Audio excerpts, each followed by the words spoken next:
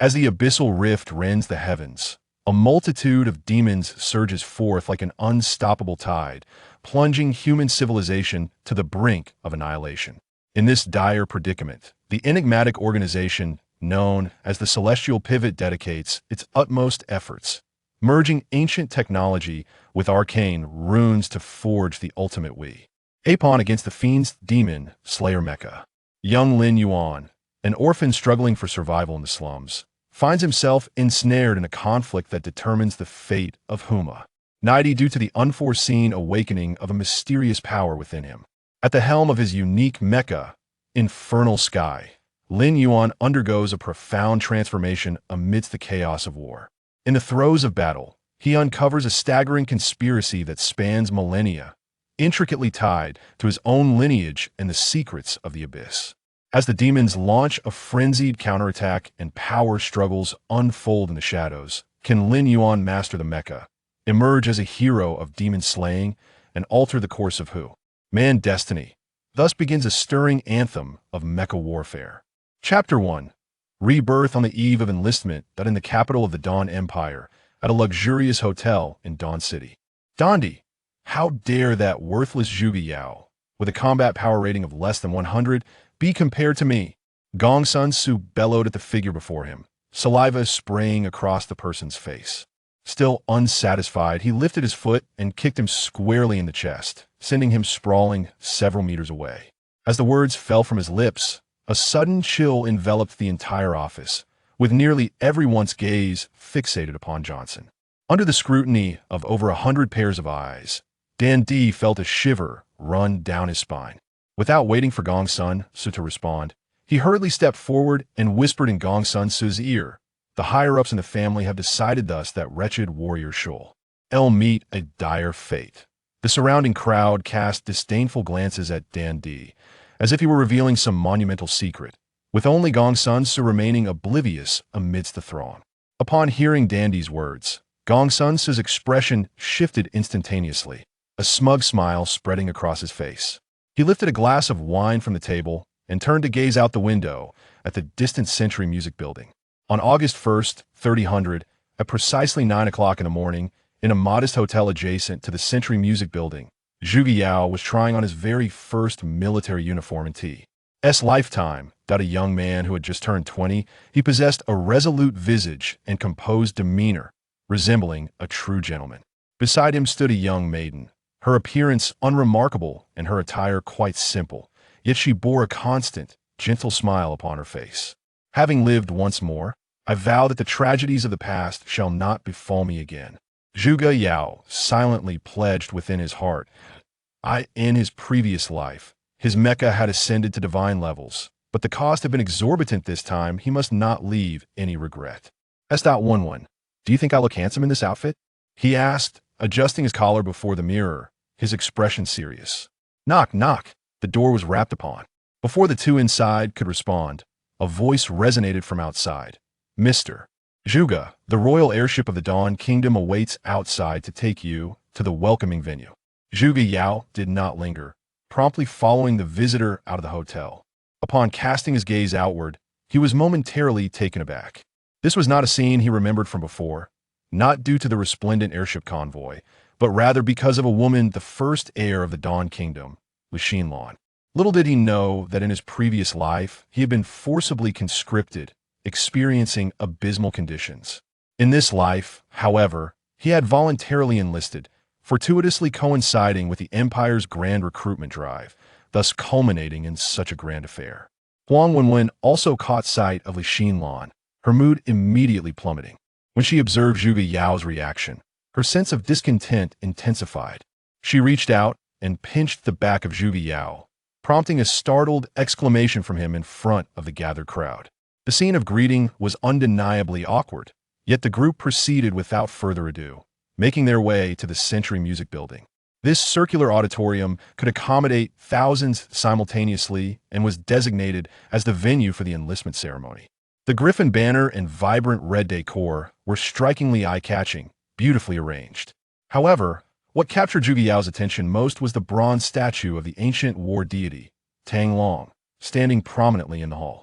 Gazing upon this esteemed predecessor, evoked a profound sense of familiarity within him. The grand welcome ceremony, which has been discontinued for over a century, has been specially arranged by the Imperial Propaganda Committee for you and Gong Sun Su. Truly, you are a pair of unparalleled talents, Li Xinlan remarked casually, leading Zhuge Yao and others into the venue while seeking out the event's organizer. Upon hearing this, Zhuge Yao became intrigued at the mention of a former traitor and promptly inquired, "What kind of person is Gong Sun Su now?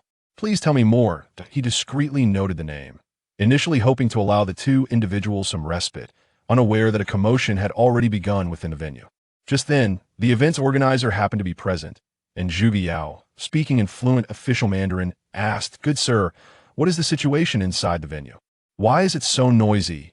The organizer, taken aback by the eloquence of his royal speech, hesitated momentarily before shifting his gaze to Li Xinlan, seemingly awaiting her direction.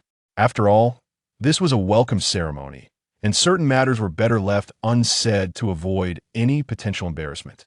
Li Xinlan shook her head, offering Zhuge Yao an apologetic smile as she said, "There are some matters to address inside. I must step away for a moment. Please wait here, the main event will commence shortly."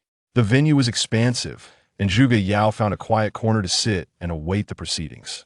One by one, military personnel clad in uniforms entered, and the music within the hall began to play. The king and queen of the Dawn Empire made their timely entrance. As the national anthem concluded, everyone rose, including the king and queen, while a hostess guided a young Mani. "Another room, is this Gong Sun Su?" Zhuge Yao inquired quietly to Huang, one beside him. Despite being under the gaze of so many, Zhuge Yao felt no trepidation. He adjusted his military uniform and ascended the stage with steady strides.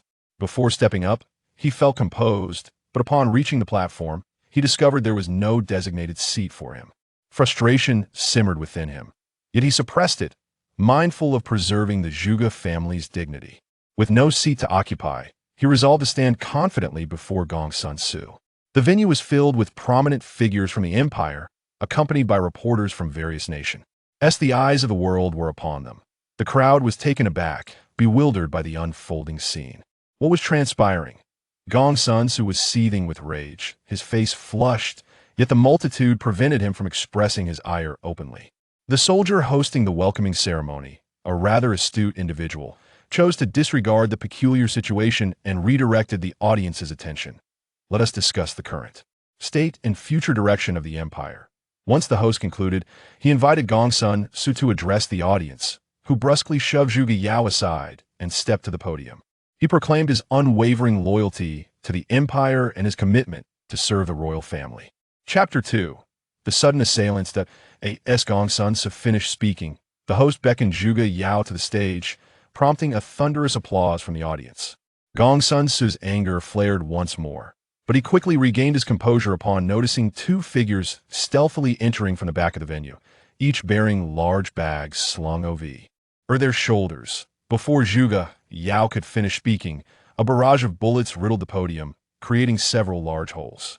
The projectiles pierced through the platform, striking Zhuge Yao and causing a shower of sparks. His body was propelled several meters backward before crashing into the crowd, felling a number of people.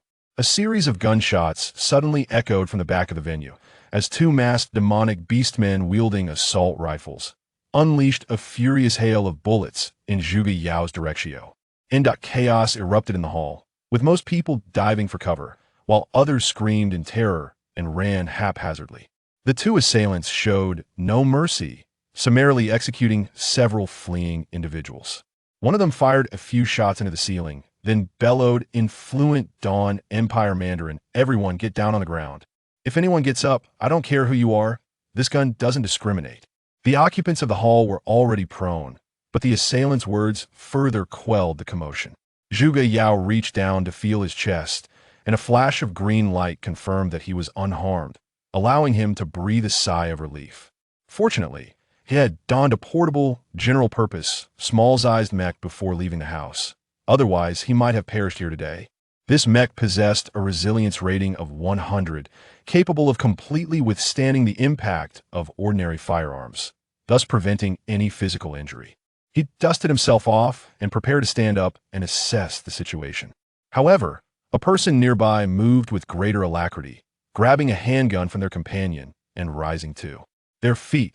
Zhang Yong, get down, this is not our military camp. One of the assailant's companions shouted urgently, tugging at his clothes, but the young, portly Zhang Yong was Bayo. In restraint, he fired the first shot at the leading thug, yet tragically, it proved to be the last. His aim faltered, missing its target entirely, which only incited the assailant's fury. The consequences were dire in the next moment. Zhang Yong's body was riddled with a barrage of bullets, collapsing instantly, leaving his fate uncertain. The two thugs descended into madness, indiscriminately firing at the crowd within the venue. Dozens fell victim to their gunfire, screams of terror echoing throughout. Even the King of Dawn was struck in the abdomen. It was at this critical juncture that a squad of armed police burst through the doors, wielding laser assault rifles, swiftly ending the lives of the two assailants.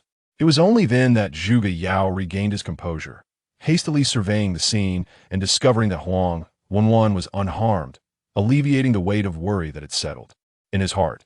Turning to glance at Gong Sun Su, he noted that the latter had also sustained a gunshot wound to his arm, deepening his confusion. Initially, he had suspected this individual was responsible, but upon closer comparison, it seemed unlikely. The royal family was promptly escorted from the premises, while the remaining attendees began to exit in succession, leaving the venue eerily vacant. Zhuge Yao approached the lifeless bodies of the two assailants, donning a pair of pristine white gloves to examine their bodies and belongings. As the veil was lifted, it became evident that these two miscreants had transformed into a rodent-like state, clearly having been injected with a serum that allows the user to freel. Why alter their size within a certain range? This peculiar genetic enhancement is unique to the Twilight Empire, although it can also be found in the black market of the Dawn Empire. Each bore a tattoo of a flame on their left shoulder, a symbol distinct from that of the Zoroastrian faith, appearing rather strange. They were equipped with antiquated items, including rifles from centuries past and a few smoke grenades. Alas, has the invasion of the Twilight Empire commenced at such an early hour? Zhuge Yao sighed softly, reflecting on how he should have sought more knowledge in investigative math. RS from the old man, which would have spared him the current state of utter confusion. Before long, several armed police from the Dawn faction approached and forcibly expelled Zhuge Yao, citing that unrelated individuals were prohibited from coming near. Upon emerging, Zhuge Yao was greeted by Huang Wenwen, who approached with an anxious expression, tugging at his clothes as if to check for injuries. He offered a resigned smile and gently caressed her hair, reassuring her, Wenwen, I am unharmed, see, I am quite well. After speaking, Zhuge Yao puffed out his chest, adopting an air of bravado, as if to convey that he could still vanquish a tiger. Huang Wenwen's tears subsided, and she playfully tapped his chest a few times. Suddenly, an ear-piercing alarm emanated from Zhuge Yao's pocket, and a three-dimensional image materialized before him, pulsating with deep crimson light intermittently. Within the image, monstrous beings were violently assaulting a grand door, on the verge of breaching it. These peculiar creatures appeared somewhat humanoid from a distance, yet upon closer inspection, they bore a stronger resemblance to wolves. Their immense strength was evident, as the steel door buckled significantly after enduring several blows. Isn't that our room? What on earth are those monsters? Huang Wenwen exclaimed, her eyes filled with terror, her voice trembling as she spoke. Those are first-tier magical beasts known as werewolves, with a combat strength of approximately 300. Come, let us investigate, Zhuge Yao said, grasping Huang Wenwen's hand and hastily descending the stairs. Humans transformed into werewolves after injecting themselves with wolfification serum, typically possessing a speed of 100, a physical strength of 50, a power of 100, dread, and a vitality of 50. He contemplated that with the aid of his small mech, he might be able to contend with the 4 werewolves. As he emerged outside the Century Music Building, his gaze fell upon the hotel where he was staying, now engulfed in roaring flames. A wave of anxiety washed over him. Numerous vital research data and tools remained in his room. However, he quickly realized that with the situation being so uncertain, venturing forth could spell disaster. While he managed to restrain himself, others were not so composed. Upon witnessing the hotel ablaze, Huang Wenwen seemed to fall into a trance, abruptly shaking off Zhuge Yao's grasp and sprinting towards the inferno. Alas, Zhuge Yao muttered in frustration, stomping his foot before chasing after her, heading in the same direction toward the hotel. After the two individuals had departed, a flying car stationed in front of the grand building slowly lowered its window. A young man gazed intently in the direction of Zhuge Yao's retreat, a cold smile gracing his lips before he gradually closed the window. This young man was Gongsun Su, and compared to his earlier demeanor, there was now a discernible aura of menace about him. Chapter 3. A trial of skill. The hotel was not far from the Century Music Building, and soon the two found themselves at the entrance, witnessing a harrowing scene within. In the lobby, 3 attendants and a multitude of patrons lay amidst pools of blood, each with a gaping wound in their abdomen, usually meek and gentle. Huang Wenwen seemed oblivious to the horror around her as she dashed inside. Their accommodation was on the 3rd floor, and she hurried to the elevator, frantically pressing the buttons. Zhuge Yao placed a reassuring hand on Huang Wenwen's shoulder and gestured towards the staircase, stating, "The fire is too intense. Using the elevator is unsafe. We must take the stairs." With that, he led the way toward the staircase, and soon the sound of her footsteps echoed behind him, signaling that she had followed. The stairwell was shrouded in swirling smoke, and the multifunctional armor they wore detected the peril, activating its true vision and filtration functions to counteract the smoke's effects on their bodies. Suddenly, a deafening crash reverberated from the 3rd floor. Alarmed, Zhuge Yao realized the door had been forcibly breached. The ferocity of the approaching creature was alarming. The outer layer of his room's door had been fortified with reinforced steel. It would take several hundred pounds of force to breach it. The speed of this werewolf was extraordinary, perhaps around 200. Fortunately, its strength was only 100, otherwise, they would be in grave trouble. As Zhuge Yao pondered this, his eyes remained vigilant, scanning the situation inside the room. My bracelet. Upon reaching the 3rd floor, Huang Wenwen noticed the door had been smashed open, her expression turning anxious as she shouted and rushed into the room. Before she could rush into the room, another werewolf lunged out, poised to sever her neck with its bite. Caution was paramount. In a moment of urgency, Zhuge Yao swiftly extended his hand to shield Huang Wenwen, only to feel a sharp pain in his arm as the creature pierced his soft armor, leaving 2 small punctures. With a swift motion, he unleashed a forceful counterattack, propelling the advancing werewolf several meters away. At that instant, Huang Wenwen had already entered the room, clutching a metallic box. She collapsed to the ground, her body weakened, seemingly drained of her last reserves of strength, tears streaming down her face. The 2 werewolves, previously wreaking havoc within the room, quickly detected her presence and lunged towards her. Their speed far surpassed that of the earlier 2 werewolves. Mabel 6, intercept them. Zhuge Yao bellowed towards a metallic box in the room. It was a universal-grade intelligent transport mech, devoid of combat capabilities, but in this dire moment, he could afford no hesitation. Upon receiving the command, Mabel 6 immediately rolled towards the 2 werewolves, morphing its shape as it advanced. Transforming from a box into a colossal figure, its appearance was somewhat unrefined. Yet as it charged, the floor trembled beneath its might, a testament to its formidable power. The 2 werewolves, though swift in their approach, were equally rapid in retreat, sensing the impending threat and attempting to evade the collision with Mabel 6. However, the mech offered no mercy. Its arms elongated suddenly, seizing the feet of both werewolves. With a powerful twist of its upper body, it spun them in midair 3 times before crashing them heavily onto the floor. The floor was shattered by the force of Bull 6, causing the 2 werewolves to plummet to the 2nd floor, followed by a resounding crash. Zhuge Yao let out a muffled groan, feeling a sharp pain in his arm, and hurriedly lowered his head to inspect the injury. He discovered that the wound inflicted by the werewolf's bite was rapidly decaying, a clear sign of poisoning, while the soft armor constricted autonomously to prevent the toxin from spreading throughout his body. The room had been engulfed by a raging inferno, and the entrance through which he had arrived had collapsed, leaving Zhuge Yao acutely aware of his perilous predicament. Enduring the agony in his arm, he swiftly scooped up Huang Wenwen and entered the cockpit of Bull 6. The entire hotel had disintegrated, the towering structure of 20 stories reduced to a heap of debris. Door frames, seats, and bodies lay charred and blackened by the flames, captivating the horrified onlookers. Several fire trucks arrived at the scene, unleashing powerful jets of water onto the ruins, extinguishing the remaining flames while causing the debris to collapse further. Police vehicles soon followed, and a dozen officers disembarked, setting up a perimeter around the wreckage with their equipment. Simultaneously, a series of thunderous roars echoed from the sky as several armed helicopters appeared, and dozens of counterterrorism soldiers descended via chains. Without hesitation, the soldiers raised their laser assault rifles and unleashed a synchronized barrage. Beams of light shooting forth like pillars targeting the four werewolves. Unfortunately, their reaction time proved insufficient, and the attack missed its mark entirely.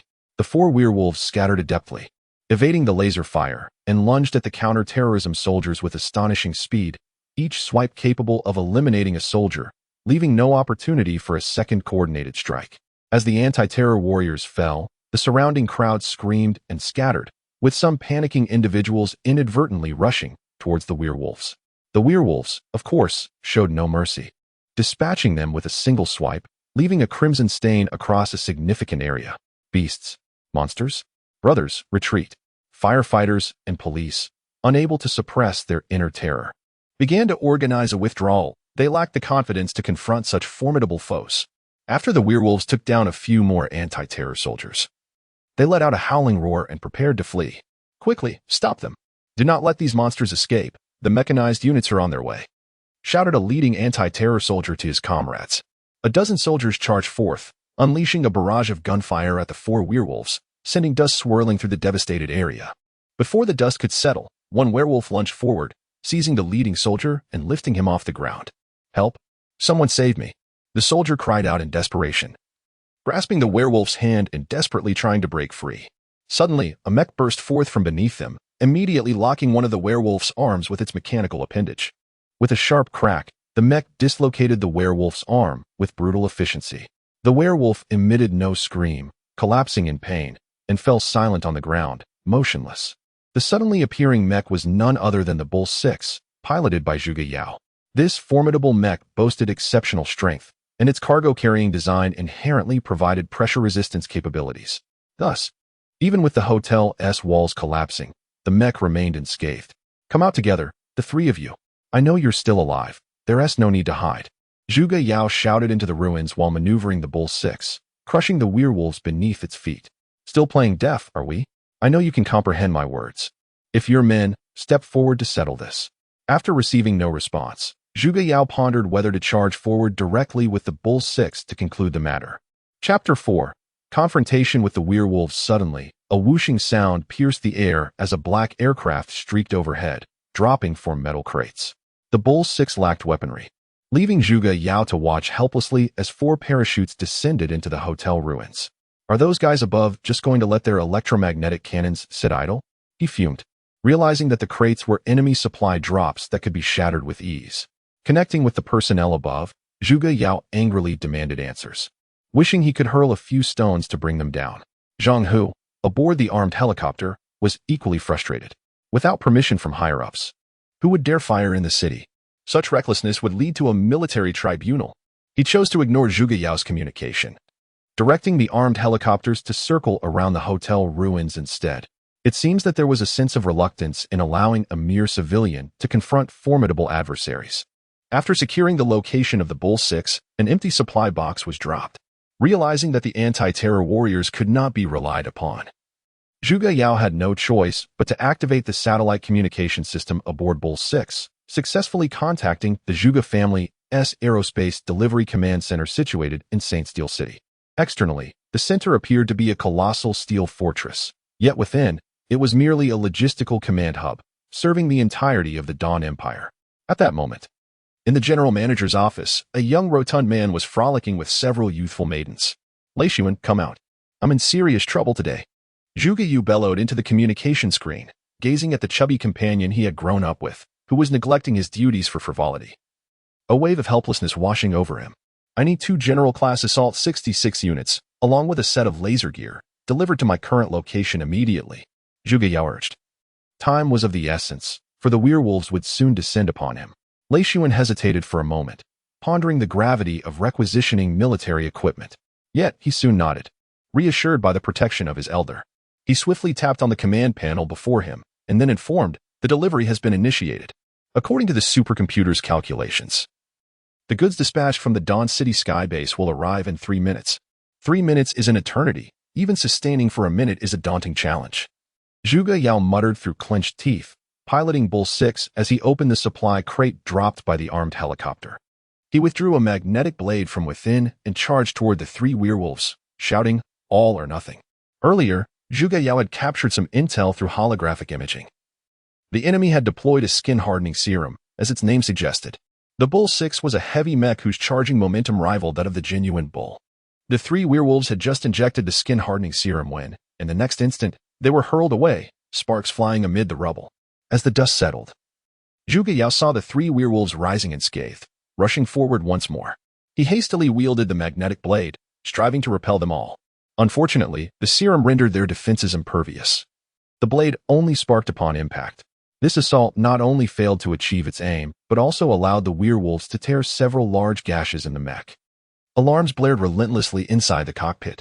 Out of desperation, Zhuge Yao activated Bull 6's final trump card, pressing the sole yellow button to maximize power and force the mech into an overload state. Originally possessing 120 units of strength, Bull 6's power surged to 150, its frame swinging with such force that it flung the three werewolves aside. At that moment, three metal crates crashed from above, landing firmly beside Bull 6. Perfect timing. Assault Unit 66 prepared to fire, targeting the werewolves ahead, authorizing the laser gun's activation. Bull 6 sheathed the magnetic blade, readying for the impending shot. Upon the arrival of the cargo, Zhuge Yao swiftly issued several commands.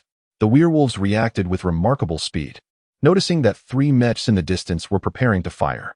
Each targeted a specific mech and charged forward with great urgency. However, having consumed the skin-hardening serum, their physical strength had doubled, yet their speed had halved, rendering them unable to intervene in time. A resounding boom echoed as the three mechs discharged their weapons simultaneously, each shot incapacitating a werewolf, reducing them to mere remnants. Oh, yes, we have triumphed. With the werewolves vanquished, the nearby police and firefighters erupted into cheers. Finally, it's resolved. This fellow has performed admirably. I shall remember you, Zhang Hu remarked, wiping the cold sweat from his brow and joining the chorus of cheers, his voice rising above the rest. As for the presence of military-grade mechs, was it of any significance? Surely, it must be the work of some comrade. Zhuge Yao exhaled a sigh of relief, glancing at the unconscious Huang Wanwen in his arms, shaking his head in resignation. Once his tension eased, he became acutely aware of the pain in his arm, which intensified sharply. Retrieving an antiviral serum from the medical kit within the mech, he injected it into his arm, alleviating the discomfort somewhat. Watching the dark hue of his arm gradually fade, he felt a slight sense of reassurance, though he remained apprehensive about potential aftereffects. Beep, beep. The communication request alert sounded again within the cockpit of Manbull number 6, its persistent ringing echoing through the space. Zhuge Yao had heard it during the battle, but at that moment, he had been too occupied to respond. He activated the projection communication, and a middle-aged man appeared, bearing an uncanny resemblance to Zhuge Yao. Zhuge, what a surprise to hear from you. Are you hoping to lure me back to the army to repair mechas again? Zhuge Yao queried, annoyance evident in his tone. It was this very individual who had tricked him into spending a month in the military under the guise of experiencing life in the armed forces. A memory that still left him feeling vexed. You impudent rascal, you ought to address me as father, or at the very least, call me handsome. The man in the projection replied with a stoic expression, his tone measured. As a firework erupted in the sky above Dawn City, it stood out vividly against the quiet dusk. Moments later, flames ignited in over 100 locations, illuminating the entire city. This is bad. There are still so many enemies. I must hasten to confront them and prevent further harm to the innocent. Zhuge Yao disregarded Zhuge Yi and set his sights on the nearest point, determined not to retreat upon encountering the situation. Stop. The individuals wreaking havoc in the city are already being apprehended by my men. However, there is another urgent matter at hand. I have sent the specifics to your email. Once you join the Dragon Knight Recruit Corps, remember to check it. Zhuge Yi called out to his beloved son, a mysterious smile illuminating his eyes with anticipation. Chapter 5. Unexpected gains. Let us discuss that later. I was bitten by a werewolf and won't survive more than a month unless I procure 4 special elixirs to prolong my life. I've heard the first one can be found within the Dragon Knight Legion. It happens to be on the way. After Zhuge Yao concluded the video communication, he promptly severed the connection, unwilling to be deceived by that individual any further. The fatigue he experienced was trivial compared to the precious time squandered. Huang Wanwen, having regained consciousness from her stupor, bore traces of tears at the corners of her eyes, rendering her appearance quite haggard. Observing Huang Wanwen in such a state evoked memories of a past life for Zhuge Yao, where she had nearly wept herself dry to assist him, ultimately perishing due to his actions. He silently vowed that in this lifetime, he would not allow her to endure sorrow again. It's all right. It's all right. The villains have all been subdued by me, Zhuge Yao gently reassured Huang Wenwen, his gaze imbued with tenderness, instilling a sense of comfort in those who beheld him. Huang Wenwen initially nodded, only to realize she was still nestled in Zhuge Yao's embrace, her cheeks flushing with embarrassment as she hastily rose to her feet. The onlookers exchanged knowing smiles, perceiving the scene as mere entertainment. She was not particularly concerned about the others. Rather, she felt a twinge of guilt towards Zhuge Yao and thus spoke up. I apologize for the trouble I've caused you. It is my fault. Yet, the contents of this box are of utmost importance to me. Upon hearing Huang Wenwen's words, Zhuge Yao was filled with curiosity regarding the object that held such allure. Upon noticing the box in her hands, he could hardly contain his excitement as he lifted her up and twirled around several times. May I borrow this box for a moment? Just a brief glance will suffice, Zhuge Yao implored, his eyes gleaming with longing. Without hesitation, Huang Wenwen entrusted the treasured box into Zhuge Yao's hands. Gazing at the antiquated metallic box, Zhuge Yao deftly unlocked the mechanism, retrieving a bracelet from within. He excitedly pressed a kiss to Huang Wenwen's forehead before exclaiming, Indeed, it is the dragon egg bracelet. Wenwen, you are truly my lucky goddess. What is the dragon egg bracelet? How were you able to unlock this box? Do you perhaps have a connection to that family? Huang Wenwen was left in a state of perplexity, initially astonished by Zhuge Yao's adept lock-picking skills, and then filled with an inexplicable anticipation regarding his words. Scanning for personnel with primary access. Dragon system activated. Xiao Jin will be at your service, announced a voice as a small yellow figure projected from the bracelet. The two conversed for a while longer until Operative 66 and the Bull 6 completed their tasks, at which point Commander Zhang Hu of the counterterrorism unit granted them permission to depart. After expressing his gratitude, Zhuge Yao escorted Huang Wenwen towards the city center, flanked by 3 formidable mechas, creating quite an impressive sight. Learning from the previous attack, Zhuge Yao opted for the most luxurious hotel for their stay. The security here was significantly enhanced, boasting a substantial armed defense force as well as a squad of armored mechas on patrol.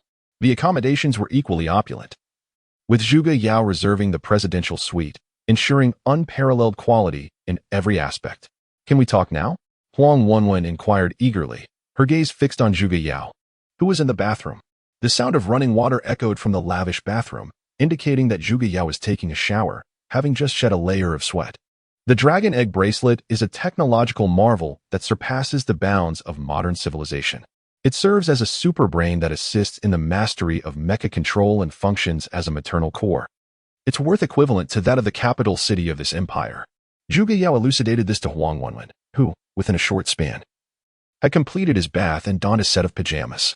Huang Wenwen shook her head, indicating her lack of comprehension, for her studies focused on mecha propulsion rather than the intricacies of mecha control systems. This is a legacy from my mother. I wish to understand it better. If you are willing to share, she said, her gaze filled with anticipation as she looked at Zhuge Yao, who lay upon the bed, eager to learn more. After a day filled with battles, Zhuge Yao felt exhausted and desired nothing more than a restful slumber. Yet, he did not wish to neglect Huang Wenwen. So he awakened the replica of Xiao Jin and activated the small mecha attached to him. He casually picked up a cup from the bedside table and smashed it against the wall beside him. To his astonishment, just as the cup was about to make contact with the wall, it halted midair and gently descended to the ground without a single mark of damage. My heavens, this is nothing short of miraculous. How did you achieve that?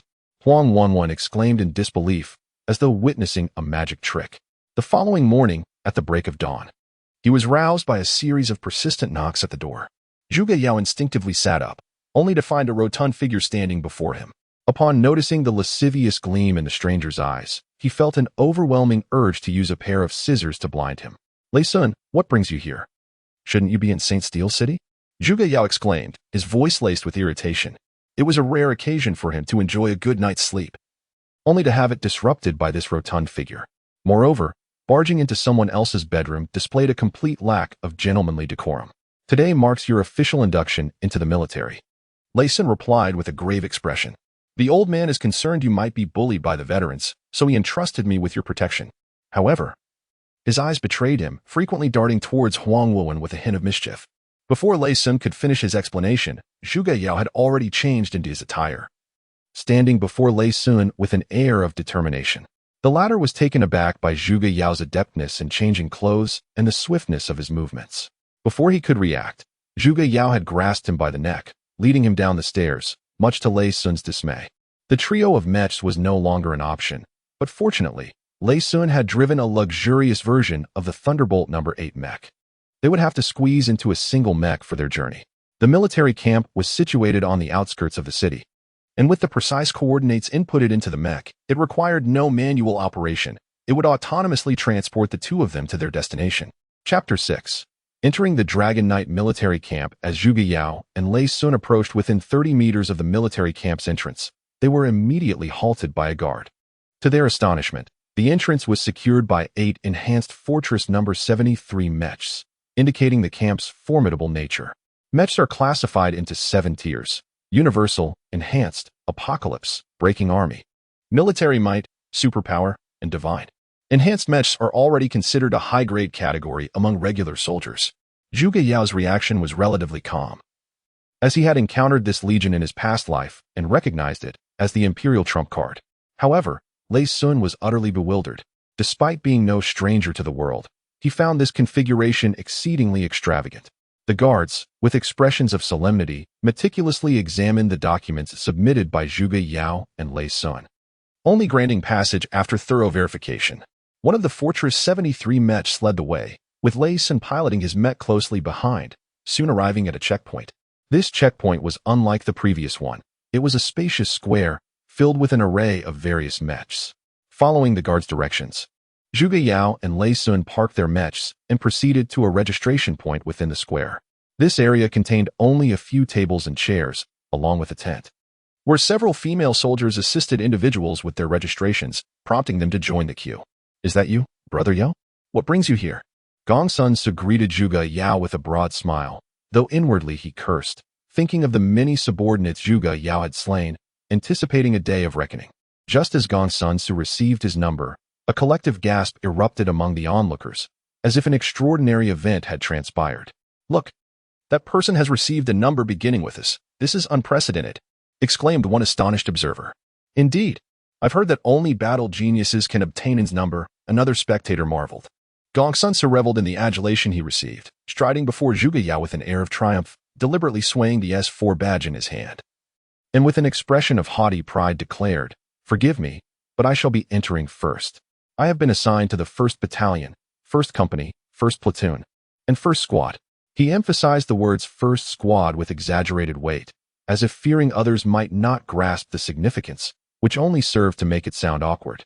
"Zhuge Yao, who is Zhuge Yao? Come forth to complete your personal information and receive your badge," a female soldier called out, her tone laced with indifference. "Goodbye. No need to see you off," Lei Sun added weakly, turning away, his demeanor so dismissive it nearly warranted a rude gesture.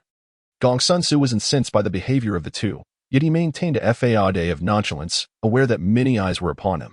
Nevertheless, his animosity towards Zhuge Yao deepened substantially. In truth, the registration area contained the life histories of all recruits, and the purpose of having each individual register was merely to confirm their details. Zhuge Yao scanned the information and nodded, affirming its accuracy. A female soldier handed him a D1 badge, placing it in his palm. "Your mech repair skills are commendable, with some physical training. Securing a position as a mechanic within the team should pose no challenge," she remarked, her expression one of impatience.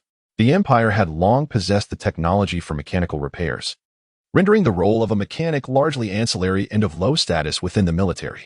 "Huh, this fellow is truly pathetic, nothing but a waste," someone in the crowd jeered. "Indeed, it is rather amusing to see such rubbish attempting to enlist." Another onlooker chuckled derisively. Zhuge Yao merely smiled, unfazed. After all, a mechanic is just a mechanic. "Soon enough, you will witness what true dismemberment entails. All right, next. Lei Sun, please step forward." The female soldier, disregarding Zhuge Yao standing before her, eagerly called for the next participant. "Little sister, that would be me. What do you need?" Lei Sun gazed intently at the female soldier, his eyes glimmering with unabashed admiration, nearly drooling. The soldier, unperturbed by the plump fellow's teasing, smiled warmly and remarked, "You are clearly a warrior. Once on the battlefield, you shall undoubtedly become a great hero." Upon finishing her words, She produced an S2 badge and gently placed it in Lei Sun's hand. Little did they know that the true recipient of the title of Imperial Warrior should be Zhuge Yao. Just yesterday, he single-handedly subdued 4 werewolves, earning high accolades from the military, a gesture meant to encourage him. However, an old marshal, reluctant for his cherished grandson to attract too much attention and considering safety, discreetly manipulated certain outcomes. Though this rotund fellow possesses remarkable skills, boasting a strength value of 100 without the use of mech suits, he is inherently lecherous and cowardly, having deliberately learned maintenance techniques to avoid combat. Well done, my friend. Let us proceed inside. Ignoring their trivialities, Zhuge Yao declared, turning to stride into the barracks, his departing figure exuding an air of nonchalance. After blowing a playful kiss to the female soldier, Lei Sun also turned around, following Zhuge Yao into the military camp. Snap! The female soldier slammed her fist heavily onto the table, her eyes blazing with fury as she glared at the retreating figures of Zhuge Yao and Lei Sun. Xin, please calm down. There's no need to stoop to the level of such lecherous men. Given the chance, I shall teach them a lesson on your behalf. Another female soldier consoled her. I don't require your assistance. I can handle this myself, Li Xin replied, her anger palpable as she fixated on the 2 individuals. In Chapter 7, let us engage in a contest. Zhuge Yao and Lei Sun, clutching their identification tags, awaited the arrival of their squad leader in the reception room for quite some time, yet there was no sign of him. Unlike the squad leaders of other groups, who seemed to be eagerly waiting, their own leader was nowhere to be seen, a stark contrast indeed. After a prolonged wait with no one arriving, they decided to inquire about the location and find it on their own. The military camp sprawled extensively, seemingly endless, with a multitude of buildings standing tall. This recruitment effort was notably vigorous, as the Dawn Empire appeared to sense something amiss and had taken early precautions. The bustling atmosphere was vibrant with people, and among them were numerous attractive women, which greatly excited Lei Sun. Young Master Yao, it seems our journey has not been in vain, Lei Sun remarked, casting flirtatious glances at the ladies by the roadside. Look at you, so easily distracted. We are here to serve and protect our homeland. Do not bring your worldly antics into the military, Zhuge Yao chided, all the while directing his steps toward their dormitory, which was situated at the front, designated for the 3rd Battalion, 3rd Company, 10th Squad. Let us proceed and take a look, he added, continuing to search for their quarters. The situation here is rather unique. Zhuge Yao has discovered an abundance of resources that are absent elsewhere. Typically, only 1 mech is stationed per class, yet here, dozens are present alongside a warehouse brimming with various components. He also observed that the individuals entering and exiting displayed an inscrutable depth of character. When 2 approached, none acknowledged them, each absorbed in their own tasks. Zhuge Yao, eschewing pleasantries, entered the dormitory and chose a bed by the window. His personal belongings were neatly arranged on the bed, including 2 sets of camouflage short sleeves, 2 sets of camouflage uniforms, a military green ceremonial outfit, and an assortment of toiletries. Each bed was similarly equipped, evidently supplied by the military, though some items had been relocated, perhaps by earlier arrivals. Hey you, get lost, this bed is mine. A brash voice echoed from the entrance as a robust young man approached Zhuge Yao. Zhuge Yao regarded him with keen interest, while the newcomer's appearance was unremarkable. His physique was notably solid, suggesting he was not one to be trifled with. However, Zhuge Yao was no pushover either, and if the other had no valid reason, he could hardly complain about the consequences. Before the young man could close the distance, Lei Sun swiftly positioned himself in front of him, displaying remarkable agility. The newcomer was taken aback, hardly expecting such speed from the seemingly rotund figure, and they nearly collided. Do you dare obstruct me? Do you even know who I am? I am Xia Yan, the young master of the Xia family, with a combat power of 120 without the use of a mech. Beware, or I shall break your legs. Xia Yan glared fiercely at Lei Sun, his fist clenched as he delivered his threat. No worries, bring him over. I wish to engage him in a discourse on life, since I find myself with ample leisure. I am inclined to entertain this young lad and discern whether he possesses genuine skill. Considering my age from a previous life, I am nearing a century, and yet he dares to refer to himself as my superior. How amusing. Upon hearing Zhuge Yao's words, Xia Yan felt a flicker of admiration towards him and, in a spirited manner, provocatively remarked, your admission into this class is a testament to your robust repair skills. Shall we compete to see who excels? However, let me clarify, the victor shall claim the bed by the window. Fat chance. Xia Yan, I accept your challenge, But let me be clear, no cheating if you lose. Zhuge Yao readily acquiesced to the challenge, confident in his ability to emerge victorious, regardless of the task at hand. He merely smiled at Xia Yan's declaration, neither affirming nor denying. Following Xia Yan, they exited the dormitory and arrived at the playground, where a plethora of mech parts lay strewn about, repair mechanical arms, and an assortment of tools. Without needing further explanation, Zhuge Yao surmised the nature of their competition. Upon arriving, Xia Yan summoned another individual named Gongsun Yin, who was to serve as the judge. Without much preparation, he gestured towards the heap of mech components before them and stated, "The rules of the competition are straightforward. We shall commence simultaneously, using these parts to assemble a mech. The one who accomplishes this task with greater speed and superior quality shall be declared the winner." "Very well, I have no objections." Zhuge Yao nodded in agreement. "Now, let the competition begin." Gongsun Yin activated the recording device and called out. As spectators gathered to witness the competition, even passers-by were drawn to the scene. For entertainment within the military camp was scarce and opportunities for excitement were rare. The soldiers were all keenly interested. As soon as the contest commenced, Xia Yan promptly activated 2 robotic arms, skillfully assembling the main structure of the mech, while an ordinary person would struggle to master even one robotic arm. This individual adeptly maneuvered both with remarkable fluidity. In just a brief moment, the framework of a mech was erected.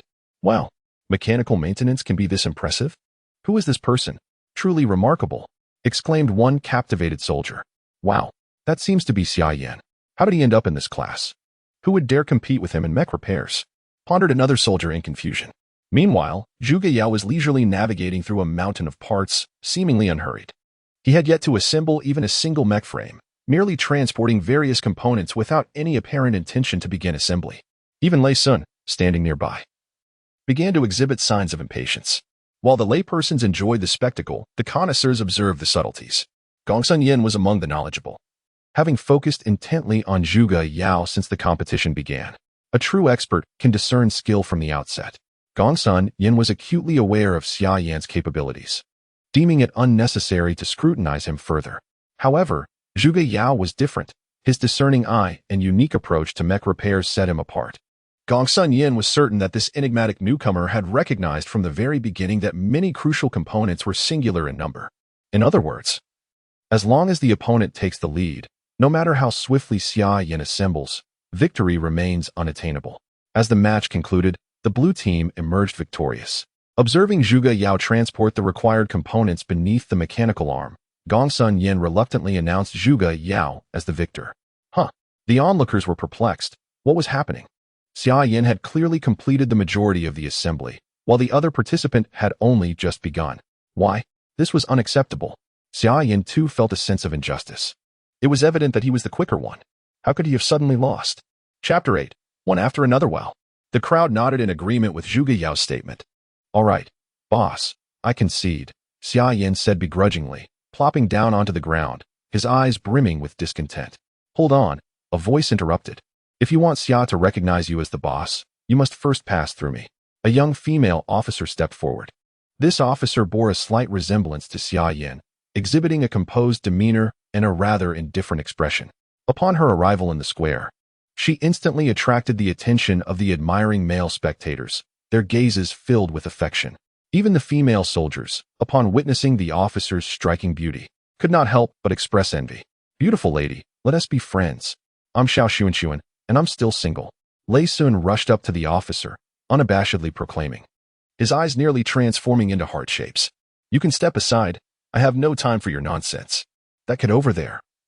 Come over here and give me a good thrashing. The female officer is remarkably bold, possessing not only exceptional verbal skills but also formidable physical prowess. Lei Sun was sent flying several meters by a single kick, and one must consider that this hefty individual weighs over 180 pounds. Augmented by the force akin to that of crushed stone, what tremendous strength must be required to achieve such a feat? Even Zhuge Yao found it peculiar. Pondering whether this young woman might be a creature of the beastly kind, contemplating whether to test her abilities, Xia Yan was taken aback, hastily assisting Lei Sun to his feet, only to stumble himself and nearly fall to the ground. After tossing a piece of reinforced black gold steel to Zhuge Yao, he examined Lei Sun's condition, relieved to find no injuries, and addressed the female officer, Xia Bing. Mind your own business. I accept the wager and its consequences. Oh. The young man has grown bold enough to challenge his sister, Xia Bing remarked, casting a slight glare at Xia Yan, who promptly yielded. Despite being kicked, Lin Yuan appeared unfazed and sauntered over to Xia Bing, jesting, "The female officer is indeed impressive, however. I prefer the allure of an ice princess. There's something captivating about pursuing such a challenge." Zhuge Yao, eager to assess Xia Bing's capabilities, launched a punch in her direction. While his speed may not rival that of the hefty man, the angle of his attack was decidedly clever. With no avenue for evasion, Xia Bing raised her petite fist to defend herself. A resounding impact echoed through the air. Xia Bing merely took a slight step back, whereas Zhuge Yao was propelled far away. This young lady possesses remarkable strength. It seems prudent to further evaluate her speed. Zhuge Yao pondered quietly, recalling a faint memory of the name Xia Bing, as though he had heard it in a previous life. The task of training new recruits was rather laborious, which rendered the senior non-commissioned officers reluctant to partake. Moreover, the newly appointed squad leaders lacked experience in leading troops, thus providing an opportune moment for refinement. This dynamic gradually fostered a distinct atmosphere, where failure to engage in such activities seemed rather peculiar. Before Zhuge Yao could withdraw, another female recruit rushed in, joining the fray and vociferously questioning, "You two gentlemen, ganging up on a weaker woman. Does that truly define manhood? Ah, it's you. Just in time. I, Fat Master, shall entertain you," Lin Yuan remarked, noticing the familiar face and, recognizing assistance had arrived. He released Xia Bing to confront Li Xinru instead. Observing the rotund figure attacking her squad leader, Xia Bing feigned a kick in Zhuge Yao's direction, seeking to retaliate against the plump man. The scene erupted in astonishment, both at the prowess of the two recruits and in sympathy for the female soldiers. Xia Yan was particularly impressed by Zhuge Yao, having experienced his sister's skills countless times. Even a robust man like himself would succumb within 3 moves. Yet, Zhuge Yao not only withstood his sister's assault but also managed to incapacitate 2 opponents in one breath. Truly remarkable. Young Master Yao, you are rather ruthless. How can you strike down such delicate maidens? Lin Yuan lamented, moving forward to assist the 2 female soldiers. Xia Bing shot a frosty glare at the hefty man, causing him to retreat several steps, deterred from approaching again. She struggled to rise, casting a cold glance at Zhuge Yao without uttering a word before turning away. Many of the perceptive soldiers present surely recognized that Zhuge Yao had incurred someone's wrath, and the days ahead would likely be fraught with trepidation for him.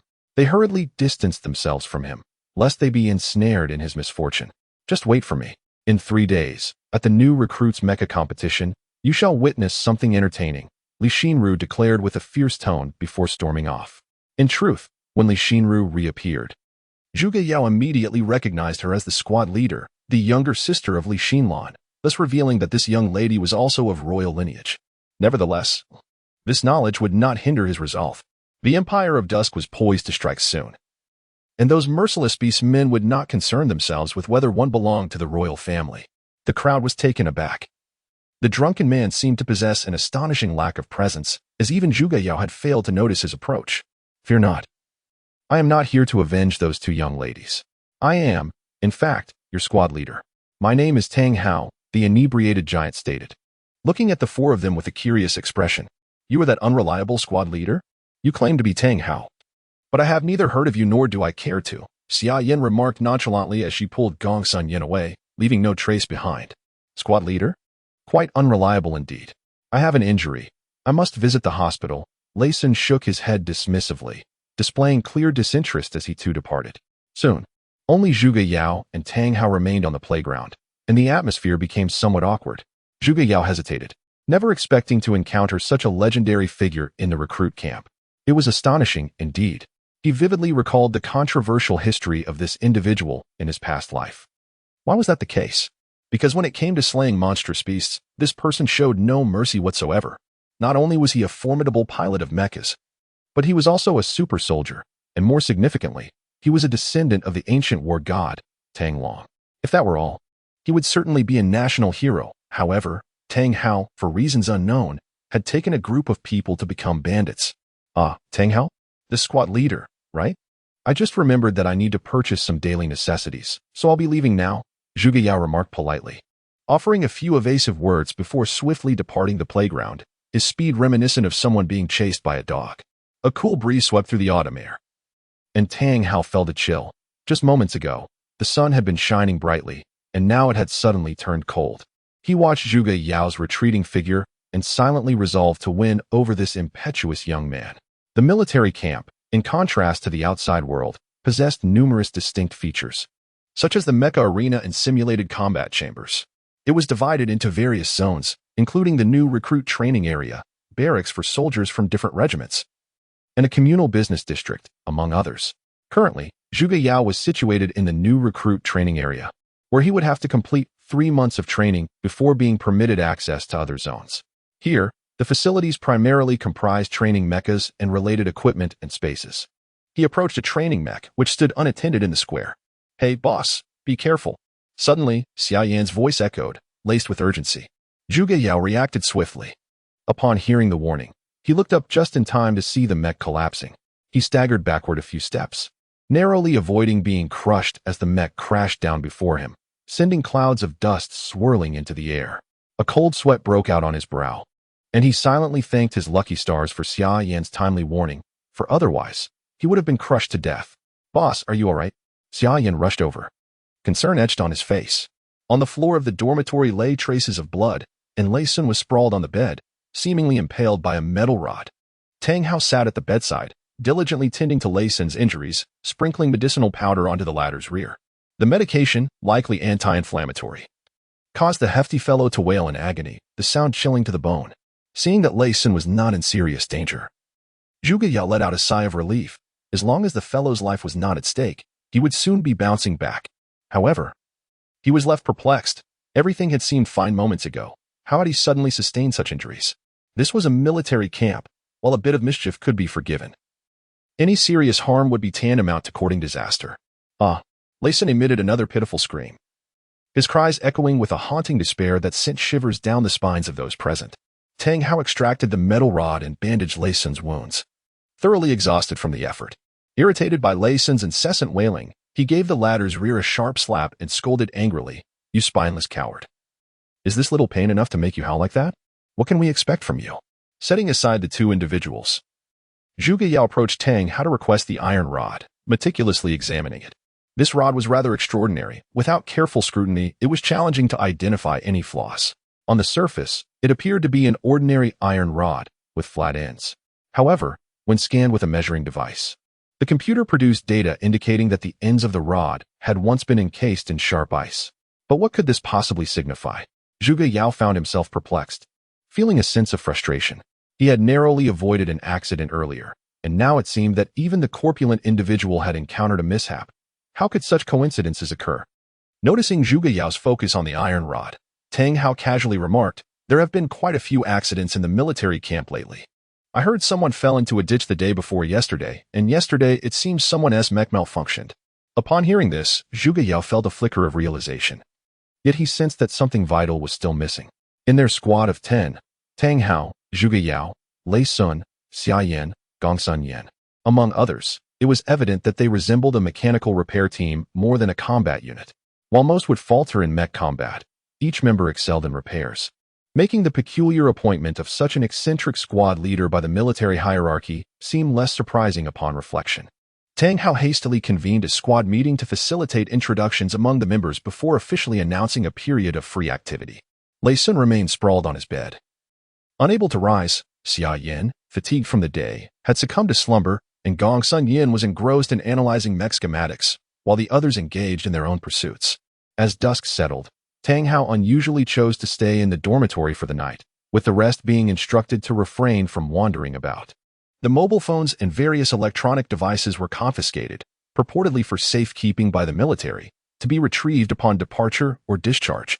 Deprived of their primary source of entertainment, and with the barracks prohibiting card games and drinking, the soldiers succumbed to slumber early. However, Zhuge Yao found himself restless. The day's events were undeniably perplexing. As he gazed through the window at the inky darkness enveloping the night, a sense of foreboding cloaked the new recruits' camp.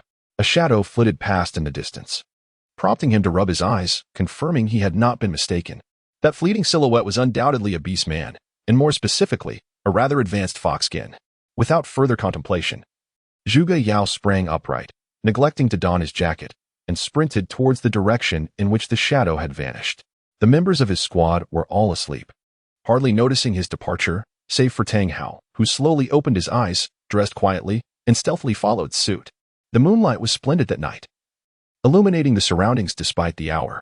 Zhuge Yao, possessing exceptional physical prowess and the speed of a first-tier wind soarer, effortlessly kept pace with the shadow, augmented by the small mech suit he wore. Chapter 10. The virus emerges meanwhile. The leaders of the new recruit battalion convened in the meeting room to deliberate on pressing matters. Recently, there had been numerous incidents within the training camp. Fortunate that none had resulted in fatalities, or I would have faced the dire task of explaining to superiors. I must reiterate, the safety of the recruits must be our utmost priority. The logistics team must also remain vigilant, ensuring timely maintenance of all facilities. Your responsibilities are not to be taken lightly. Li Feng spoke, his gaze sweeping across the faces of those present before resting on Xiaobing. Everyone nodded in agreement, save for Xiaobing, who maintained a frosty demeanor, as if others owed her millions. Li Feng remained unfazed, knowing that this ice-cold beauty from the teaching group had always been indifferent, a fact to which everyone had grown accustomed. However, we are currently in a meeting, and while everyone has expressed their opinions, you remain unresponsive. Xiaobing, I heard you had a confrontation with the recruits this afternoon. Are you still harboring resentment? Li Feng inquired with a teasing tone. Am I truly the type to hold grudges? I believe the events of the past few days do not seem coincidental. Xiaobing replied, her tone softening slightly, a hint of concern flickering in her eyes. The beastmen are categorized into 7 levels, though they lack distinct nomenclature, merely denoted by the numeral 7, with their emanating energy discernible through focused perception. Indeed, it must be the machinations of the beastmen. I suspected as much. Zhuge Yao mused silently, initially intending to capture the moment on his phone, only to realize it had been confiscated. With a snap, Zhuge Yao inadvertently stepped on a twig while searching for his phone, producing a sharp crack. The fox woman, sensitive to the sound behind her, immediately sprang to her feet and fled. Although her speed was only at the wind-soaring level, her advantage lay in her stealth abilities, with a slight increase in distance. She could vanish into the shadows. Thinking of escaping so easily? Let us settle today's score properly, Zhuge Yao bellowed, reactivating his small mech suit and pursuing the fox woman. Such an opportunity is rare. With her mere 100 combat points, he felt no fear of a counterattack. The two individuals were not far apart to begin with. With the assistance of his small mecha, Zhuge Yao swiftly closed the distance and was on the verge of capturing the fox person when a sudden sharp pain shot through his arm. The very spot where he had been bitten by a werewolf earlier. He felt a wave of numbness wash over him. The fox person, drenched in cold sweat, believed she was about to be seized and had already resigned herself to defeat. This particular breed of beast folk lacked any real combat skills, resembling little more than a mere foot soldier, and some were even less formidable. Just as misfortune seemed imminent, Zhuge Yao's hand faltered and clutched his own arm, displaying a visage of pain. She flashed a mischievous grin, kicked Zhuge Yao down, and fled. Had the fox person not squandered that moment, the subsequent events might have unfolded differently. Yet, reality offers no such alternatives. Gritting his teeth, Zhuge Yao forced himself to endure the pain radiating from his arm and pursued the retreating figure of the fox person. As he chased after her, he was close to catching up once more when she leapt over the wall into the female soldier's barracks. You lecher, you licentious fiend. Stand right there and witness how I deal with you. Li Xinru shouted, her frustration boiling over after being thwarted 3 times in a single day. You reckless girl. Engaging mecha to confront me. Do not let this escalate into something fatal. I am in pursuit of a beast folk. Your interference is unwelcome. Zhuge Yao exclaimed urgently, sprinting a few steps forward to pin Li Xinru down. Suddenly, the assault Mecha 66, having burst forth from the female barracks, was poised to attack but came to an abrupt halt the next moment. The targets of the attack and the manipulators overlapped, leading the mech control system to forcibly sever the power supply in accordance with safety protocols. You? Who are you? A beast man, Zhuge Yao stammered, staring at Li Xinru in disbelief. He distinctly recalled that in his previous life, this girl named Li Xinru was a celebrated hero of the Dawn Empire, not to mention her royal lineage. How could she possibly be a beast man? No one would believe such a claim. My vision seems impaired, perhaps due to some ailment? You claim to be a super soldier? With such meager prowess, I see only a beast man before me, a tiger man at that. Zhuge Yao uttered these words with a lack of conviction, having been primarily interested in mechs in his past life. while knowing little of other matters. What business is it of yours? I shall not speak. Li Xinru retorted in a huff, her eyes wide with indignation, as if to ensure that her anger was unmistakably evident. Upon hearing Xiaobing's voice, Li Xinru realized that a man was holding her down and immediately swung her hand in protest. Zhuge Yao, ever astute, sprang to his feet at the sound of Xiaobing's voice. Li Xinru's slap merely struck the air, inciting her to stomp her feet in frustration. Unable to enter the female soldier's quarters, Zhuge Yao decisively made his escape, disappearing within mere breaths. Xiaobing helped Li Xinru to her feet and, after assessing her condition, inquired, "What were you and that new recruit doing here? It's about time for bed, isn't it?" Li Xinru, feeling wronged, shrugged off Xiaobing's arm and recounted the events in earnest. Her words were, in fact, the unembellished truth, regardless of not having entered the female soldier camp. Zhuge Yao was unperturbed by Li Xinru potentially using this against him. He was, however, somewhat concerned about whether the fox people within the camp might instigate further trouble.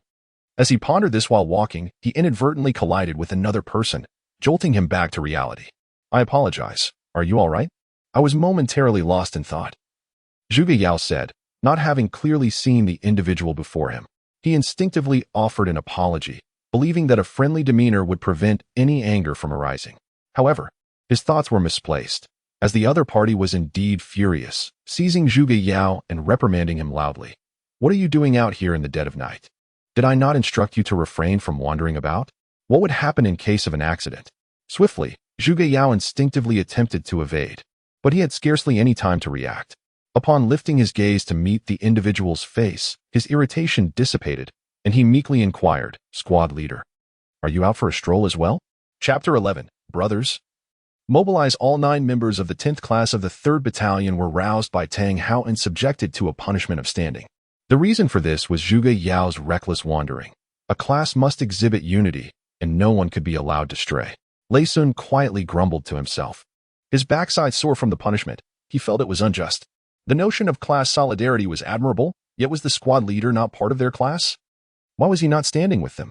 Naturally, he only dared to voice such thoughts internally. To speak them aloud was an impossibility. "It is my fault for burdening everyone. I should not have acted so hastily," Zhuge Yao remarked while conversing with his classmates. Having been accustomed to solitary endeavors in his past life, he instinctively wished to pursue any perceived adversaries upon sight. In retrospect, he realized it would have been wiser to communicate with the squad leader first to avoid such a passive predicament. The individuals in the class harbored no complaints, as they were unable to sleep anyway. It was pleasant to enjoy the night breeze together. Yet, each person was curious about why Zhuge Yao had ventured outside. Was there a hidden motive? Curiosity is a fundamental aspect of human nature, and Xia Yan could no longer contain himself, boldly inquiring, "Boss, why are you out here in the dead of night?" Fatty refrained from making baseless comments. "This is a serious matter. Just now, I spotted a beastman and went out to investigate," Zhuge Yao interjected, providing further explanation. Being classmates, he felt reassured to share his discovery, especially since he had not seen any beastmen lurking about before, ever since the recurrence of an old shoulder injury. Zhuge Yao had been astounded to find that his vision had sharpened significantly, allowing him to see through the disguises of beastmen. Even without their transformation, he could discern their true forms through their outlines. Xia Yan listened with great excitement, his eagerness palpable as he addressed Zhuge Yao. "Boss, you are truly brave. Tomorrow, take us along to witness it firsthand." The group of 8 turned their gazes toward Zhuge Yao, awaiting his response. Feeling somewhat awkward under the scrutiny of so many men, Zhuge Yao thought it peculiar, as if he were at a market bargaining for vegetables. He quickly nodded and, in a firm tone, stated, "Very well. I will take you to witness this, but you must promise to follow my lead in all actions." Upon hearing this, the others eagerly agreed at the prospect of encountering genuine beastmen. Tang Hao went to report to the regiment, having long suspected that a beastman had infiltrated their ranks. Zhuge Yao's revelation had instantly heightened his awareness of the situation's gravity. Whenever matters pertaining to the orc are afoot, that disheveled drunkard vanishes, replaced by a resolute soldier. There is no need to wait until tomorrow. Let us embark at once, as the sergeant is absent. Zhuge Yao contemplated the situation, believing he could handle the foxmen alone. However, bringing along his comrades would mitigate unforeseen circumstances, and at the very least, it would soften the sting of punishment should it arise. Isn't this rather improper? You have already reported this matter to the sergeant, and the higher-ups will undoubtedly take it seriously. We mere recruits should refrain from meddling, questioned Gongsun Yan, a refined individual whose demeanor leaned more towards that of a scholar than a soldier. His words drew scorn from the others, with Xia Yin expressing disdain on Gongsun Yan's behalf, stating, "This foxman is cunning and has left no evidence. The regiment will certainly not heed our claims. Moreover, with our sergeant's reputation as a drunken fool, who would believe him? Enough of this bickering. It is merely a foxman. Nevertheless, to err on the side of caution, Zhang Fan shall report to the sergeant, while the rest of you accompany me to the storage room." Zhuge Yao interrupted the dispute, asserting his authority with an emerging commanding presence. Zhang Fan clasped his hands together in acknowledgement, nodding before hastening to find the sergeant. The remaining 8 promptly set forth, marching towards the storage room to prepare various equipment and tools. The mechanical repair platoon is advantageous in this regard, being in close proximity to the parts depot and unencumbered by oversight, thus facilitating the acquisition of supplies. "Zhuge Yao, I know you're inside. Come out. I have matters to discuss with you." Li Xinru called out loudly from the entrance of the dimly lit storage room. Unable to evade her fate, Gongsun Yan, tasked with keeping watch, emerged from behind the door and softly addressed Li Xinru, saying, "Comrade Xinru, we are both novices in this endeavor. Please lower your voice. We must not attract unwanted attention. I urgently need to see Zhuge Yao, otherwise, I shall resort to shouting." Li Xinru, with an air of authority, retorted assertively, casting a fierce glare at Gongsun Yan, causing the latter to retreat in trepidation. At that moment, Zhuge Yao and his entourage of 7, laden with various gear and tools, exited the warehouse. Upon spotting Li Xinru at the entrance, Zhuge Yao nearly had a heart attack, pondering how this young girl had come to be here. Li Xinru, observing them, felt a mix of disbelief and amusement, as they were all adorned with an assortment of items, creating a rather comical spectacle. She mused internally about the reliability of these male soldiers, wondering if Sister Xia Bing had been misleading her. "It was not my intention to come. It was Sister Xia Bing who sent me to seek your assistance," Li Xinru confessed bashfully, her cheeks flushing a delightful shade of red, rendering her quite endearing. Before she could elaborate further, Gongsun Yan unexpectedly struck from behind, rendering Li Xinru unconscious. The onlookers exchanged bewildered glances, each displaying a visage of disbelief. Although their acquaintance was brief, Gongsun Yan's timid disposition was glaringly evident. "What are you staring at?" "There's nothing to see. I simply wish to avoid complications," Gongsun Yan remarked, her cheeks tinged with embarrassment as she spoke, while dragging Li Xinru into the warehouse and concealing her with some cloth. The group of 8 then gathered in a thicket by the roadside in front of the female recruits' barracks to deliberate their strategy. Xia Yan proposed a direct approach, to scale the wall and take down anyone they encountered. This is not a night raid on enemy territory. Such actions are certainly inadvisable. And the crowd voiced their objections. Gongsun Yan nodded, carrying a laptop and accompanied by another individual, headed towards the main power switch. While he hesitated to assert his competence in other matters, he was entirely confident in his ability to open a lockbox and pull the power switch. "Xia Yan, take 2 people and lie in wait in the grass by the east wall. As soon as anyone attempts to scale the wall, regardless of who it may be, do not hesitate to incapacitate them immediately." Zhuge Yao continued to orchestrate the plan, already formulating an audacious strategy that, if executed successfully, might yield unexpected rewards. Xia Yan nodded in agreement, grasping 2 electric batons and dashing towards the eastern perimeter. The mere thought of the beastman being brought low by his hand filled him with exhilaration, and he hummed a cheerful tune as he ran. Once both sides were adequately positioned, Zhuge Yao, accompanied by Lei Sun and another individual, stealthily approached the female recruits' barracks. Taking advantage of the guards' inattention, they swiftly scaled the wall.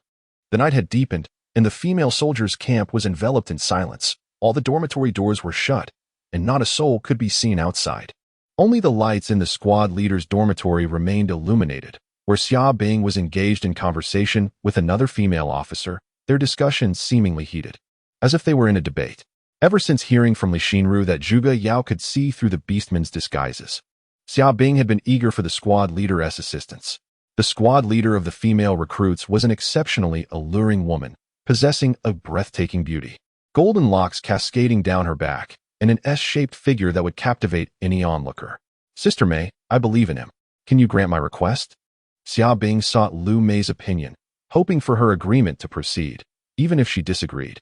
it was imperative to resolve the matter effectively. The beasts must perish. For the avaricious soldiers of the Twilight Empire were all unworthy. Upon hearing Xiaobing's words, Lu Mei was taken aback, a glimmer of murderous intent flickering in her eyes. If the other party caught sight of her, would she not face dire consequences? Yet, she remained skeptical and retorted, Xiaobing, are you certain that fellow possesses the ability to see through the beastmen? Suddenly, the lights in the dormitory extinguished. More accurately, the entire female recruit camp was plunged into darkness. Gongsun Yin gazed into the distance, where the camp had succumbed to shadows. He quickly stowed away his computer and other tools, making his way to the designated meeting point. Another individual stood agape, secretly speculating whether this comrade had once dabbled in thievery. The fox girl hastily shook her head, reasoning that a wise rabbit does not consume the grass near its burrow. This power outage was not her concern. However, after contemplating, she nodded and remarked, it could be that fellow arrived tonight. Though I suspect he will not show up until tomorrow. A fox is indeed clever by nature, and she inferred the general situation merely from the blackout. Regrettably, it was a tad too late. Zhuge Yao, with his mutated vision, had already pinpointed her location and was maneuvering the assault mech number 66 towards her. The fox girl acted decisively, turning and sprinting towards the camp's periphery while activating her cloaking ability. Zhuge Yao was vexed, as he had intended to encircle the first-level beastman fox before making his move to capture her. That fellow, Healy Sun, faltered at a crucial moment, vanishing without a trace upon entering the female recruit camp. Consequently, he resorted to stealthily commandeering a mech, bracing himself to apprehend the fox spirit. Whether he would succeed remains a mystery known only to fate. The sole cause for celebration lies in the presence of another companion, one Xiao Haizi, who is both robust and possesses commendable camouflage skills. Clad in dark attire, he melded into the shadows, pursuing the fox spirit's retreat. Under the cover of night, Lu Mei discreetly withdrew a dagger from her sleeve, stealthily approaching Xiaobing. Her intention was to eliminate Xiaobing and escape amidst the chaos, perhaps securing a chance at survival. Squad leader Xiaobing, trouble is afoot. A lecherous fat man is taking advantage of the confusion, exclaimed a female recruit, rushing in from outside. Upon hearing this, Xiaobing was alarmed. With mechs in play and lewdness afoot, the military camp seemed devoid of order. Resolving to follow the sergeant, she hurried downstairs.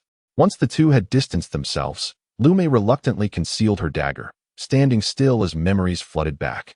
A realization dawned upon her, and she immediately regained her composure, a hint of a smile gracing her lips.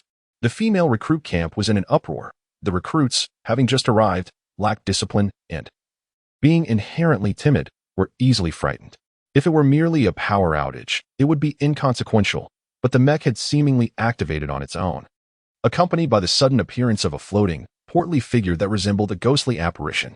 Fox Spirit, you are encircled. Surrender immediately. Zhuge Yao, utilizing the loudspeaker of his mech, bellowed towards the direction in which the fox person was fleeing.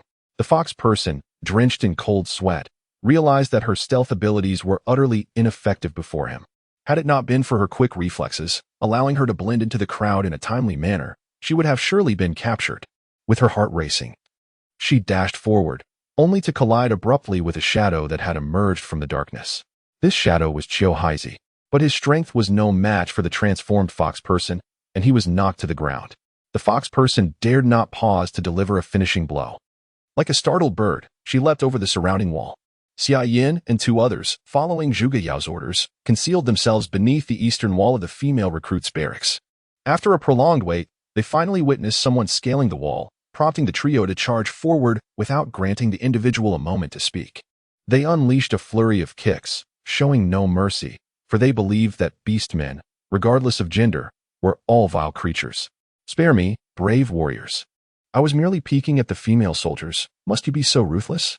The figure on the ground pleaded, his voice trembling with fear. Strike. Continue the assault.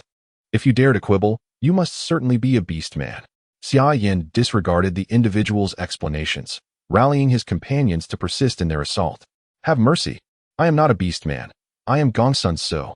The man rolled to the side, evading their blows, while continuing his desperate pleas. Upon hearing this, Xia Yin squinted into the night, and, to his astonishment, recognized Gongsun Su. Both hailed from distinguished families and had encountered each other at various grand occasions, thus confirming their acquaintance. He realized he had mistaken the person and, scratching his head awkwardly, managed a smile, saying, So it's you. Long time no see, indeed. Inside the female recruits' camp, Zhuge Yao noticed the fox person scaling the wall and, piloting his mech, prepared to leap over it with great force. The plan was unfolding seamlessly. He had been intentionally herding the fox person towards the eastern wall, and it appeared the trap had been set. Concealed behind the wall were 3 individuals, and the fox person had no chance of escape. As soon as he exited the headquarters, Tang Hao spotted Zhang Fan, seated cross-legged beneath a large tree at the entrance, seemingly awaiting him.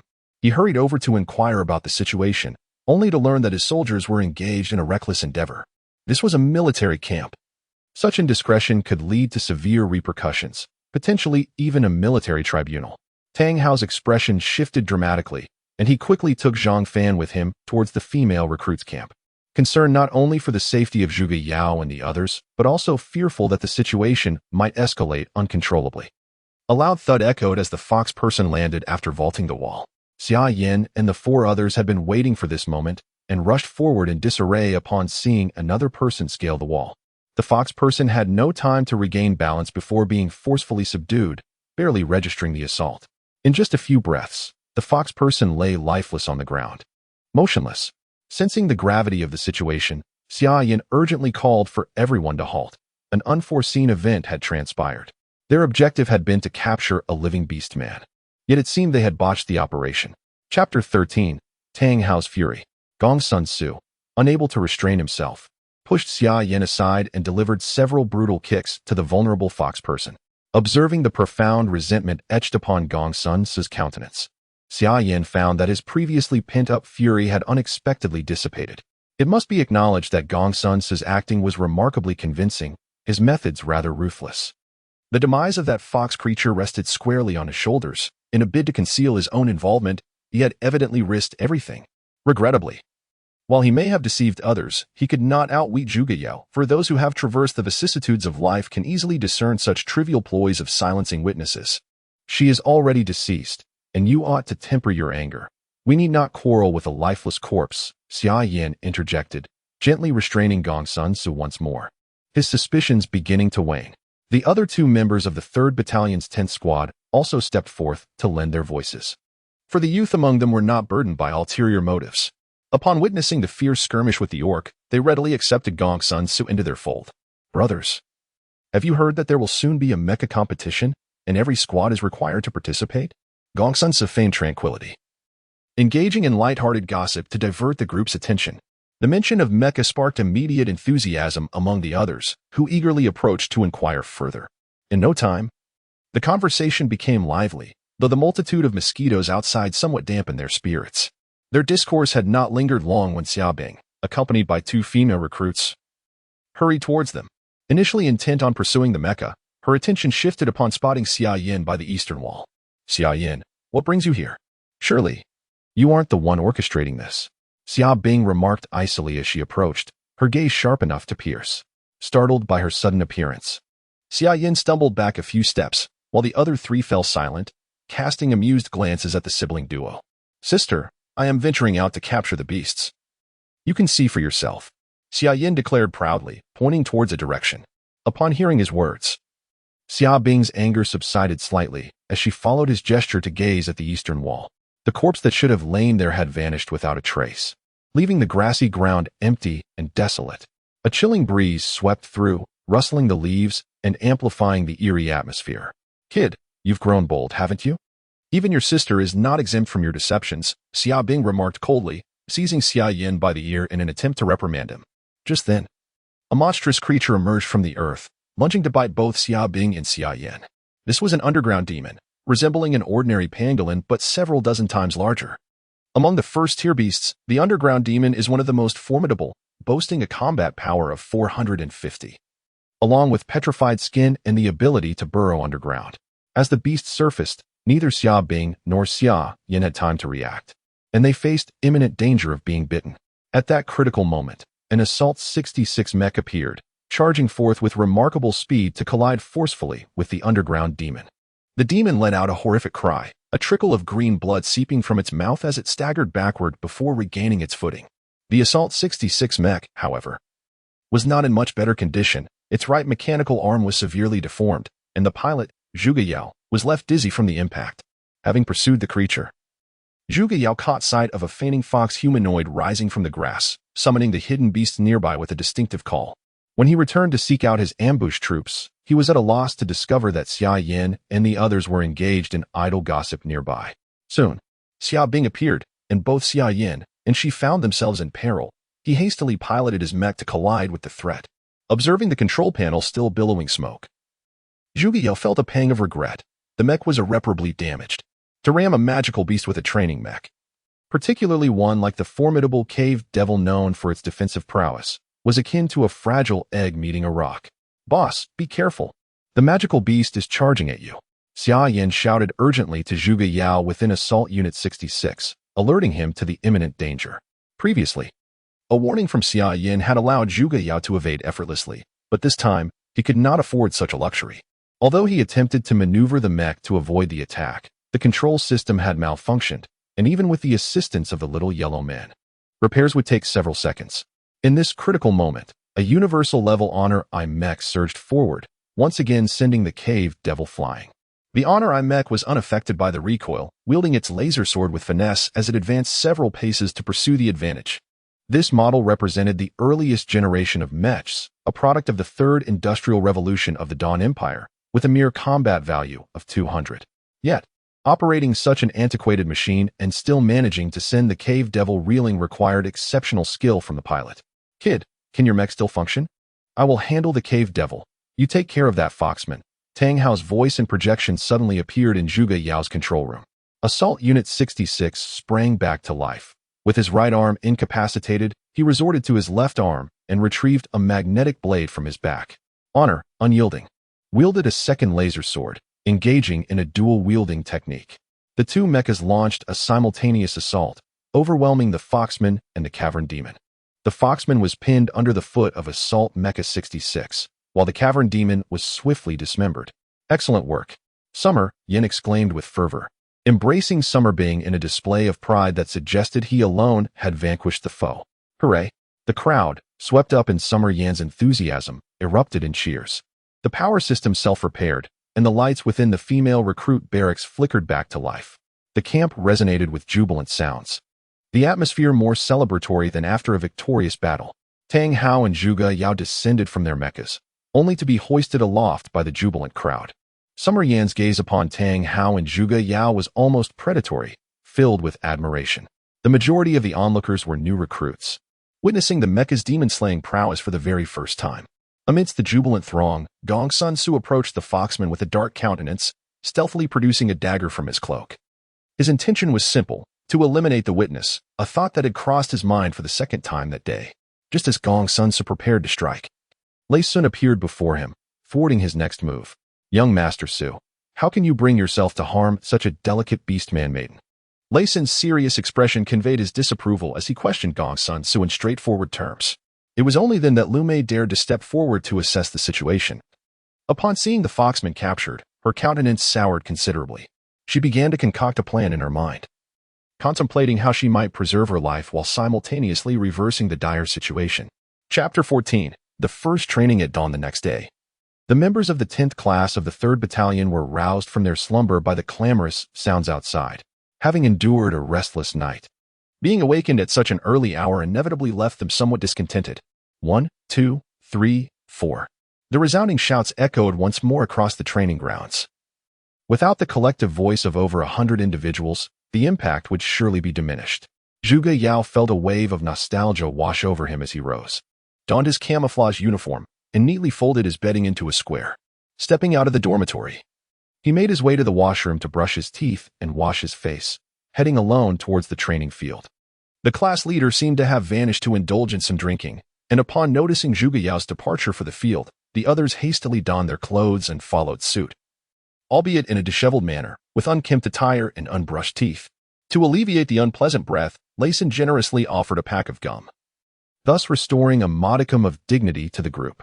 The morning air was particularly refreshing.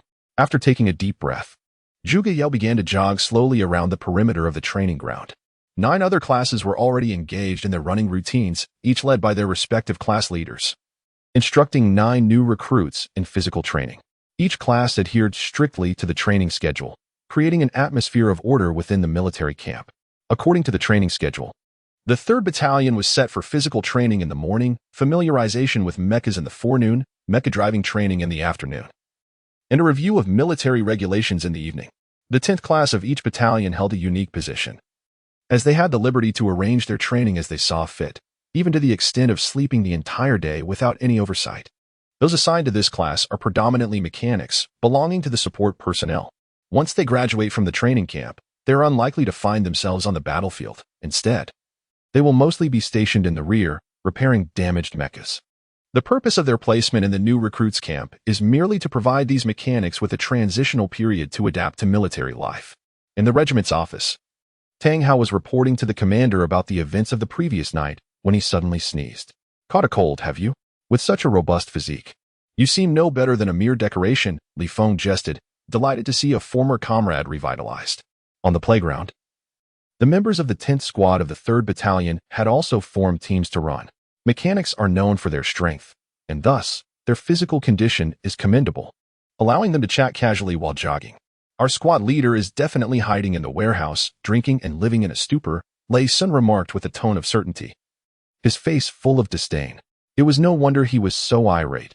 While other squad leaders were actively training their teams, his own leader was nowhere to be seen at the crack of dawn. "I believe our squad leader is quite capable.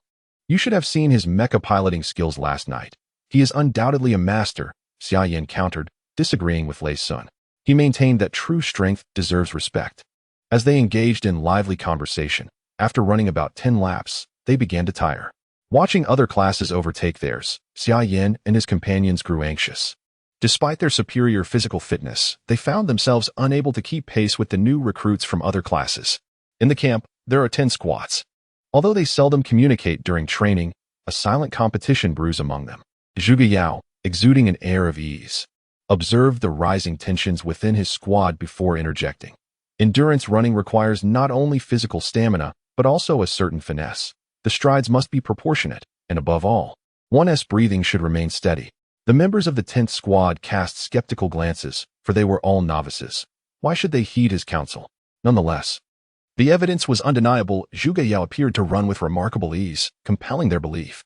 They decided to experiment with his suggested techniques, and each found their running to be significantly more effortless. Typically, they would run 5 kilometers in the morning, but as the 10th Squad approached the final lap, they successfully overtook the 3rd Squad, crossing the finish line first. Elated, the members of the 10th Squad embraced one another, their faces beaming with pride. In the military, training on the horizontal bar is divided into 10 levels, with new recruits generally reaching up to the 3rd level. Those newly enlisted typically only manage the 1st. This was a training camp, and it was the first day for everyone. Wang Kai, the leader of the 3rd Squad, demonstrated the pull-up technique on the bar. Both the 3rd and 10th Squads observed, dismissing it as merely a matter of pulling oneself up and down. Wang Kai signaled for his squad to go first, and 9 individuals took turns, completing a total of 106 repetitions, averaging just over 11 each. He nodded in approval, acknowledging that such physical capability was commendable for new recruits. Moreover, it was certain that the members of the other squads would be hard-pressed to achieve even half of that. After a moment of contemplation, Zhuge Yao decided to set a good precedent by allowing Lei Sun to take his turn first. The new recruits from the 3rd Squad erupted into laughter upon seeing a heavier member from the 10th Squad step forward. The members of Class 10 wore expressions that were less than favorable, yet unwilling to concede defeat.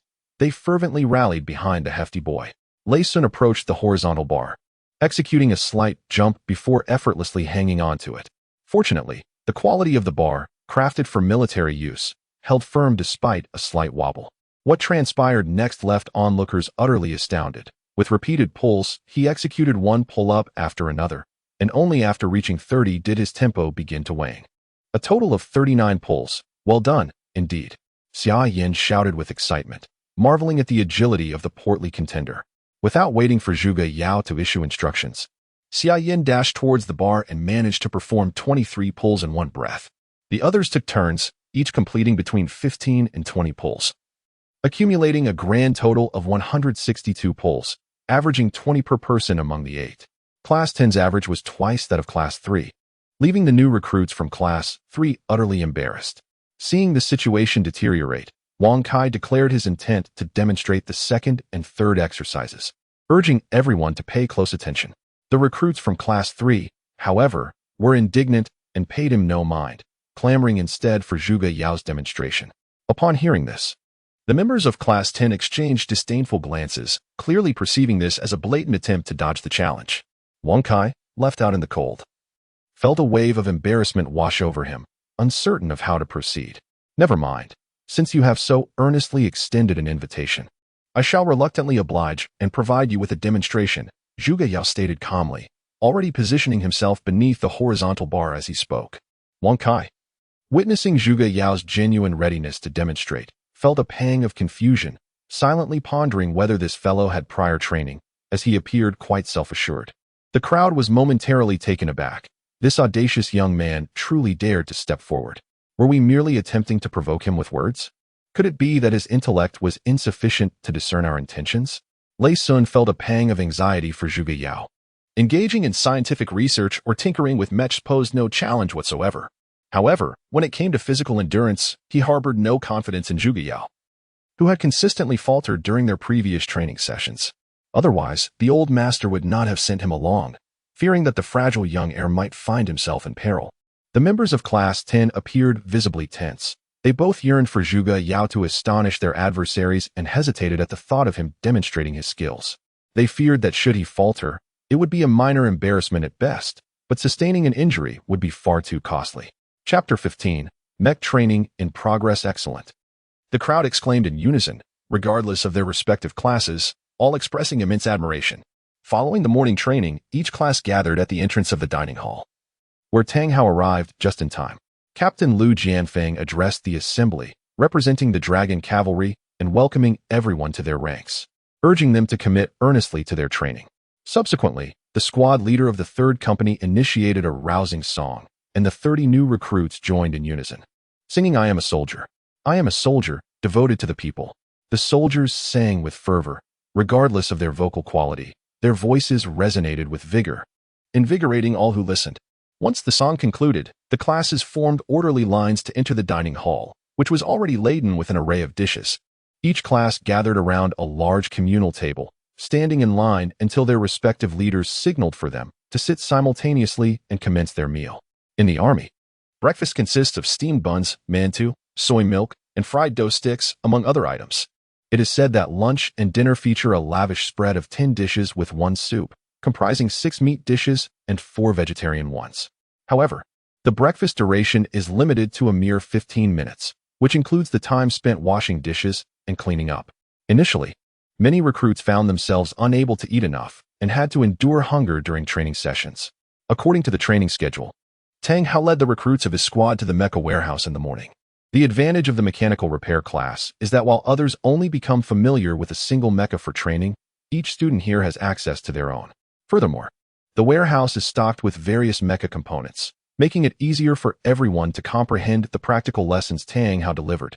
As he earnestly lectured, Lei Sun found himself somewhat distracted, pondering how this could be our squad leader, who seemed transformed. Others shared similar thoughts but refrained from voicing them, understanding the adage about not being the standout who draws fire.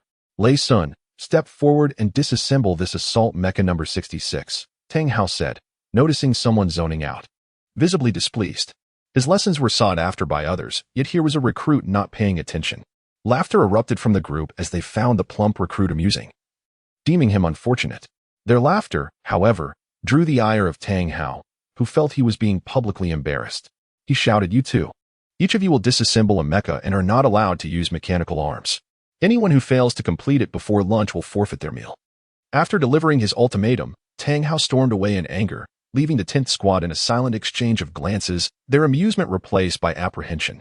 Assembling a mech in merely 2 hours without any tools seemed an insurmountable challenge, leading one to the conclusion that hunger was inevitable. However, Zhuge Yao held a different perspective. Having encountered such situations before, he believed that while 2 hours was indeed a tight time frame, it was not beyond the realm of possibility. Rather than assembling a mech from scratch, dismantling one was a far more feasible endeavor, and he was well aware of the numerous techniques involved. Without further ado, Zhuge set to work, with Gongsun Yan, an expert in this area, following suit. Observing the initiative taken by their peers, the others were compelled to join in, albeit reluctantly. Lin Yuan adopted a straightforward and aggressive approach, first removing the mech's legs and then laying the upper body down for easier disassembly. Xia Yan and Gongsun Yan employed their own methods, piloting their respective mechs and dismantling each other's, leaving one to ponder whether this constituted cheating.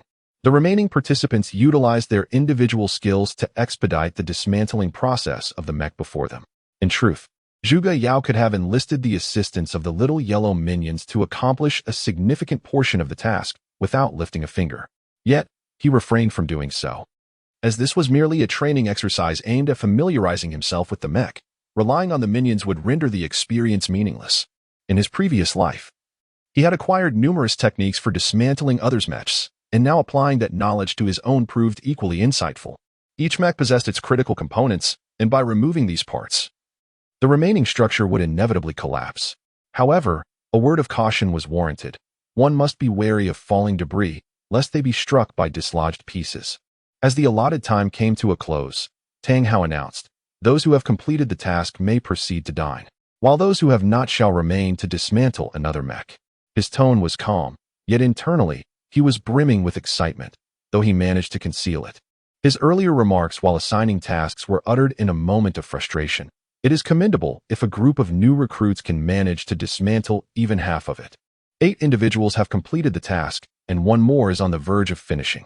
Such a promising group of recruits might struggle to find their way. Even with lanterns in hand, I shall not partake in the meal. We are comrades in this unit, and we cannot abandon our brothers in arms, Qiu Haizi declared, offering his support. I will dismantle another unit. Consider it a practice exercise, Zhuge Yao stated assertively as he approached another mech and commenced disassembly. I too shall forego my meal. I shall dismantle another unit as well. The previous task was insufficient, Xia Yan proclaimed with righteous determination, turning to engage with the mech. The others similarly expressed their intent to forego their meals, pledging to continue dismantling the mechs. Qiu Haizi felt deeply moved by the presence of so many willing to accompany him. He understood the necessity of putting forth their utmost effort. Let us dismantle. It would be splendid to entirely strip this warehouse of mechs, Tang Hao proclaimed loudly, turning away, though the smile on his face was difficult to conceal. No abandonment. No surrender is the sole guiding principle of the unit. He reflected on how these new recruits reminded him of his own past self.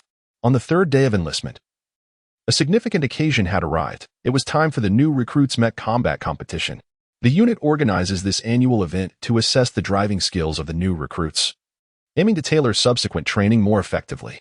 This year's competition is particularly notable, as the regiment has arranged for a team of seasoned veterans to challenge the new recruits champion, intending to temper their hubris and prepare for political education. Chapter 16. Mecha Combat Simulation. Outside the simulation center of the new recruits, a throng of individuals gathered, with an entire regiment comprising 3 battalions of newcomers awaiting their turn for the mecha combat competition. Do your utmost. It's perfectly acceptable if things don't go as planned. There are many days ahead of us, Tang Hao reassured the crowd. The new recruits had exhibited commendable performance in recent days, and he was determined not to let their spirits wane. Members of the 10th class in the 3rd Battalion and 3rd Company appeared utterly fatigued, a testament to the rigorous training they had endured over the past few days. They felt as though they could dismantle a mecha with their eyes closed and assemble one with a single hand. Each individual was well acquainted with the structure of the assault mecha number 66, having scrutinized even the smallest components. Indeed, Tank Squad leader speaks the truth. Being in the mecha maintenance class, it is understandable if our skills are somewhat lacking. Prioritize training over rankings. Do not let it weigh heavily on your minds, asserted Lu Jianfeng, the battalion commander. It had already circulated that Zhuge Yao had outperformed Wang Kai in physical training, and the 10th class had eclipsed the 3rd class. While Lu felt a sense of pride in the accomplishments of his battalion, his words inadvertently had the opposite effect, further diminishing the morale of the 10th class. What do you mean, don't worry? Is piloting a mecha somehow disconnected from the maintenance class? Zhuge Yao was no exception, with the competition being a direct class-to-class match. He harbored doubts about his chances of victory. Tang, my dear hero, it truly is you. How dare you appear to lead the new recruits? Please don't lead them astray, came the distant voice of Lieutenant Lu Mei, laced with subtle sarcasm. It's rather dull to speak of our squad leader. Let us discuss me instead.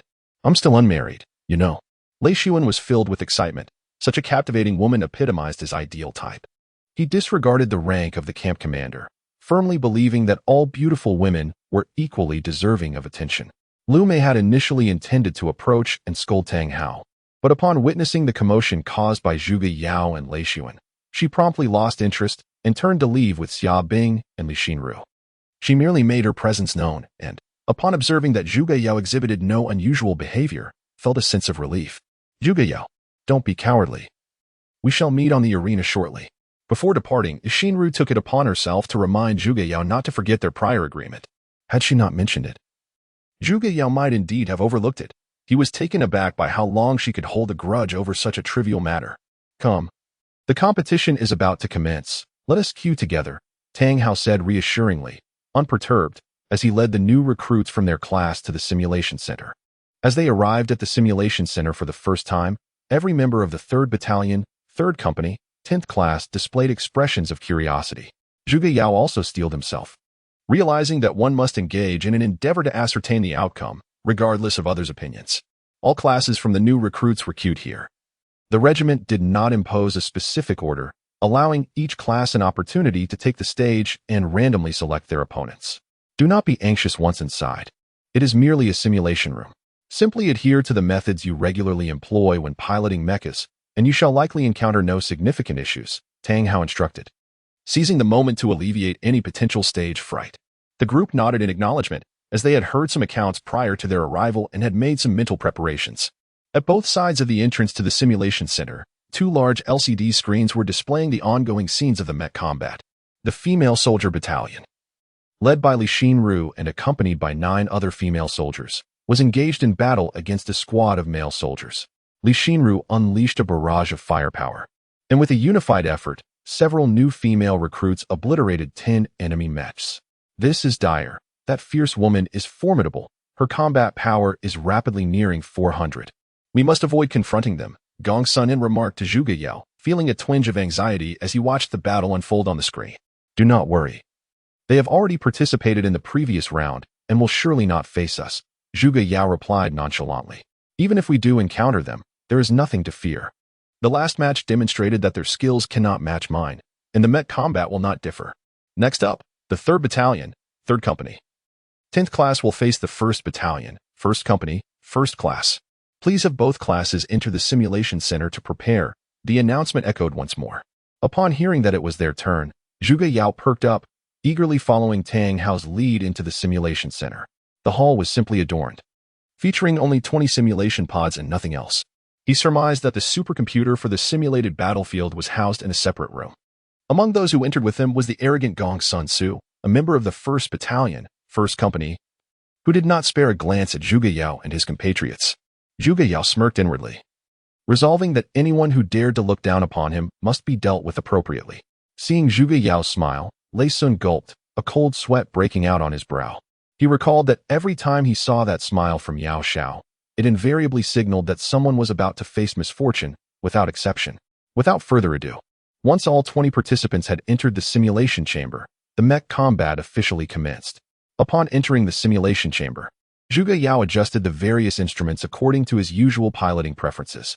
As the chamber lid sealed shut, 3 screens illuminated before him, revealing an ancient Roman-style Colosseum. Before he could thoroughly assess his surroundings, an alarm blared from the screens, indicating that 9 enemy mechs were simultaneously firing upon his own. Zhuge Yao reacted with remarkable speed, swiftly activating the thrusters and leaping his mech to the side. A barrage of enemy fire missed its target, failing to achieve an instant kill, while also expending considerable ammunition. Zhuge Yao wiped the sweat from his brow, surprised that Gong Sun's class would resort to such tactics, narrowly avoiding disaster. He quickly checked the energy levels of his shield, which had diminished by more than half, causing him considerable distress. The display indicated that his allies had also engaged, launching a volley of their own.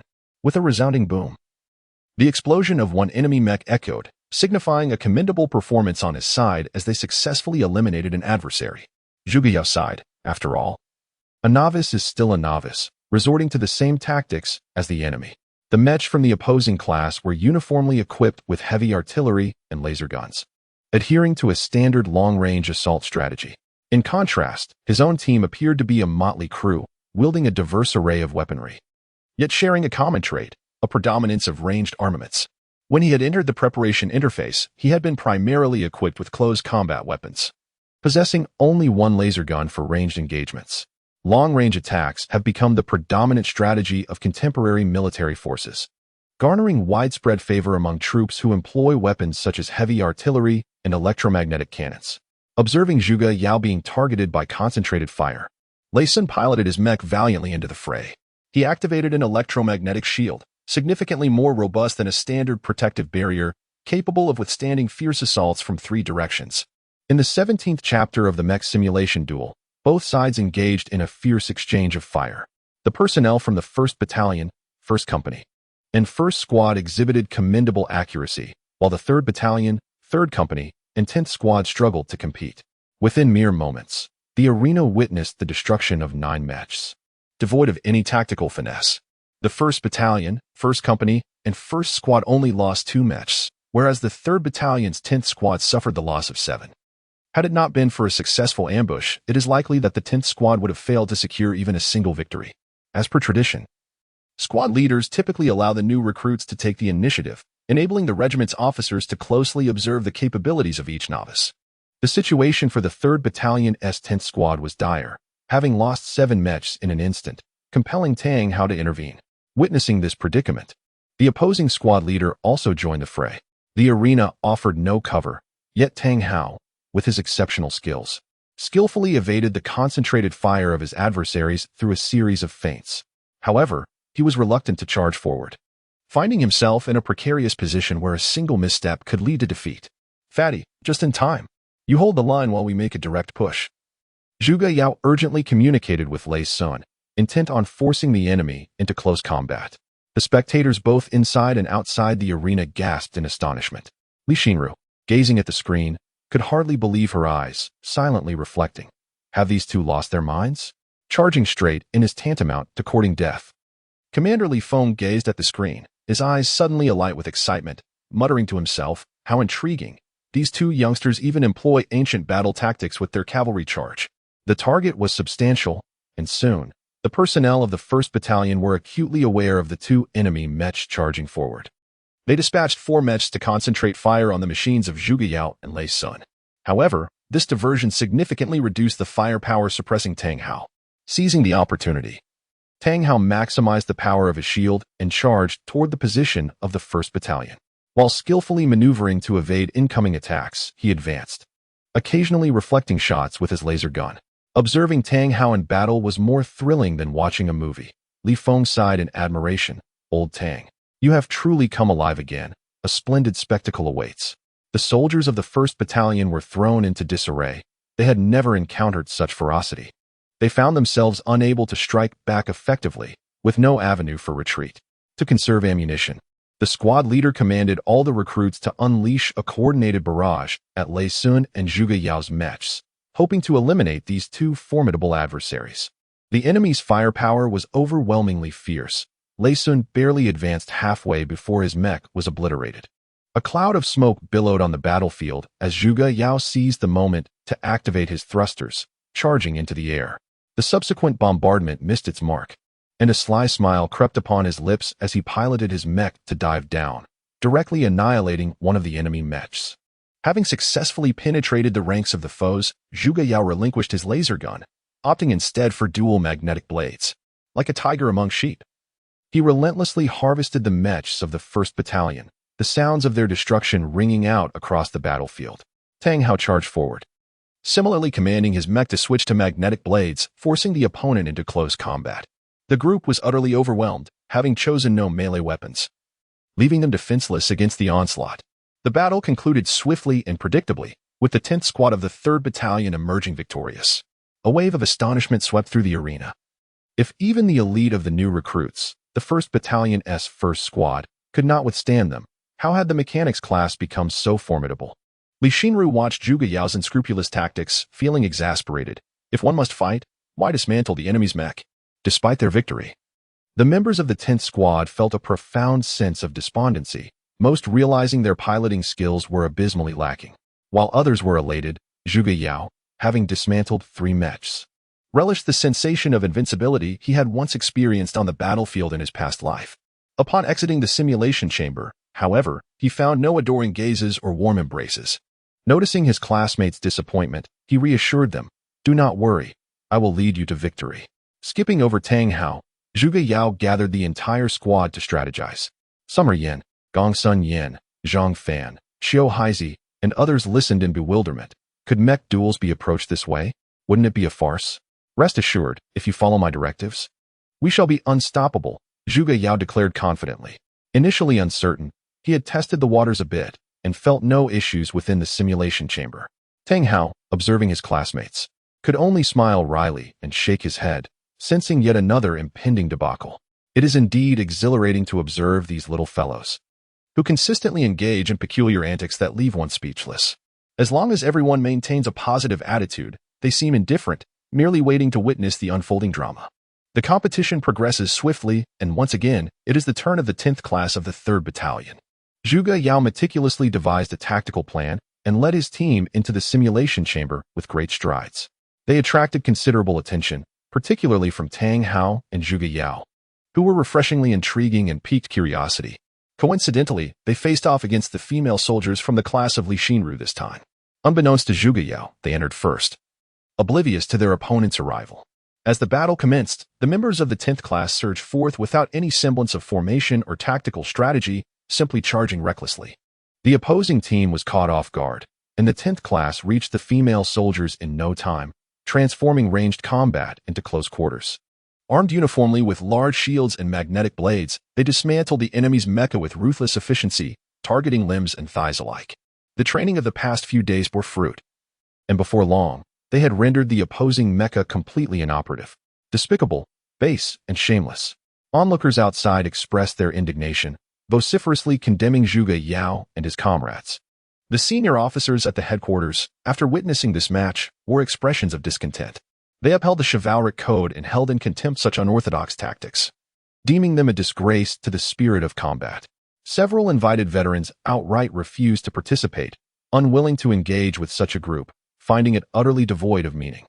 Victory is victory. Zhuge Yao remains indifferent to the opinions of others. When one enters the battlefield, do you truly believe the enemy would engage in rational discourse? Such naivety is unfounded. Upon emerging from the simulation chamber, his comrades swiftly surrounded him, several exchanging warm embraces. The sight of Li Xinru chasing after Zhuge Yao led the others to swiftly categorize him as the collective adversary of the entire team. Each one, eager to confront him, seemed ready to devour him whole, even daring to bully the team Esbel, utterly devoid of reason. Chapter 18. Upgrading exclusive mechs.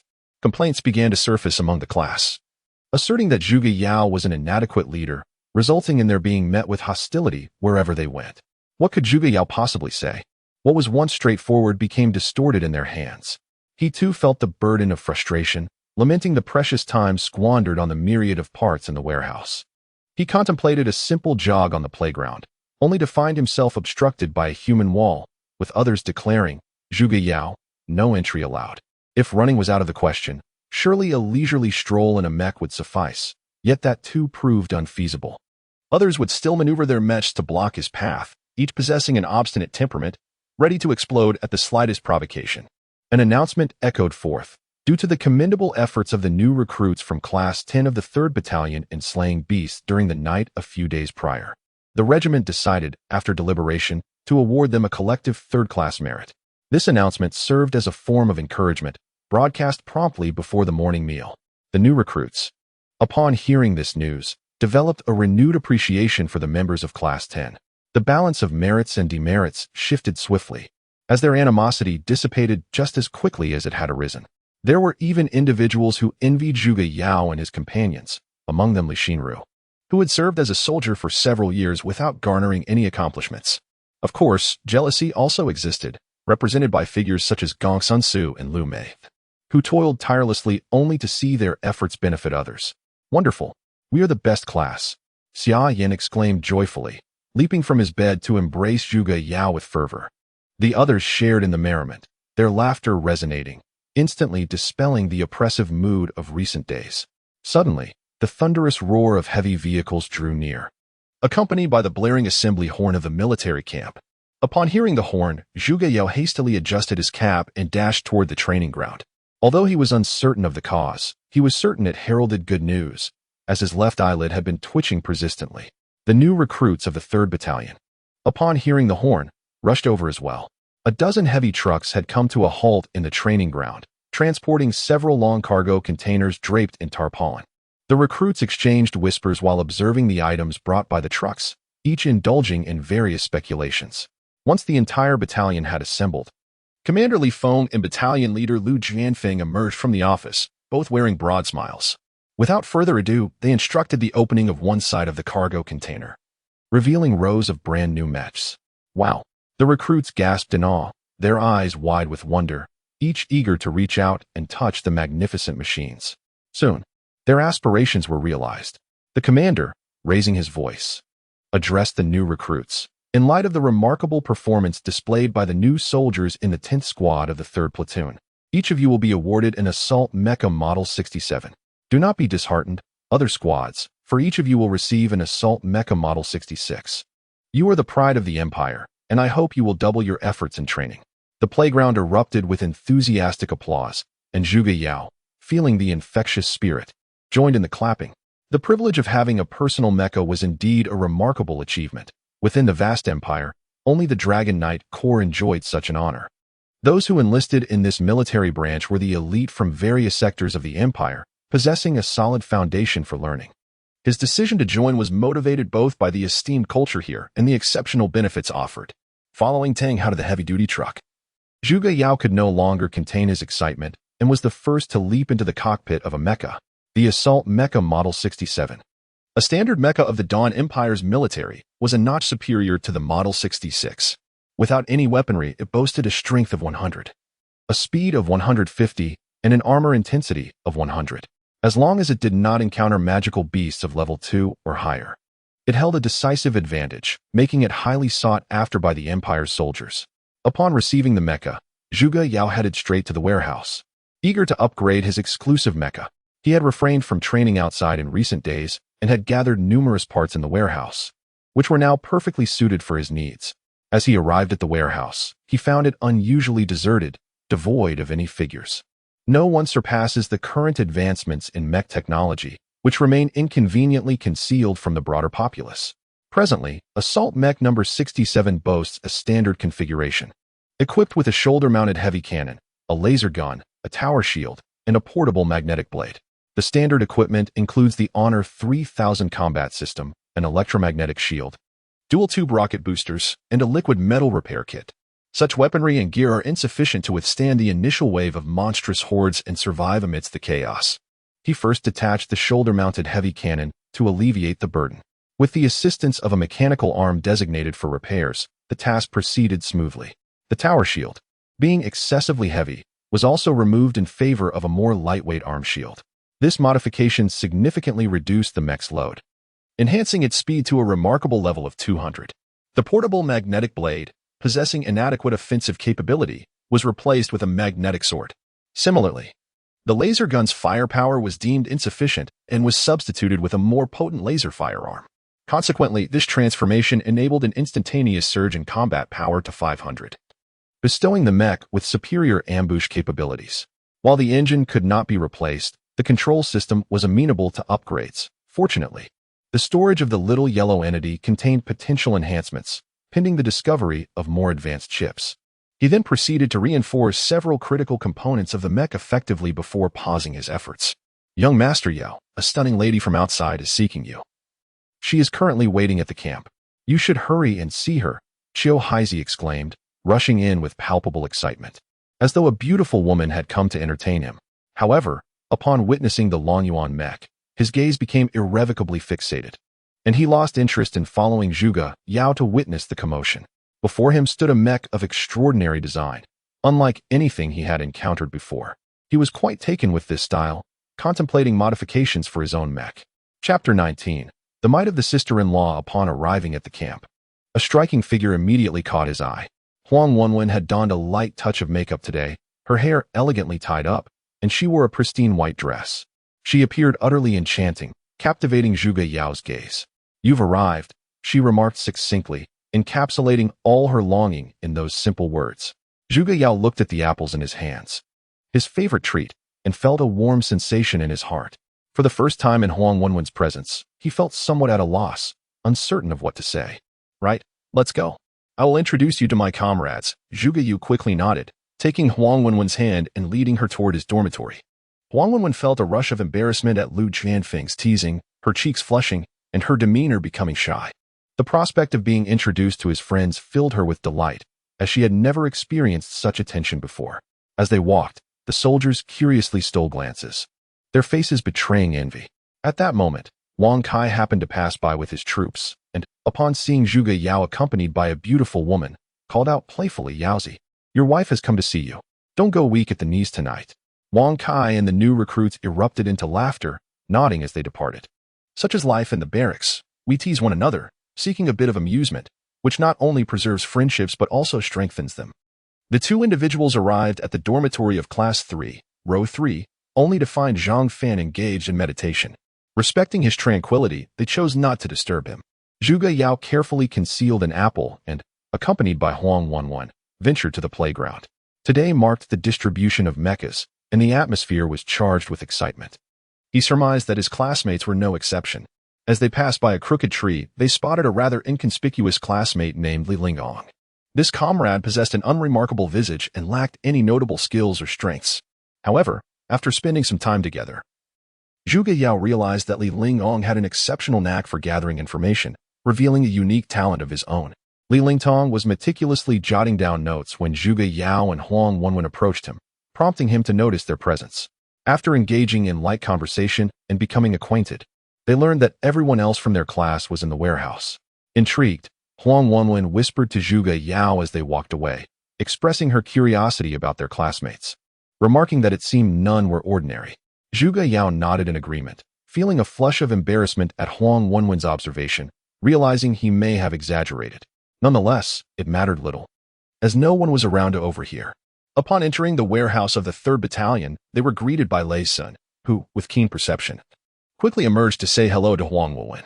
As they were already acquainted, Zhuge Yao offered no unnecessary words and led Huang Wenwen further inside, where several classmates, including Tang Hao, were engaged in modifying their mechas.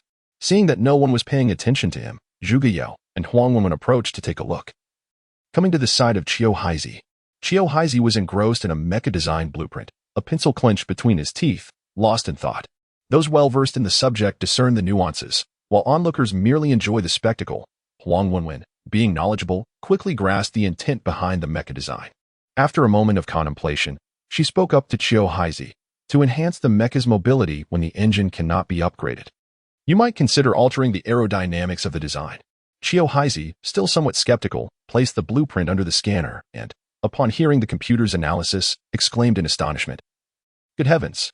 With just this modification, the speed has increased by more than half. It's absolutely remarkable." It was at this moment that Qiu Haizi realized Zhuge Yao was accompanied by a stranger. He turned around in surprise, exclaiming, "You're my sister-in-law? Sister-in-law, how impressive. What is the story behind this streamlined design? This is not a problem at all. I just need to spend a bit more time practicing, and I'm sure I can become even stronger. I've pondered over this issue for quite some time without a clue. Sister-in-law, you are truly amazing."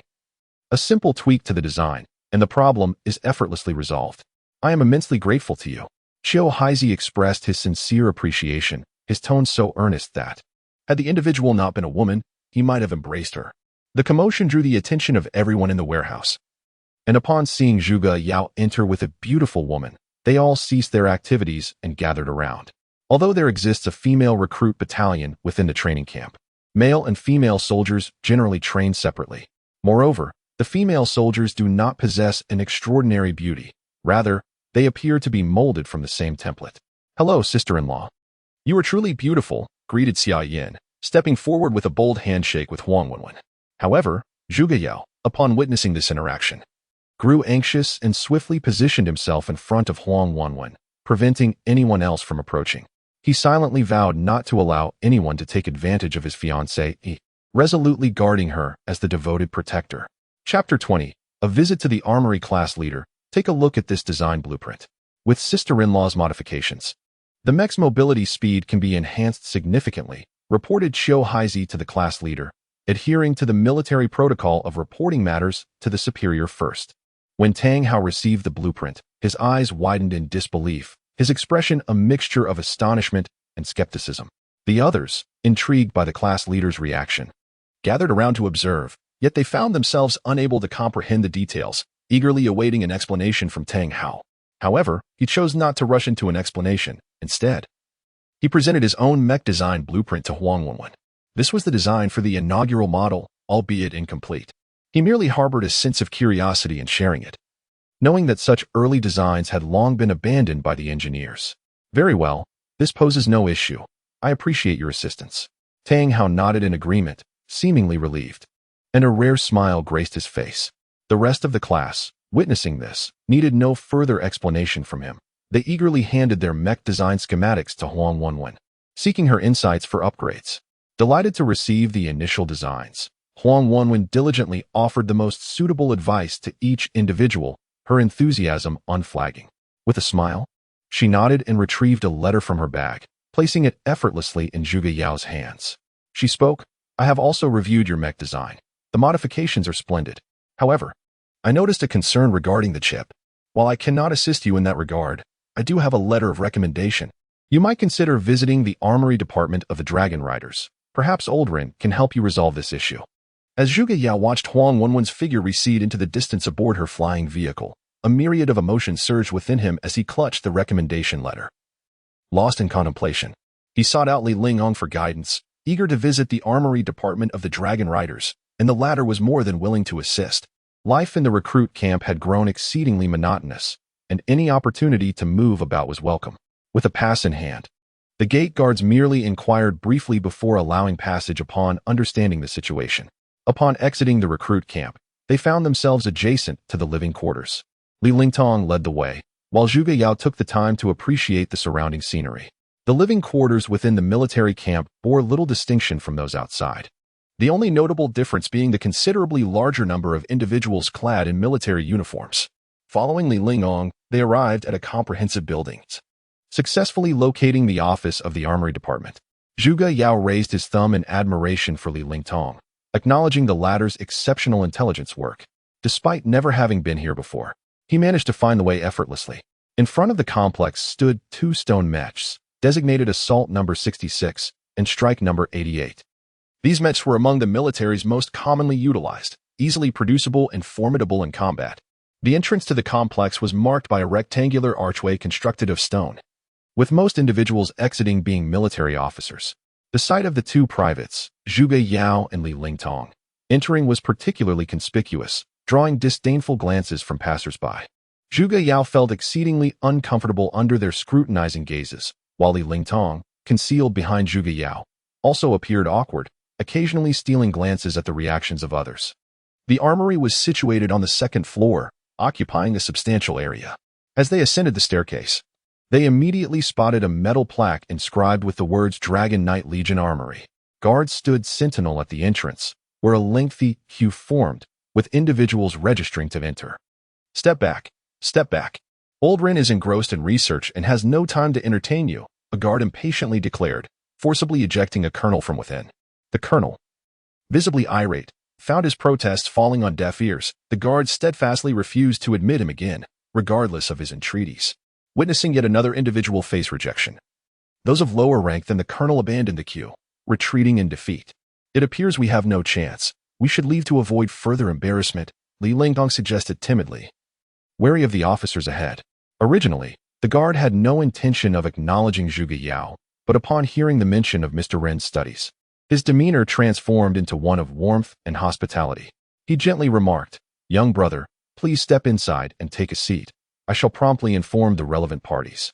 As they entered, Zhuge Yao was momentarily taken aback, finding the process rather uncomplicated. Unbeknownst to him, Mr. Ren had never taken on students throughout his life, and the sudden emergence of one naturally commanded attention. Moreover, this was the armory.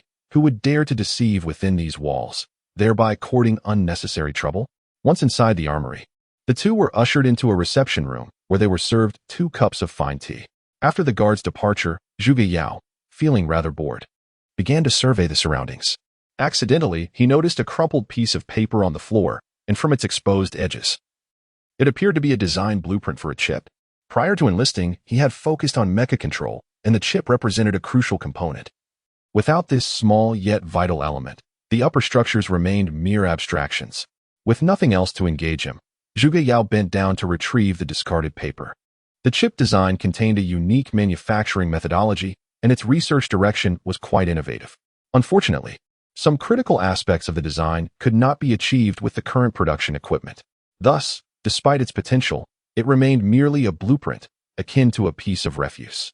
Discarding it felt like a waste, and after careful consideration, Zhuge Yao contemplated modifying the materials from silicon to copper silicon and simplifying the integrated circuit. He was confident that such alterations would enable the current equipment to facilitate mass production of this design. Upon completing the modifications to the chip, he neatly placed it beneath the table before stretching lazily. Hearing footsteps approaching from outside, Li Lingtong tucked away his notebook and sat up straight. He was a man of propriety, well aware of the appropriate conduct for any occasion. Chapter 21. For the Dragon Soul chip. As the footsteps drew nearer, an elderly man with a head of silver hair and a scraggly beard entered the room. He wore a white coat, soiled and disheveled, presenting a rather untidy appearance. "What did you say? You wish to take the Dragon Soul chip from me? That is nothing short of a pipe dream." Old Ren fumed. For the Dragon Soul chip was his treasured possession. No one would take it from him. Upon hearing this, Old Ren had yet to grasp the gravity of the situation. But Li Lingong and a middle-aged woman behind Old Ren turned pale with fear. After a considerable pause, Old Ren's anger subsided significantly, and he muttered to himself, "Why does that sound so familiar? I believe I heard that old fellow say something similar." Old Ren's reaction took everyone by surprise, even Zhuge Yao, who was bewildered by the unfolding scenario. The carefully crafted words he had prepared were now rendered unnecessary, leaving him to wait in silence. After a while, Old Ren rubbed his forehead, both exasperated and amused, and said, "I see now. You and that old codger, Zhuge Qingyun, must be connected. Given your age, you cannot possibly be anything other than his great-grandson." "Oh, well?" Zhuge Yu managed a wry smile and nodded. He had not anticipated that Old Ren would be acquainted with his great-grandfather. From the tone of the conversation, it was evident that there had been some history between them. Zhuge Yao was filled with joy. As long as he could obtain the Dragon Soul chip, any examination was inconsequential. His gaze shifted towards Elder Ren. But upon noticing the latter's silence, he directed his attention to a middle-aged woman standing behind him. Renjin offered a wry smile and shook her head, leading Zhuge Yao towards another room, leaving Li Lingtong and Elder Ren in a state of unspoken understanding. This scene captivated his attention deeply. Elder Ren, unable to resist, approached the design blueprints and began to examine them earnestly. His expression fluctuated between smiles and contemplative frowns, causing Li Lingtong, startled, to hastily exit the room. Following Renjin, Zhuge Yao left the reception area, traversed a corridor, and entered another chamber. This room was bustling with individuals engaged in the manufacture of military equipment, each worker accompanied by an assistant holding a stopwatch. If his assumptions were correct, they were likely undergoing examinations, with the assistants serving as examiners. Renjun guided Zhuge Yao to an unoccupied workstation and produced a stopwatch from her pocket before stating, "The examination is quite straightforward, using the materials on the table. You must create a level 1 item or component within 10 minutes. Without allowing Zhuge Yao a moment to prepare, she pressed a button, commencing the timer. Zhuge Yao felt a surge of frustration but quickly inspected the materials on the table, discovering a variety of metals. He breathed a sigh of relief. As long as there were sufficient materials, he had no fear of failing to craft a high-quality component. Notably, many individuals were taking the examination, most of whom were former lieutenants. Zhuge Yao stood out as the sole private. 3 elderly gentlemen with white hair sat in the room, observing each participant meticulously. "Ah, Old Ma, I perceive that this year's candidates are remarkably more outstanding than in previous years," remarked one elderly gentleman to another, a beaming smile adorning his face. "Enough of your mutual flattery. I, Old Xia, do not possess such audacity as to let you take on the role of examiners, nor have I summoned you to conduct an awards ceremony," interjected a nearby elder, his countenance marred by displeasure, causing the other two to fall into an awkward silence. In the brief moment of their conversation, Zhuge Yao had already completed the fabrication of a chip. The presence of even a small lithography machine here was indeed a rarity. Renjin glanced at the time, astonished that not even a minute had elapsed. The speed was astonishing. After producing one chip, Zhuge Yao did not hasten to cease his efforts, continuing his work. He was mindful of his classmates and aimed to create 10 chips, one for each individual. The chip utilized by the Assault 67 was rather ordinary. Upgrading to a secondary chip would undoubtedly enhance the combat prowess of the mech. Old Xie quickly took note of Zhuge Yao, for the lad's hand speed was astonishingly swift, surpassing even that of a machine. Such an extraordinary talent emerging during merely the first-level assessment of the military division for weaponsmiths was almost beyond belief.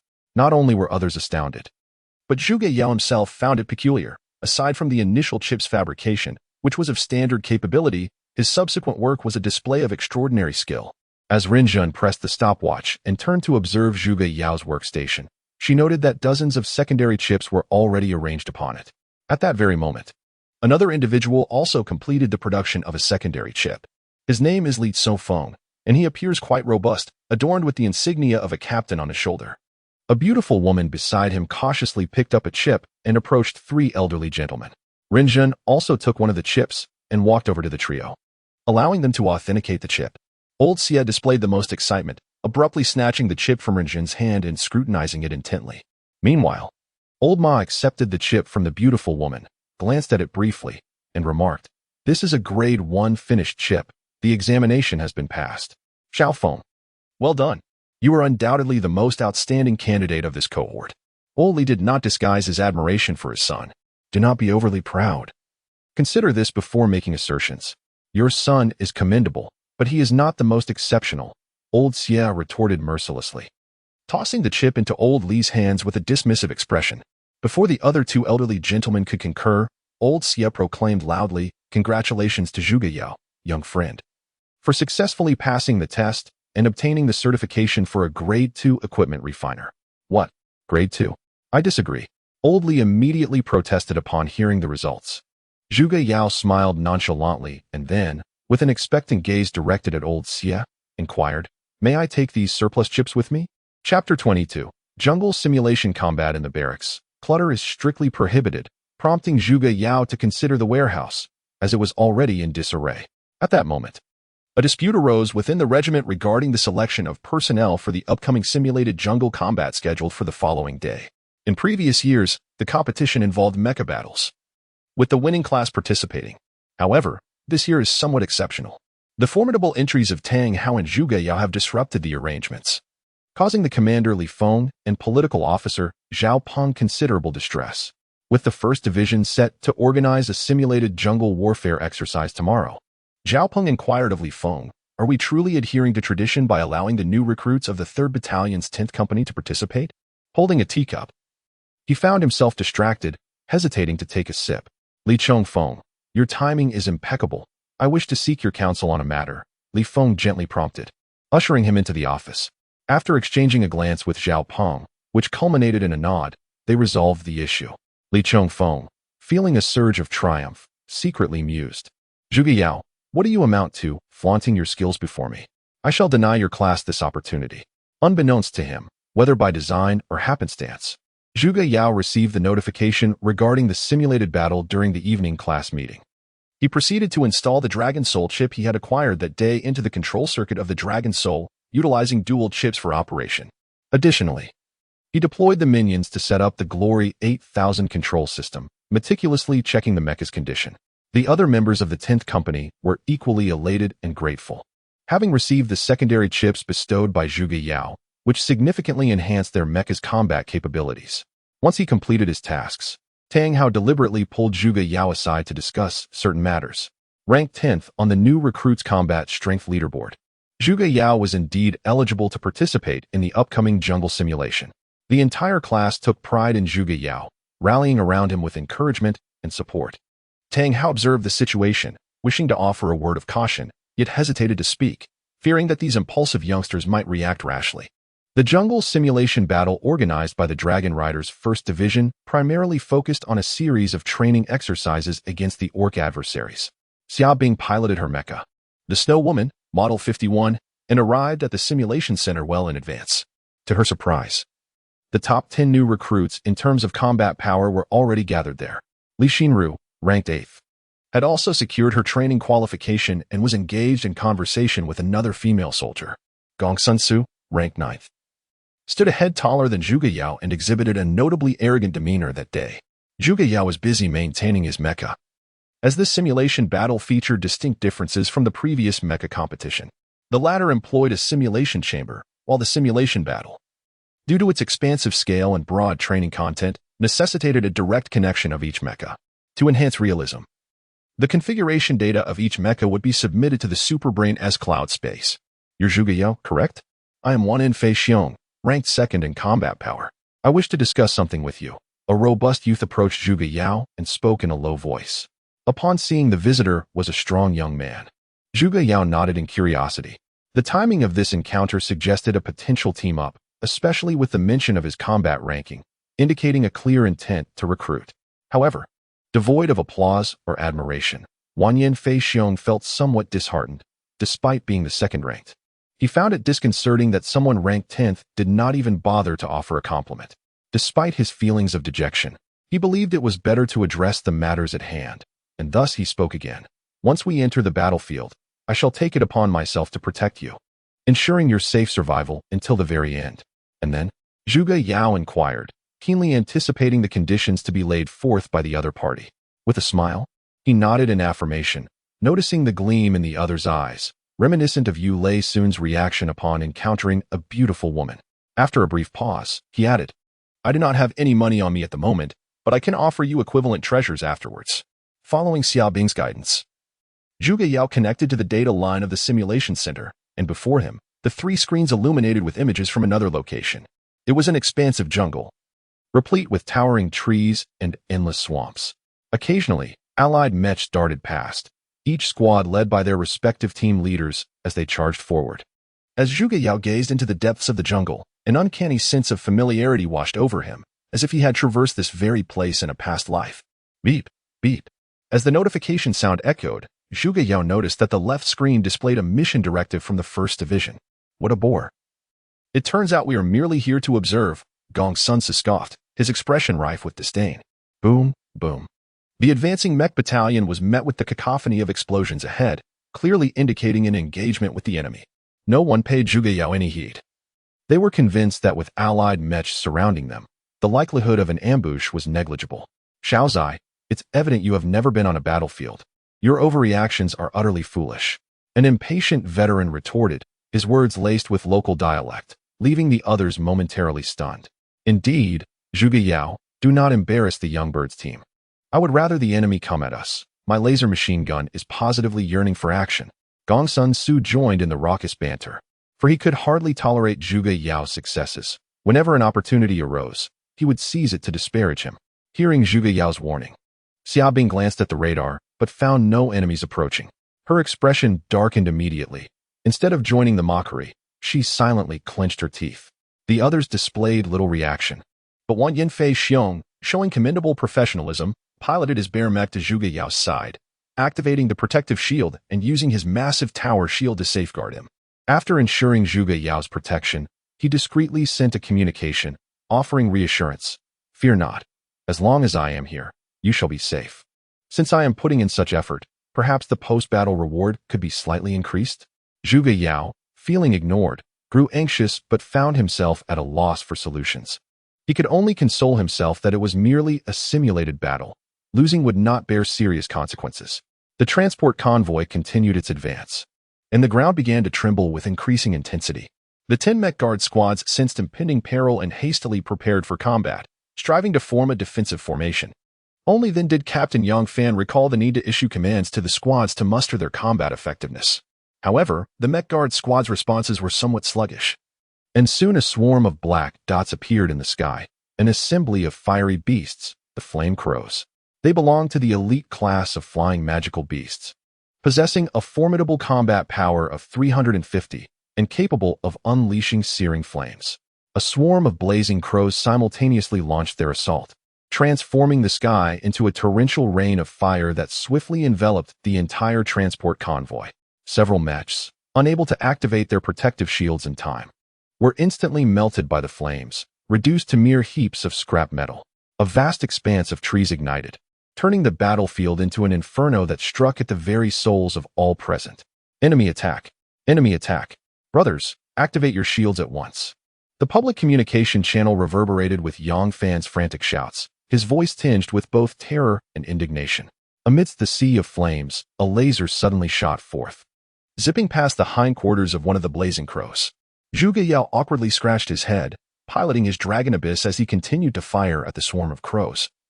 Though his marksmanship was utterly abysmal, after discharging a dozen rounds without landing a single hit, his performance elicited a mix of exasperation and amusement from the onlookers. That was close, Flying Bear. Thank goodness you were there to shield me. Otherwise, I would have been out of the game just now. Zhuge Yao exhaled a sigh of relief, his shirt already drenched in cold sweat, silently lamenting the uncanny realism of this simulated battle. This round doesn't count. If it weren't for your warning, I would have fared no better. But if you insist on extra compensation, I certainly won't decline. Wanyan Flying Bear replied, wiping the cold sweat from his forehead. Had he been eliminated right at the start, it would have been impossible for him to maintain his standing in the rookie squad. A piercing whistle echoed from the skies, and upon hearing it, the swarm of blazing crows became exceedingly ferocious. Their eyes turned a fiery red, disregarding the mech's gunfire as they launched a desperate dive towards the transport convoy. The jungle endured the relentless onslaught of flames, causing the temperature in the area to rise incessantly. Alarms blared within the cockpit as the transport convoy found itself in peril once more. Zhuge Yao had no choice but to deploy the minions to assist him in aiming and shooting. Captain Xiaobing, I will handle those inferno crows.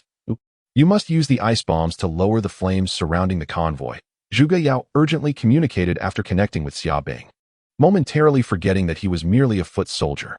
Xiaobing hesitated, acutely aware of Zhuge Yao's unreliable shooting skills. However, given the dire circumstances and the absence of better alternatives, she gritted her teeth and nodded in agreement. Boom, boom, boom. One inferno crow after another plummeted from the sky, crashing heavily to the ground and transforming into a pile of flesh. With the assistance of the minions, Zhuge Yao's accuracy improved remarkably, each shot striking true, with nearly all the downed inferno crows being the result of headshots. Well done. The public channel erupted with thunderous cheers, each wave louder than the last. Xiaobing also employed ice bombs, gradually reducing the temperature near the convoy. Once she completed her tasks, she was astonished to witness the incredible scene before her. Lin Yuan had switched his laser gun to rapid-fire mode, unleashing a barrage of lasers that brought down a significant number of inferno crows. Zhuge Yao, growing increasingly skilled with the shots, activated Lin Yuan's rocket propulsion system, maneuvering and pursuing the inferno crows with fervor. Boom. The land surrounding the convoy, with a resounding boom, sank into numerous large craters, burying several ill-fated mechs beneath the earth. Almost immediately, a swarm of burrowing demons emerged from the depths, brandishing their sharp claws to assault all nearby mechs. Due to Lin Yuan's previous striking display, he inadvertently became the primary target for the burrowing demons. 3 of these creatures charged toward Lin Yuan's position. Upon hearing the alarm from the sensors, Zhuge Yao was compelled to abandon his attack on the fiery crow and instead utilized his laser pistol to suppress the advancing demons. Each shot struck true, yet did little to inflict substantial harm upon the burrowing fiends. The 3 demons forced their way to Lin Yuan, unleashing a flurry of strikes with their claws. As Lin Yuan's protective shield began to falter, Zhuge Yao swiftly activated his rocket thrusters and leapt to evade the encirclement. Realizing the ineffectiveness of the laser pistol against these demons, Lin Yuan unhesitatingly discarded it and drew a magnetic blade from his waist sheath. Working in tandem with the Flying Bear, he seized every opportunity to exploit the slightest vulnerability in the demon's defenses, thrusting his magnetic blade with precision. In a matter of moments, Lin Yuan had dispatched the 3 burrowing demons, leaving the remaining creatures too terrified to approach. Just then, reinforcements arrived, as a multitude of mechs surged from the jungle, swiftly annihilating all remaining enemy beasts. Within the simulation center, the triumphant music heralding the warriors' victory resonated, and the new recruits of the fledgling team embraced each other in exuberance. Chapter 24. A moment of triumph. I am truly remarkable. Had it not been for my efforts to steer the tide, we would undoubtedly have faced misfortune. Standing atop a table, Gong Sun proclaimed to the assembly, his countenance brimming with an air of invincibility. Su is formidable. Su is unrivaled across the realm. Cheered a gaggle of naive new recruits, oblivious to the truth. Zhuge Yao cast a disdainful glance at Gong Sun Su, perceiving him as a mere jester seeking attention. unworthy of his confrontation. Ever since the battle commenced, this individual had been conspicuously absent from the fray, presumably hiding in some obscure corner. His avoidance of conflict did not imply immunity from provocation. Gong Sun Su, with a sweeping gesture, directed everyone's gaze towards Zhuge Yao and audaciously declared, "This fellow, upon sighting the enemy, instantly fled. What shall we do about such shamelessness?" A chorus of indignation arose, with some fervently calling for his punishment. "Let us deal with him," cried one impassioned voice, inciting a raucous uproar among the uninformed crowd. Make way, clear a path for us," commanded a lieutenant colonel, accompanied by a cadre of sergeants as they burst into the simulation center. "Who is the pilot of Lin Yuan? My friend, I wish to toast to your prowess." This battle was exhilarating. Zhang Fan bellowed, his laughter resonating through the air, his voice robust and lively. The officers behind him joined in the merriment, their spirits lifted. Zhuge Yao had already noticed the newcomers, but remained uncertain of their purpose. However, upon realizing they had come to celebrate, he felt a surge of joy. Indeed, there were those who understood the situation. He recalled Yang Fan, the captain of the mecha squad from earlier, and found him rather agreeable. The temperament of Zhuge Yao resonated well with Yang Fan, and their banter reflected a remarkably close camaraderie. As their conversation grew lively, Yang Fan decisively invited Zhuge Yao and a group of officers to the living quarters for a drink. The remaining recruits were momentarily rendered invisible, and it took a while for anyone to react. They glared angrily at Gong Sun Su, each recruit metaphorically rolling up their sleeves and slowly approaching him. Soon, the simulation center echoed with Gong Sun Su's cries of distress. This time, Commander Murong Wei was quite pleased. The simulated battle proceeded smoothly, requiring less time than usual, and the losses were minimal. To encourage the soldiers to persevere, he announced 30 commendations, ensuring nearly everyone involved in the tasks received recognition. The quartermaster remained silent, merely tapping his watch a few times before projecting a three-dimensional image for all to view. The footage showcased Zhuge Yao shooting to fend off the enemy, granting the troops precious time to counterattack, followed by images of him hitting targets with unerring accuracy, culminating in a scene where Zhuge Yao and Wan Feixiong coordinated to dismantle 3 subterranean demons with magnetic blades. It is no exaggeration to assert that not a single officer present could have achieved what Zhuge Yao accomplished in the jungle simulation. The officers began to murmur among themselves, each filled with profound curiosity about this young man. "Very well, I shall take charge and ensure he receives a commendation. Let us conclude today's meeting here, for I must further examine this projection. I have an inkling that the content of this projection will be immensely beneficial to me," Murong Wei stated candidly, as he moved the projection closer and began his meticulous study. Meanwhile, Lu Mei was engaged in a voice communication with a mysterious figure at her computer. After transmitting the intelligence from today's jungle simulation battle to the other party, the enigmatic individual spoke. "You have done well, however. You might consider attempting to win over Zhuge Yao. It would be preferable if he agrees. If he dares to oppose, then eliminate him. Revealing your allegiance is of no consequence." Lu Mei lay despondently on her bed, gazing at the ceiling, lost in contemplation. Her complexion was poor, with tears glistening at the corners of her eyes as she murmured to herself, "When will this damn period come to an end? I am truly exhausted." The endless rows of gravestones, whispering tales of the past in the chilling wind, always evoke a torrent of thoughts. At this moment, Zhuge Yao resolved once again that such a tragedy must not be allowed to repeat. "Young Master Yao, rise quickly. A beautiful woman seeks you." A familiar voice echoed in his ear.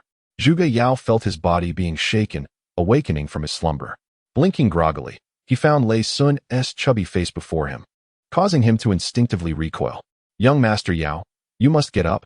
There is indeed a stunning beauty here for you," apparently a squad leader from the female recruits' camp. As Lei Sun spoke, he began to assist Zhuge Yao in tidying his attire. Upon stepping out of the dormitory, I indeed spotted platoon leader Lu Mei, and hurriedly approached to greet her. Zhuge Yao was a man of considerable refinement, particularly in the presence of his superiors, a quality that became even more pronounced in such circumstances. However, this was merely a fade. Internally, he pondered how it was possible for her to seek him out when they were hardly acquainted. The strikingly beautiful Lu Mei soon captivated a throng of new recruits within the camp, who began to steal glances and whisper amongst themselves. Eventually, Lu Jianfeng also appeared in the courtyard, engaging in casual conversation with Lu Mei. "Hello, platoon leader Lu Mei. I hear you were looking for me?" Zhuge Yao approached the courtyard, offering a respectful salute before addressing Lu Mei. What? Zhuge Yao was taken aback, unable to comprehend Lu Mei's implications. He wondered why she was being so familiar when they hardly knew each other. Standing nearby, Lu Jianfeng found the situation curious.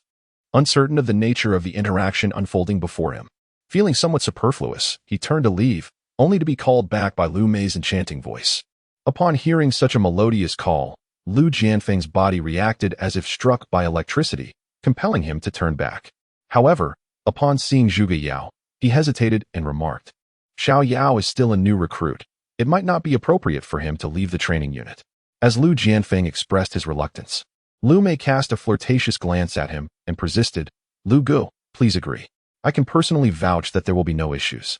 Zhuge Yao stood there, utterly dumbfounded, observing the two of them with a sense of existential bewilderment. Was this truly a military setting? Could they not maintain a semblance of seriousness? Regrettably, both individuals were officers, and he, a mere private, could only feign ignorance. Lu Jianfeng, unable to resist Lu Mei, reluctantly acquiesced to her request. However, he stipulated that Zhuge Yao must remain by Lu Mei's side. Regardless of Zhuge Yao's consent, Lu Mei seized the collar of his uniform and forcibly dragged him outside. Along the way, they encountered numerous new recruits, who either burst into hearty laughter or cast sympathetic glances. Upon exiting the new recruit camp, the guard, recognizing Lu Mei, did not bother to inquire further and simply opened the gate to let them pass. A luxurious pink hovercar awaited them at the entrance, and Zhuge Yao stepped in with a sense of resignation, pondering that if it was fortune, it would not be misfortune. If it was misfortune, it could not be evaded. "Speak, what is your purpose, and where do you intend to take me?" Zhuge Yao inquired solemnly, gazing at the scenery outside the hovercar. As she spoke, she deliberately drew closer to Zhuge Yao, exhaling a puff of smoke towards his cheek, and with a teasing tone, remarked, "Are you afraid I might devour you, little one?" Grasping Lu Mei's hand, he pulled her closer, and they exchanged a wordless gaze. Such clear eyes. In that moment, Lu Mei experienced an odd sensation, as though the youth before her resembled a weathered elder, burdened by the trials of life. After half an hour of traversing in the opulent hovercar, they finally halted in front of a slum, where Lu Mei was the first to alight. Zhuge Yao followed suit, his eyes falling upon an expanse of shantytown that stretched infinitely before him. The sky here is shrouded in gloom, as if the very air has been tainted, laden with a multitude of black particles visible to the naked eye. The river, too, is choked with an assortment of refuse, interspersed with the remains of unfortunate creatures. A few children from impoverished families pass by, their frail bodies seeming so delicate that even a gentle breeze could whisk them away. Sighing deeply, Zhuge Yao feels a tumult of emotions, realizing that in his fervent pursuit of battle, he may have overlooked something significant. Lu Mei raises her hand, pointing in another direction.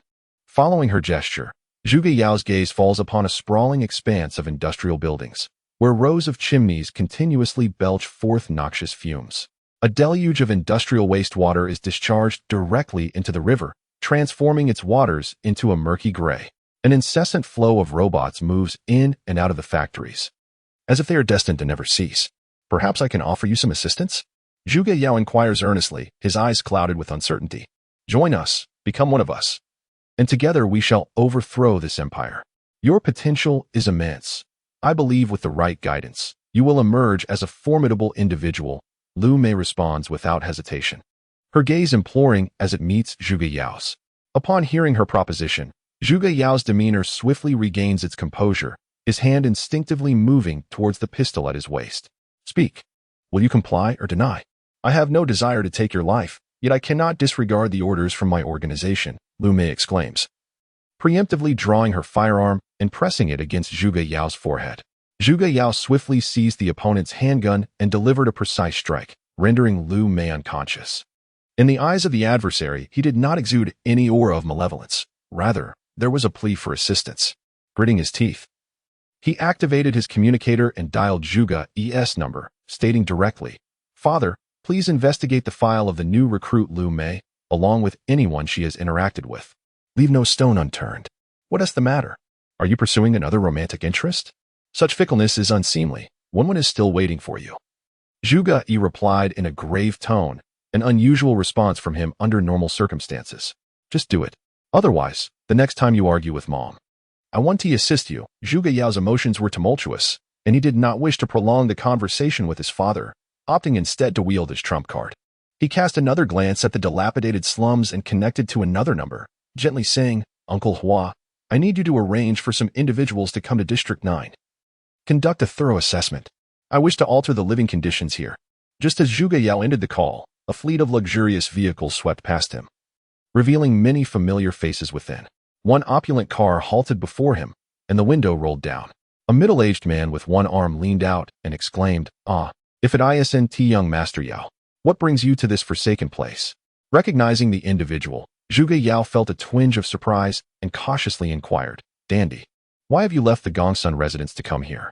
Dandy retrieved a cigar from his pocket, and a burly man beside him, donning sunglasses, promptly offered a flame. After taking a deep puff, Dandy smugly declared, "All the factories in this vicinity belong to the Gongsun family. What do you think I am doing here?" As he gazed at Zhuge Yao's departing silhouette, Dandy viciously snuffed out his cigar, casting a glance at his severed arm, and growled, "Kid, enjoy your little spree for now. Once the thing is manufactured, you shall see how I deal with you. Brother D, are we not going to intervene? It seems Sister May is in that kid's hands."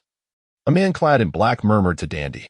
Upon hearing his subordinate's words, Dandy erupted into laughter, his tone dripping with malice. "I've long had a distaste for that wench. If that brat were to slice her up, I might even express my gratitude to him." Zhuge Yao was en route to the military camp with Lu Mei, speeding along in a hovercar when a chill breeze suddenly swept across his back, hinting that someone was plotting against him. He needn't ponder who it was. It could only be Dandy. That fellow, regardless of how one viewed him, was undoubtedly a formidable adversary. Arriving once more at the female soldiers' barracks, Zhuge Yao felt an inexplicable connection to the place. Ever since he had entered the military, he found himself visiting frequently, though he could not discern the reason. Initially, he intended to check on that fiery girl, Li Xinru, but recalling her volatile temperament, he decided it prudent to retreat. After handing Lu Mei over to the sentinels, he promptly made his escape. Today's circumstances were rather unusual, as Tang Hao, accompanied by a group, was inspecting the mecha warehouse within the battalion's precincts. When the robots proved incapable of managing the task, it was only then that the unit thought of their newly established mechanic training class, subsequently delegating the assignment to them. They euphemistically termed it training, and with Tang Hao overseeing, they could not only repair the mechs, but also hone the skills of the recruits. The members of the class voiced no objections. After all, they were once professionals in mechanical repair. As they resumed wielding their wrenches, each displayed an invigorated enthusiasm. After Zhuge Yao successfully maintained a mech, he was astounded to find himself with nothing left to do. This was primarily due to the remarkable zeal and proficiency of his classmates, whose swift actions were truly commendable. After a bustling morning, the recruits from the 4th class had managed to service all the mechs belonging to the new soldiers. The mechanic class did not require proactive training and had no specific tasks assigned, which was somewhat disheartening, resembling the life of a laborer who was constantly called upon to mend mechs. "Yao Xiao, this life is unbearable. We ought to leave," Lei Sun lamented to Zhuge Yao, expressing that while training was acceptable, being tasked with incessantly repairing mechs was akin to an insurmountable challenge. As the two engaged in conversation, a newcomer approached from behind, calling out, "Comrades ahead, please wait a moment. I have something to discuss with you." Zhuge Yao turned to see that the newcomer was another recruit, appearing quite anxious. Upon reaching Zhuge Yao, the newcomer took several heavy breaths before inquiring, "Are you from the mechanic class? I have an inquiry for you." Both Zhuge Yao and Lei Sun nodded in unison, regarding the newcomer with curious gazes, which made the latter feel rather uncomfortable. After a lengthy conversation, Zhuge Yao finally clarified the situation. It turned out that he had, out of goodwill, assisted a portion of individuals in upgrading their mechs. Consequently, those who had not received upgrades became anxious and promptly dispatched a representative to seek assistance. However, we had yet to dine, and Zhuge Yao asserted, with a tone of certainty, that while helping others was commendable, one must first satisfy their hunger. Upon hearing this, the representative mistakenly assumed that Zhuge Yao was unwilling to assist, and thus revealed his bargaining chip, lamenting, "If you are willing to help us upgrade our mechs, we can offer an advance payment of 100 contribution coins. Contribution coins are a unique currency within the military camp, awarded for the completion of tasks assigned by superiors or for exemplary training performance. These coins can be utilized not only for purchasing items, but also for acquiring goods that are otherwise inaccessible. Furthermore, once on the battlefield, Contribution coins can be employed to secure squad support or even prioritize artillery assistance. Upon learning of the availability of contribution coins, Zhuge Yao and Lei Xin's mercantile instincts surfaced. They swiftly recognized this as a lucrative opportunity to amass contribution points, and a flurry of inventive ideas began to emerge in their minds. The group, neglecting their meals, busily toiled in order to earn as many contribution coins as possible. Tang Hao, observing the enthusiasm of his peers, also joined the ranks of those upgrading their mechs, unaware that their fervor was entirely fueled by the prospect of earning contribution coins. Not only Lei Sun, but also Xia Yin and Zhang Fan, among others, harbored a disinclination towards repairing mechas within the military camp. Had they been solely focused on mecha maintenance, they would not have enlisted. However, the current circumstances differ significantly, as they can now earn a substantial amount of contribution coins while simultaneously garnering the goodwill of their comrades. Chapter 27. Earnings beyond measure. The news that the 10th Squad could enhance the functionality of mechas, making them more durable and formidable, swiftly spread throughout the camp. Even the 3rd Battalion commander, Lu Jianfeng, caught wind of it, yet felt hesitant to join the fray due to his position. On this particular day, Zhuge Yao, accompanied by Shi Qian, voluntarily approached the battalion headquarters, claiming to have important matters to discuss with the commander. Upon hearing the sentry's announcement, Lu Jianfeng felt a surge of joy, albeit tinged with curiosity. Nevertheless, he dismissed his doubts, reasoning that it was inconsequential to meet with his own soldiers. Shi Qian, a new recruit in the 10th Squad, typically maintained a low profile and lacked prominence. However, he possessed one distinguishing trait. Wherever matters pertaining to money arose, he would invariably be present. After waiting for a considerable time, the sentry finally permitted their entry. As Zhuge Yao stepped into the headquarters, his gaze immediately fell upon Lu Jianfeng. He seized the initiative to speak, stating, "We have come to volunteer for battle, and we humbly request your approval, Commander. We shall not disappoint you." Lu Jianfeng was initially taken aback, then, with a tone of confusion, inquired, "You are merely new recruits. How can you participate in combat?" Before Zhuge Yao could offer an explanation, Lu Jianfeng's realization dawned upon him, prompting him to continue. "You seek to apply your skills to assist the other companies in mecha maintenance, do you not? If my guess is correct, you must be doing exceptionally well." The surprise came so suddenly that Zhuge Yao was momentarily taken aback. However, it was Shi Qian who spoke up first, saying, "According to the company commander's intention, you are in agreement, right? I wonder if there are any contribution coins available? Haha, you are quite amusing. Assisting the personnel in maintaining the mechas is inherently within the purview of your mechanics class. However, if you perform admirably, we might consider granting you some contribution coins." Lu Jianfeng readily agreed. Having served for so long, he had never encountered new recruits requesting contribution coins before. It seemed they were well prepared. May I then interpret this to mean that the parts in the company and the equipment and components from other platoons are all available for our use? Shi Qian continued to inquire. Whenever there was an opportunity for gain, he would not easily let it slip away.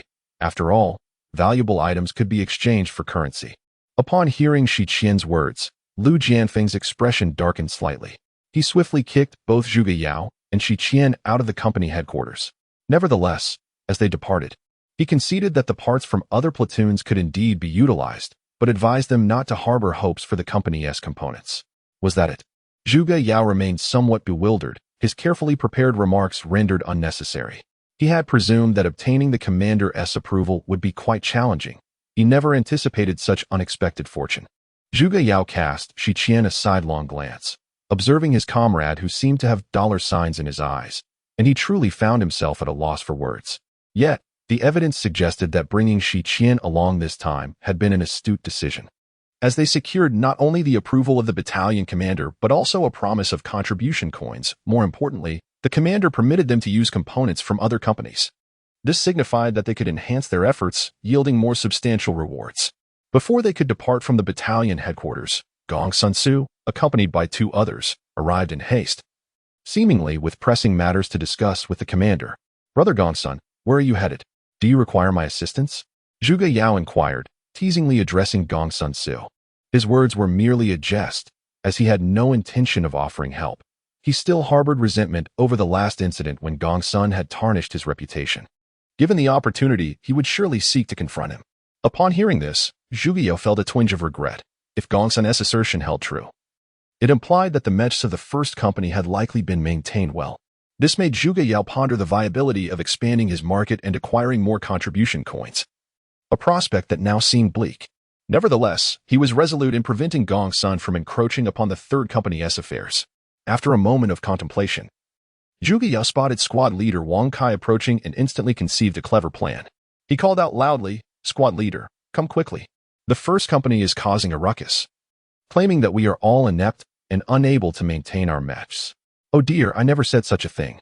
Zhuge Yao, do not slander me," Gong Sun Su exclaimed. His face flushed with agitation as he pointed an accusing finger at Zhuge Yao. Upon hearing Zhuge Yao's words, Wang Kai remained skeptical. His gaze then fell upon Gong Sun Su, who was pointing at Zhuge Yao, and he thought to himself, so this group from the 1st Battalion dares to bully those from the 3rd Battalion. They even have the audacity to stir trouble outside the camp, showing utter disdain for the members of the 3rd Battalion. Gritting his teeth and steeling his resolve, he decided there was nothing more to be said. He would confront them. Sensing the precariousness of the situation, Gong Sun Su quickly took flight, for he did not consider himself a match for the sergeant major. If he could not even withstand Zhuge Yao, the prospect of facing a sergeant major was utterly daunting. Fleeing seemed the most sensible course of action. The two others from the 1st Battalion, upon witnessing Gong Sun Su's retreat, followed suit without hesitation. Their hasty exit suggested that as long as class leader Wang Kai remained present, they would not dare to return. Of course, Wang Kai was no fool. Once his anger subsided, he too began to sense that something was amiss. However, Zhuge Yao, being quite adept at navigating social dynamics, promptly promised class leader Wang Kai that he would assist in upgrading his mecha without charging any contribution points. The mechas of the other battalions had seen little maintenance, which pained Zhuge Yao to witness.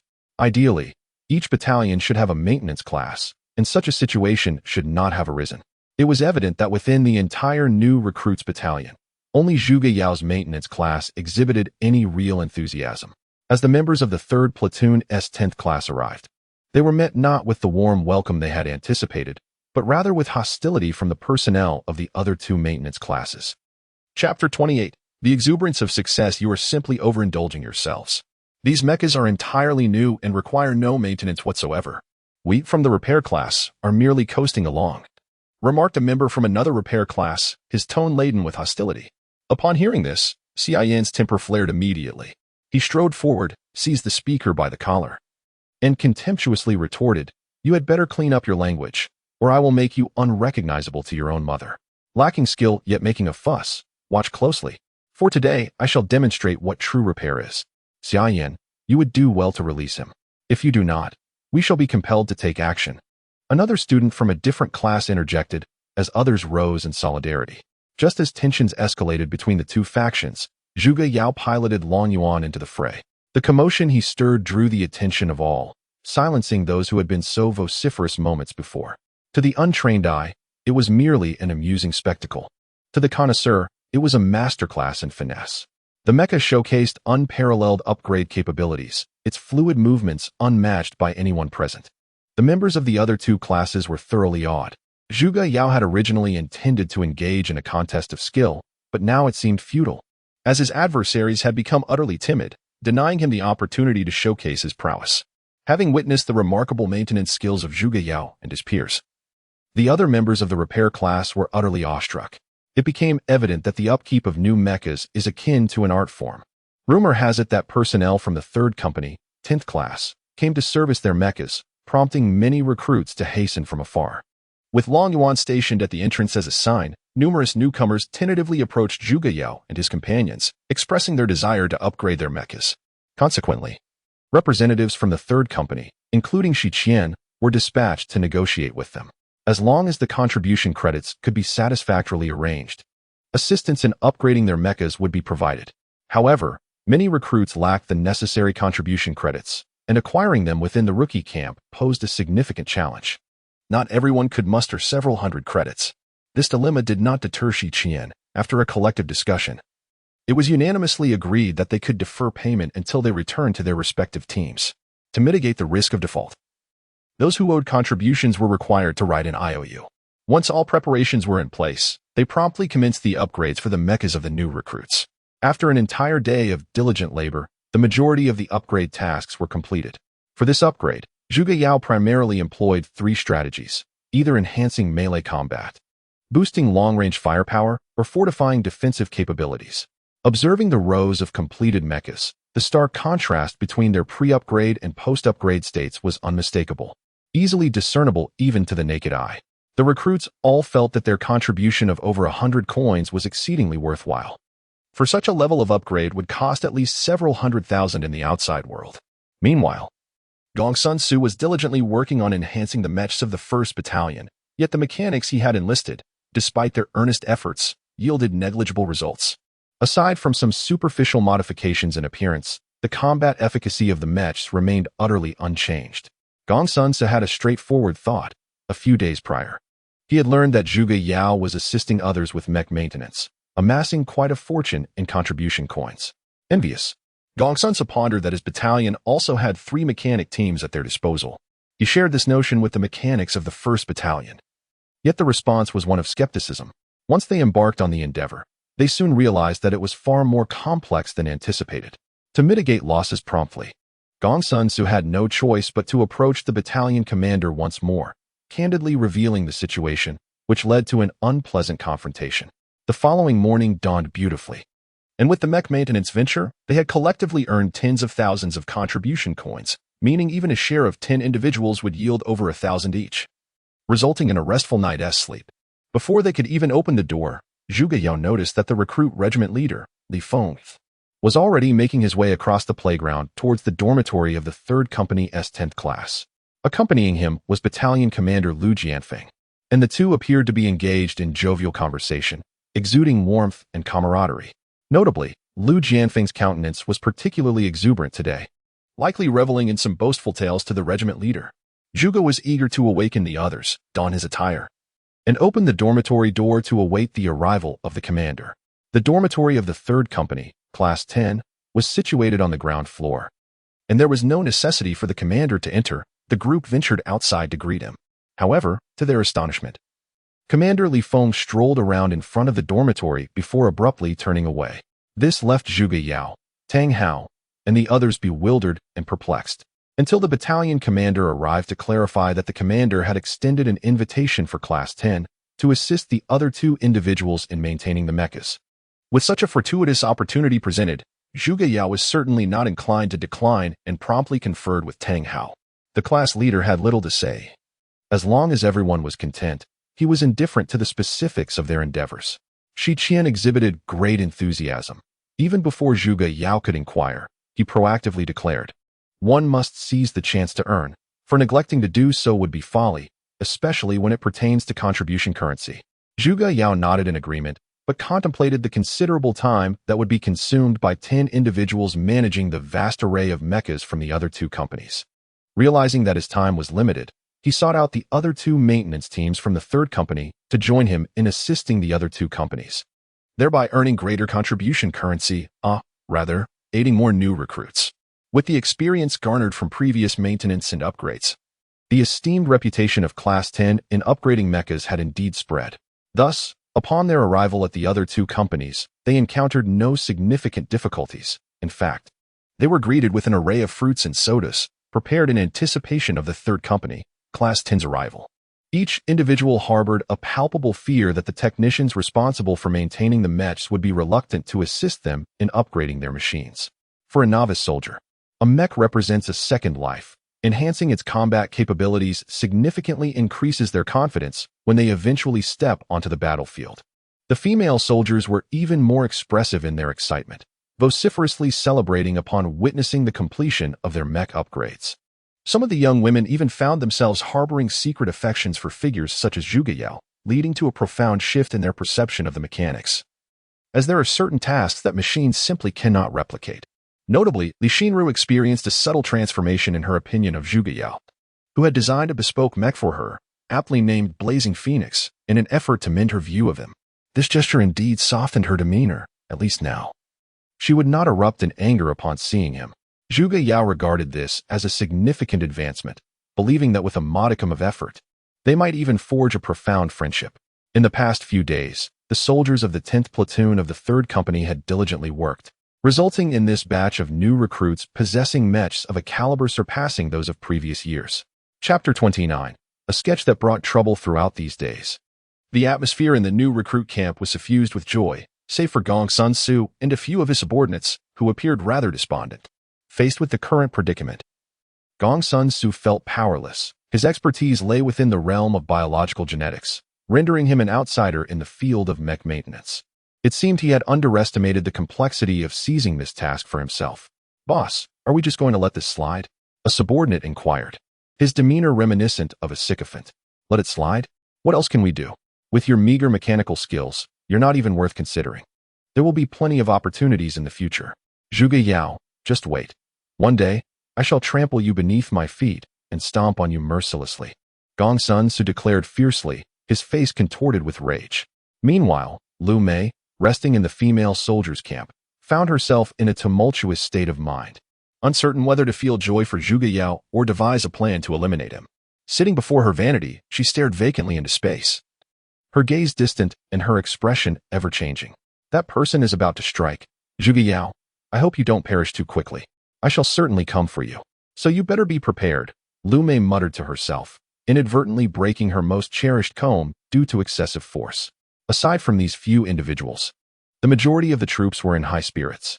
As a new recruit, possessing such formidable mech technology was exhilarating beyond belief, rendering sleep elusive.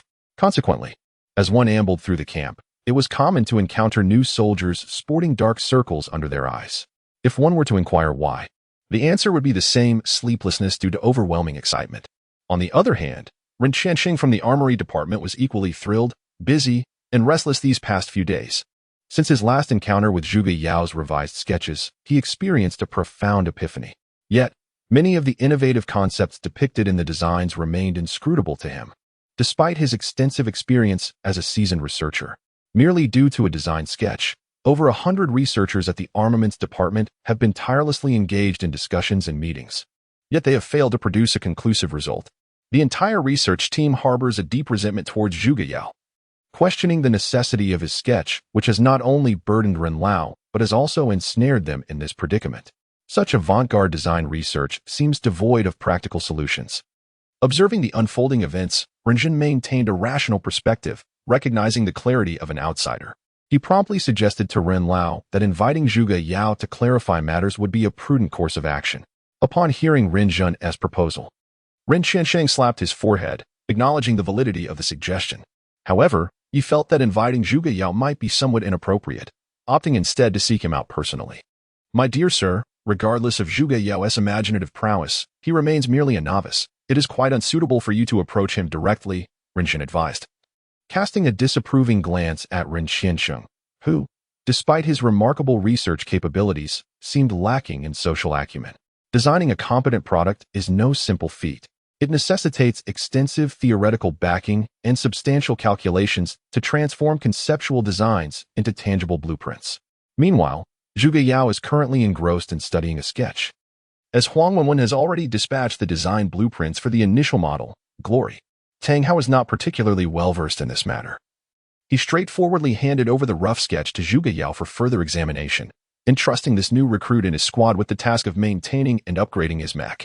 Over the past few days, Tang Hao had come to realize that the mechanical skills of this recruit surpassed his own. His responsibility was merely to care for these young individuals, as he found himself unable to contribute further. Particularly with this one named Zhuge Yao, his curiosity was piqued, prompting him to check the archives at the division's headquarters, where he discovered that Zhuge Yao is classified under 3 question marks, a top-secret individual. While Tang Hao felt a sense of relief, Zhuge Yao was burdened with concern, despite having some experience with the original model mech. Attempting to perform repairs and upgrades based solely on a design sketch proved to be quite challenging. After much contemplation, he found himself at a loss for a suitable solution until an idea struck him. Perhaps there was someone who could offer valuable insights. "Young Master Yao, another enchanting beauty has come to see you. You should step outside and greet her," exclaimed Lei Sin's voice, filled with excitement from outside the dormitory. "I am Renjin. Comrade Yao, might you spare a moment to chat with me?" Renjin entered the room without waiting for Zhuge Yao to greet her. The dormitory was merely a short walk from the playground. It seemed fortuitous that just when he was grappling with understanding the design sketch of the Glory Mech's original model, Ren Lao's daughter had arrived. There was no reason to decline her presence. "Welcome, welcome. A warm welcome," he exclaimed. "The dormitory is rather simple. Let us converse outside." Zhuge Yao carefully stowed away the sketch and approached with enthusiasm, walking earnestly out of the dormitory. Ren Zhun, a person of direct demeanor, immediately articulated her purpose for this execution upon stepping outside. Upon hearing her, Zhuge Yao felt it was a fortuitous moment and did not decline. Thus the two proceeded together to the armory. As he gazed upon the modest structure before him, Zhuge Yao experienced an inexplicable sensation, as if there lay an extraordinary essence within its ordinariness. The instant he crossed the threshold of the armory, he sensed over 100 pairs of eyes fixated upon him. It was a feeling of being loathed, one he was all too familiar with, as Gongsun so often regarded him with such disdain, as if he were responsible for the demise of his entire family. No matter how hard he pondered, he could not fathom that this animosity was incited by a mere sketch. With another sketch in hand, he could only speculate the commotion it would cause upon his arrival. It was certain to attract ire. Word had spread that Zhuge Yao had been summoned, prompting Ren Lao to set aside all his tasks and hurry to the reception room, eager to inquire about Zhuge Yao's visit. However, before he could utter a word, Zhuge Yao produced a piece of scrap paper and addressed Ren Lao. "Ren Lao, I possess a sketch of the original glory model and would like to consult you on a few queries, if you have a moment to spare." Chapter 30. The trouble caused by a sketch. But before he could finish his sentence, Ren Qianxing realized a troubling thought. Had he truly just heard the mention of the design blueprint for the original glory model? Surely, she could not have misheard. Was he jesting? Zhuge Yao gazed at the peculiar old man before him, feeling a sense of bewilderment as the latter abruptly stood there in a daze mid-conversation. However, out of a sense of gentlemanly decorum, he refrained from speaking and chose to wait in silence. Standing beside Ren Qianxing, Ren Jin seemed accustomed to this peculiar scene, remaining equally silent and poised behind him. Yet, at that moment, Ren Jin's gaze towards Zhuge Yao held a subtle shift. This young man was indeed exceptional. Merely presenting a sketch had provoked her esteemed elder into profound contemplation, an occurrence that had never transpired before. Ren Qianxing pointed at the sketch in Zhuge Yao's hand and inquired, "Is this the one?" Zhuge Yao instinctively nodded, then redirected his attention to the sketch held by Ren Qianxing, recognizing it with familiarity. Soon, a possibility dawned upon him. The reason this trustworthy individual had sought him out was likely to discuss certain inquiries regarding the sketch. The last time he visited to procure a chip, he had casually modified the schematic. To his surprise, the other party placed such importance on it, merely elevating the chip to a higher level. His mind brimmed with thoughts of more advanced and powerful chip designs, if he were to illustrate them all at once. He wondered if it would leave the other party utterly astounded. Zhuge Yao dismissed the thought, realizing that such an act would undoubtedly render him a subject of scrutiny, perhaps even a specimen for dissection in a laboratory.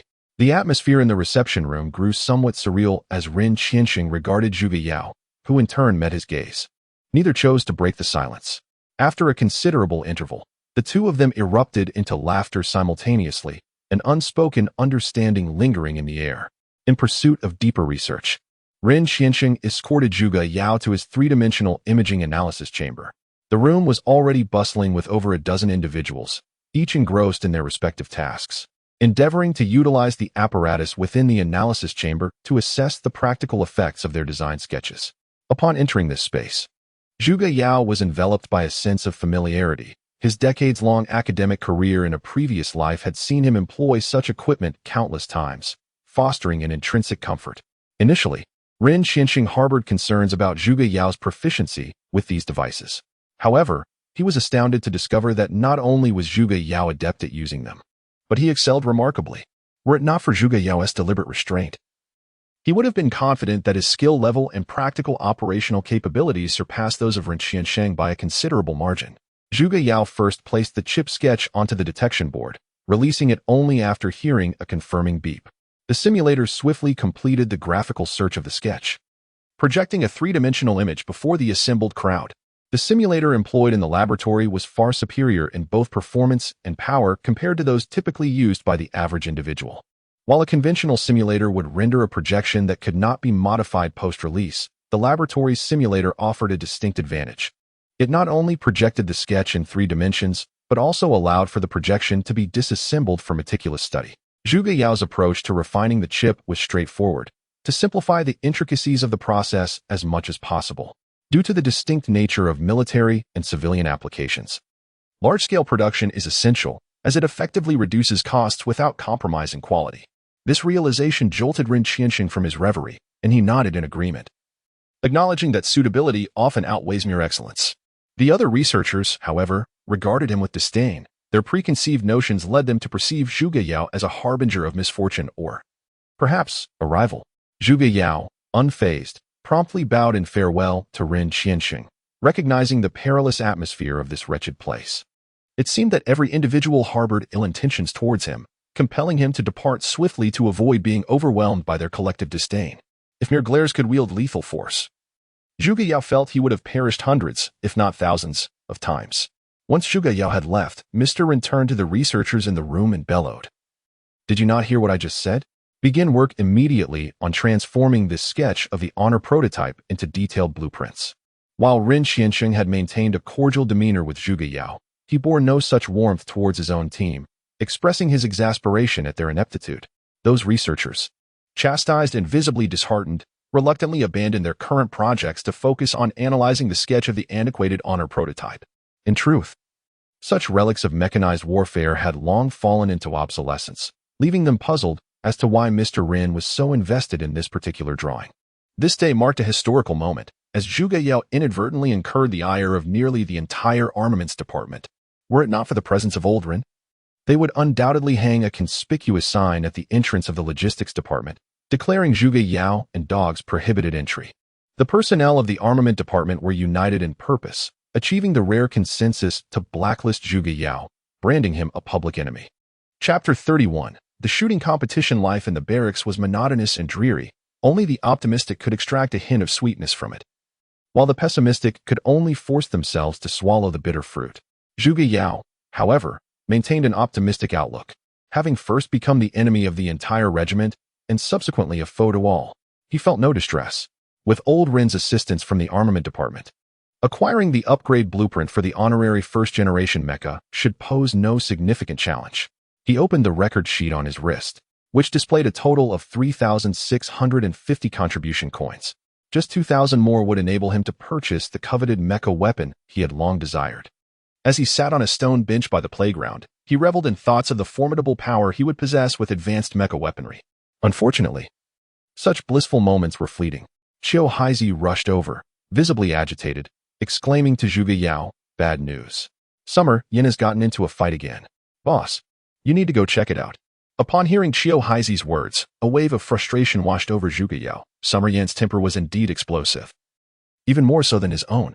Nevertheless, as a member of his squad, he felt compelled to investigate. At the number 1 mecha shooting training ground, Summer Yin was piloting his mecha, Dragon Flame, taking aim at distant targets. The shooting accuracy of Long Yin is exceptionally high, with each resounding gunshot. The targets across from him shatter one after another. He is currently utilizing explosive rounds, and with each discharge, the muzzle of his firearm emits a fierce jet of flame, creating a striking visual impact. Beside Long Yin stands another mech, equally engaged in targeting practice. This mech is adorned with a blue chassis and wields a rapid frost rifle. Its shooting precision is also remarkable, and with every shot fired, the targets before it become encased in ice, one after the other. Both combatants employ highly destructive ammunition, making it significantly more challenging to hit their intended marks compared to standard bullets. Yet, this does not seem to deter either of them. The ground is already littered with 2 rows of spent shell casings, yet no victor has emerged. Well done, Xia Yin, magnificent. The members of the 3rd Squad of the 10th Battalion cheer for Xia Yin. Excellent work, Morong Feishua, splendid. The members of the 3rd Squad of the 1st Company also rally in support of Morong Feishua. The atmosphere is fervent both on and off the training field. When Zhuge Yao accompanied Qiu Haizi to the first shooting range, he found himself momentarily taken aback. The ambience felt somewhat incongruous. Hadn't Xia Yin been in a conflict with someone else? What was unfolding now? Zhuge Yao cast a puzzled glance at Qiu Haizi, seeking a satisfactory explanation. But Qiu Haizi merely shrugged his shoulders and shook his head in resignation. This was undeniably a competition, and a peculiar sense of déjà vu washed over him. How familiar this scene appeared. He recalled that upon his arrival at the military camp, Xia Yin had similarly instigated him, only to engage in a competition for mech repairs. Having come to this realization, Zhuge Yao felt an overwhelming sense of ease. For after all, it was merely a competition. Losing would result in nothing more than a slight loss of face, which was hardly catastrophic. Thus, he casually settled onto a nearby bench, gazing into the distance to observe the match, occasionally joining the crowd in their cheers. Qiao Haizi deemed this display of emotion a waste. Next time when Xia Yin engaged in a skirmish with another, he would certainly be the first to applaud from the sidelines, as the competition was imminent and it was a sight worth witnessing. Xia Yin and Murong Feishue were engaged in a contest of fixed targets, finding it impossible to discern a victor. Consequently, they reached a consensus to shift to moving targets. The automation at shooting range 1 was impressively advanced. With just a few commands from Murong Feishue, the entire range's mechanisms responded, and soon 20 fixed targets were set in motion. This time, Long Yan's shooting accuracy remained commendable, with all 10 bullets striking true, 9 in the 10 ring and 1 in the 9 ring. Xia Yin was filled with exhilaration, envisioning the imminent deposit of 2,000 contribution coins. And he couldn't help but smile secretly, considering such a performance on moving targets to be rather impressive. Regrettably, his joy was short-lived. Murong Feishue's mech exhibited even greater shooting precision, with all 10 bullets finding their mark, achieving a flawless 10-ring score. The crowd erupted into enthusiastic applause, and it was evident why Murong Feishue held the top rank in the new recruit camp. Her design skills were formidable. Witnessing this scene, Xia Yan's spirits plummeted. Despite his diligent efforts, he found himself unable to surpass his opponent. A profound sense of indignation washed over him, yet there was no recourse. A loss was a loss. He was indeed a person who could accept defeat gracefully. In accordance with their pre-match agreement, he transferred 2,000 contribution coins to his opponent's account. After receiving the contribution coins, Murong Feishue did not hasten to leave. Instead, he remained seated in a tranquil manner, his eyes closed in contemplation. Observing this, a throng of girls around him erupted in shrieks, clamoring about wanting to bear his children. "It's no big deal. It was just one match," Zhuge Yao remarked. Noticing that Xia Yin appeared quite dejected, his words, rather than providing comfort, only seemed to exacerbate Xia Yan's gloom. With a pained expression, Xia Yin lamented, "It's fine to lose a match, but my 2,000 contribution coins are gone. How can I not feel heartache over that?" "Wait, are you saying that you and Murong Feishue not only had to compete for victory, but also placed bets before the match?"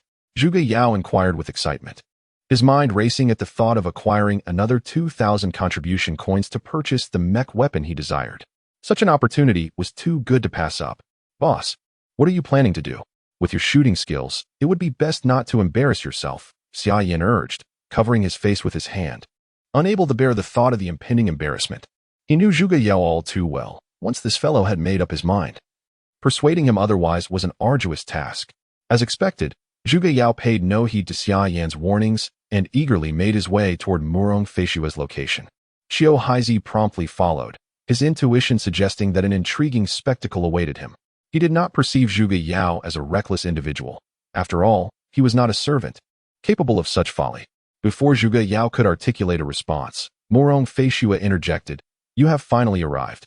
I have awaited your presence for quite some time. Were it not for the desire to compete against you, I would never have engaged in frivolity with that rascal Xia Yin. Have you come to avenge him? Excellent. I accept your challenge. What shall we wager?" Murong Feishue continued, expressing the fervent desire that had burgeoned within him since the last jungle simulation battle, an urge to measure his prowess against Zhuge Yao. Those around him had informed him that Zhuge Yao was a man of loyalty, and that any provocation towards Xia Yin would surely elicit a response. Although there were some misconceptions in his thinking, his objective had been realized. Zhuge Yao stood before him, ready to accept the challenge. 4,000 contribution coins. Let us compete in marksmanship, and the losing party must not evade their obligation, Zhuge Yao declared with a serious tone. It was not a matter of distrust towards Murong Feishue's character, but rather the sum of 4,000 contribution coins was exceedingly substantial for a newcomer. "Very well. I accept your terms. Should you manage to best me in marksmanship, I shall not only bestow upon you the 4,000 contribution coins, but also provide crucial intelligence." Murong Feishue replied with alacrity. For him, 4,000 contribution coins represented a significant amount, yet he brimmed with confidence, convinced that his marksmanship skills were of such caliber that defeat was inconceivable. "Well then, it is settled. We shall seal our pact with a high five." Zhuge Yao readily agreed. Raising his right hand without hesitation, Morong Feishue, however, chose to disregard him and walked towards her own mech. Zhuge Yao, feeling somewhat disheartened yet not angry, activated the multifunctional device on his wrist to summon the Lin Yuan mech. He was not accustomed to other mechs, and given his lackluster shooting skills, any disadvantage on the mech would pose a considerable challenge. The primary reason Zhuge Yao dared to accept Morong Feishue's challenge was the presence of the AI sprite, Xiao Huang, by his side. Although his marksmanship was abysmal, with Xiao Huang's assistance, achieving perfect accuracy was virtually guaranteed. Xia Yan, overwhelmed with emotion, felt that his leader truly cared for him, willing to take such a significant risk to confront the opponent once more, a chance for him to vent his frustrations. Little did he know, Zhuge Yao's motivation for challenging Morong Feishue was merely to earn contribution points. One could only wonder how he would react if he found out. Meanwhile, the fans of Morong Feishue, witnessing her ascend into the mech once again, erupted into enthusiastic cheers. Yet, Morong Feishue paid them no heed, as the cockpit closed. All sounds faded away. The Lin Yuan moved with remarkable speed, arriving at the first shooting training ground in no time. With a slight wave, Zhuge Yao was effortlessly received by the Lin Yuan, which placed him inside the cockpit. The onlookers, observing Zhuge Yao's apparent laziness, responded with a chorus of boos. However, Morong Feishue held a different perspective. The remarkable autonomy of the opposing mech was a testament to its extraordinary capabilities. Yet, a competition is fundamentally about individual shooting skills, not merely the performance of the mechs. While relying solely on automatic shooting may yield a commendable accuracy rate, achieving perfection necessitates manual adjustments of both the shooting angle and timing. Whoosh, whoosh, whoosh. The Lin Yuan mech fired first, unleashing a rapid barrage of 10 shots from its laser gun in a spectacular display. Zhuge Yao barely had to lift a finger, with just a few commands. The little yellow assistant adjusted the aim. As a sequence of bullets struck the bullseye, the sounds of impact resonated. Pop, pop, pop. A wave of astonishment swept through the crowd. How could this Zhuge Yao possess such exceptional shooting prowess? The female soldiers began to worry for Morong Feishue. If he slipped even slightly, their idealized hero might falter against this insufferable brat. Go, Morong Feishue. You are magnificent. They cheered, rallying behind their champion, believing it imperative not to lose faith in their idol. Morong Feishue did not disappoint them. The encouragement from the female soldiers seemed to bear fruit. He also unleashed 10 shots, all of which found their mark with precision. The moving target held an impressively high hit rate, leaving even Zhuge Yao somewhat in awe of Morong Feishue. It was important to note that the latter had no little yellow assistant to aid him. His success was solely attributed to his own skill. As they engaged in shooting at moving targets, the two could not determine a victor. Zhuge Yao took the initiative to send a message to Morong Feishue. Since we cannot distinguish a winner through moving targets, why not switch to shooting at orc projections?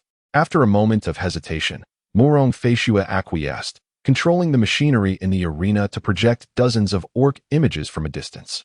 Each projection was connected to its own mech via a data line, ensuring that any successful hit on an orc projection would register a score on the screen. The ultimate victor would be the one with the highest score after all the orcs and their human counterparts were eliminated. Shooting at orc projections was indeed a part of the new recruit training curriculum, though they had yet to encounter this module. However, given their prodigious talents, it was likely that they had engaged in self-study, thus possessing some understanding of the rules. The opposing team faced 20 orcs, all of the lowest tier, werewolves, making them relatively easy targets. Furthermore, the projections posed no threat to the mechs. Their evasion was merely superior to that of stationary targets. Observing that the opposing team was composed entirely of orcs, Zhuge Yao concluded that Morong Feishue was an exceedingly fervent warrior. If she possessed even a modicum of compassion, she would not use orcs as targets, for they too were sentient beings, albeit with differing allegiances and technological advancements. This round saw Morong Feishue taking the first shot, perhaps to deliberately showcase her prowess. Each of her shots found their mark in the werewolves' heads, eliciting cheers and applause from the onlookers below. With 20 shots, Morong Feishue eradicated 20 werewolves. The screen before her displayed a perfect score of 200, indicating a surefire victory. Observing Morong Feishue's remarkable performance, Xia Yan felt a pang of anxiety for Zhuge Yao. Should he lose this round, 4,000 contribution coins would vanish. Qiu Haizi, confident in Zhuge Yao's abilities, lounged with a relaxed demeanor, eagerly anticipating the unfolding drama. Since their acquaintance, Zhuge Yao had conjured numerous miracles, It was implausible that this challenge would prove so simple. With this in mind, he adhered to the wisdom of his past life and issued an attack command, instructing the little yellow figure to aim for the heart. The Lin Yuan mecha swiftly sprang into action, unleashing another 20 shots that felled the 20 werewolves. Due to the limited space for the simulation, predicting the evasion patterns of the werewolves became a manageable task. Although Zhuge Yao's mecha attacks lacked the flamboyance of Murong Feishue's, they excelled in practical effectiveness. The rookie soldiers present were not naive. They found themselves unable to discern a clear victor, left only to await the final outcome in silence. After a considerable interval, the computer finally revealed its verdict. Zhuge Yao secured 400 points, precisely double Murong Feishue's 200. Their scores illuminated the twin screens outside the shooting range. The crowd could scarcely believe their eyes, while it was indeed commendable for Murong Feishue to achieve a perfect score of 200. The revelation that Zhuge Yao had amassed 400 points incited disbelief. I refuse to accept this. He must have cheated. How could anyone possibly attain 400 points in such a manner? The female soldiers voiced their discontent for Murong Feishue, believing that Zhuge Yao had either cheated or that there was a malfunction in the computer system. Sigh, I still cannot compare to you, Murong Feishue lamented, her tone devoid of energy. Suddenly, with a chime, Zhuge Yao noticed a notification on his multifunctional watch indicating a deposit of 4,000 contribution coins. He felt a twinge of guilt, pondering whether this could be construed as bullying a child, utilizing cheats, and drawing upon the experience from his past life. Chapter 33. The captain's subtle intentions in the training ground. A dozen searchlights focused intently on Lin Yuan. A massive steel pillar slowly ascended before him, subsequently dividing into two halves, revealing a weapon concealed within. The sudden transformation left the onlookers perplexed, and despite the stirring music, excitement eluded them. Only Murong Feishue remained fixated on Lin Yuan and the weapon that had materialized before him. The radiant gun! Zhuge Yao exclaimed in astonishment upon recognizing the legendary weapon that had been hidden away. Lin Yuan instinctively reached for it, and as his mechanical arm made contact with the radiant gun, it emitted a dazzling light that enveloped the entire training ground. The brilliance was so intense that the spectators were compelled to shield their eyes, and even Zhuge Yao had to avert his gaze, raising his hand to block the glare. Within the new recruit's headquarters, Li Feng's multifunctional watch responded to the summons of the radiant gun, also radiating a brilliant glow at that moment. He hurriedly lowered his head to take a look, and was immediately rendered speechless with astonishment. After more than a century, could it be that the fabled weapon was finally on the verge of awakening? Through the calculations of the minions, the database of the radiant spear was forcibly stabilized. The brilliance emanating from the radiant spear gradually diminished, ultimately returning to a state of tranquility. Zhuge Yao bent down to examine the data of the radiant spear, only to find it filled with question marks, revealing nothing. Before long, Li Feng arrived with a group of senior officers, guided by the indications of their watches. At the first shooting training ground, as they entered the training area, their attention was immediately drawn to the two display screens above, which exhibited the numbers 200 and 400. Shortly thereafter, they spotted the Lin Yuan mecha, along with the Lin Yuan mecha, wielding the radiant spear. Among the entire rookie battalion, Li Feng was the sole individual privy to the secrets of the new recruits' training camp. To prevent this information from spreading, he had deliberately issued a gag order to contain the matter as much as possible. Yang Fan, upon hearing Li Feng's consideration for him, joyfully grasped Li Feng's hand and exclaimed with excitement, "Old friend, you haven't forgotten about me, your comrade. Let us agree on this. Send me the battle plan, and let your assigned personnel meet at the Dragon Knight Camp's entrance tomorrow morning at 8. Once Yang Fan departed, Li Feng let out a gentle sigh of relief. As long as he could arrange for Zhuge Yao to be stationed outside the camp, this issue would soon pass. After all, the counterterrorism operation was merely a formality. They had conducted it 3 or 4 times already without a single terrorist appearing, posing no real danger. That night, the new recruits of the 3rd Company, 10th Squad, received a special notification from the regiment's headquarters, instructing them to operate their designated mechas and accompany the counterterrorism task force the following morning. This was the message conveyed by the headquarters, and Tang Hao, during the squad meeting, sought the recruits' thoughts on the matter. Upon hearing the news, the recruits found themselves at a loss for words, caught between excitement and a hint of trepidation. Zhuge Yao felt a personal connection to the situation, yet refrained from bringing it up in the meeting. Observing the silence among his comrades, Tang Hao took it as a tacit agreement and remarked, "Everyone, make sure to rest early tonight. Tomorrow at 8, We will gather at the camp gate to operate our mechas. The next morning, Zhuge Yao piloted his Lin Yuan and followed squad leader Tang Hao to the entrance of the Night Army's encampment. There, more than 30 mechas were already stationed. All of familiar models, their paintwork equally recognizable.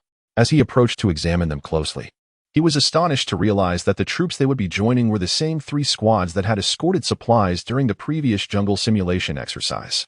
Before Zhuge Yao could speak, Yang Fan had already initiated communication, exclaiming, "Ah, it's you, little brother. I was just about to start withdrawing personnel, but seeing you here has changed my mind. Brother Yang, it's a pleasure to see you again. Truly a fortuitous encounter." Zhuge Yao replied with a wry smile. Contemplating the absurdity of sending a rookie squad on a counterterrorism mission, he could hardly fathom how the commander had conceived such an idea. Had it not been for Yang Fan's presence, he might have sought out the commander himself to voice his discontent. The 30 mechs simultaneously activated their thrusters, swiftly lifting off the ground and soaring into the lofty sky.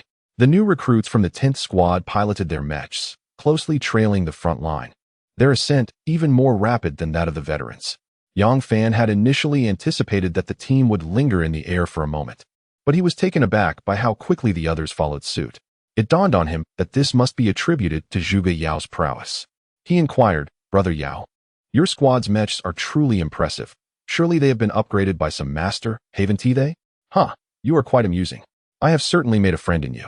Let us agree that once we complete our mission here, you shall assist me in upgrading my mech," Yang Fan replied with a hearty laugh, treating Zhuge Yao as if he were an old acquaintance. Those in the know might perceive this as the captain looking after the new recruits, while others might mistakenly believe that a scion of a high-ranking official was leveraging this mission for personal advancement. Strictly speaking, he was indeed the offspring of a high-ranking official, but he had not disclosed his identity. The captain would never engage in such favoritism on his behalf. Since pondering over it yielded no clarity, he decided to regard this outing as a leisurely excursion instead. Chapter 34. Participation in anti-terror operations. The ultimate destination of this operation was a small town called Jintian. After reaching the designated location, they would receive further instructions from their superiors regarding subsequent actions. Following orders, Zhuge Yao stepped forward alongside Lei Sun and Zhang Fan, forming a quintessential trio. Zhuge Yao's Lin Yuan focused on close combat, Lei Sun's Lei Shan emphasized defense, and Zhang Fan's Shengjian specialized in long-range strikes. 3 distinct types of mechas, when harmoniously coordinated, prove far more adept at responding to unforeseen circumstances than 3 mechas of the same kind, given the multitude of locations requiring assistance. The counterterrorism squad disperses into groups of 3, strategically positioned throughout various sites. Should any location come under attack, the Guardian present can issue a distress signal, prompting the remaining squads to converge, thereby encircling the threat. Thus, the trio sets off towards their designated location, with Zhuge Yao reviewing the mission details and affirming his next course of action. Intelligence from informants indicates a high probability of terrorists targeting the Jinlang hydroelectric power station, with either repelling or neutralizing them qualifying as mission success. "Young Master Yao, you've seen the mission details as well, haven't you? This is utterly tedious," Lei Sun remarked into the communicator, displaying a visage of ennui while whistling absent-mindedly. Zhuge Yao, however, dared not underestimate the situation, uncertain of the organization behind the impending threat, fervently hoping it was not the Scorpion. In his previous life, he had participated in similar counterterrorism operations, although the mission was ultimately successful. The cost to his team was substantial. The rapid expansion of the Dawn Empire had absorbed numerous smaller nations, and while their governments had surrendered, a significant number of extremists remained at large. Under the orchestration of malevolent forces, these individuals formed formidable terrorist organizations, with the Scorpion being among the most brutal. Its members were all individuals who had been thoroughly brainwashed into madness. Wherever they arrived, they invariably wrought devastation, with terrifying accounts of entire cities being annihilated. For those who have not witnessed it firsthand, it is nearly unimaginable what such a scene entails. Lei Yuan, pull yourself together. I have a foreboding sense that we may have drawn a dreadful lot this time, Zhuge Yao stated gravely, already inspecting the condition of the mecha, prepared for battle. Zhang Fan concurred with Zhuge Yao's sentiment, adding, "I share the same intuition.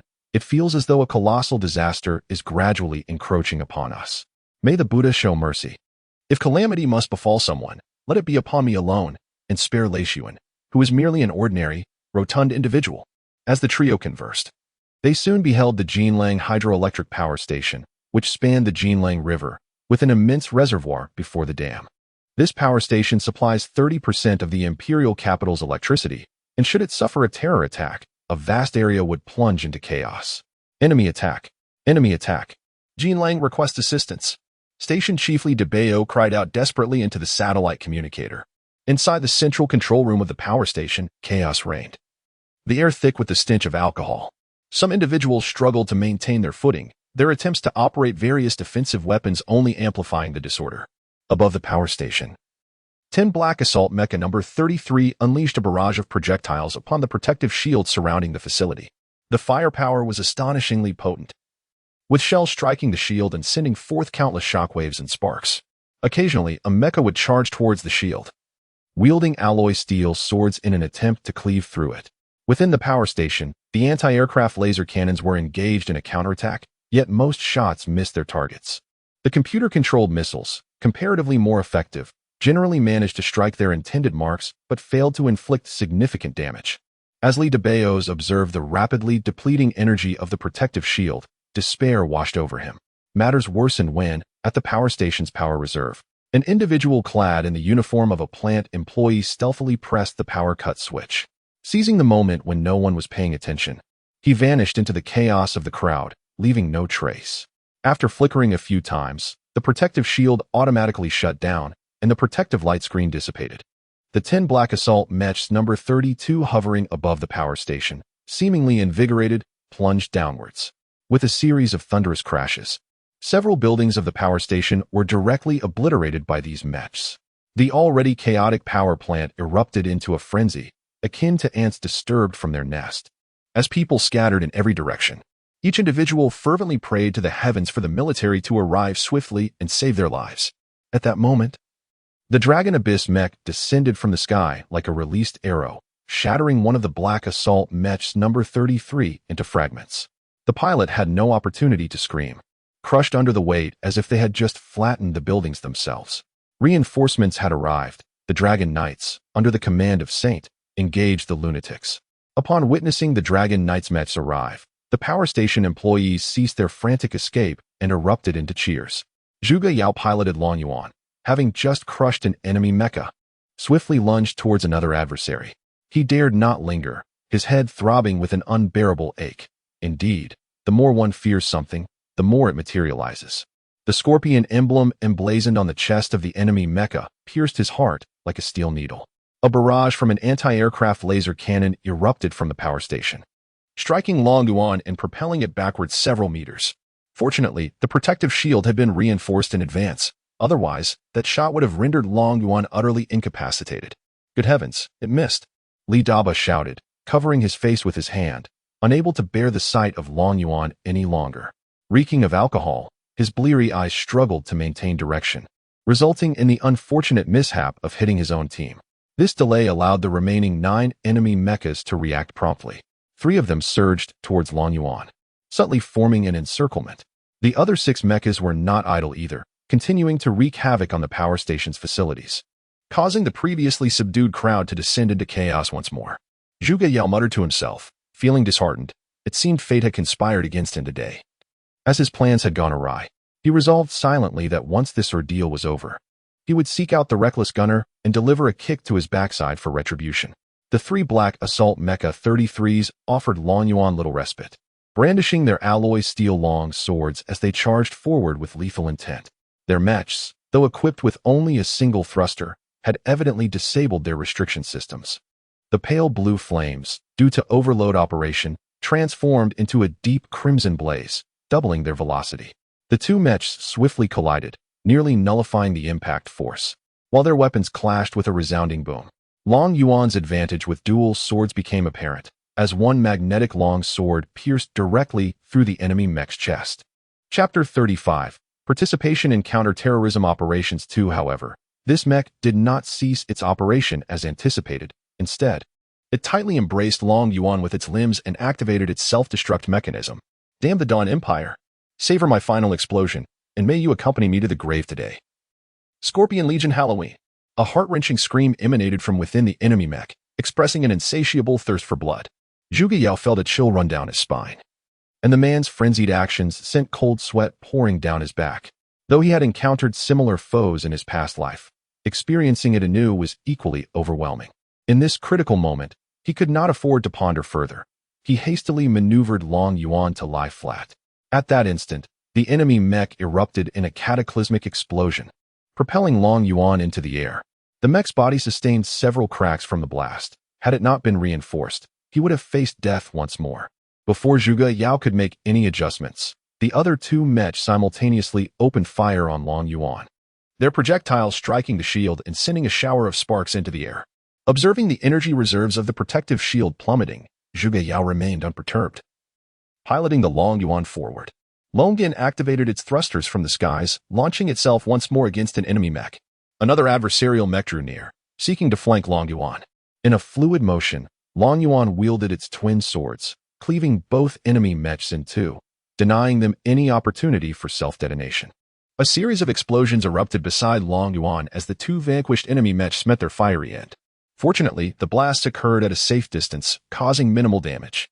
The commotion drew the attention of 7 other enemy mechs, which turned their guns towards Lin Yuan. Should they strike in unison? The feeble protective shield surrounding Lin Yuan would undoubtedly be shattered.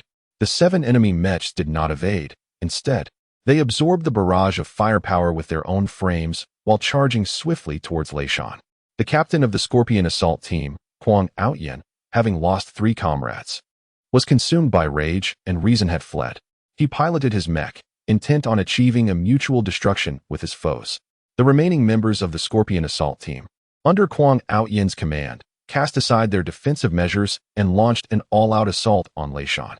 They harbored no fear of death, believing that fulfilling their mission rendered their demise meaningful. They did not see themselves as terrorists, but as soldiers, destined to meet their end like warriors.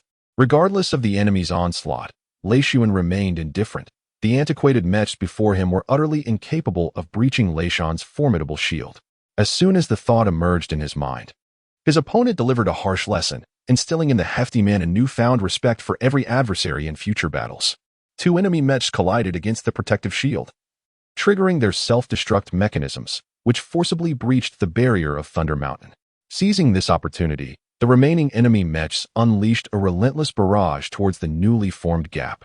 Countless shells pounded against Thunder Mountain's tower shield, causing the mech to tremble violently. Zhang Fan, you rascal, open fire quickly. If you delay, I shall be done for. Thunderbolt urgently shouted into the communicator, unable to maneuver Thunder Mountain away due to the fragile dragon abyss still behind them, forcing him to brace himself and continue to withstand the onslaught. Whoosh, whoosh, whoosh.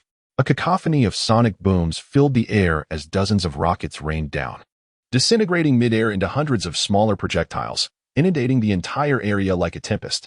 The remaining 5 mechs of the Scorpion assault squad were obliterated by the rocket fire, leaving only the arrogant Tian, who transformed into a rat man, burrowing underground to narrowly escape with his life. Although Thunder Mountain was within the range of the rocket attack, its protective shield managed to intercept all incoming projectiles. However, the shield's energy reserves dwindled below 20% due to this assault. Zhang Fan, you fool. Do you not understand the importance of aiming before firing? My Thunder Mountain nearly met its demise. Thunderbolt shouted frantically into the communicator, his concern for his energy levels palpable. If they encountered further enemies, trouble would surely follow. Nearby, the sacred arrow had created several large craters, and Dragon Abyss, having lost its footing, had just now emerged from one of them. As soon as he emerged from the crater, Zhuge Yao heard the alarm blaring within the cockpit. He quickly lowered his head to inspect the radar imaging display, his eyes widening in disbelief at the sight before him.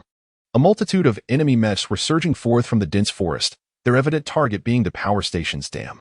Zhuge Yao counted briefly, realizing that there were likely hundreds of enemy mechs, a daunting prospect indeed.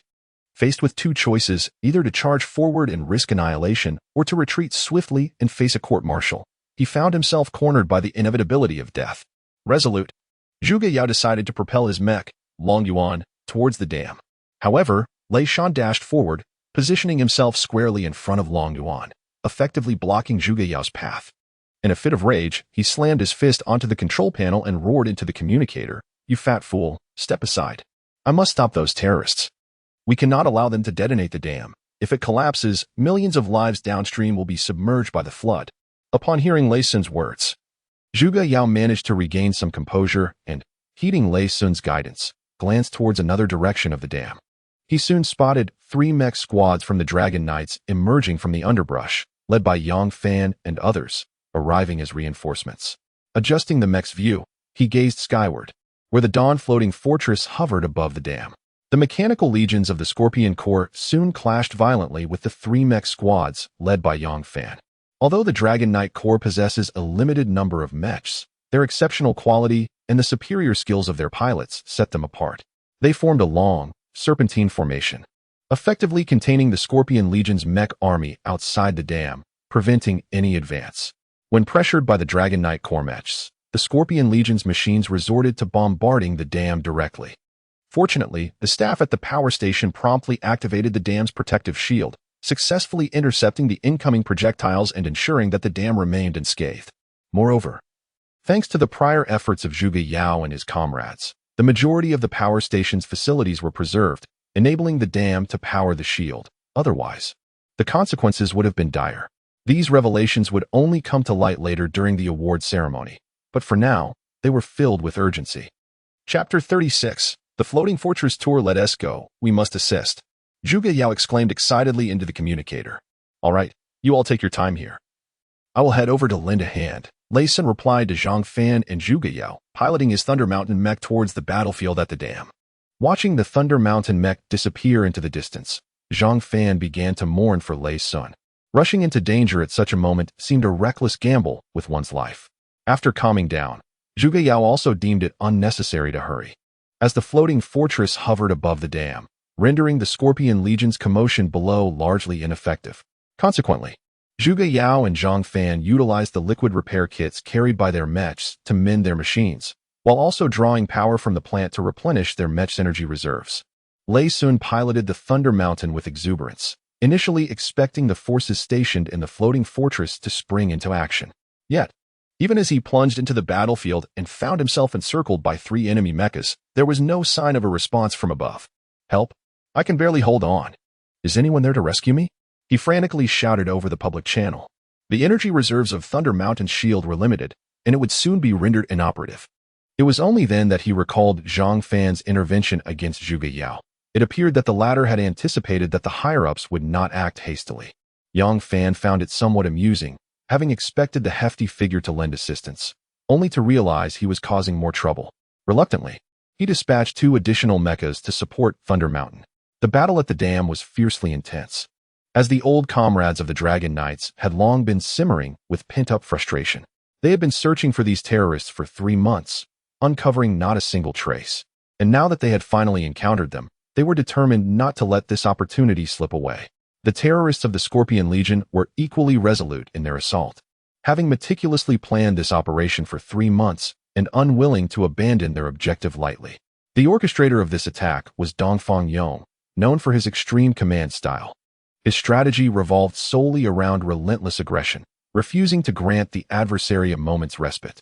He aimed to deploy a greater number of mechas into the fray, intent on demolishing the dam to ensure the world was aware of their existence.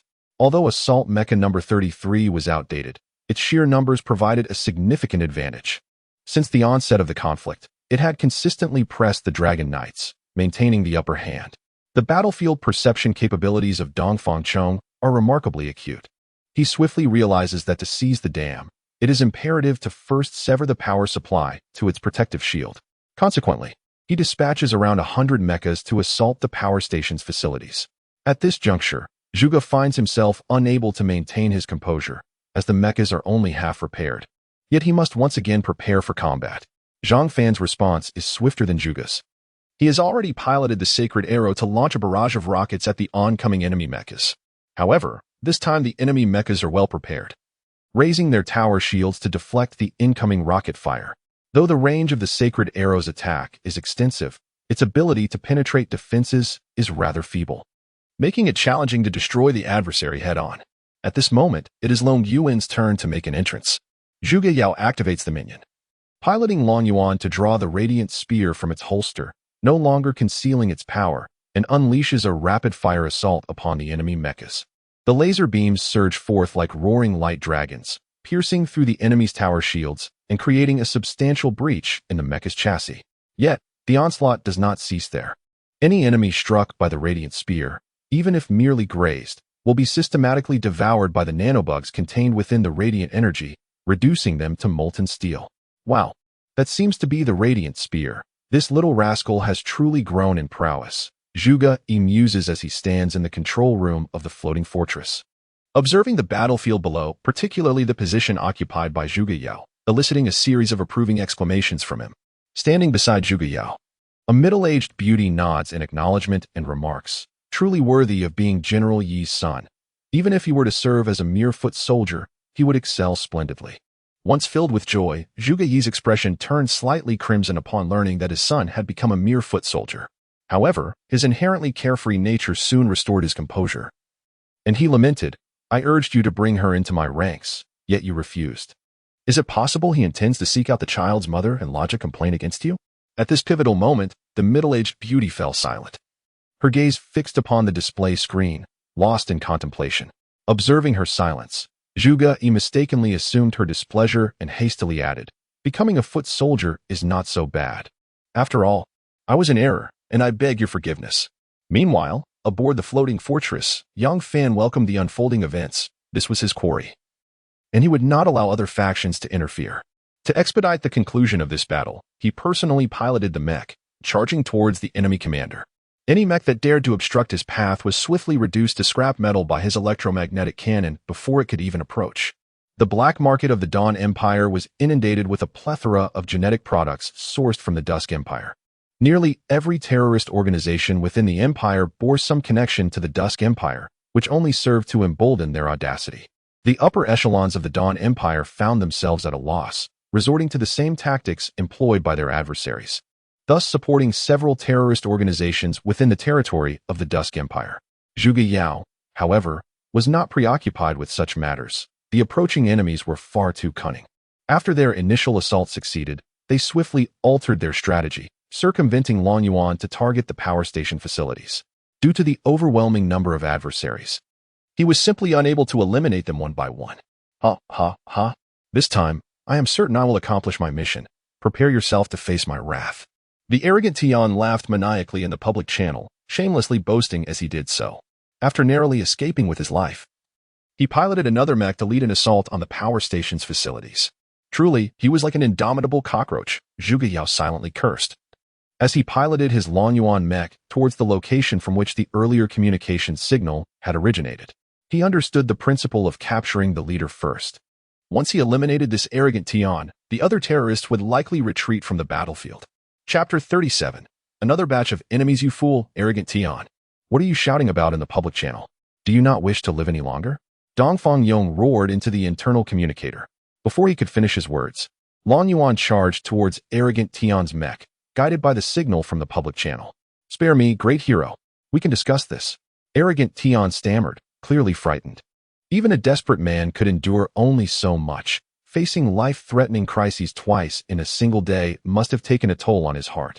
A squadron of 30 assault mech number 44s traversed through the rocky thicket, circumventing the Dragon Knight Brigade's blockades, and suddenly launched an attack on the side of the power station's facilities.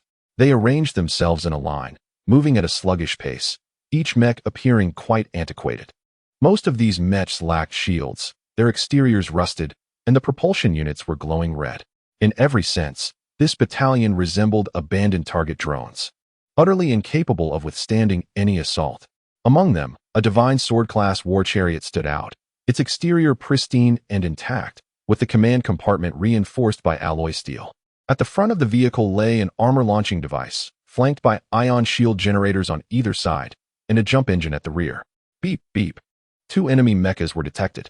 The foremost was a reconnaissance mecha, its shell in a state of severe disrepair, producing a clattering sound as it moved. It transmitted a signal to the command chariot, reporting 2 powerful signals and requesting further instructions. This reconnaissance unit, unable to withstand the intense energy ahead, was compelled to halt its advance, awaiting reinforcement from subsequent troops. The Scorpion Battalion comprised 5 supply mechas, for guard mechas, and 20 reconnaissance mechas. Upon spotting the enemy forces ahead, Each unit ceased its forward movement, too apprehensive to advance even a step further. Consider yourself fortunate. I shall not engage with you any longer, Zhuge Yao remarked with exasperation, initially intending to eliminate the enemy commander, only to be confronted with additional foes. Lin Yuan delivered a powerful kick, sending the opposing mecha flying, while simultaneously activating his propulsion system to retreat swiftly. Communications officer ascertained the situation. Commanded a silver-haired youth at the helm of the divine sword-class war chariot, rising casually to his feet. Captain, come quickly. The radar is detecting intense electromagnetic activity. The communications officer urgently called out, trembling as he analyzed the data on the instruments. The silver-haired youth glanced at the communications officer's demeanor, furrowed his brow, and let out a soft sigh. He raised his left hand and gestured forward, causing two three-dimensional projections to materialize. A floating fortress captured the eye. Emblazoned with a dragon sword emblem, unmistakably belonging to the Dragon Sword Legion of the Dawn Empire. Another projection displayed a formidable squadron of mechas, each adorned with a dragon line insignia, unmistakably representing the elite Dragon Knight Legion of the Dawn Empire. Commander Bai, enemies detected ahead. They are attacking our mechas. Immediate support is required, communicated a nearby guardian mecha to the silver-haired youth in the battle vehicle. This projection of a humanoid clad in azure hovered anxiously to the right of the silver-haired boy. The youth, displaying a hint of impatience, waved his hand forward, silencing the anxious figure at once. So this is the mecha of the arrogant sky. How intriguing, the silver-haired boy thought, his eyes sparkling with excitement. Excellent. They dare to issue a challenge. Commander Bai smiled faintly, continuing to muse. The people of the Dawn Empire have grown quite bold, attempting to eliminate the upper echelons of the scorpions in my presence. Yet, they possess some skill to pursue arrogant sky. How fascinating. Stepping forward, Commander Bai gestured again with his right hand, issuing commands to the leading reconnaissance mecha. The pilot of the shabby scout mecha turned pale with fright, trembling uncontrollably.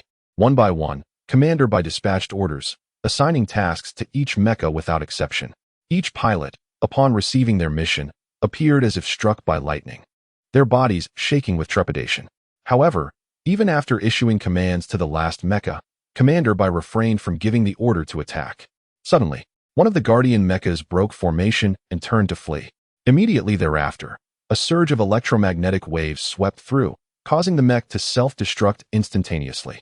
The remaining mechs, witnessing this spectacle, were filled with terror, as though they had plunged into an icy abyss. They were merely ordinary civilians, abducted by the Scorpion Legion, possessing a feeble will to fight. Commander Bai gestured to the communications officer before him, prompting the terrorists to spring into action. They issued urgent commands to the front-line mechs, instructing them to advance and conduct exploratory attacks.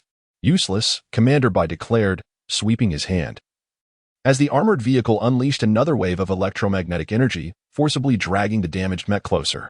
Awaiting them was the judgment of the Scorpion Legion and the prospect of a long, arduous servitude.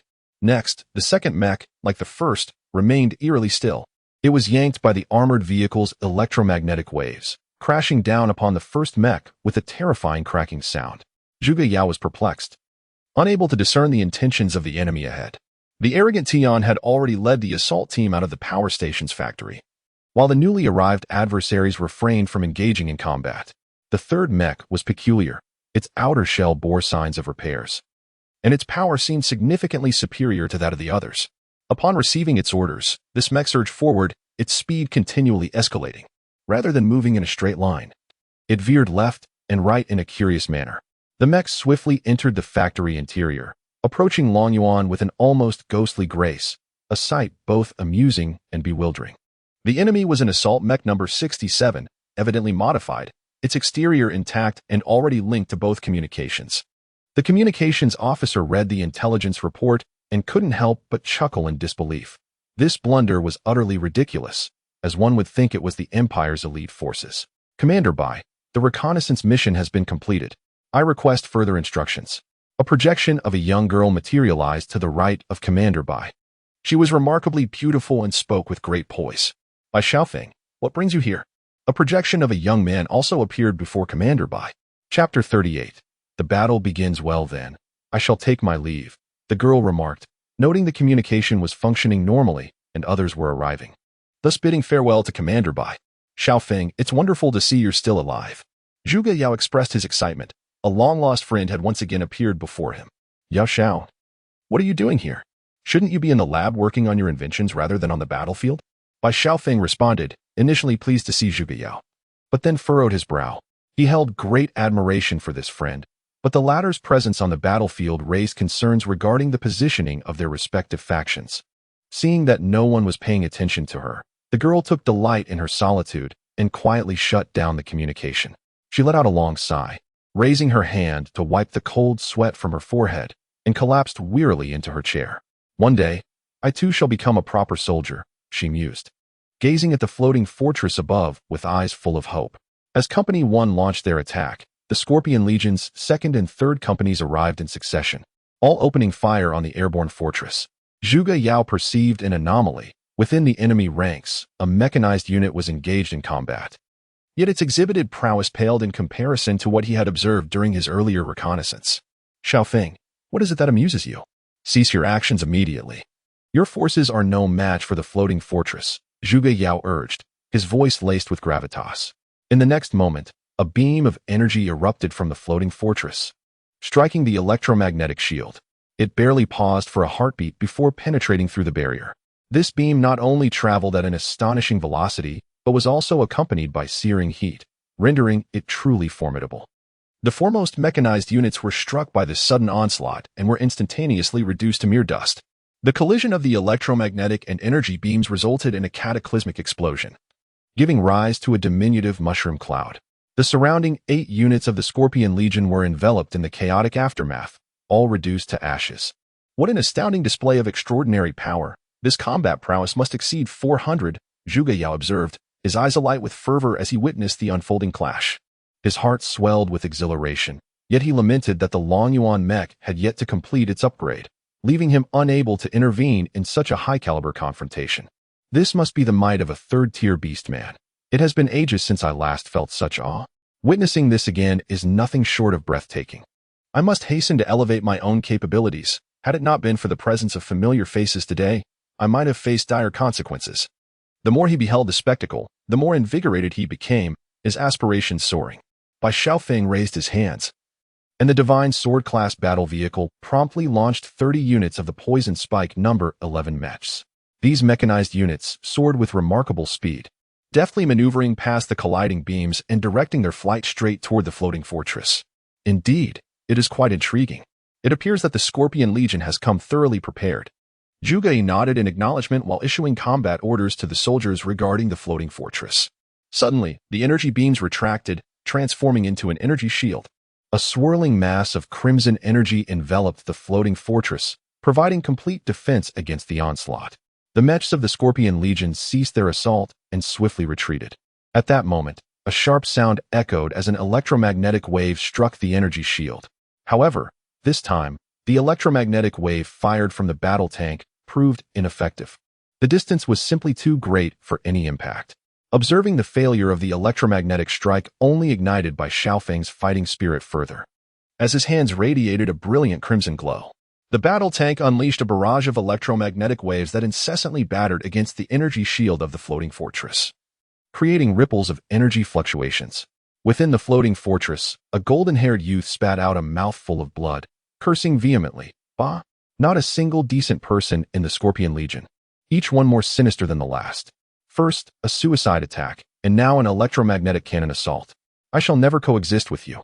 The floating fortress emitted a tethering beam, forcibly connecting with Lin Yuan and Jintian, drawing them up directly. Zhuge Yi, concerned for Zhuge Yao's safety beneath the factory, disregarded military regulations and took in Zhuge Yao and Zhang Fan.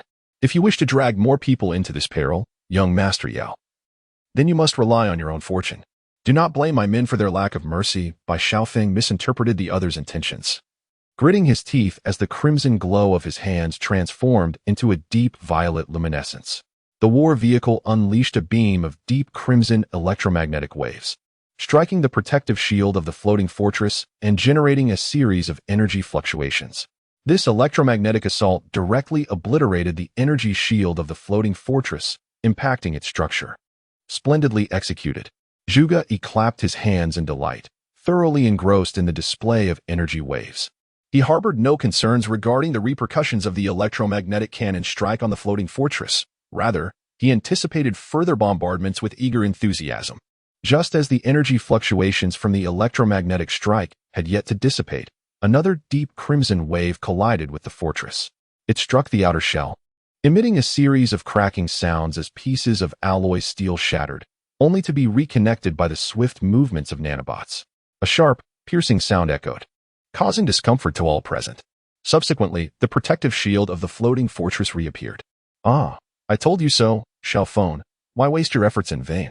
Zhuge Yao sighed helplessly into the communicator, contemplating the enemy mechs relentlessly firing at the fortress. He was not alone in his sentiments. Bai Xiaofeng also felt regretful at the formidable strength of their adversaries. According to his estimations, it would take at least half a day to determine the victor. The wind is not favorable. Retreat. Bai Xiaofeng coldly remarked, commanding a multitude of troops to once again vanish into the dense forest, leaving no trace behind. Within the command room of the floating fortress, a middle-aged woman inquired of Zhuge Yi, "Will you not pursue them?" Meanwhile, Zhang Fan inexplicably produced a talisman to ward off demons, plastering it across the cockpit. The advanced technology of the traction beam was something he had never encountered before. He initially suspected some supernatural entity was at play. In Chapter 39, the system sprite upgrade, Zhuge Yao was disinterested in anything else, for the little yellow figure had leveled up. Although this system sprite was merely a replica, its assistance was immensely beneficial. "From now on, you shall be called Little Dodo," Zhuge Yao murmured to the system sprite. Upon hearing the commotion, Zhang Fan, who had just descended from his mecha, hurried over and inquired with curiosity, "What fascinating discovery have you made? You appear so exhilarated. Surely the heavens have favored you." Inside the floating fortress cabin, soldiers were diligently engaged in their tasks, mechanics repairing mechas, vehicles transporting ammunition, each activity manifesting the bustling atmosphere. However, Zhuge Yao and Zhang Fan stood off to the side, engrossed in conversation, creating a stark contrast to the surrounding flurry of activity. Once their tasks were completed, Zhuge Yi eagerly sought out his beloved son. Upon entering the cabin, he immediately spotted the two of them, standing out like a pair of roosters amidst a flock of cranes. Observing Zhuge Yao and Zhang Fan deep in animated discussion piqued Zhuge Yi's curiosity, prompting him to slow his pace. Zhuge Yao pointed to Little Dodo on his wristwatch and explained to Zhang Fan, "This is a system sprite. It can assist you in controlling your mecha and possesses independent cognitive abilities." Zhang Fan clasped his hands together and, with a tone of utmost reverence, declared, "This is truly remarkable. Do you have any spare ones? I would love to have one as well." "Alas, I do not. I too have benefited from another's generosity. And I sincerely apologize," Zhuge Yao replied. Zhuge Yao hastily shook his head, mimicking Zhang Fan's demeanor, clasping his hands together with a countenance full of reverence. This gesture rendered their conversation lifeless, prompting Zhuge Yi to step forth from behind, gently clearing his throat to draw the attention of the two in front of him. Noticing the arrival of a general, Zhang Fan quickly raised his hand in salute and proactively spoke, "Greetings, Commander. Private First Class reporting to you." Upon witnessing Zhuge Yao's reckless behavior, Zhang Fan's expression turned pale with alarm. He was acutely aware of Zhuge Yao's impulsive nature. A mere disagreement could lead to violence, and the repercussions of assaulting a figure of such rank would be dire. The more he contemplated the potential consequences, the more anxious he became, prompting him to tug at Zhuge Yao's sleeve in a bid to caution him about his conduct. Zhuge Yao, however, impatiently shrugged off Zhang Fan's hand, retorting, "Aren't you supposed to be dead? What brings you to see me instead of continuing your revelries?" This remark shattered Zhang Fan's composure. He quickly clasped his hands together, silently reciting Buddhist scriptures, hoping for a miracle to unfold. "I care not for such accolades," Zhuge Yao declared stubbornly, despite his inner conflict. Casting a glare at Zhuge Yi to convey his displeasure, "I know you are indifferent to these rewards, and our family does not lack for such trifles.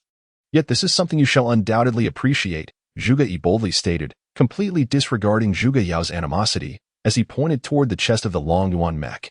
As Zhuge Yao and Zhang Fan heard Zhuge Yi's words, a sense of curiosity enveloped them. They followed Zhuge Yi's gaze and discovered 2 small moons and 3 little red stars adorning the right chest of the Lin Yuan mech. During this counter-terrorism operation, you have dispatched a total of 23 enemies. These symbols serve as the finest testament to your valor. The moon signifies the slaying of 10 foes, While the stars denote the conquest of a single adversary, rest assured, your achievements have not been understated, for I have been observing from the floating fortress. Zhuge Yi proclaimed with a face full of pride, as if all these enemies had fallen by his own hand. His aspirations for his son were evident, even to the soldiers passing by. It was at this moment that Zhang Fan finally comprehended why Zhuge Yao dared to be so audacious before the general. It was clear that these two were father and son. No wonder they bore such a striking resemblance, though their temperaments diverged greatly, leading to potential misunderstandings. After a brief exchange of pleasantries, Zhuge Yi activated the spatial jump device within the floating fortress, forcefully transporting Lin Yuan and Jintian above the Dragon Knight military camp. However, before they could commence the upgrade of the mech, the wound previously inflicted by a werewolf began to throb once more. This time, the pain surged with greater intensity and suddenness. Zhuge Yao clutched the wounded area with one hand, writhing on the ground in agony, stirring a cloud of dust within the warehouse. The recurrence of the old injury, which had only caused mild discomfort before, now escalated into an unrelenting torment, intensifying rather than subsiding. He yearned to approach the medical kit within the warehouse, yet not only did he find it impossible to move, even the objects before his eyes began to blur. Suddenly, a voice resonated, and Zhuge Yao collapsed onto the cold floor. This sensation was eerily familiar, reminiscent of the moments preceding his demise in a past life. The pain in his body dissipated, and before him lay an expanse of void, as if he were ensnared within a black hole, devoid of any glimmer of light. He heard Lei Sun calling out from within, and class leader Tang Hao rushed in from outside, briefly assessing Zhuge Yao's condition before swiftly lifting him and heading towards the infirmary. In Chapter 40, the outburst of Little Dao Du, within the new recruits service area of the Rini Group S hospital, in a designated first-class ward, Zhuge Yao felt the surrounding sounds gradually diminish. A surge of electromagnetic energy coursed through his body, enhancing his control over it. He sensed himself in another realm, where approximately 100 magical beasts and beastmen were fiercely attacking the city of the Dawn Empire. His own side had also formed a team, launching a surprise assault, and the warriors erupted in cheers, finally liberated from peril. Commander Yao is truly formidable. Commander Yao is magnificent, a soldier shouted, his voice broadcasting through the public communication system to the entire legion. Other members of the legion joined in the chorus, their jubilant cries echoing in every corner. The tide of battle shifted in their favor, yet Zhuge Yao felt no joy, an inexplicable unease gnawing at his heart. The relentless fighting seemed to stretch on infinitely. Could it be that he was merely dreaming? Zhuge Yao jolted awake from the dream, cold sweat soaking his back, breath coming in ragged gasps. A youthful maiden lingered by the bedside, her head resting upon the quilt in slumber. Li Xinru was utterly exhausted, having devoted herself tirelessly to the care of Zhuge Yao, remaining awake for 3 consecutive days and nights without a moment's rest. Not even the sound of Zhuge Yao's call could rouse her, though it did cause her to furrow her brow slightly. After a considerable time, Zhuge Yao managed to regain his composure, gradually calming himself. He soon realized that the events of the past might have merely been a dream, or perhaps echoes from a previous life. The memories had grown somewhat hazy. Perhaps this was the aftermath of rebirth. Images of beasts, beastmen, and terrorists intermittently flickered through Zhuge Yao's mind, as if they had truly transpired. He extended his hands toward a distant stainless steel cup, attempting to manipulate it with his thoughts. A resonant hum filled the air. The cup stirred, levitating effortlessly in response to Zhuge Yao's will. Is this real? Zhuge Yao could scarcely believe it. Not long ago, he had been a renowned scientific prodigy. Yet, gazing at the cup in his grasp, he swiftly embraced the truth, followed by an overwhelming joy. He flung aside the quilt, disregarding his attire, and dashed out of the hospital like the wind. Li Xinru, who had been by the bed, tumbled to the floor as she awakened from her dreams. In a heartbeat, she noticed that the patient had vanished. Simultaneously, within a certain estate, Zhuge Qingyan received word from the hospital. He was informed that his grandson's condition had suddenly improved and that he had just departed the hospital alone. Descending to the first floor, he activated the supercomputer and awakened Shadow Do, urgently requesting, "Please assist me in investigating the recent activities of the beastmen of the Dusk Empire." By accessing the military intranet, one can swiftly locate any information. Unfortunately, the access permissions are insufficient, preventing the system from operating autonomously, necessitating manual issuance of critical commands. Zhuge Yao typed 3 keywords: Warcraft, Warcraft race, and ability user, prompting the small assistant, Dodo, to spring into action. Her data collection speed was astonishing, within less than a minute. The screen displayed 100,000 pieces of information. The data included not only civilian intelligence but also internal documents from the Dragon Knight Legion. Zhuge Yao remained uncertain whether the events from his dreams were indeed real. During the brief interlude, while Do sifted through the information, he reached out to acquaintances in society to request access to classified internal documents. Lu Fuqing, a member of the Sword of the Dragon, promptly approved Zhuge Yao's request upon receiving his call. They were good friends, both passionate about scientific research and pioneering new realms of advanced technology. Master, the data filtering is complete. Please indicate the next course of action. With a soft chime, Do concluded the search task, prompting Zhuge Yao to review the findings. The documents from the civilian sector, the Sword of the Dragon, and the military concerning the 3 pivotal keywords yielded only a scant few crucial entries. Zhuge Yao gasped softly. This situation was decidedly unusual. Typically, even when searching for ghost-related keywords, one could amass hundreds of entries, complete with images and videos. This time, despite utilizing military privileges, the results fell short of expectations, casting doubt upon the integrity of the information. He instructed Do to decrypt the data, urging her to delve deeper into the truth. The collected information was then transformed into visual representations projected before Zhuge Yao. The image is divided into several small polyhedral segments, which are continuously separating and recombining to form various objects. Meanwhile, Zhuge Yao has activated another supercomputer to assist Xiao Do in calculations. Xiao Do can be utilized to control machinery, possessing not only ultra-long-range capabilities, but also the ability to simultaneously manage multiple targets. This system is quite formidable, equipped with decryption functions that allow it to seize control of any inferior robot directly. Thus, it is Zhuge Yao's trump card, if Xiao Do can continue to evolve. Most challenges can be addressed. However, the cost is substantial, requiring a significant amount of electrical energy, and it carries the risk of backlash. With the aid of another supercomputer, Xiao Do swiftly connects to the Deep Space Probe satellite, commandeering its control. This ability is potent, enabling Zhuge Yao to gain a deeper understanding of his adversaries and provide assistance to allies. Zhuge Yao manipulates the Deep Space satellite, entering names such as beasts, beastmen, and terrorists, initiating a comprehensive search.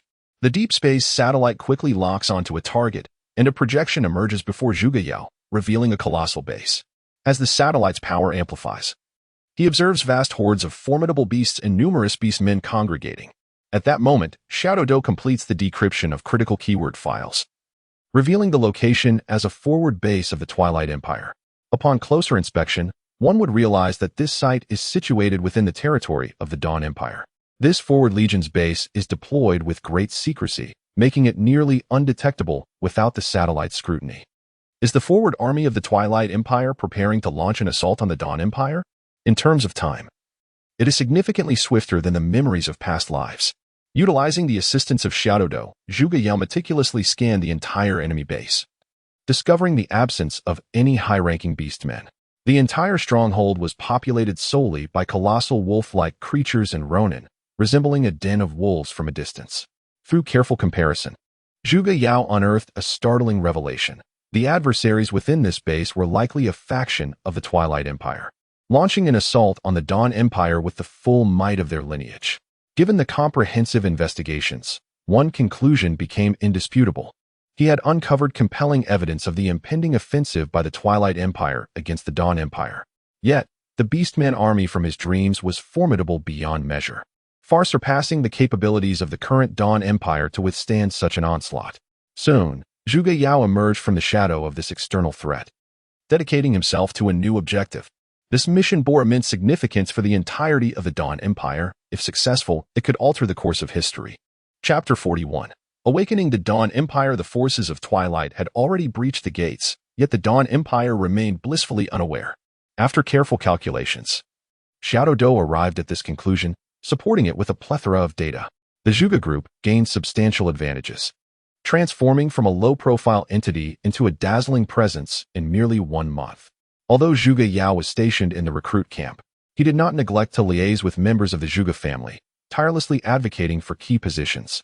With each generation of the Zhuge lineage, at least 10 individuals typically enlisted in the military, making this endeavor relatively straightforward. The lunar military colony stands as the earliest extraterrestrial settlement, established through the collaborative investments of the Longhang Group and several hundred other entities. Its primary purpose is to provide supplies and serve as a transit platform for extraterrestrial colonization. The military colony in the alien mining zone represents the sole successful pilot project for off-world extraction, independently mobilized by the Imperial Li family. Its main objective is to mine a novel and special metal known as black ice, renowned for its remarkable self-repairing properties. However, despite these efforts, only a fraction of the challenges has been addressed. The Twilight Empire continues its relentless assaults, having even infiltrated the internal territories of the Dawn Empire, leading to numerous complications. For instance, various international economic initiatives, such as the Deep Space Colony, the Solar System Colony, and the Shattered Star Colony, have all been meddled with by the Twilight Empire.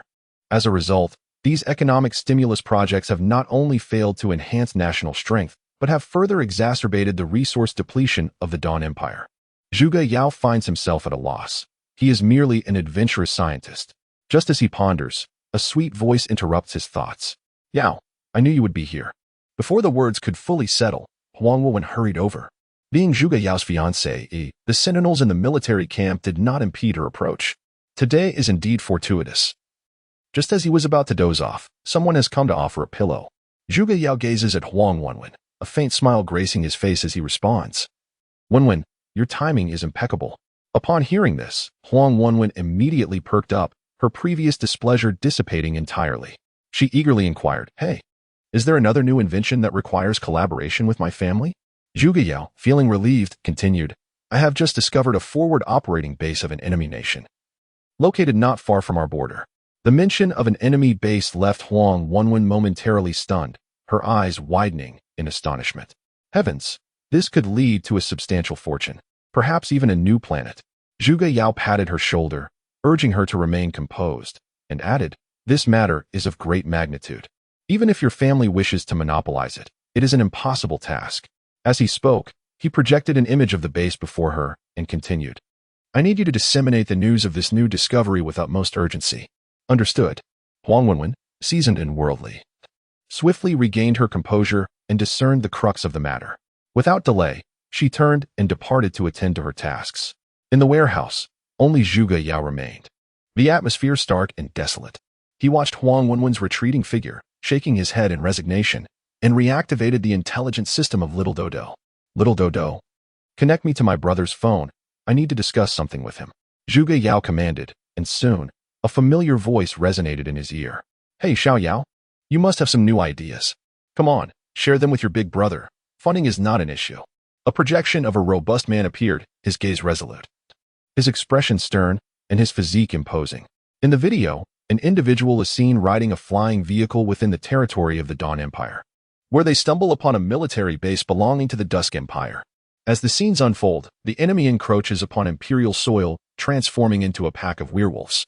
At the conclusion of the video, the fundamental details of the enemy base are revealed, and it is ominously dubbed the Tumor by the discoverer. This shocking revelation sends ripples through the entire Dragon Knight Legion, alarming the high echelons of the Dawn Empire. Concurrently, virtually every prominent family within the Dawn Empire receives an invitation from the Huang family. The message is straightforward. The Huang family intends to rally everyone for an assault on the enemy base. At the same time, the Zhuge family announces the lifting of the embargo on armed mechs. Furthermore, they open logistics transit bases to provide supplies and teleportation services for any mech. These three developments occur simultaneously, leaving Zhuge Yao uncertain of their potential benefit to the empire. Almost every family and consortium within the Dawn Empire is engaged in similar activities, fervently purchasing mechs and amassing substantial manpower to embark towards the borders via the spatial transit bases. However, a portion of the populace remains cautious, waiting to ascertain the next steps, as the unfamiliarity of the enemy renders it difficult to gauge the level of danger, allowing them to maintain self-restraint.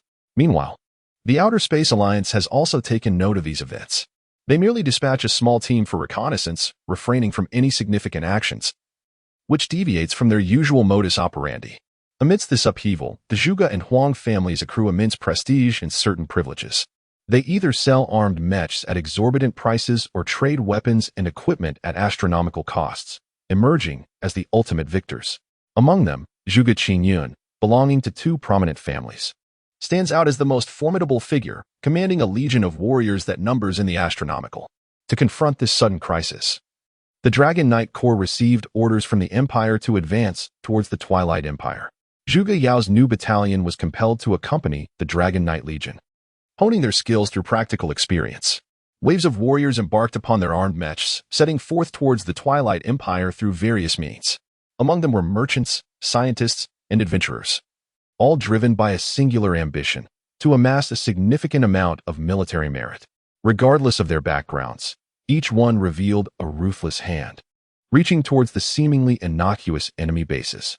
Zhuge Yao was among the first to set out, distinguished from his team by the fact that the Dragon Knight Corps was fully equipped for battle. They boarded the apocalyptic airship, launching directly towards the front lines, becoming a formidable force within the tide of attack. Zhuge Yao also learned that the Outer Space Alliance was dispatching only a single squad, comprised entirely of elite soldiers. The grand battle was poised to commence ahead of schedule, with hopes that this would afford the Dawn Empire additional preparation time. Zhuge Yao gazed toward the distant sea of clouds, silently rallying within his heart. Chapter 42, Emergency Descent. In anticipation of the impending conflict, the strategists at the Dragon Knight Corps headquarters uploaded a ranking of the soldiers' combat power values onto the military intranet for better preparedness. This action sparked fervent discussions among the entire army, transforming the otherwise monotonous march into a more engaging experience. As the airship fleet ventured into the outskirts, the capital lay just behind them, with many crew members keenly observing their surroundings. Each individual was filled with excitement at the prospect of departing their station once more to engage in battles at the border. The Dragon Knight Corps had prepared this airship army a decade prior, with the intention of embarking on expeditions and establishing military outposts. Thus, it possessed the capability to autonomously open wormholes for long-distance jumps. Other airships, however, were required to detour to the Flame Steel military base to utilize its equipment for such wormhole jumps. The vessel emitted a surge of energy that rent the space at its bow, creating a wormhole. Before the ship could advance, this wormhole exerted a formidable gravitational pull, forcibly drawing the Apocalypse airship and various flying apparatuses within. HM? Zhuge Yao expressed his confusion. This was abnormal. Observing the projection before him, the wormhole's reaction seemed excessively intense.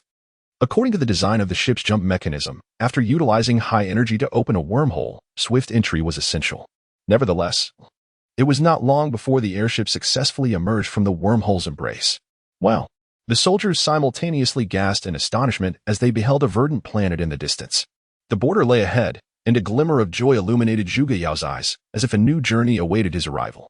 Suddenly, without any forewarning, alarms aboard the airship blared incessantly. The soldiers, who had moments ago been brimming with excitement, now scurried about in a frenzy, akin to ants on a hot stove.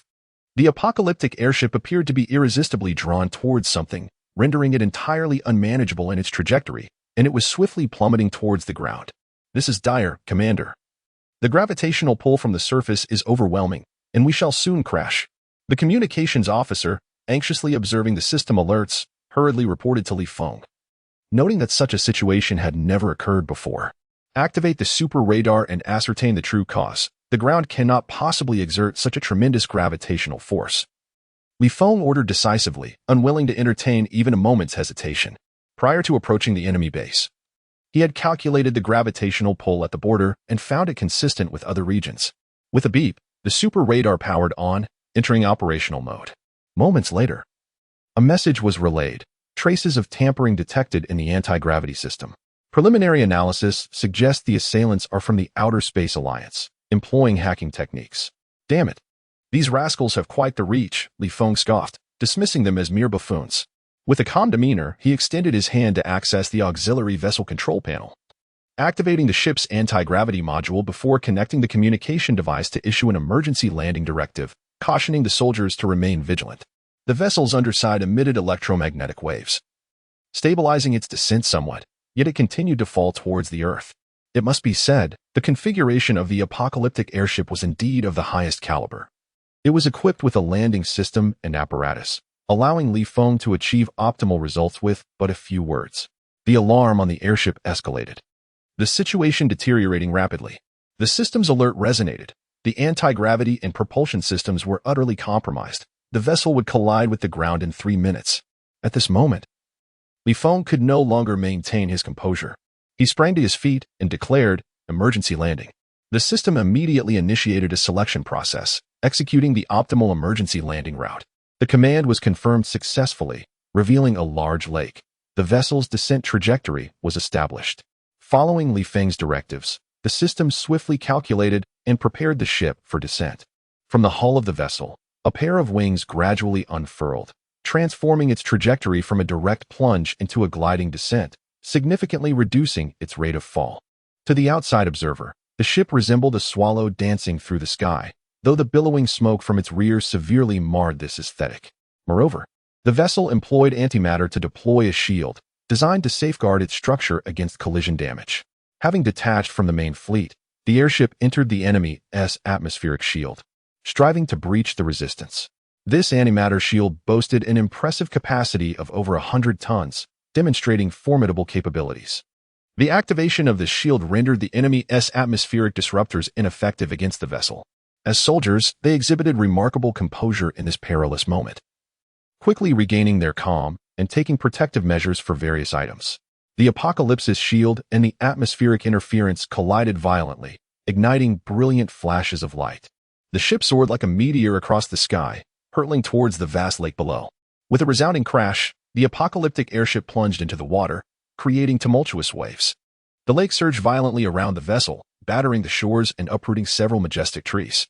As the ship struck the surface, a low humming resonated from within, causing the entire craft to tremble. The protective shield surrounding the vessel dissipated upon impact. Amidst a chorus of cheers, the emergency landing was deemed successful, with no injuries reported. Zhuge Yao let out a sigh of relief. The unexpected event had arrived with startling intensity. All crew members assessed the condition of the ship and the surrounding environment. Li Feng commanded, addressing the display screen as he connected to the central system. Conducting a manual inspection would consume considerable time and pose safety risks. Fortunately, the ship's structure remained intact, and all internal modules were unaffected. The system meticulously compiled the vessel's status before reporting back to Li Feng. Indeed, Jintian nodded. The expanse of this region was immense, shrouded in an enigmatic substance that rendered further exploration unfeasible. Within the dense forest, there were readings indicating hundreds of thousands of life forms, among which a quadrupedal species numbered as high as 100,000. The environment here was conducive to human movement, thus. Caution regarding the safety of the new recruits was paramount. As soldiers continued to relay updates about the external situation to Li Feng, he listened with a sense of resignation.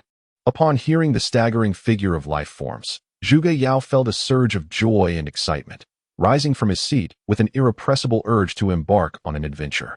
Breathing in the fresh air, he felt an overwhelming sense of comfort enveloping him.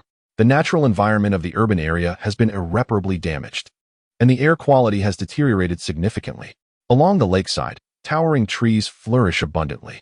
Small creatures, startled by the recent noise, scurry in all directions. Chapter 43. The calm before the storm. The scenery here is truly exquisite, perfect for a romantic rendezvous. A sweet voice, familiar to the ear, resonates nearby. You dolt. Want to you ask me why I am here? Li Xinru, setting aside her admiration for the view, turned to grasp Zhuge Yao's hand, pouting slightly. As she entwined her arm around him, she urged him forward to explore the surroundings. Zhuge Yao chuckled helplessly. Seeing Li Xinru like this, he felt no anger whatsoever. Just as he was about to acquiesce and proceed to admire the scenery, given that it was their first visit to the border, a sudden warning pierced the air. Be cautious. Out of nowhere, a figure lunged at them, causing both Zhuge Yao and Li Xinru to topple forward. It happened in an instant. Dozens of arrows whistled through the air. They zipped past the trio's heads, striking the hull of the vessel and leaving a myriad of cracks in their wake. Enemy attack. Attention, brothers, the Mecha Warrior Squad is on standby.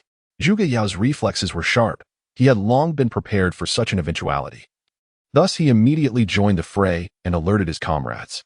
Emerging from the shadows was a pack of quadrupedal, wolf-like creatures, roaring as they charged towards the vessel. These foes were massive and robust, leaving deep impressions in the ground as they raced forward. Their aggressive demeanor was unmistakable, devoid of any semblance of kindness. They suddenly launched an assault, reducing several soldiers surrounding the apocalyptic vessel to mere fragments. Yet, this was only the beginning. A multitude of those akin to marauders continued to join the fray. Zhuge Yao peered through his optical detection device and discerned that the number of these green-skinned lycanthropes exceeded 1,000. Yao, we must retaliate swiftly. If we delay, we shall all meet our demise here. The one who spoke was Lei Sun, a companion since childhood, who had just leapt into action. This robust figure was considerably stronger than the marauding beasts. As Zhuge Yao witnessed his comrades fall one by one, his eyes reddened with fury. He gritted his teeth and shouted, "Counterattack! Drive the enemy away!" In the following moment, the mecha squads of the 3rd platoon soared through the sky, plunging into the throngs of lycanthropes. Subsequently, the flame-tipped cutters mounted on the mechas unleashed their devastating power. Rows of lycanthropes collapsed, unable even to emit a cry of anguish. The crew ceased their flight, retrieving their weapons from their waists and unleashing a barrage upon the adversaries. Although these assaults could not claim the lives of the lycanthropes, they effectively suppressed the enemy's charge. Under the relentless bombardment from the ship's cannons, those akin to apes instantaneously disintegrated, retreating in such haste that not even a shadow remained. The mecha squad, invigorated by their slaughter, prepared to pursue the fleeing foes. Team leader of the 3rd platoon, halt. There is danger ahead. Zhuge Yao, witnessing the lycanthropes retreat, quickly intervened as team leader Wang Kai was about to lead the charge. Xiao Yao, why are we not pursuing? If we let one escape, it could spell great trouble for us, Wang Kai urgently inquired. Zhuge Yao shook his head. Such a commotion seemed futile, for exterminating all would serve no purpose. The area was already perilous, and he needed to instruct the squad leader to report to the superiors, ensuring preparations were in place to withstand impending dangers. The Tianshi was originally a mobile military base, anchored to the lake's surface under Li Feng's control with steel stakes. The vessel was equipped with all necessary living facilities, capable of accommodating 1,000 personnel for residence and training, thus establishing a rudimentary military base to defend against further assaults from the enemy. Over 1,000 landmines had been buried around the periphery of this military installation. More crucially, automated machine guns had been installed on all 4 sides of the ship. Should any adversary approach, the computer system would engage the machine guns to unleash a barrage upon them. This is hardly different from child's play. It lacks any practical utility. Yao Yao remarked, "We should prepare ourselves promptly to avoid being unable to retaliate." Tang Hao observed Zhuge Yao, covering his mouth with his hand, offering a faint smile. "Oh, you still have that old habit. It's utterly meaningless," Li Xinru sighed, waving her hand in resignation before adjusting her skirt and departing. Without Tang Hao's urging, Zhuge Yao was acutely aware that further actions were required. However, the sudden arrival of these ape-like beings was perplexing. Typically, enemies would first scout the vessel before launching any military probes. Moreover, the higher-ups of the new troop could not possibly overlook this.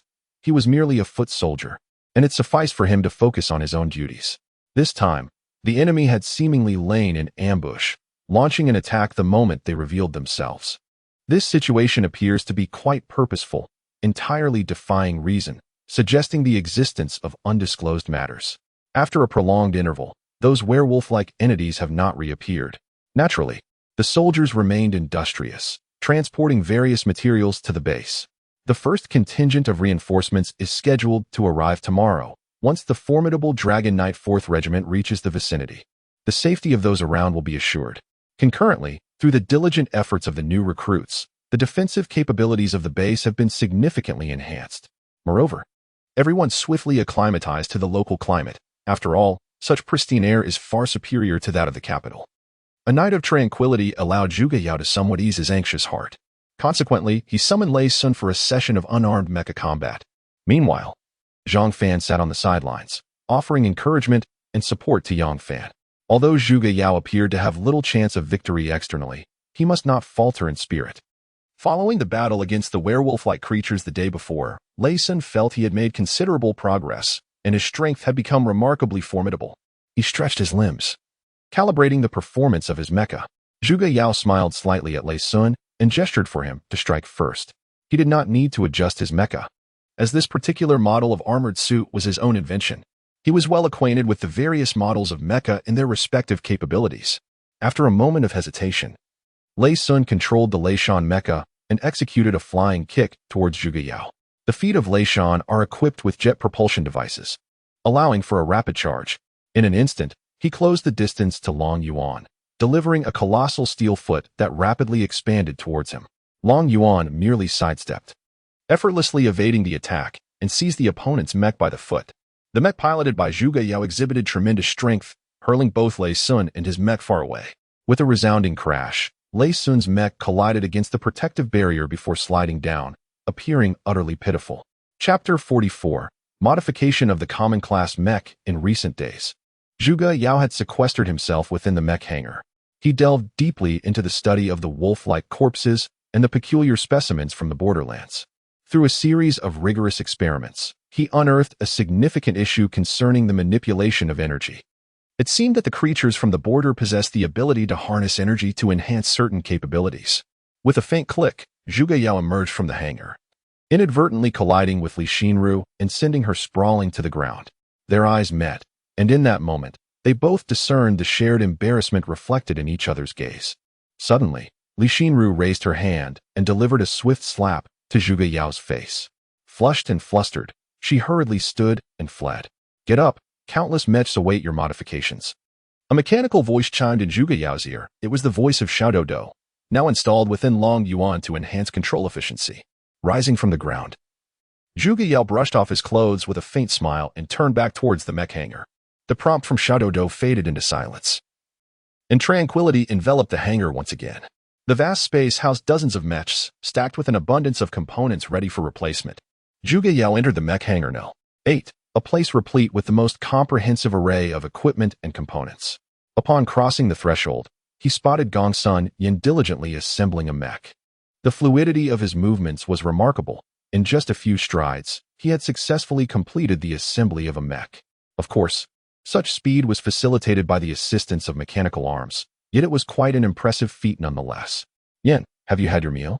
Zhuge Yao greeted, not genuinely inquiring about his companion's dining status.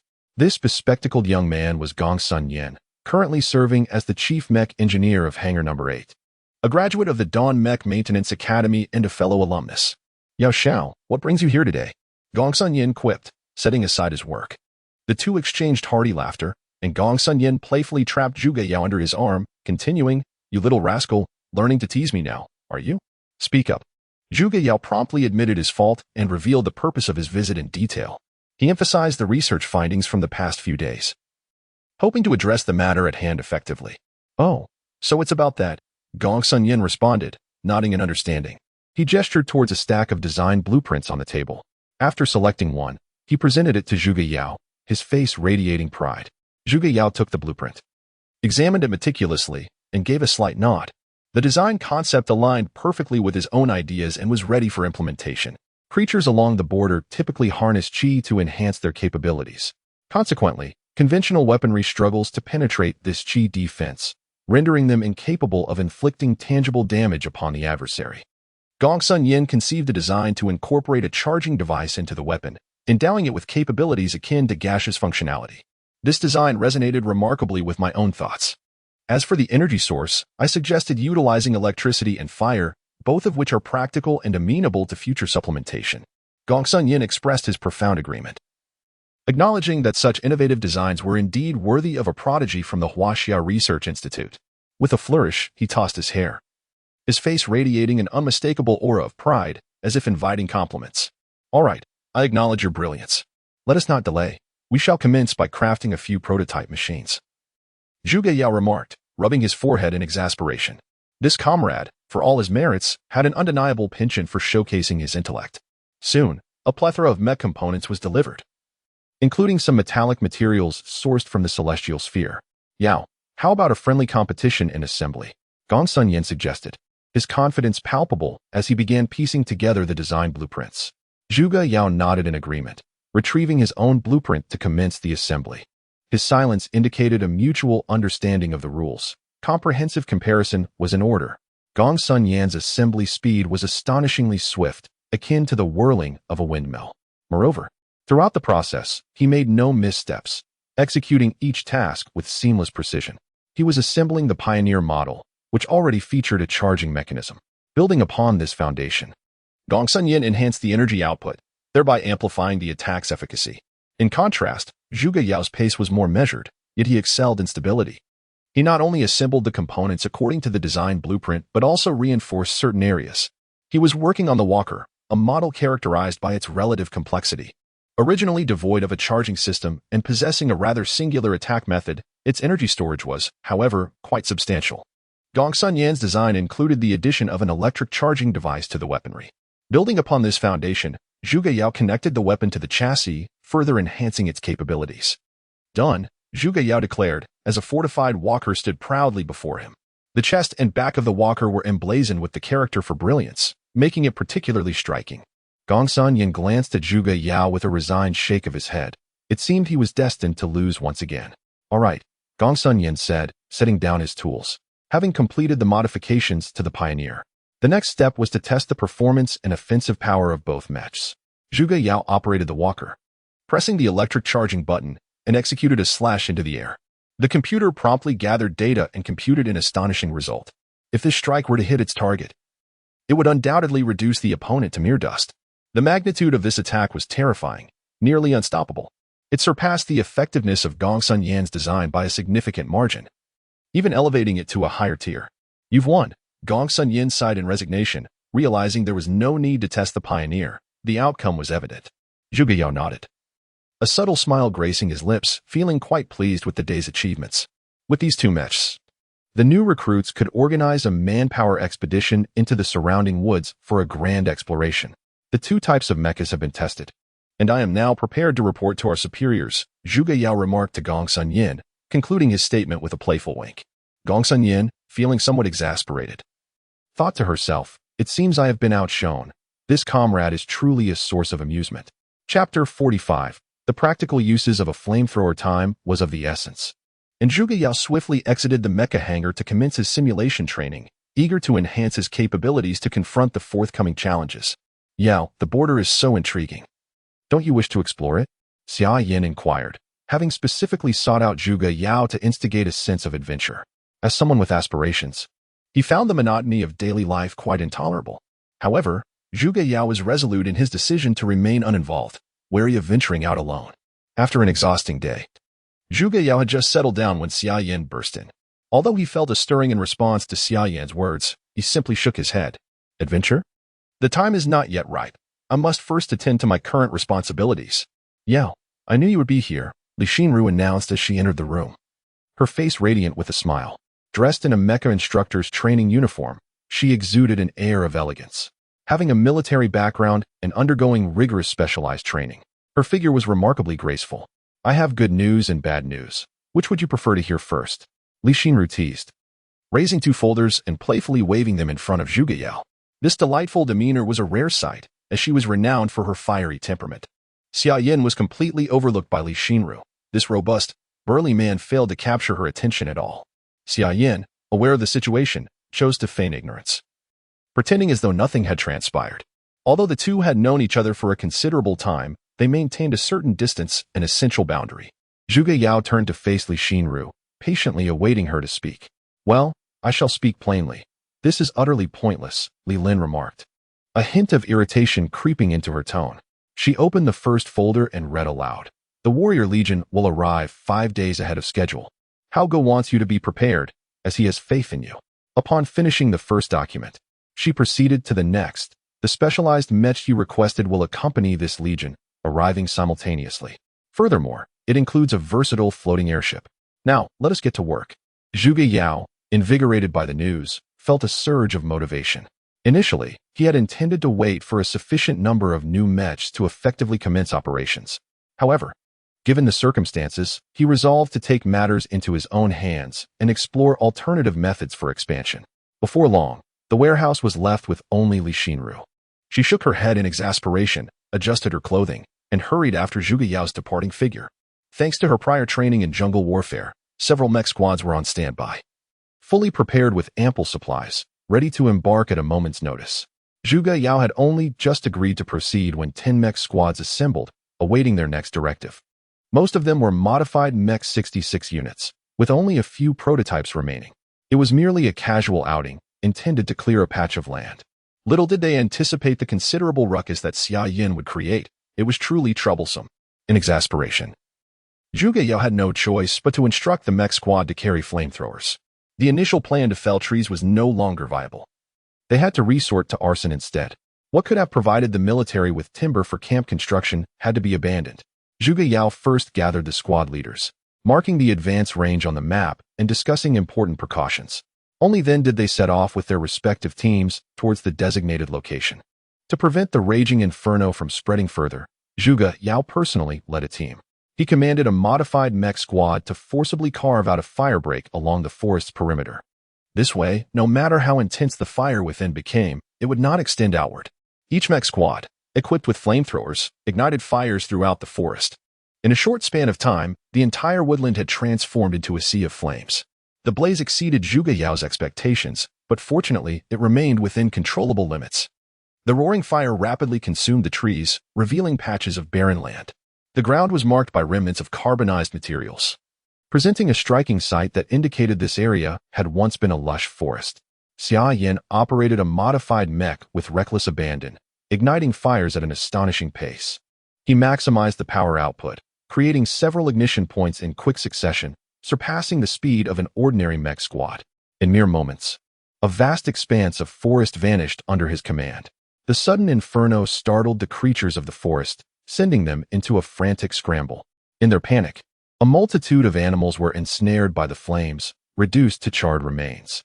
While the progress of their undertaking was smooth, Zhuge Yao felt no elation. Rather, he was engulfed in hesitation. Witnessing the forest vanish in patches and the animals collapse in droves stirred a tumult of emotions within him. Was it right for humanity to seize the habitats of other beings for their own survival? He held on to the hope that, in the future, humans could coexist peacefully with the animal kingdom. Li Xinru leaped from a mech, offering words of solace to Zhuge Yao. Observing his despondent demeanor, she found herself at a loss for words. An hour passed, and the flames gradually subsided, restoring tranquility to the forest. Vast expanses of land lay bare beneath the sky. An oddly pleasing sight. Piles of charcoal, transported by the mech squad, filled several holds of their vessel. Meanwhile, at the periphery of the forest, a small group of green-skinned werewolves convened, engaged in fervent discussion. They were markedly different from the previously encountered wolf-like beings, exhibiting a fiercer demeanor. Simultaneously, the conflagration had captured the attention of the Outer Space Alliance, prompting a fleet to depart from the Shattered Star Colony, heading towards the border. Zhuge Yao remained oblivious to these developments, focused solely on tallying their spoils. The recent advance yielded a wealth of resources, invigorating the spirits of his comrades. The expansive clearings were now sufficient to meet the needs of the army, leaving other concerns beyond his contemplation. Moreover, this significant push had unveiled a concealed mine site. The reserves of these extraordinary metal mines are astonishingly high, surpassing those of rich ore deposits by several multiples. Among them are certain active ores of exceptionally high quality, capable of meeting the demands for mech modifications. These active stones are primarily utilized to enhance airships and mechs, endowing their structures with self-repairing capabilities. Chapter 46. The arrival of the Flying Fish Legion. Such ores are exceedingly rare, and Zhuge Yao has meticulously collected some, preserving them in the warehouse. Numerous resources along the border are items not found within the empire. If a mine could be established here, it would yield substantial benefits. However, the time is not yet ripe. Through the collective efforts of the group, a vast expanse of land has been successfully cleared. The following day, a formidable fleet of airships appeared above the cleared ground. These vessels were predominantly cargo ships, each emblazoned with the emblem of the flying fish, as they issued landing requests. The new recruits stationed on the ground emerged to observe, gazing up at the fleet. They were filled with awe, having never witnessed so many airships congregated in one location. The fleet hovered in midair, continuously sending landing signals without any further action. Only one colossal flagship slowly approached the lakeside outpost. This airship's hull was significantly larger than that of the Apocalypto. I am Captain Gray of the Flying Fish Legion's 1st Division, comprising 3,000 troops. Please prepare the base for our arrival, resonated a calm voice from the vessel. This individual was none other than Captain Gray, the chief commander of the 1st Division of the Flying Fish Legion. The new recruits at the base promptly followed orders to guide the airship in. They piloted their mechs, projecting beams of guidance that enhanced the precision of the airship's maneuvers. The deployment of such a vast army at the border could not be accomplished swiftly, rendering vigilance a pressing concern. The Flying Fish Legion, seasoned in such matters, had dispatched an extensive fleet. The airship not only carried soldiers but also transported hundreds of containers, along with essential supplies and provisions. These containers were uniquely designed for habitation, equipped with comprehensive living facilities. The open area bustled with fervor, while inside the base's conference room, the atmosphere was palpably tense. General Gray occupied the head seat, with Li Feng seated opposite him, both locked in a steadfast gaze. Neither party spoke, their eyes resolute in silence. Enough of this, you two. Is it going to go on forever? Xia Bing interjected, caught in the peculiar ambience between her superior and a childhood friend, feeling the weight of their rivalry. The situation had escalated to a critical point. Commander Li Feng glanced at Li Lin, feeling cornered, and finally broke the silence. I can transfer the control of the base to you, allowing the flying fish to take over. However, I must retain authority over training and deployment. This is non-negotiable. Li Feng articulated his stance with clarity and directness. Upon hearing this, Gray's demeanor shifted instantly, adopting a smile as he replied softly, "All right, it's a deal. That's the spirit of my good brother." Li Feng, unfazed by the exchange, turned and departed the room. Xia Bing shot Gray a reproachful glance before hastily pursuing Li Feng. With the arrival of this fleet, several specialized mechs were included among the cargo. Zhuge Yao opened a crate, revealing a Dragon Walker mech before him. He gently caressed its components, feeling his previous frustrations dissipate. Suddenly, the first inhabited container landed on the ground, perfectly aligned under the guiding lights. Good, on to the next one, maintain the course. The soldiers on the ground signaled to the hovering airship above. The pilots on the vessel activated the signal lights in acknowledgement. Gripping the control stick tightly, he prepared to maneuver the airship to the next position. However, he soon discovered a grave issue. The control stick had malfunctioned. Without warning, another inhabited container plummeted from the ship. We're doomed. The soldiers below exclaimed in shock, collapsing in fear. He gazed at the rapidly descending container, dread evident in his eyes. The others around him remained oblivious, staring blankly. A container of such magnitude landing on a person would surely result in utter devastation. Yet, the calamity they envisioned did not unfold. A deep blue mech suddenly appeared below, catching the container as if an ant had lifted an elephant. Zhuge Yao let out a sigh of relief, piloting the Lin Yuan mech to place the inhabited container at the designated spot. Fortunately, his quick reflexes and the superior performance of the mech averted a tragedy. One by one, the inhabited containers were successfully positioned on the ground, with no further incidents occurring. The soldiers of the Flying Fish Legion disembarked from their vessels, laden with bundles, their curious gazes surveying this unfamiliar territory. Approximately 3,000 soldiers were assigned to the perimeter, a location encircled by a rudimentary wall, necessitating vigilant patrols. This position was far from secure, fraught with numerous latent threats. Amidst the ensuing chaos, the twilight gradually descended, and the soldiers organized their accommodations, gathering in clusters of 3 to 5 to engage in conversation. The lakeside forward base was ablaze with light, pulsating with vitality as several thousand soldiers converged upon it. The original Lakeside Forward Base had been renamed the Lakeside Advanced Base, though many preferred the moniker Lakeside Fortress. Most of the soldiers stationed here hailed from the Flying Fish Legion, accompanied by a handful of brave warriors and scientific elites. They arrived with clear intentions, possessing certain capabilities and familial backing, primarily to earn military merit. Within a few days, the organizational structure of Lakeside Fortress began to take shape, with notable factions emerging such as the Mechanics Guild and the Border Star Lake Fortress Commercial Alliance. With so many soldiers residing in the area, the procurement of food and sanitary conditions became pressing concerns. The food from the border could not be consumed directly and required processing. Observing this, Zhuge Yao found amusement in the situation, choosing to remain uninvolved, feigning ignorance. He communicated with a few comrades in his unit to relay pertinent information before commencing the inspection of the special mechs that had been transported, eager to expedite their assembly. Chapter 47, The Beastly Werewolves Attack. The Dragon Walker mech, a pinnacle of the Zhuge Group's groundbreaking technology, boasted formidable combat capabilities.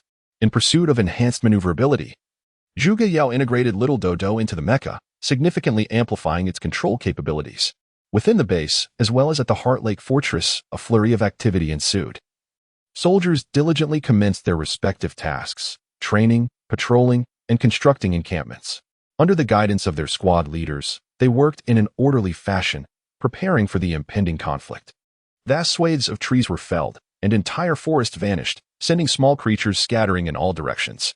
Watchtowers rose like sentinels from the ground, while soldiers busily hammered at the mountainside, producing a cacophony of clanging sounds. Among them was Gray, commanding a battalion engaged in a hunt. He led 1,000 soldiers, systematically encircling all peripheries of the Heart Lake fortress. Each soldier wore a smile, their mechas adorned with their quarry. These mechas bore the emblem of the flying fish, emitting a distinctive clatter as they moved. In comparison to the Dragon Knight's mechas, theirs exhibited marked deficiencies, with combat effectiveness being rather mediocre.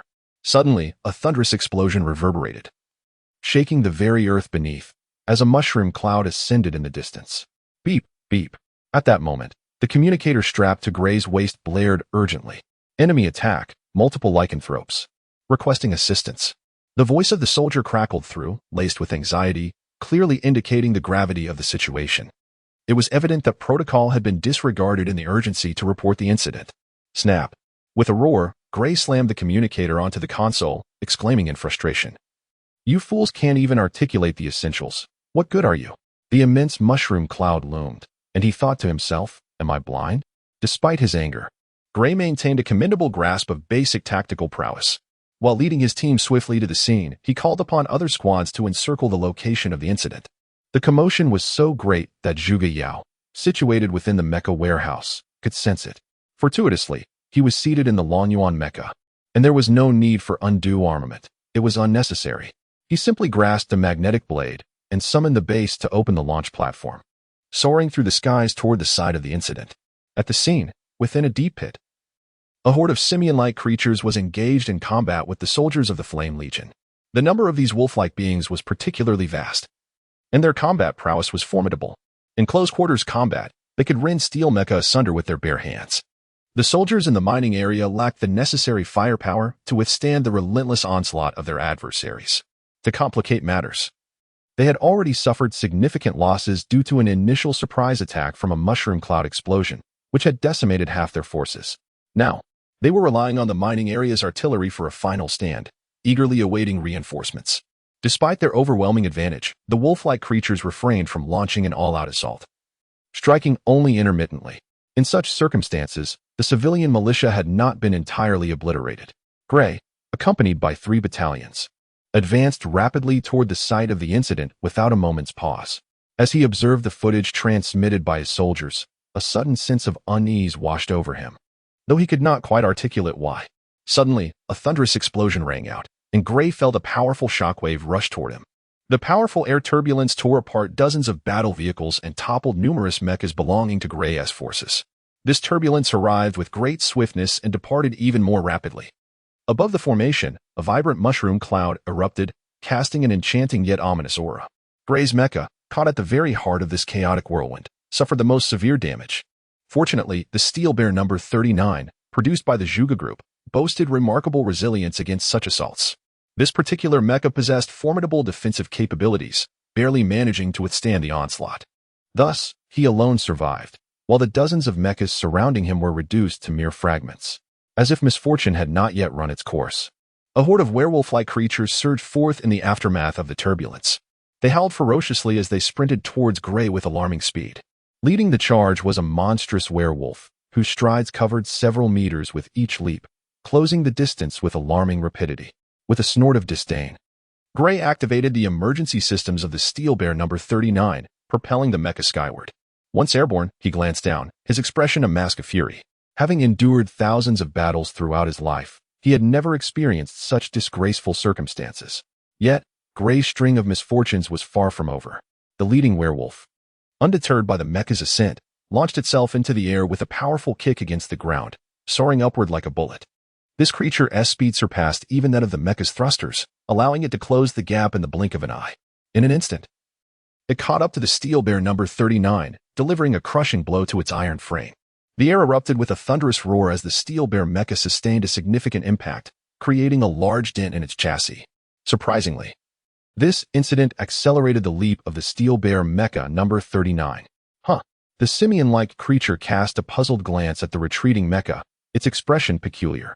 Under the influence of the reaction force, it too began to descend towards the ground. After inquiring with the individuals at the mining site, Zhuge Yao gained a rough understanding of the situation. He surmised that the focus of the enemy's assault was not on this location. It was likely that the adversary possessed a werewolf adept capable of manipulating air currents. This was alarming. If the enemy unleashed such an attack at the heart of the lake fortress, the casualties among the new recruits would be incalculable, a loss that the rookie battalion could scarcely endure. With a whoosh, a steel bear number 39 mecha streaked across the horizon. Zhuge Yao employed a detector to lock onto this mecha, discovering it to be Colonel Gray. This raised questions. Colonel Gray was temporarily in charge of the mining area's defense yet chose not to attend the incident's location. Truly an enigmatic individual. Swiftly, Zhuge Yao piloted the Lin Yuan mecha to the site of the second incident, only to find that the enemy had retreated, leaving behind soldiers from the Flying Fish unit who were busy clearing the battlefield.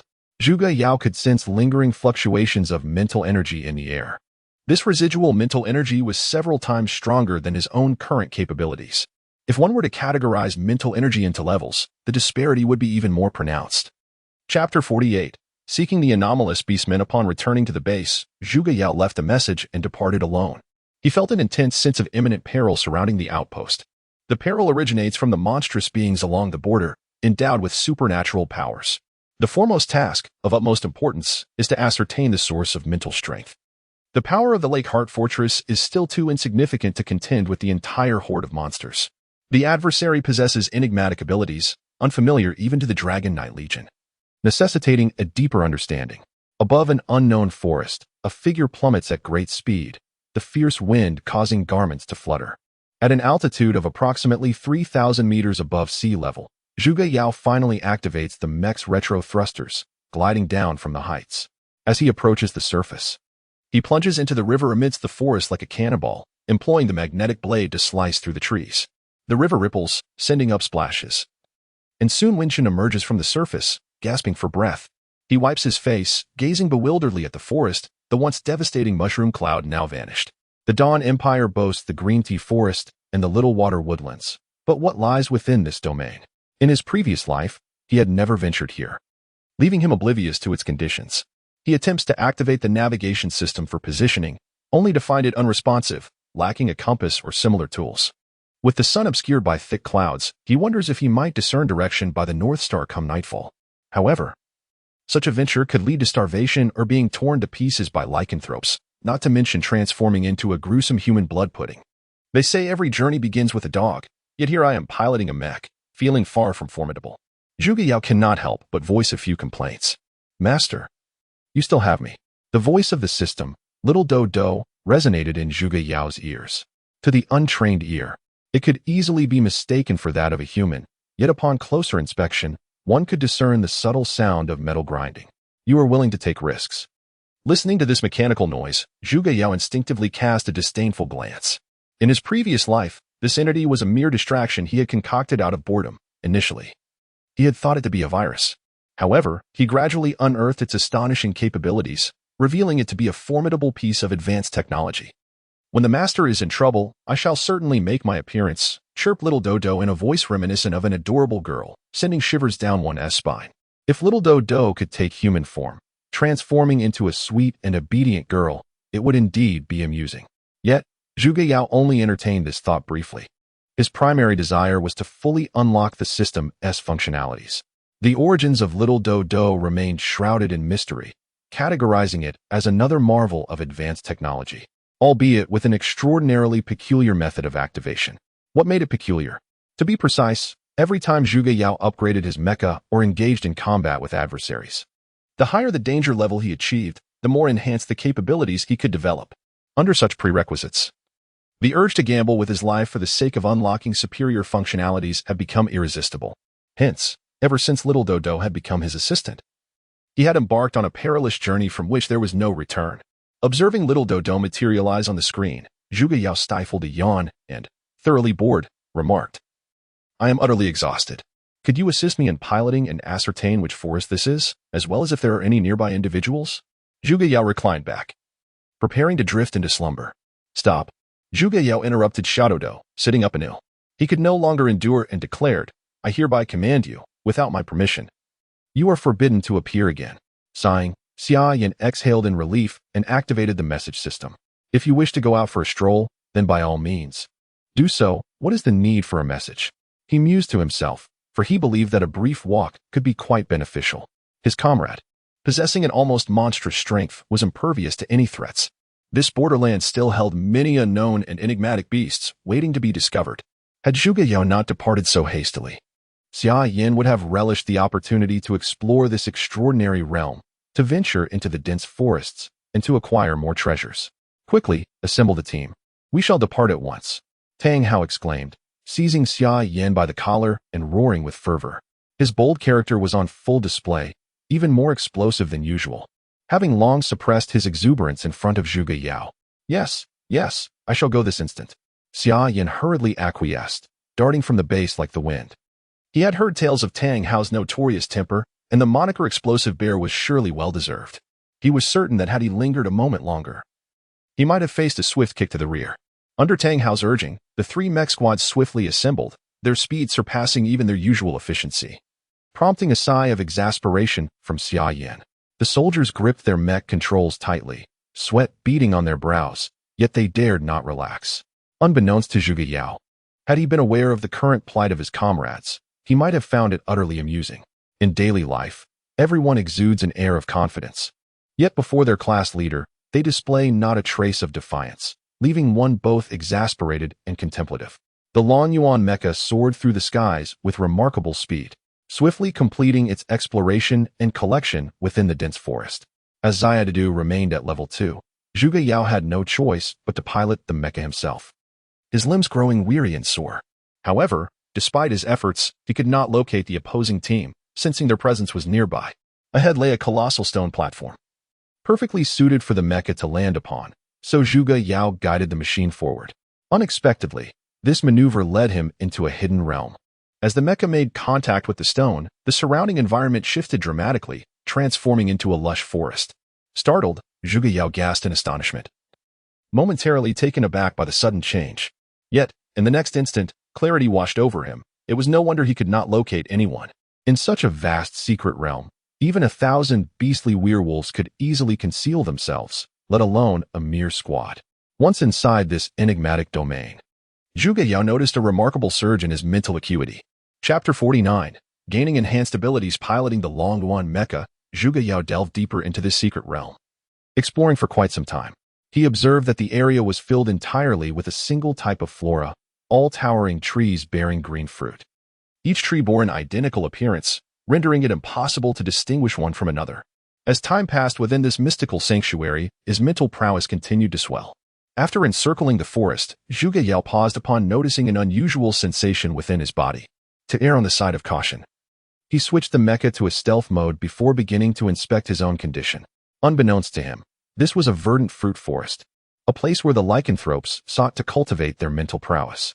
Within this lush expanse, an abundance of pure spiritual energy existed, capable of exponentially enhancing the speed of comprehension. However, a prerequisite for entry was the possession of innate spiritual sensitivity. As Zhuge Yao was engrossed in mastering his skills, a small squad of lycanthropes materialized not far from him.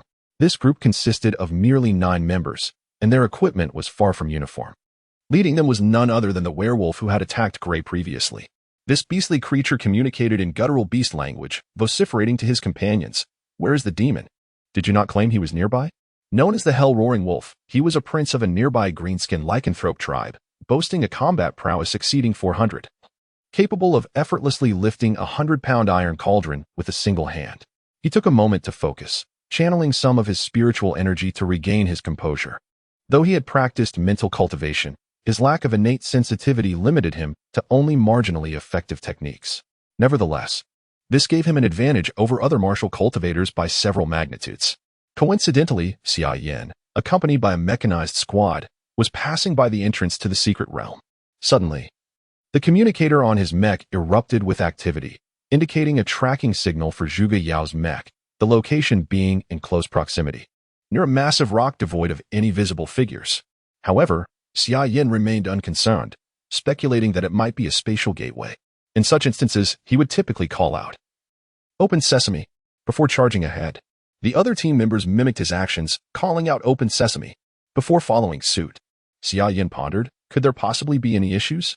A soldier, gazing at the colossal boulder ahead, questioned as he charged forward. "Do not worry, the mechas will protect us," he declared boldly. His intuition assured him that this course of action was undoubtedly correct. Fortuitously, he plunged directly into the verdant realm of secrets. Unlike what they had anticipated, the sound of the mechas colliding with the stone did not resound, allowing the team to finally open their eyes. They were accustomed to following orders and heeding commands, only to feel trepidation afterward. This indeed is an entrance. Let us proceed. Yao Xiao was already within, taking a leisurely stroll, and they intended to surprise him. With renewed confidence, Xia Yin boldly ventured deeper into the secret realm. He scanned the forest with radar while encouraging his teammates, occasionally casting a glance around them. The mecha warriors were invigorated, their spirits soaring as they swiftly approached their objective. Tang Hao led a mecha squad as well, yet his fortune was lacking, having chosen the most distant location. Upon receiving Xia Yin's communication, he was infuriated, nearly smashing the mecha communicator, but refrained, recognizing its necessity. Frustrated, he hurriedly directed his mecha squad towards the entrance of the secret realm, harboring an ominous premonition that something was bound to occur. Thus, he felt compelled to locate Yang Fan for reassurance. Remarkably, a tree was merely brushed by a dragon claw, causing its trunk to shatter instantly, and its leaves turned to ash. Strangely, the tree soon reverted to its original form. Noticing this peculiarity, Zhuge Yao, intrigued, employed the dragon claw once more to investigate further. Indeed, it was quite out of place. Those green fruits ravaged by the dragon's claws swiftly rejuvenated. Their vitality was remarkable, evoking admiration and curiosity within Zhuge Yao. It was only at this moment that he commenced his exploration of this secret realm. The area was entirely adorned with trees bearing green skins and verdant fruits. Maneuvering the Lin Yuan mecha through the forest, he meticulously documented his observations. He discovered that nearly every tree within this mystical domain possessed formidable regenerative capabilities.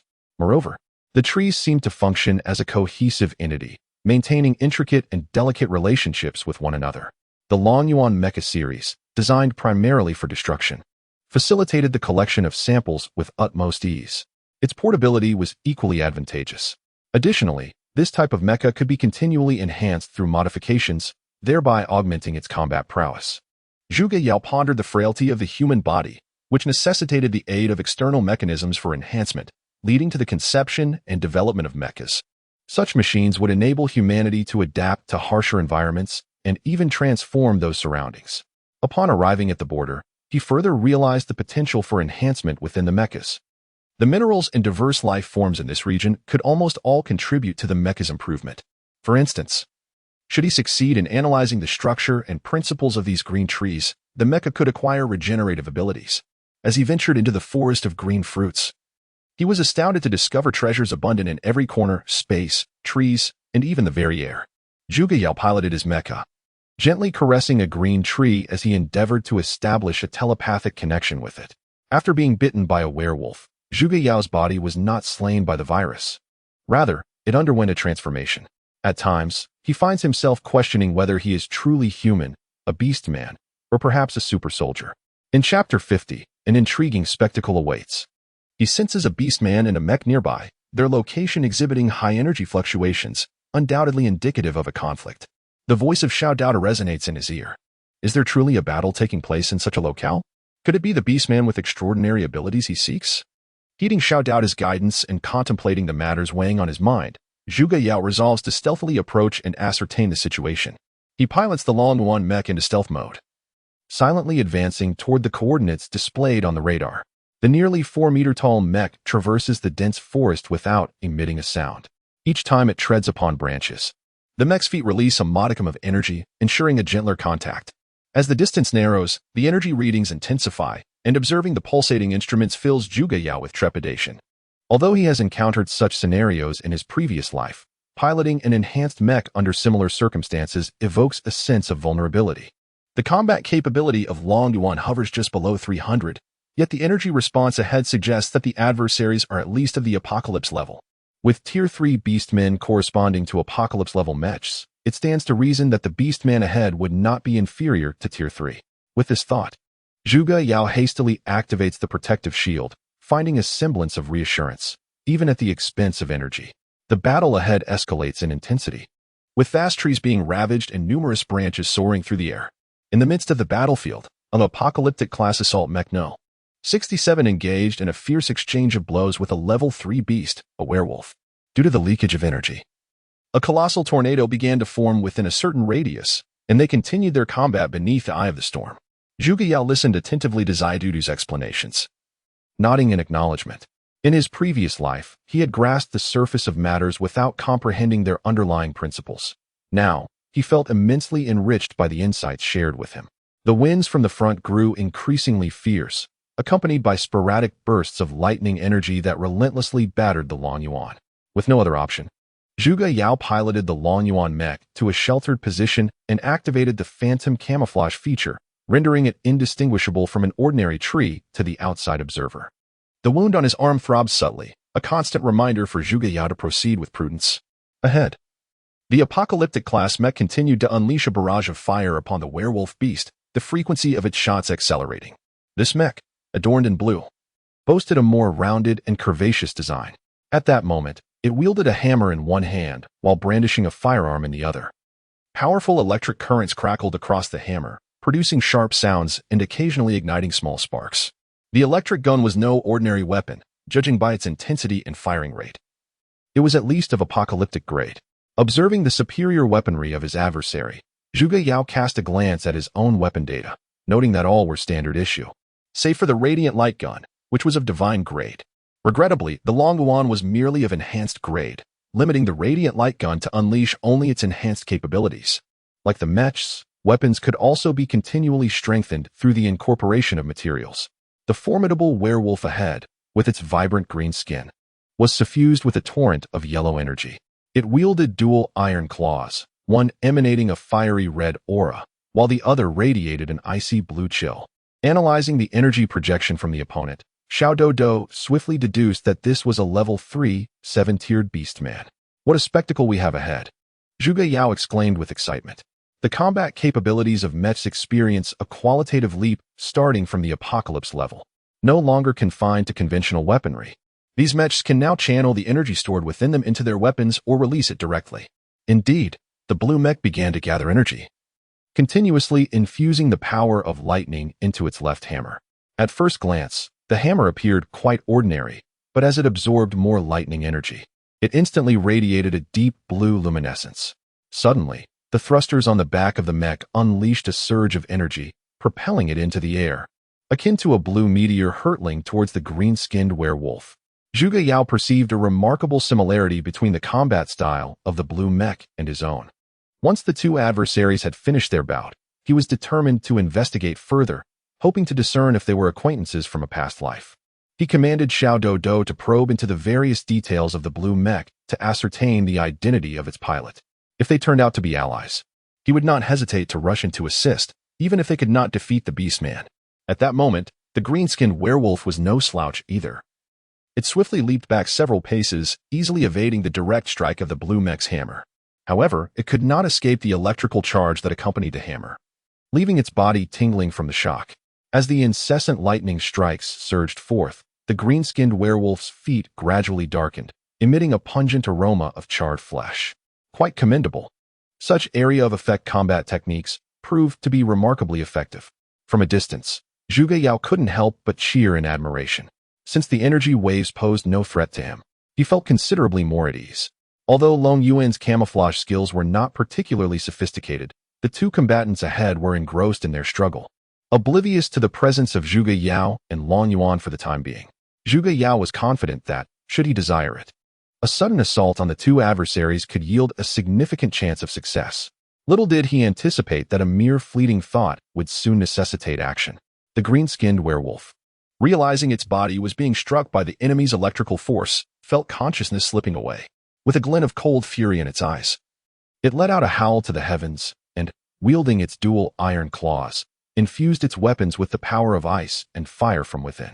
Upon reaching level 3, the beast, much like a mech, gained the ability to control the flow of energy.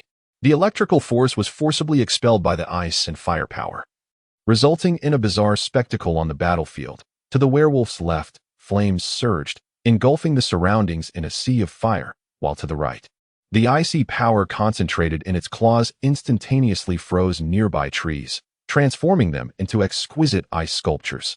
It seemed that the pilot of the blue mech was undoubtedly an inexperienced novice lacking in combat experience.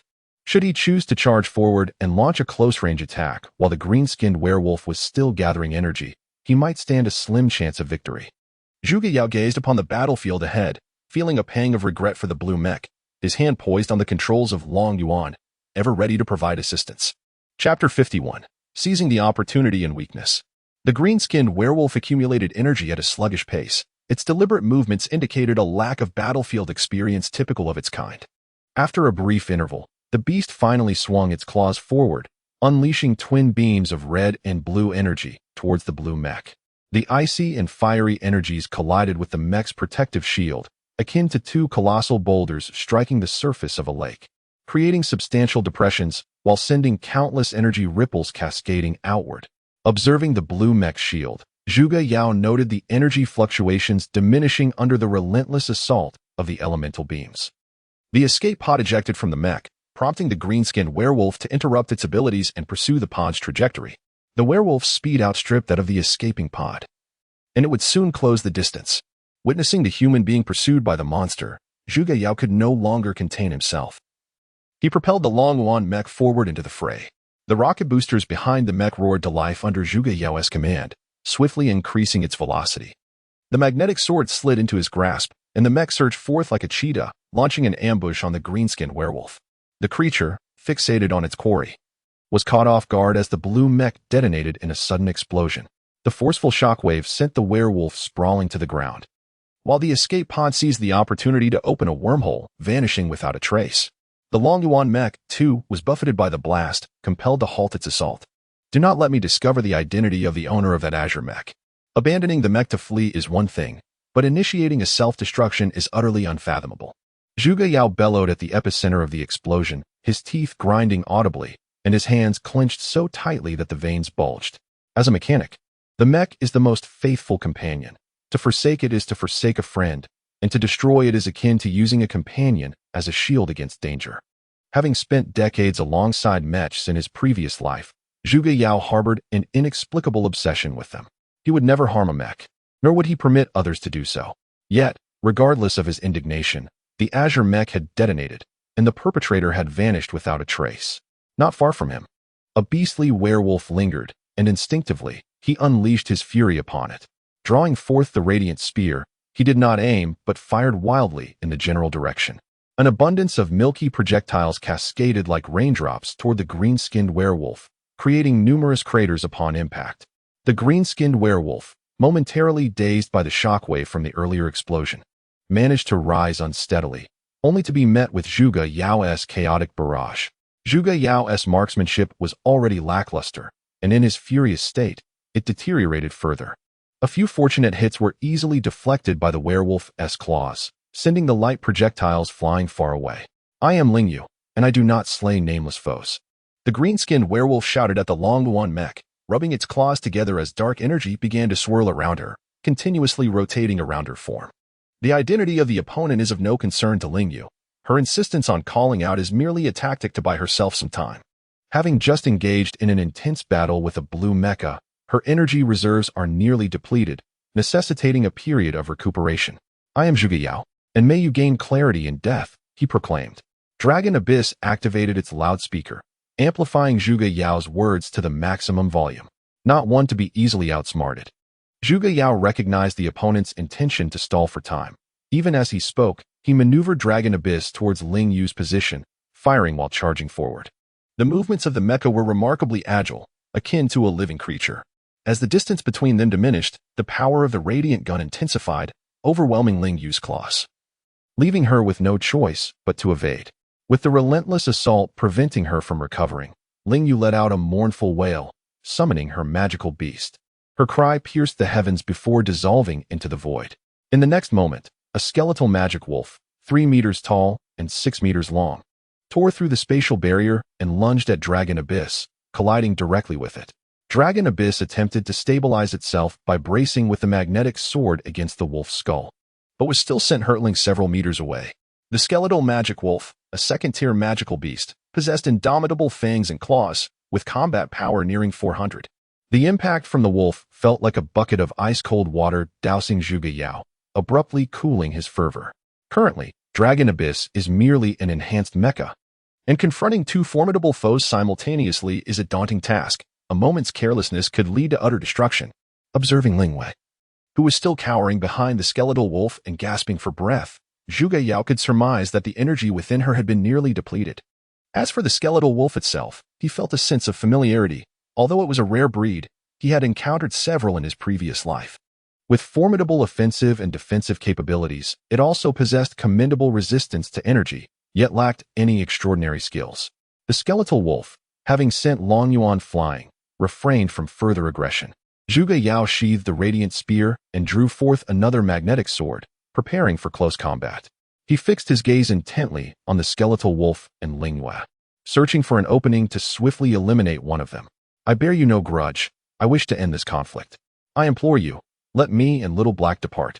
Lin Yuan called out loudly as Lin Yuan ceased its assault. Hearing her plea, Zhuge Yao hesitated, realizing there was indeed no animosity between them. However, the thought of her being a beast man ignited a smoldering anger within him that was difficult to suppress. Just as he grappled with his indecision, an alarm blared from within the cockpit, and a battle axe whirled toward him. Who dares? Step forward and face me. What kind of skill is ambush? Zhuge Yao shouted into the speaker, directing his challenge deep into the forest. At that moment, a sense of unease gripped him. Contending with two adversaries was already a formidable task, and now another foe emerged. Truly, it felt as if the heavens were conspiring against him. He reached into his pocket and retrieved a piece of chewing gum, unwrapping it and placing it in his mouth, chewing rhythmically.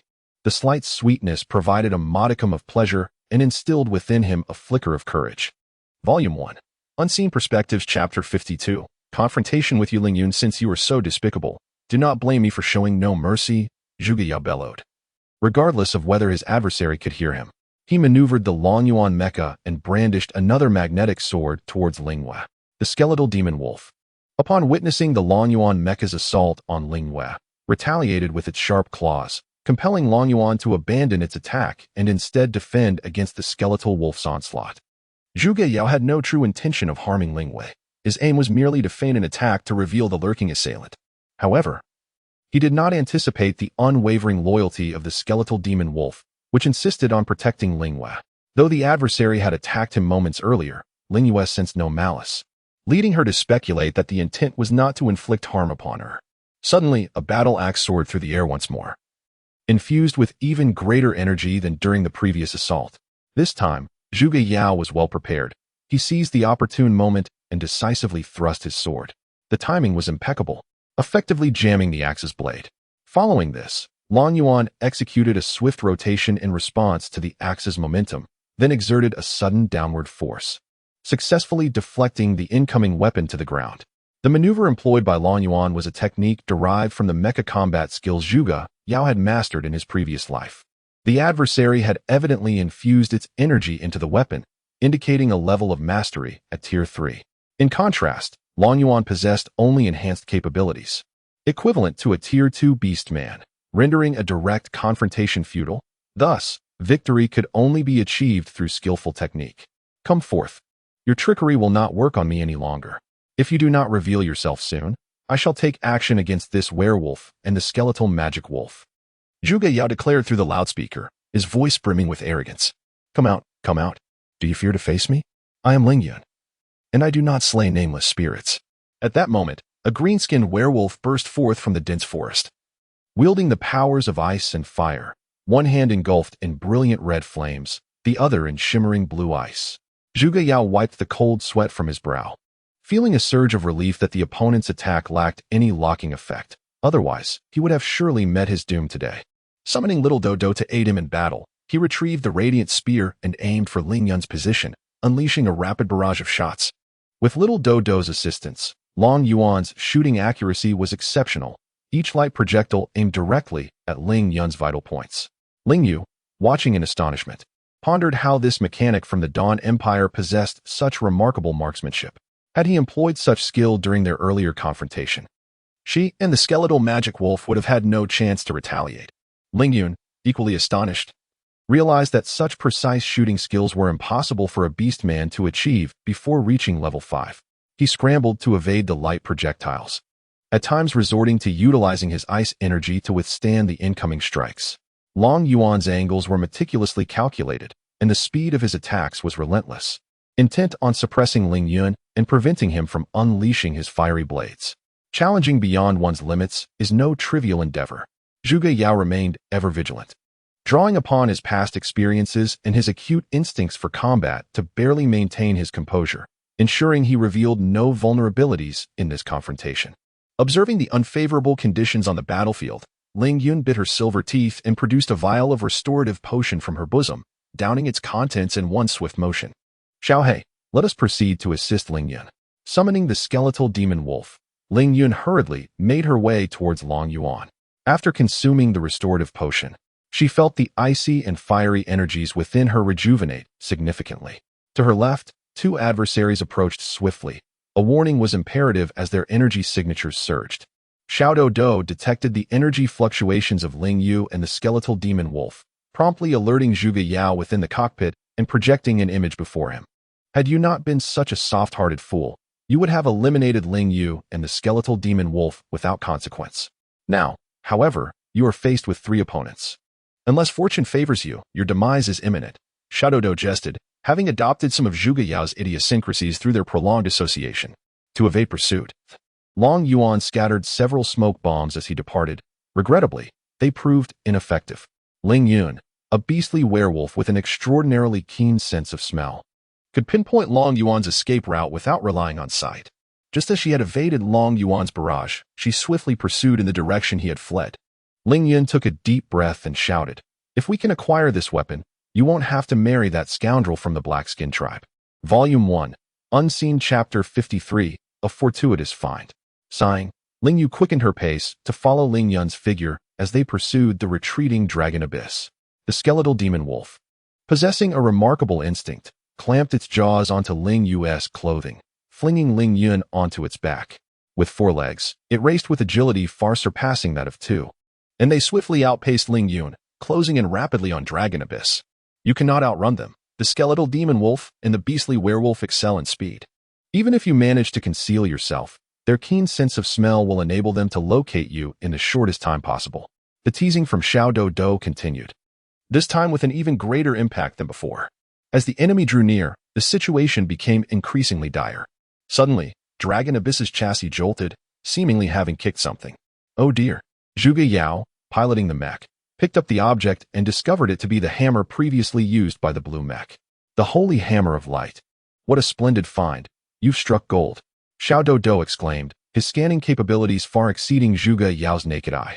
With a slight flourish of the hammer, just as he had envisioned, a flash grenade appeared before him, mirroring the image in his mind. This is an oversized flash grenade, crafted from ordinary materials, merely magnified several times its usual size, and it is stored within the confines of one's own warehouse. Employing the same method, Lu Yi attempted once more, this time with a mecha grenade launcher. The process unfolded seamlessly. A gentle tap in the air instantly conjured a grenade launcher. Who dares to approach our encampment? Halt at once, or we shall resort to force. A coarse voice abruptly resonated, evidently belonging to a beastman. A congregation of several beastmen was present, including wolf knights and a high priest. The beastman who spoke was astride a majestic white wolf, exuding an imposing presence. Among them, the high priest brandished a staff that emanated a radiant white light. Captain, we must intercept them. The individual ahead wields a weapon that is likely the holy hammer of light and the radiant lance, warned the beastman high priest, alerting the leading wolfman of the identified artifacts.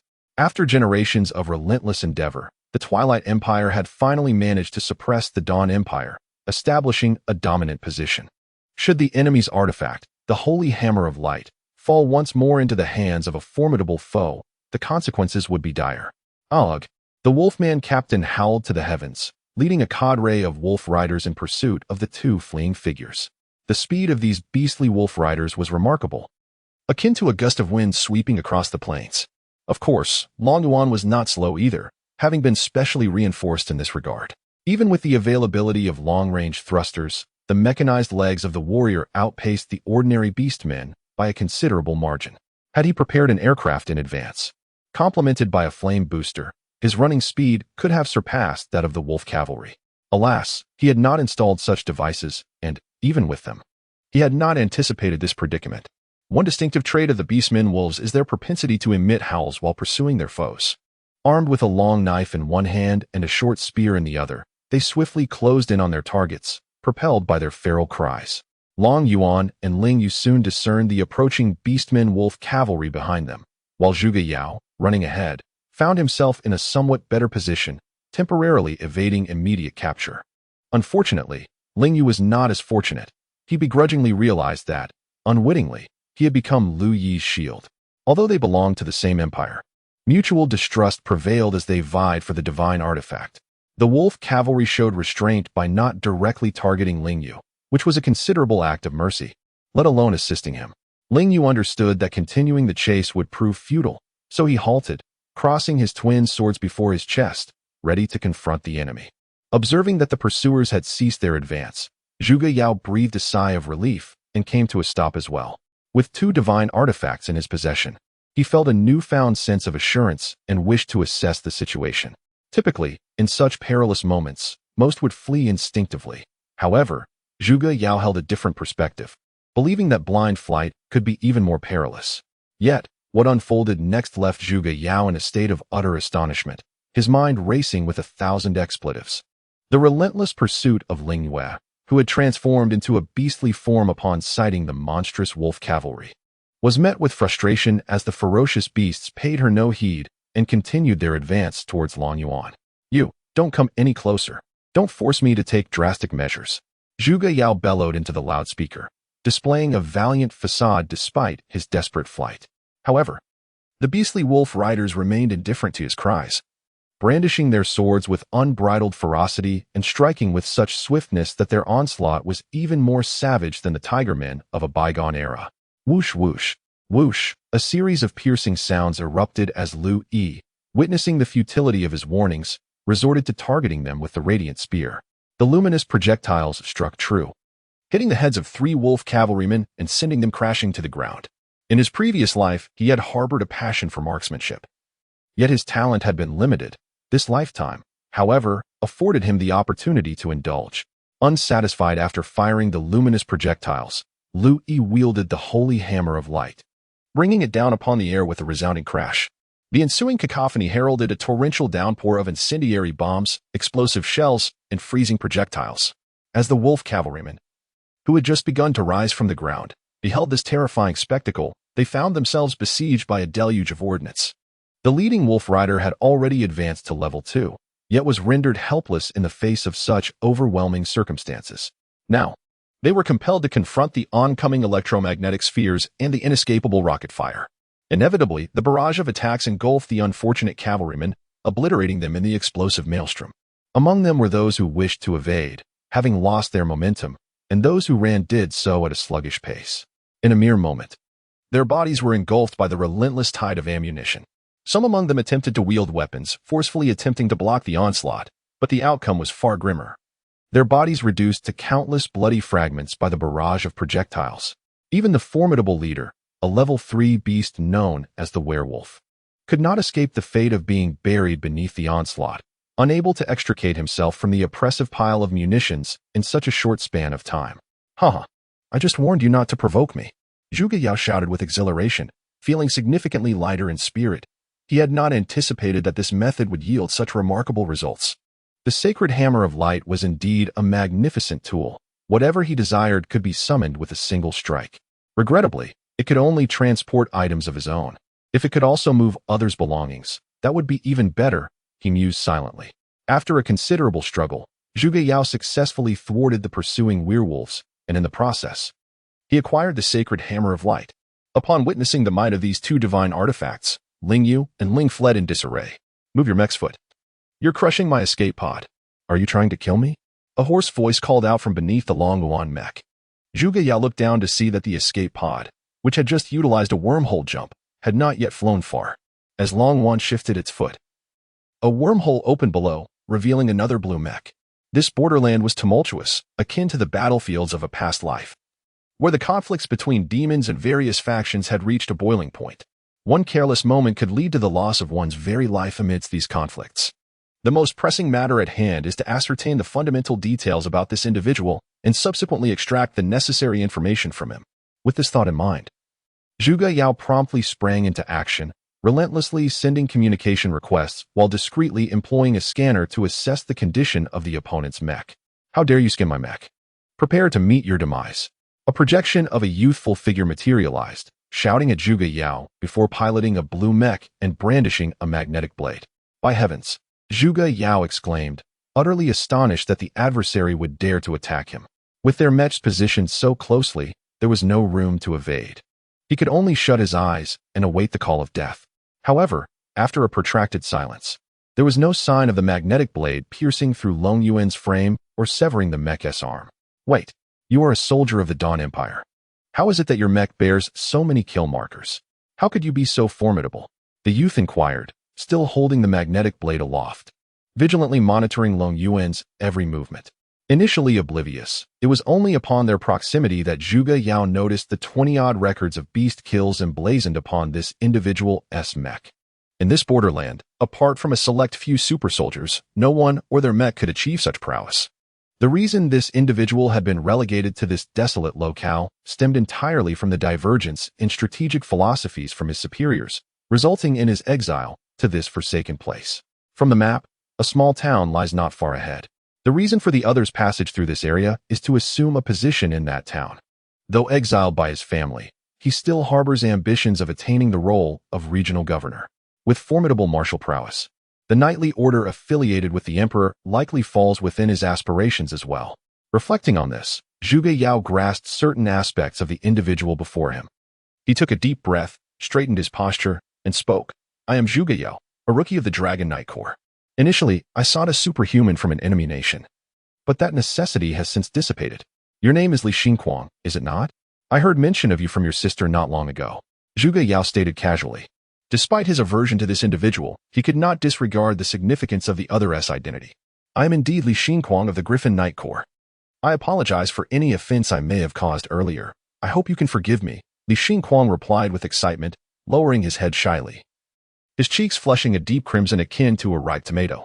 It's nothing of consequence. Let us proceed, for I have many inquiries to make of you.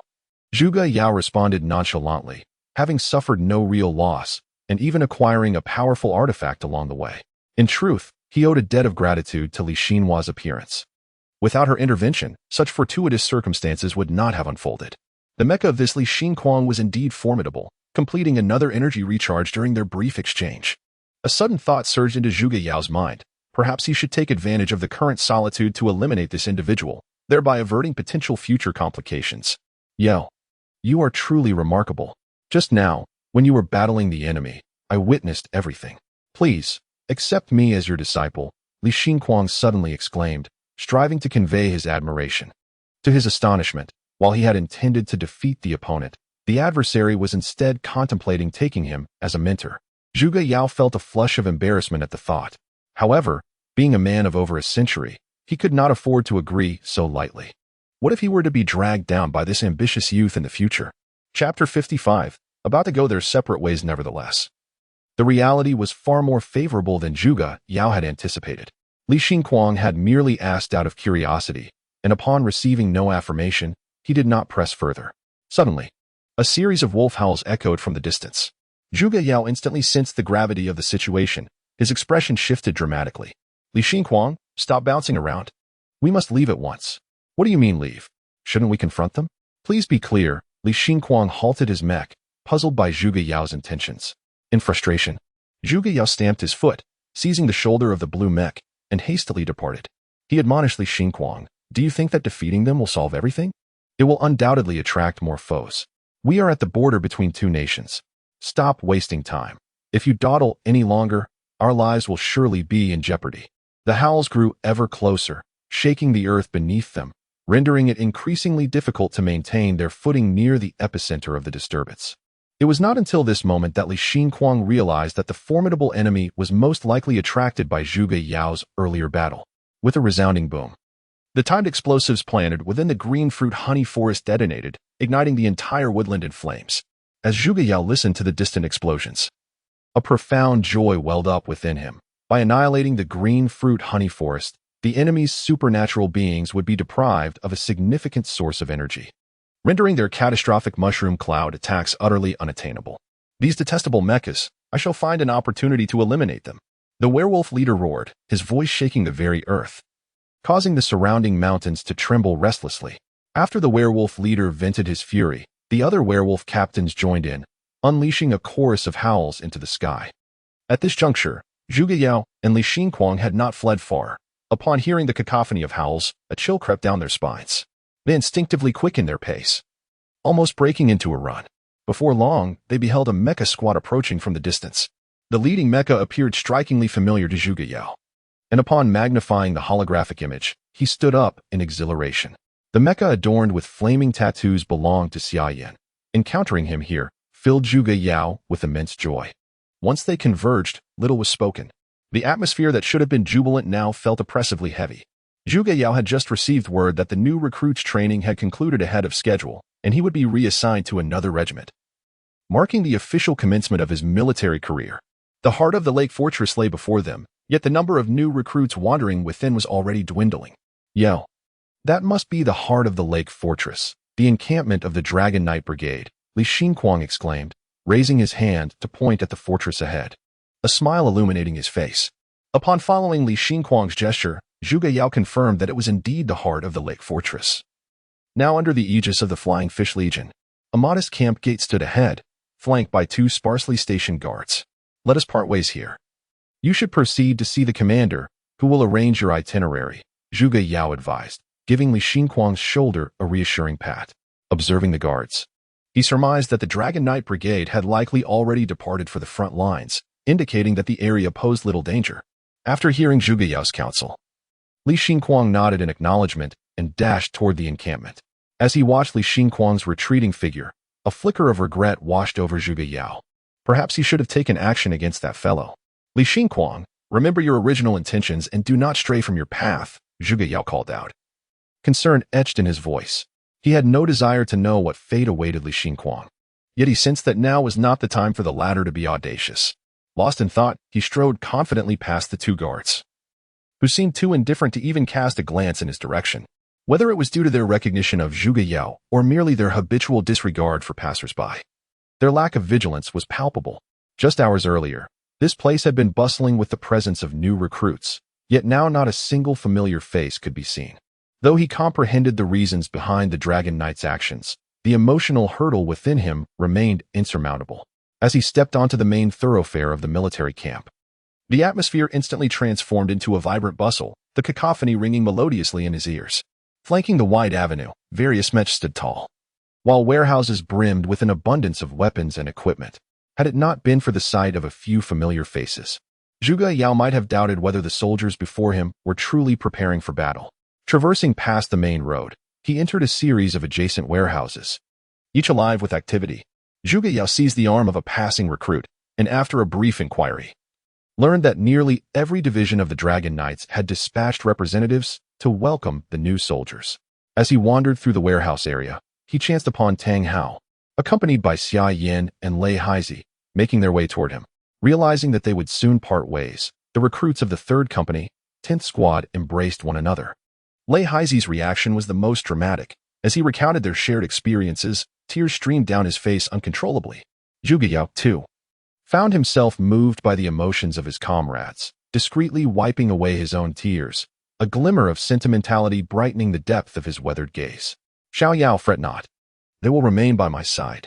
Only you and Lei Sun have been reassigned by the higher-ups, Tang Hao consoled Zhuge Yao, a hearty smile gracing his face, his eyes reflecting an approving glint. However, instead of calming Zhuge Yao, Tang Hao's words ignited a fervent flame within him.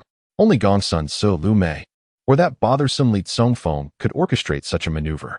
The notification has been issued, and it is now impossible for Pig Brother to seek out his father for modifications.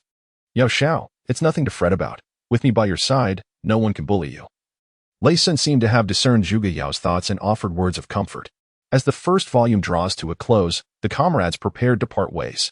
Zhuge Yao retrieved a substantial collection of items from the warehouse and distributed them among his fellow warriors. He first presented the flame containment device to Xia Yan, whose mech heavily relied on fire-based attacks. Thus, this device was particularly suitable for him. The flame containment device is composed of Tier 3 materials, crafted painstakingly from the alloy steel provided by the opponent, combined with the fire fruit from the green fruit forest. With this device in his possession, Xia Yan's mech could potentially ascend to the apocalypse level, marking a significant qualitative leap from the enhancement level. With war impending, he hoped this item would prove invaluable. As Zhuge Yao unveiled the flame containment device, Xia Yan's eyes sparkled with excitement. However, out of camaraderie, he hesitated to claim it outright. Upon hearing Zhuge Yao declare it was meant for him, he could hardly contain his exhilaration and quickly stepped forward to snatch the device. Xia Yan's mech had been stuck in the enhancement phase for an extended period.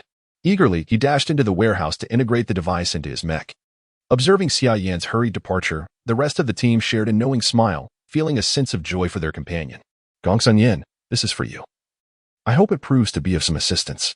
Zhuge Yao said to Gongsun Yin, extending his hand to place a level 3 chip into the latter's palm. His tone and demeanor imbued with caution. Gongsun Yin exhibited a look of bewilderment. After a moment's hesitation, he accepted the chip.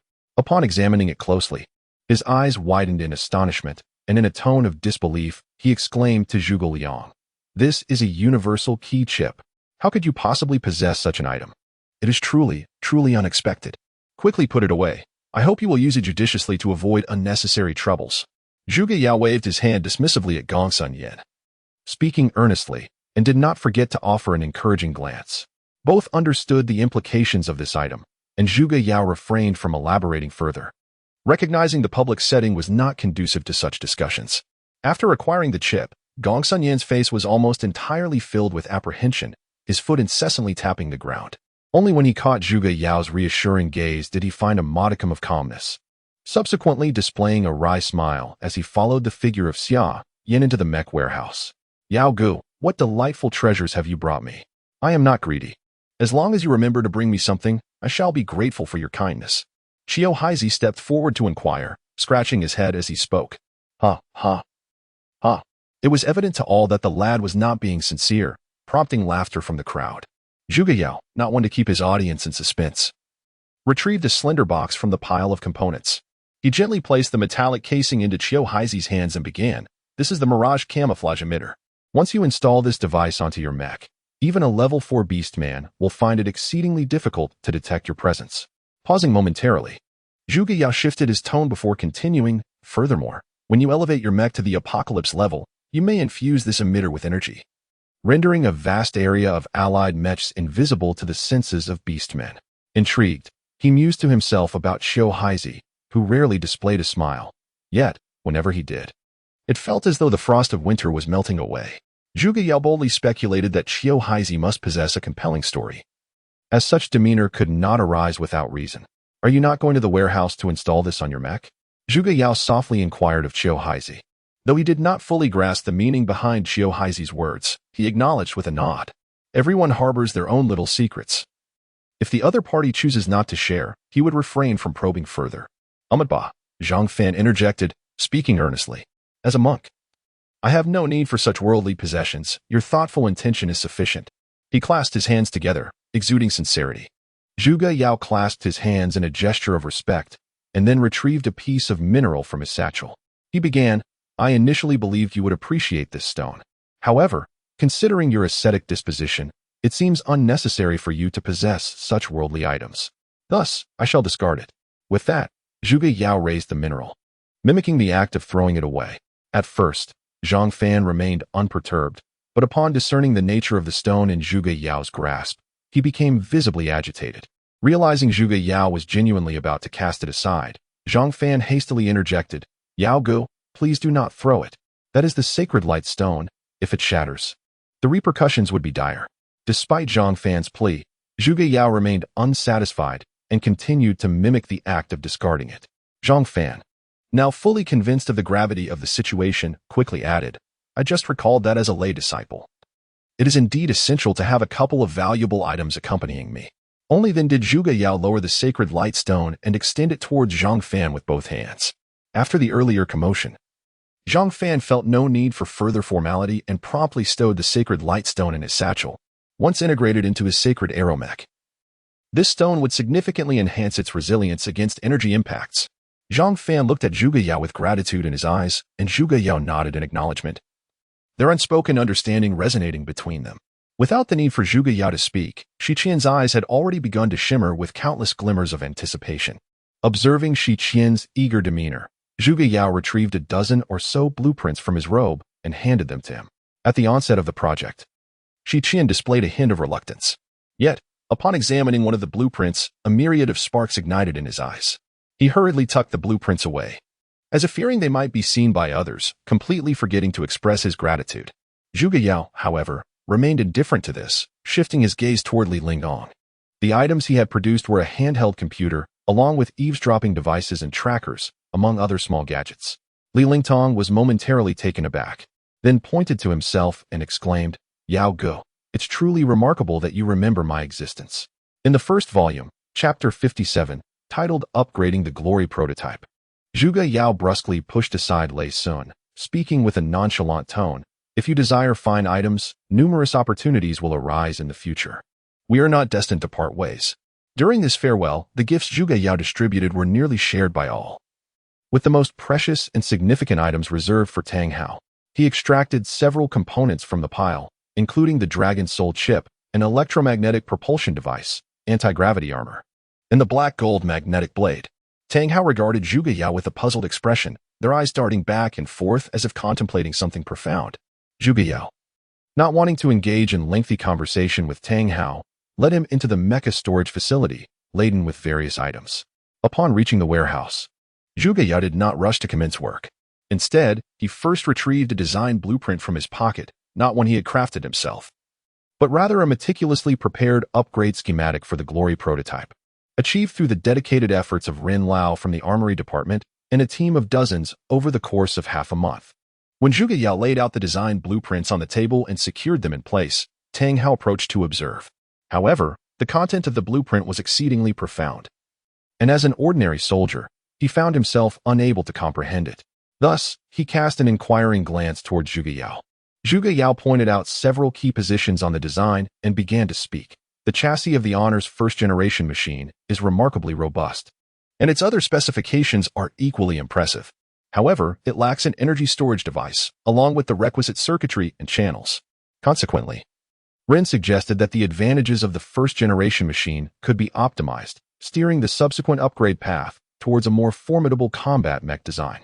Tang Hao listened with partial understanding, scratching his head and displaying a look of helplessness. Observing the squad leader's expression, Zhuge Yao felt a mix of amusement and exasperation. Nevertheless, he took it upon himself to assist Tang Hao, meticulously installing essential mech components one by one. First, he addressed the Dragon Soul chip, which was of the same model as the one used in the Lin Yuan, yielding similar results.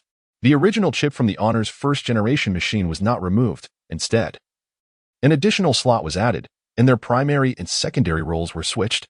The practicality of the Dragon Soul chip was significant, as it could meet the hardware demands even when the mech was upgraded to the Break Army level. The Dragon Soul chip, no larger than a fingernail, had a square shape coated in a pristine white finish, giving it a striking appearance. Yet, when Zhuge Yao integrated the Dragon Soul chip into the Honor's first-generation machine's operating system, the movements of the mech became significantly more fluid. After the installation of the Dragon Soul chip, Zhuge Yao issued several commands, prompting the mech to advance a few steps. The results of this test filled Tang Hao with immense satisfaction. Previously, when piloting this mech, he always felt it lagged slightly behind. For a long time, he had been unable to identify a suitable solution, only to realize now that the issue lay with the chip itself. With excitement, he patted the thigh of the Honor's first-generation mech, speaking in a tone of heartfelt relief. "Old friend, you have finally come back to life. Let us gallop across the battlefield together." Hearing Tang Hao's spirited words and witnessing his unwavering confidence brought joy to Zhuge Yao. He pondered that perhaps the other's mindset had undergone a subtle transformation. His own efforts had proven fruitful, altering the course of events and, in turn, reshaping Tang Hao's destiny. With the Dragon Soul chip installed, the next component to be affixed was the electromagnetic propulsion device. This device, resembling an oversized backpack, weighed over 600 pounds. Once powered on, it emitted a faint blue glow and began to levitate gently. Installing it onto the mech did not require the assistance of mechanical arms. A slight adjustment of its directional movement would allow the electromagnetic force to locate the appropriate interface and detach itself automatically. After the electromagnetic propulsion device was successfully installed, Zhuge Yao addressed Tang Hao. Squad leader, please ascend and test the functionality of the propulsion system. Certainly, I will conduct the test right away. Tang Hao replied with a smile, nodding affirmatively as he turned to grasp the ascent rope leading to the cockpit, his steps noticeably lighter and more buoyant. Under the skilled command of Tang Hao, the inaugural glory mech gracefully circled the warehouse several times, demonstrating remarkable improvements in its turning and maneuverability, shedding the clumsy demeanor of its antiquated predecessors. Subsequently, Zhuge Yao meticulously installed the anti-gravity armor and the black-gold magnetic slashing blade onto the mech's frame. The anti-gravity armor not only boasted formidable defensive capabilities, but also inherently reduced weight. The black-gold magnetic slashing blade far surpassed ordinary versions, particularly in terms of resilience. A few strikes against a standard blade would suffice to shatter or even break it entirely. The primary material for both the anti-gravity armor and the black-gold magnetic slashing blade was black gold ore, which Zhuge Yao possessed in limited quantities, this only allowing for the creation of a single set. Initially, he envisioned equipping each member of his team with a similar set. But the scarcity of materials thwarted this ambition. After completing the modifications and upgrades to the inaugural glory mech, Zhuge Yao exhaled in relief and gathered the design blueprints from the table. As Tang Hao dismounted from the mech, he gently patted Zhuge Yao on the shoulder and expressed, "Xiao Yao, you've done an excellent job. I sincerely appreciate your assistance. Should you ever require my help in the future, I will certainly not hesitate." Zhuge Yao nodded in acknowledgement and turned his gaze back to the glory mech before suggesting, "Let us bestow a name upon your mech. It ought to be something formidable or more fitting, rather than the mundane names we often use." Tang Hao also focused on the glory mech and replied with gravity, "Let us call it Steel Dragon. That name seems more appropriate." Zhuge Yao and Tang Hao both chuckled, finding this name exceedingly appropriate. At that moment, Xia Yan approached, piloting his mech, and deliberately halted in front of Zhuge Yao and Tang Hao. The energy within the Longyan mech pulsated across its body, indicating its elevation to the apocalypse level. The mech extended a mechanical arm, and with a slight flick of its fingers, a tiny flame began to dance joyfully upon the arm. "Look, my mech has ascended to the apocalypse level. Am I not impressive?" Xia Yan's exuberant voice resonated from within the mech. Tang Hao, more pragmatic, shouted back at Xia Yan, "Xiao Yan, since you are so formidable, why not promptly return the flame containment device that Xiao Yao lent you, lest it tarnish your reputation?" Upon hearing Tang Hao's words, Xia Yan fell silent, his face flushing with embarrassment. In a bid to divert everyone's attention, he directed Longyan's finger towards another direction and continued, "Look, Xiao Haizi's mech has also been upgraded. It looks magnificent." As everyone gazed in the direction pointed out by Longyan, they beheld nothing, only the sound of the mech's movements echoing with a crisp clatter. A wooden crate materialized in the air, vanishing moments later, only to reappear in a different location. With a sudden crack, someone broke a wooden stick. The sound was not loud, yet it startled everyone present in the warehouse.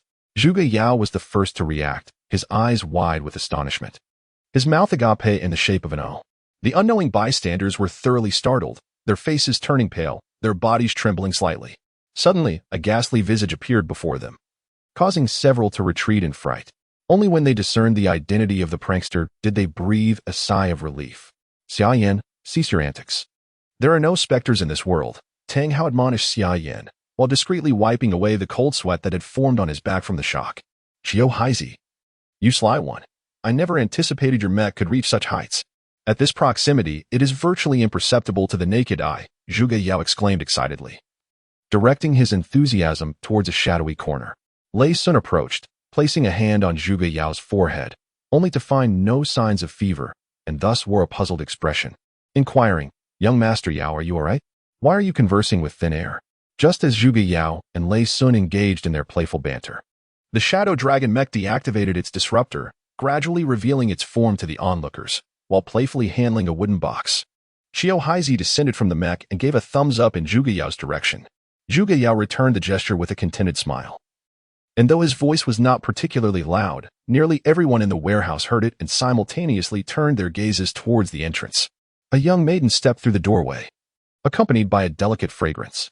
This enchanting girl possessed sparkling eyes, her long hair cascading down to her waist, and she was adorned in a pristine white dress. The crowd gazed in rapt attention, unable to suppress an exclamation of awe. "Wow." Initially, Zhuge Yao maintained his composure, thinking to himself, having lived for over a century, What beauty have I not encountered? Must you all be so lacking in dignity? However, upon catching sight of the young maiden's visage, he was rendered speechless, tears welling in the corners of his eyes. After decades, he had finally laid eyes upon her once more. The sight of the girl and the sound of her voice made Zhuge Yao feel as though he were in a dream. Yao Yu, unable to contain his emotions, he called out to the girl, his voice imbued with profound longing, evoking tears of sorrow in those who heard him. The girl who had entered, upon hearing her nickname, instinctively responded. She turned her head towards Zhuge Yao, bestowing upon him a gentle smile that revealed two charming dimples. Lei Sun nudged Zhuge Yao with his elbow and quietly inquired, "Young Master Yao, do you know this beauty?" Startled by Lei Sun's jab, Zhuge Yao regained his composure. But upon hearing the question, he feared that the truth of his rebirth might be uncovered. He hastily shook his head and explained, "No, I do not know her. I have merely heard of her esteemed name." Upon realizing that Zhuge Yao was familiar with the young lady, Lei Sun's face lit up with excitement, prompting him to eagerly press for more information. "Come on, tell me everything." His expressions fluctuated between joy and sorrow, leaving Lei Sun to worry that Zhuge Yao had suffered another stroke, as he shook Zhuge Yao's shoulder in concern. Lin Jiayao chuckled softly, raising her hand to cover her mouth to keep her laughter from becoming too loud. She found these two individuals quite amusing, perhaps even more so than the new recruits she had encountered before. The classmates around her burst into laughter upon witnessing this scene. Feeling delighted for Zhuge Yao and Lei Sun, knowing that with such a goddess to greet them, their assigned team would surely be exceptional. Most of the 10th class would follow Tang Hao to the Fury Dragon Corps.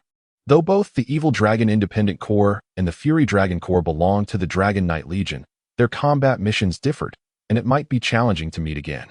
All right, enough of the antics. Quickly pack your belongings and report to the Evil Dragon Independent Corps, Tang Hao suggested, sensing the positive atmosphere and deciding to gently steer the conversation. After playfully kicking Lei Sun aside, Zhuge Yao approached Lin Jiayao, hesitating for a long moment before finally asking, "May I hold you for just a moment?" Just once, with no ulterior motives. In an instant, they embraced, transcending the barriers of time. And in the blink of an eye, decades passed. In a secret room within the Lake Heart Fortress, Gong Sun Su watched the surveillance footage before him, his teeth grinding in frustration. The screen displayed the image of Zhuge Yao and Lin Jiayao in a warm embrace. Unable to contain her fury, she lifted her foot and kicked the monitor, sending it crashing to the ground, shattering into pieces. The sound of the monitor's destruction echoed in the confined space, irritating another individual present in the secret chamber. Look at your prowess, taking it out on an appliance. If you have the guts, why not destroy it? Lu Mei twisted her waist, mocking Gong Sun Su with a tone rife with disdain. She stepped closer, stomping on the shattered pieces of the monitor several times before continuing. "Are you satisfied now? I've trampled it into oblivion. If that is insufficient, I shall set it ablaze. Do not feign innocence before me. Do not think I am unaware of your feelings for that brat Zhuge Yao. Watching other women embrace him must have driven you to jealousy, hasn't it? And yet, you dare to seek retribution for me? How amusing." As Gong Sun Su spoke, he propped his leg on the table, reclining against the chair while gazing at the ceiling. Once Lu Mei had distanced herself, he could no longer suppress his inner fury and brought his fist crashing down upon a nearby chair, shattering it into fragments. He retrieved a bottle from his pocket, observing the pale blue liquid within, his eyes gradually filling with a cold, murderous intent.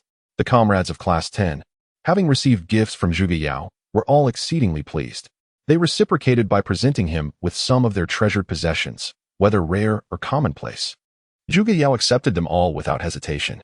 His team had been waiting for quite some time, and it was not wise to linger. He accepted the neatly packed luggage from Gong San Yin and stepped into the cockpit of the Lin Yuan Mecha, with a reluctant wave of farewell to his classmates. Zhuge Yao closed the cockpit hatch. Following Lin Jiayao, he exited the military camp, arriving beneath a colossal airship, quietly awaiting the arrival of the other new recruits. The airship measures over 100 meters in length, with a hull height of several dozen meters, providing ample space to accommodate numerous mechs.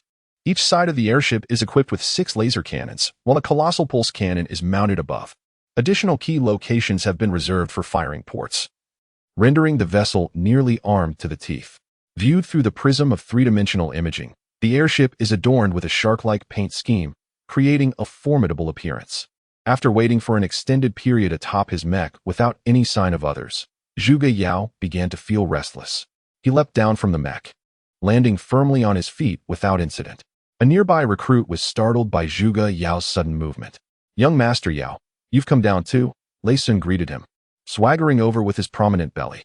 As they walked, a shifty-eyed individual rushed past and collided directly with Lei Sun. Lei Sun's robust physique absorbed the impact with minimal consequence. But the other fellow fell flat on the ground. Rather than expressing pain, he repeatedly apologized to Lei Sun, exclaiming, "I'm sorry, it was unintentional. I have urgent matters to attend to, so I must be on my way." Watching the shifty-eyed man retreat further into the distance, Zhuge Yao furrowed his brow. He stepped closer to Lei Sun and inquired, "Are you all right, fatty?" Despite hearing Lei Sun's response, Zhuge Yao remained concerned and conducted another quick inspection of Lei Sun's condition, finally breathing a sigh of relief. "Do you two comrades require any reinforcing agents? I can offer them at a discounted price." A new recruit approached, inquiring of Zhuge Yao and Lei Sun, clutching several vials of enhancement potions. "Go away," Lei Sun said impatiently, dismissing him. There was an abundance of enhancement potions available. There was no need to purchase them by the roadside. Zhuge Yao smiled and shook his head. The Zhuge family possessed an ample supply of both enhancement potions and bodily fortification liquids. Yet, he found himself somewhat intrigued. It was peculiar that such items were being sold within the recruit camp.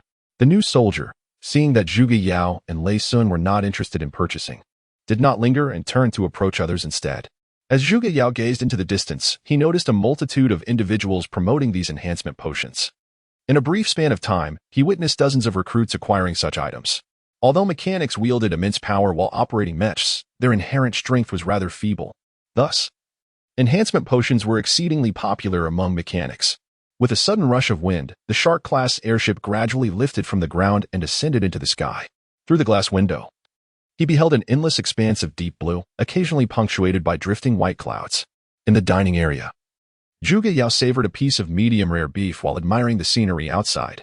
Perhaps due to his contemplative state, he found that the clouds resembled certain people or objects he had encountered in the past. The hand that had once been bitten by a werewolf throbbed with a familiar pain, prompting Zhuge Yao to roll up his sleeve and examine it carefully. Upon discovering that the skin previously bitten had transformed into a vivid shade of green, a wave of discontent washed over Zhuge Yao. Initially, he had believed his injury to be minor, convinced that the virus would not manifest as it had in his previous life, but rather would enhance his physical form. However, the current state of his wound suggested that the virus merely postponed its onset, still posing a grave threat to his life. "Are you all right?" A melodious voice broke through his thoughts, and Jin Jiao's figure appeared before him, dressed in a flowing purple gown. She gracefully lifted the hem of her dress as she settled across from Zhuge Yao, a tray in hand. Her face was adorned with a subtle touch of makeup, and her lips bore a hint of lipstick, rendering her even more enchanting. In the first volume, Unseen, Chapter 60, Healing, Jin Jiao blinked and nodded gently, her delicate fingers tapping on the mechanical watch on her wrist. With precision, she selected a few three-dimensional projections and transmitted them to Zhuge Yao's device. After a moment of confirmation, she softly uttered, "Take a look at these projections. They may prove beneficial to you." Dining with Jin Jiao was inherently a delightful affair, and hearing her express such concern for him filled Zhuge Yao with warmth. He promptly activated the three-dimensional projections for examination. The initial set provided an overview of the dragon-independent core. However, as he progressed to the later projections, his expression shifted to one of grave seriousness. Who was that person? He pondered, astonished that someone could dine alongside a goddess, feeling enviously fortunate. Several new recruits began to discuss amongst themselves, one of whom gradually raised his voice as he spoke. Regardless of their chatter, Zhuge Yao remained focused, diligently perusing the materials related to the evil dragon core. In his previous life, he had also been a part of the evil dragon core, but he had requested a transfer after less than a month.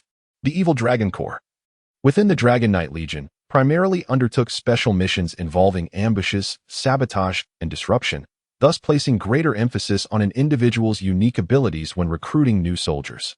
"Young man, if you know what's good for you, find another place to dine," a second-class female soldier remarked with a mocking tone, holding a tray, before taking a seat beside Lin Jiao. As the female soldier's comments became increasingly outrageous, Lin Jiao gently interjected, shouting, "How can you say such things? We mustn't bully the new recruits. I chose to sit here myself." The exchange between the two female soldiers grew somewhat unpleasant, prompting Lin Jiao to take a few casual bites of her food before hurriedly departing the dining hall with the other soldier. Once the goddess had left, The new recruits in the dining hall resumed their discussions, filling the air with an unusual din. Zhuge Yao activated the three-dimensional projection that Lin Jiao had sent him, continuing to familiarize himself with the fundamental details of the evil dragon core. His dormitory was a suite featuring 2 bedrooms and a living room, tastefully decorated and equipped with all necessary furnishings for daily life. Zhuge Yao sank onto the sofa in the living room, folding his clothes once more to inspect the condition of his wounds. The edges of the wound had begun to rot, with a green liquid seeping from the skin. Zhuge Yao, overwhelmed by the pain, bit down on a towel, forcing himself to endure it. He retrieved a medical kit from the room, where he found some painkillers, which he hastily swallowed. The sensation of pain dulled slightly, but the objects before him grew increasingly blurred. Zhuge Yao picked up a communicator from the table, intending to call for help, but his consciousness began to fade, and his body lost all strength, collapsing heavily onto the floor along with the communicator. The sound of a heavy object hitting the ground echoed, prompting a figure to rush out from another room upon hearing the noise. When Zhuge Yao regained consciousness, he found himself naked, submerged in a cultivation chamber.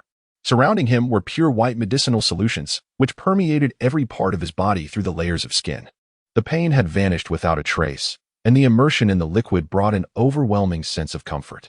The wound had transformed from a deep green to a lighter shade, and the torn skin began to heal gradually. Looking up, he realized he was in a medical room, where various medical instruments and tools were neatly arranged.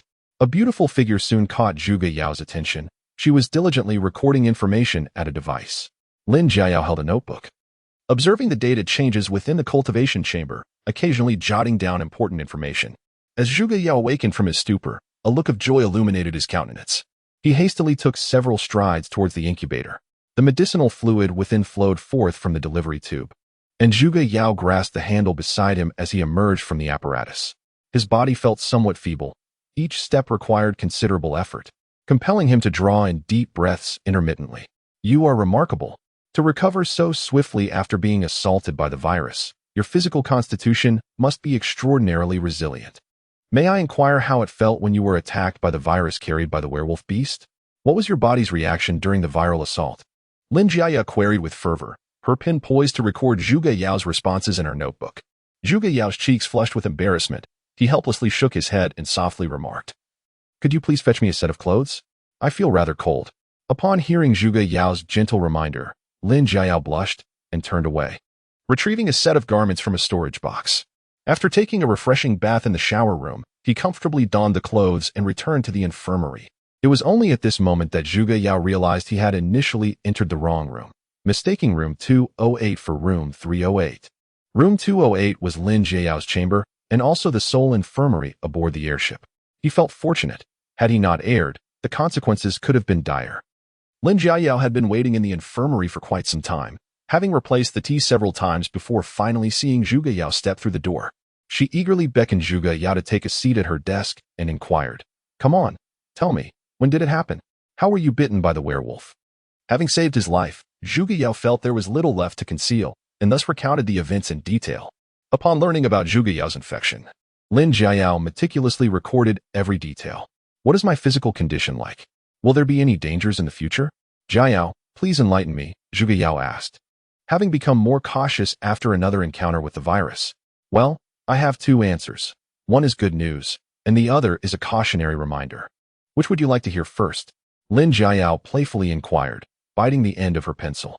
In the 61st chapter of the first volume, titled Healing, Lin Jiao retrieved a medical report and several SD images from her drawer.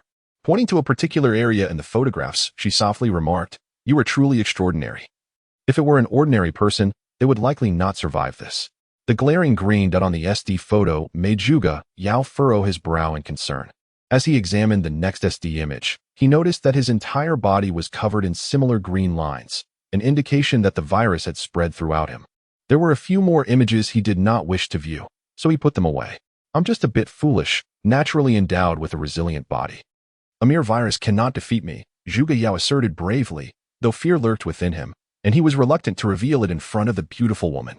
The SD photos felt heavy in his pocket, weighing down his entire being. Lin Jiao cast a meaningful glance at Zhuge Yao, a faint smile gracing her lips, revealing her adorable dimples. She uttered no further words but retrieved a brick from the drawer, pushing it towards Zhuge Yao with an expectant expression. What is this? If I have erred in any way, you may express it directly. There is no need for such theatrics, Zhuge Yao said, swallowing hard. Anxiety gnawing at him as he tapped the brick on the table. A sweet laugh echoed, melodious as silver bells, as Lin Jiayao chuckled again. Noticing Zhuge Yao's befuddled expression, she quickly composed herself and explained, I'm not trying to mock you. If you crush it in your hands, you will understand my intention. Zhuge Yao let out a long sigh of relief, following her instructions. As he grasped the brick and applied a slight pressure, it crumbled into dust. Lin Jiayao deftly rolled a trash bin beside him to collect the brick powder. Zhuge Yao stared at his hands, incredulous at the newfound strength he possessed. Impressive, isn't it? This is the good news I wish to share with you. You have laid the foundation to become a super soldier, Lin Jiayao stated earnestly, clearly emphasizing the significance of this revelation. Meanwhile, the potion he had consumed earlier began to stir his stomach, which growled in protest. Having not eaten adequately that morning, he now felt ravenous. He settled onto the bed, the room devoid of even a stool, forcing him to make do with what little comfort he could find. He retrieved a vial of green liquid from his pocket and placed it into a petri dish, a substance he had stealthily acquired from the infirmary. Contemplating the composition, he intended to concoct a similar mixture. After arranging his belongings, Zhuge Yao Kai took out his backpack and rummaged through it, hastily consuming a pack of compressed biscuits to quell his hunger. He then pulled out the previous examination report and scrutinized it meticulously, discovering that his condition mirrored that of individuals he had observed in his former life. His body was gradually succumbing to the virus, and the wounds had resumed their shallow green hue. Ordinarily, wounds would transition from green to gray, and subsequently to black. It was at the black stage that one's life would slip away. Each color phase typically spanned about a month, suggesting he had approximately 2 months left. If he employed certain special medications to suppress the ailment, he might extend his life by an additional half-month. Currently, he possessed only 2 treatment methods. One involved incessantly fortifying the energy within his body, transforming himself into a super warrior capable of subduing the virus with his internal energy or even expelling it entirely. The alternative method required the acquisition of the Holy Spirit elixir and the root of the ancient spirit wood. The former bolstered cellular resistance, while the latter could expel all foreign entities from within. It was rumored that medical nanobots could also rid the human body of viruses. Yet he had only heard of such things from others, never having encountered them in reality. Consequently, he had not considered this option in his treatment plan. Hardly bothering to entertain the thought, Zhuge Yao, still holding on to a benevolent speculation, pondered that such an invention had yet to be developed and might still linger merely in the realm of design sketches. Beep. The petri dish beside him emitted a notification sound, and the display screen showcased a plethora of data. With a flick of his wrist, Zhuge Yao utilized a multifunctional meter to share this information across the Zhuge family's intranet, soliciting the assistance of some medical experts within the clan to manufacture a batch of pharmaceuticals. Click. The door swung open, and a petite girl strolled in leisurely from outside. This girl, her eyes nearly squinting into slits, bore an expression that revealed little emotion, clad in a suit of armor. Upon entering, she uttered not a word but promptly lay down on Zhuge Yao's bed. He quickly stepped aside, anxious that her presence might lead to an unfortunate outcome. Faced with such a young girl, who would he turn to for reason? Excuse me, who might you be? May I inquire your name, little sister? Zhuge Yao inquired, extending a hand to gently nudge her shoulder. After a gentle push, receiving no response, he attempted again. The girl, still in a daze, sat up, drool lingering at the corner of her mouth, and muttered, Is it time to eat? Are there any chicken legs? In her bewildered state, she snatched half a compressed biscuit and hastily swallowed it. This morsel seemed to possess a certain enchantment, as she immediately perked up. Upon noticing Zhuge Yao before her, she swiftly swung her hand, delivering a bright red imprint of her palm upon his face. Who are you? How did you end up in my room? The girl demanded, placing her hands on her hips, attempting to project an air of fierce bravado. The door was ajar, and the noise was quite loud, drawing the attention of several new recruits living nearby, soon resulting in an increasing crowd at the entrance. In exasperation, Zhuge Yao resorted to his ultimate technique, swiftly resolving the matter at hand. Inside the airship's dining hall, Zhuge Yao gazed at the petite girl before him, then glanced at the dozens of empty plates on the table, momentarily at a loss for words. The dining hall aboard the airship was rather expensive, and it did not accept cash. One could only exchange military contribution coins for meals. Beyond the 3 daily meals, any snacks, fruits, or beverages required contribution coins for purchase. In the chapter titled A Thief in the Airship, Mimi exclaimed, "Delicious. This chicken leg is truly fragrant. Since you're not eating yours, I shall take the liberty to enjoy it." As she spoke, her mouth was filled with a chicken leg, her hand reaching for the food in front of Zhuge Yao. After much inquiry, Zhuge Yao learned that her name was Mimi. She was also a non-commissioned officer sent by the Demon Independent Regiment to escort new recruits. However, her appearance left much to be desired in terms of reliability. It was well known that the individuals within the Demon Independent Regiment possessed unique characteristics. Today, Zhuge Yao had the opportunity to witness another example, Lin Jiao's goddess-like demeanor, and now, the adorably naive foodie Mimi. Mimi was quite attractive, yet her eating habits were rather unrefined. Not only did she eat with her hands, but she also created a cacophony while doing so. She was indiscriminate in her consumption, devouring everything from chicken legs to buns with equal enthusiasm. Many new recruits dining on desserts cast scornful glances toward her, making Zhuge Yao feel rather uncomfortable, yet Mimi, undeterred, pretended not to notice. Observing the other party indulging in their meal, Zhuge Yao felt a twinge of hunger himself. He picked up a piece of beef and savored it slowly, finding it quite delectable. Indeed, the food in the restaurant was not expensive without reason. He attentively surveyed the array of dishes before him, realizing that they were a feast for the senses. The sizzling beef had a vibrant hue, complemented by the fragrant Long Island plum sauce, which wafted enticing aromas into the air. He deftly cut a small piece of meat, spread a touch of the sauce upon it, and brought it to his mouth. The tender, rich flavor filled his palate, the exquisite taste of the beef coursing through his being. After experiencing this culinary delight, Zhuge Yao, akin to discovering a new world, unabashedly plunged into the feast. Much like Mimi, relishing every morsel without concern for decorum. Meanwhile, Lei Sun had been occupied for the entire morning, while a figure cloaked in black had been lurking behind the mecha, also hiding throughout the morning. Famished, the shadowy figure noticed leftover steamed buns nearby. Seeing no one around, he began to devour them without hesitation. After a prolonged morning of toil, Lei Sun too felt the pangs of hunger and sought out the buns behind the mecha. "Thief! Help! Someone is stealing!" he shouted, upon discovering his own leftover buns had vanished. During his time in the new recruits, such outbursts often went ignored. However, this was aboard the Evil Dragon Independent Corps airship. His cries summoned several sergeants. One sergeant, named Wang Sun, upon hearing that only a few leftover buns had gone missing, was immediately incensed. As the newly arrived recruits spoke, they captured Wang Sun's attention once more, leading him to believe that a thief had infiltrated their airship. "Squad leader Wang, my notebook has gone missing," a new recruit exclaimed, his face contorted with indignation. "Squad leader Wang, my underwear has also disappeared," a female recruit added, her eyes ablaze with fury. "Indeed, my belly band is missing as well," another female recruit chimed in, brandishing her hand like a weapon, her expression fierce. Vowing to smash the thief to pieces. Hidden in the shadows, the cloaked figure seethed at their words. She had merely pilfered a steamed bun, yet now found herself accused of stealing notebooks, underwear, and even belly bands. If given the chance, she would truly wish to confront them. Lei Yuan felt a flush of embarrassment, but quickly masked it, adopting an air of righteous indignation as he addressed Wang Sun. "Squad leader Wang, as you can see, this thief is exceedingly brazen. We must unearth their identity and impose the harshest penalties upon them. Yes, yes, let us expose them and mete out punishment." The recruits echoed in fervent agreement. Inspired, Wang Sun organized a search party, led by Lei Yuan, to hunt down the petty thief. Meanwhile, Zhuge Yao was still dining in the mess hall when his multifunctional device beeped insistently.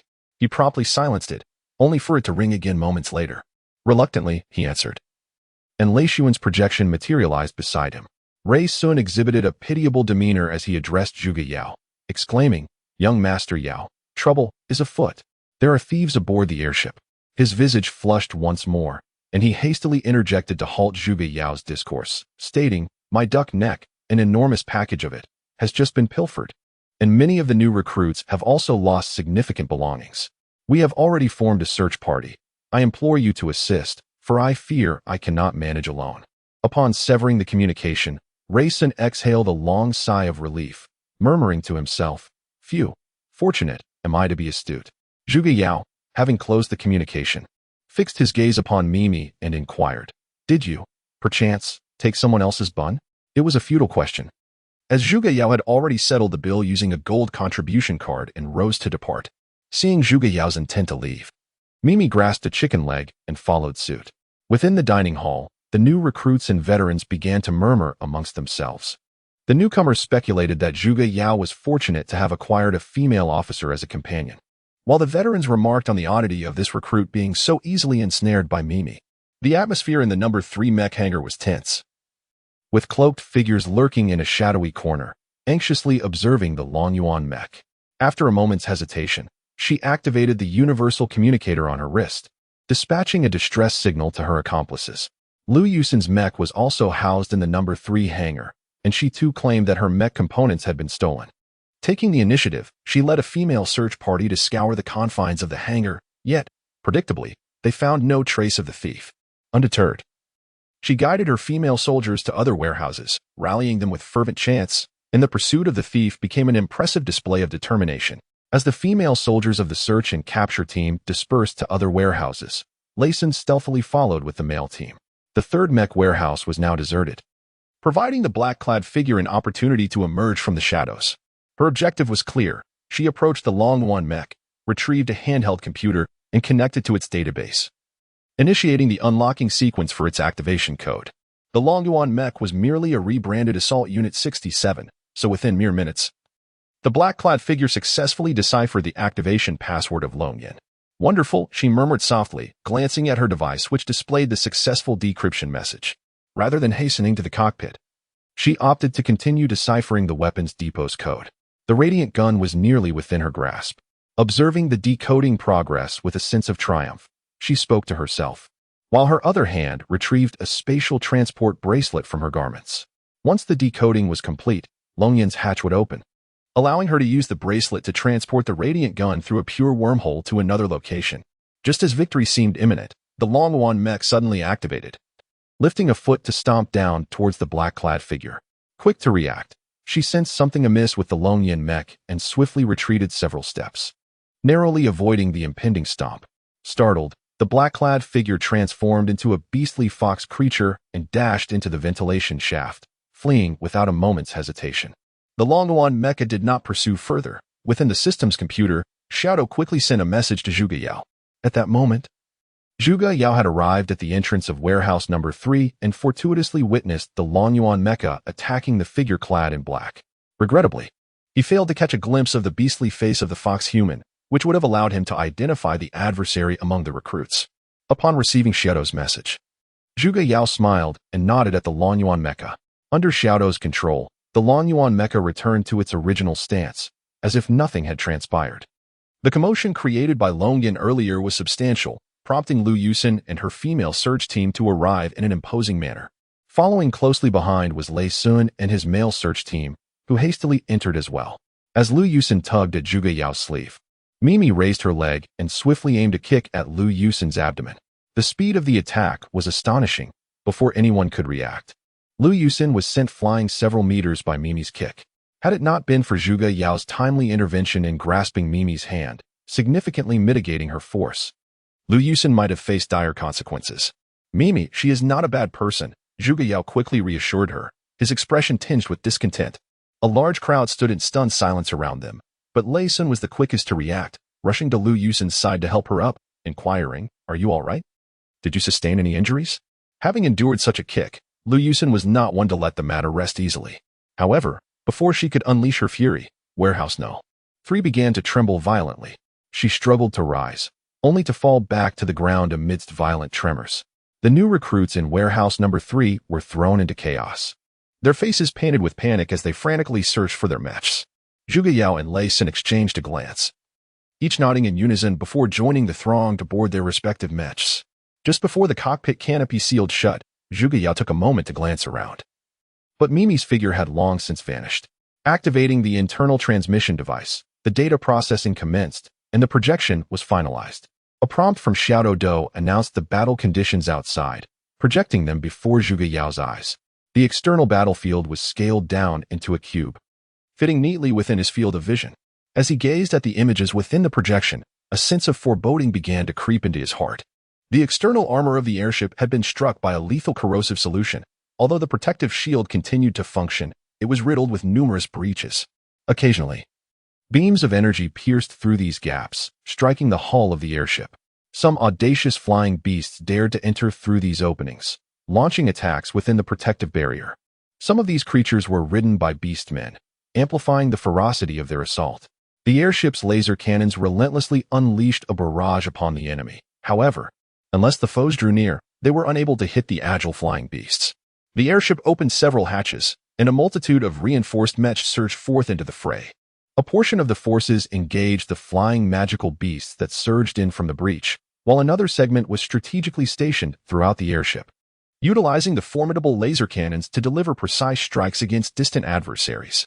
Inspired by the unfolding chaos, Zhuge Yao piloted the Lin Yuan mech to a shooting aperture adjacent to the warehouse, which automatically opened upon sensing the mech's approach. He gestured for Xiaodudu to assist him, prompting Lin Yuan to extract the radiant gun and position it at the designated opening. Whenever a flying magical beast traversed this aperture, it was almost invariably met with a luminous projectile, causing it to retreat in defeat or succumb to destruction. However, the sheer number of attacking flying beasts rendered Zhuge Yao's few victories seemingly inconsequential. He accessed Lin Yuan's database, linking it to the airship to acquire further intelligence. One by one, projections of the flying beasts materialized before him, revealing that the assaulting horde was led by a formidable level 4 flying beast, the Thunderbolt Eagle, accompanied by level 3 creatures, the Flame Vulture and the Frost Owl. The Thunderbolt Eagle, a colossal figure with wings spanning over 10 meters when fully extended, boasted a golden plumage coursing with electric currents, distorting the surrounding air. Upon its back rode a beastly werewolf, also of level 4, impervious to the overwhelming electrical energy flowing beside him.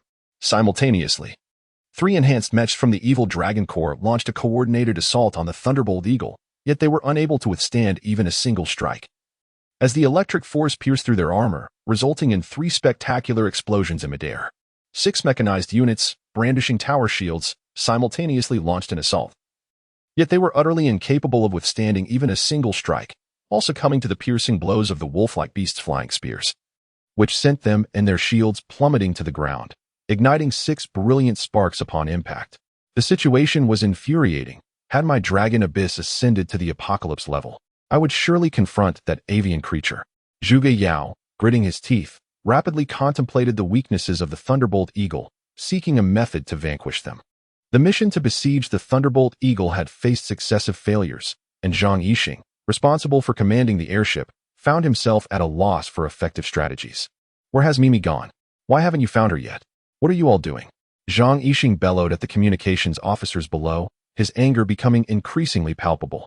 Before the airship, the Thunderbolt Eagle radiated an overwhelming brilliance, as the electrical energy coursing through its body swiftly converged towards this luminous manifestation. Observing this with trepidation, Zhang Yixing hastily maneuvered the airship to alter its course. A bolt of lightning erupted from the Thunderbolt Eagle's mouth, hurtling toward the Shark-class airship. The Shark-class airship activated its thrusters, desperately attempting to evade the impending strike. The lightning beam grazed the edge of the airship, crashing into a nearby mountain and obliterating it in a spectacular explosion. In an instant, the trees upon the mountain were reduced to charcoal, and the deer that had roamed freely were likewise turned to ash beneath the onslaught of the electrical fury. Zhang Yixing gazed at the shattered mountains, his breath becoming increasingly hurried. He hurriedly connected to the Mecha No. 1 hangar and shouted into the speaker, "Quick, Zhang Yong, you take the lead." "Yes, I will ensure the mission is accomplished." A Celestial-class mecha responded promptly, swiftly maneuvering around the airship to position itself before the Thunderbolt Eagle. Emblazoned on the left chest was Thunder Shark, while the right bore an image of a crescent moon accompanied by 6 stars. Its body was painted a deep blue, one hand wielding a harpoon and the other grasping an anchor, exuding an imposing presence. The mecha was also infused with a substantial amount of electric power, occasionally emitting arcs of energy. The Thunderbolt Eagle, employing its familiar tactics, once again unleashed a dazzling array of light from its mouth, channeling the electric energy from its body toward this luminous assault. However, this time, its target was the deep blue mecha daring to obstruct its path, disdain evident in its gaze. The beastly werewolf riding atop the Thunderbolt Eagle yawned repeatedly, showing no intent to engage. Meanwhile, the new recruits aboard the airship rallied behind the Thunder Shark, fervently hoping this valiant warrior could vanquish the formidable foe before them. Seemingly invigorated by their support, Thunder Shark, witnessing the Thunderbolt Eagle preparing to strike, unleashed a flurry of electric orbs from its harpoon, launching a preemptive assault. The electric spheres collided with the protective electric shield surrounding the Thunderbolt Eagle, not only failing to inflict damage but also reinforcing the shield's strength. Following this, the Thunderbolt Eagle emitted a resounding cry, absorbing the electric energy and further amplifying the potency of its electric rays. The Thunder Shark yearned to launch another attack. Yet the Lightning Eagle was not inclined to grant him such an opportunity. A deep crimson lightning ray surged forth, approaching with alarming speed. Behind him loomed the airship. For a moment, the Thunder Shark hesitated, but ultimately engaged the thrusters, veering to the side in an attempt to evade. The lightning ray grazed his arm, melting his entire steel limb. Yet he persisted in striking towards the Shark-class airship. Zhuge Yao, sensing the dire situation, had already commenced the replacement of Dragon Abyss's flight equipment, preparing to ascend and hold the line for a while. However, the circumstances escalated too rapidly. He never anticipated that a single strike from an Apocalypse-class mech could not withstand such might. The situation grew increasingly perilous as the deep crimson lightning ray threatened to obliterate the airship, transforming it into a cascade of molten metal. In this critical moment, a breakthrough-class mech surged forth, wielding a staff that it thrust forward, deftly redirecting the menacing lightning ray into another trajectory. This mech bore the inscription Fallen Angel on its left breast, while the right showcased a sun, a moon, and 3 stars. Cloaked in an obsidian hue, it grasped a staff in one hand and a long sword in the other. The mech was imbued with a vast reservoir of dark energy, continually absorbing the encroaching lightning force. Yes, Sister Mimi is formidable, cheered the soldiers within the airship. Their spirits ignited as they readied themselves to confront the approaching beasts with fervor. Zhang Yixing seized this opportunity, activating all mech exits aboard the airship. Mechs of varying ranks surged forth, launching a counteroffensive against the assailing adversaries. The mech bay number 3 quickly became desolate, leaving only the Lin Yuan and Leishan mechs, which were diligently engaged in the replacement of flight equipment. While the ground combat mechs possessed flight capabilities, their endurance in prolonged combat would significantly diminish without the appropriate gear. The emergence of the Fallen Angel mech prompted the werewolf aboard the Thunderbolt Eagle to take matters more seriously. His hands crackled with lightning, and 6 long spears levitated behind him, swirling around him in a mesmerizing dance. Previously, he had employed this very tactic to instantaneously annihilate 6 enhanced mechs. The Thunderbolt Eagle, gathering the power of lightning in its mouth, awaited the werewolf's signal for a coordinated assault. This time, the Fallen Angel mech took the initiative, wielding its long sword like a dark meteor, launching a surprise attack against the Thunderbolt Eagle. 3 fiery vultures unleashed 3 streams of flame towards the Fallen Angel, attempting to impede its flight speed. The flame struck the mech's outer energy shield, creating not even a ripple, just as it seemed poised to reach the Thunderbolt Eagle. The enemy preemptively launched an attack. Despite the skill's formidable might, it nonetheless sent the Fallen Angel careening away. Within the cockpit of the Fallen Angel mech, a surge of dark energy erupted from Mimi, infusing the mech with power. This infusion stabilized the mech in midair, averting a catastrophic crash. Impressive, Mimi praised her adversary. Gasping for breath, her body increasingly weakened, slumped over the control panel as if she lacked the strength to even sit upright. The Lightning Falcon's werewolf, although unable to vanquish the Fallen Angel mech, emerged relatively unscathed. Suddenly, a piercing cry erupted from the Lightning Falcon as its left wing was severed, blood gushing forth incessantly. Seizing the opportunity, Thunder Shark turned to flee, his anchor stained with the blood of the beasts. However, he had scarcely made his escape when a spear flew forth, piercing the mech and sending Thunder Shark sliding to the ground. The Lightning Falcon let out a resounding cry, and the wing that had just been severed by Thunder Shark grew back anew. At this moment, both the Lightning Falcon and the werewolf were incensed, launching indiscriminate attacks on any mech within sight. The surrounding Tier 3 Flame Vultures and Frost Owls, receiving the command to attack, recklessly joined the fray. That fool Lei Qi, all for the sake of seizing a weapon, has stirred up such a commotion, exclaimed a mysterious figure within a secret base in the Trisolaris. Observing the battlefield through a crystal ball, numerous enhanced mechs were damaged, and the airships billowed smoke from multiple sources, the situation appearing dire. Though not yet fully equipped for flight, Zhuge Yao had no choice but to cease his actions and ascend to the cockpit of the Lin Yuan. Upon seeing Zhuge Yao enter the mech, Lei Sin also halted his movements and climbed aboard the Thunder Mountain mech. The mechs emerging from the airship, under the might of the Lightning Falcon, fled in disarray. Most of the pilots of these mechs were novices, having never encountered such a terrifying adversary. However, They were merely utilizing ground battle mechs and had not switched to aerial equipment, rendering them unable to compete with Tier 3 magical beasts. This battlefield quickly transformed into a slaughterhouse, as fiery vultures soared through the sky, creating resplendent flowers of flame. With no means to retaliate, the troops could only rely on their shields to withstand the relentless onslaught of attacks. The ICL's method of assault was particularly sinister. Gusts of frigid air swept past. And even if the recruits managed to evade the beams of energy, a layer of frost would coat their mechs, making flight increasingly burdensome. The airship's 6 primary laser cannons abandoned the task of intercepting the approaching aerial beasts and concentrated their fire upon the lightning hawks. Zhang Yixing's gaze was resolute. Recognizing the improbability of victory in this battle, he resolved to sacrifice the airship to facilitate the retreat of more recruits from the battlefield. His actions proved effective, as the lightning hawks began to distance themselves from the airship, while numerous Tier 3 flying beasts ceased their pursuit of the mechs and instead lunged toward the airship. Beep beep. Within the command cabin of the airship, several alarms sounded, and the outer protective shield, under the barrage of countless flying beasts, completely lost its defensive capability. Zhang Yixing had already slumped into his seat, watching the impending wave of attacks, and slowly closed his eyes. The airship moved of its own accord. The left thruster was pushed to maximum power, effortlessly evading the incoming strikes.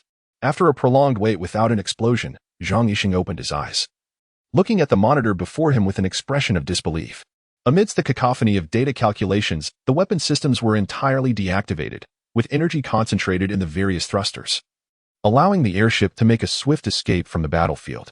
The werewolf aboard the Thunder Eagle, noticing the airship's attempt to flee, cast a disdainful glance and urged the Thunder Eagle to pursue. Just then, a particularly unique enhanced mech materialized before him, effectively obstructing his path. Surrounding them, a horde of third-tier magical beasts continued their relentless chase of the scattered mechs. Zhuge Yao, feeling a surge of urgency, suddenly had a brilliant idea. He shouted into the loudspeaker, "You there, on the opposite side, announce your name at once. I do not slay nameless beasts." The werewolf on the Thunder Eagle, taken aback by the enemy mech's call, chose to disregard it entirely. Gathering electrical energy in his hands, he manipulated 6 spears, preparing to unleash a powerful strike. "What? You? An enhanced mech? Dare to challenge me?" The werewolf muttered disdainfully to himself. "How intriguing. Everyone, cease your attacks. I wish to engage him in combat." With a malevolent grin plastered across his face, the werewolf communicated far and wide, instructing the accompanying third-tier magical beasts to halt their assault. Success. Observing his scheme come to fruition, Zhuge Yao felt elated. Indeed, the memories from his past life were accurate. When magical beasts engaged in a duel, no one was permitted to interfere.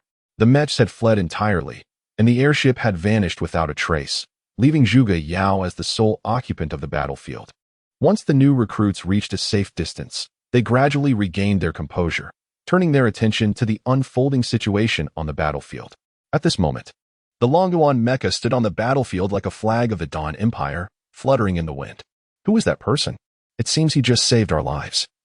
He is indeed a valiant warrior. A rookie remarked on the public channel, his face alight with astonishment, his gaze fixed unwaveringly on the Lin Yuan mecha on the battlefield. Reluctant to look away, once the airship reached a safe distance, it resumed normal operations. By the time Zhang Yixing regained his composure, significant time had passed. The soldiers at the command platform were transfixed, their attention drawn to a projection in the center of the command room, which also captivated Zhang Yixing's focus. A large group of level 3 flying magical beasts formed an expansive circle, simultaneously enclosing both the Lin Yuan mecha and the Thunderhawk within their midst. "My name is Lei Qi. If you can withstand 3 of my moves, I shall concede defeat," shouted the werewolf atop the Thunderhawk, brazenly launching an attack on the Lin Yuan. Upon witnessing Lei Qi's advance, Zhuge Yao drew the radiant spear and fired. The Thunderhawk, being of considerable size, had no means of evading the incoming light projectile. The electric barrier enveloping the Thunderhawk blazed brilliantly, presumably attempting to intercept the light blast, yet it proved utterly ineffective. The projectile pierced through the barrier and struck the Thunderhawk's body. This compelled Lei Qi to halt his charge and assist the Thunderhawk in deflecting the light projectile with a spear. "Well done, splendid," Zhang Yixing exclaimed excitedly. Witnessing the Lin Yuan's magnificent display of power, he instinctively raised his right hand to cheer for Zhuge Yao. The remaining soldiers in the command room followed suit, lifting their right hands high in support of Zhuge Yao. The battlefield outside erupted instantaneously as the new recruits, having bottled up their frustrations, found an outlet for their emotions and rallied behind Zhuge Yao. Their fervor invigorated Zhuge Yao, bolstering his resolve to overcome the adversary. Lei Qi, under Zhuge Yao's pressure, felt not a shred of discouragement. Instead, he became increasingly exhilarated, exclaiming, "The Spear of Radiance! Truly, it is a fortuitous endeavor, as the target is acquired effortlessly. That previous strike was merely a prelude. Now, receive my true assault, the thunderous flying spear." With another resounding shout, Lei Qi commanded the 6 long spears encircling him to dart towards the Lin Yuan mecha. Each spear crackled with electric energy, visibly adorned with dancing serpents of lightning. The surrounding aerial beasts roared in unison, seemingly rallying in support of Lei Qi. The new recruits, awestruck by the might of the beasts, raised their right hands, momentarily forgetting their cheers. Observing Lei Qi's impending display of power, Zhuge Yao had long prepared the holy hammer of light, poised for the incoming thunderous spears. Closer, ever closer. He silently gauged the distance in his mind. Now was the moment. With a fierce shout, Zhuge Yao swung the holy hammer of light, conjuring 6 spatial wormholes before the mecha. As the thunderous spears traversed the wormholes, they emerged beneath Lei Qi's line of sight, striking the body of the flying beast. The Thunder Eagle. A pain cry erupted from the electric eagle as 6 punctures marred its form, causing it to wobble precariously. Once again, Lei Qi retrieved a vial of potion from his pocket. After a brief moment of hesitation, he injected it into the body of the Thunder Eagle.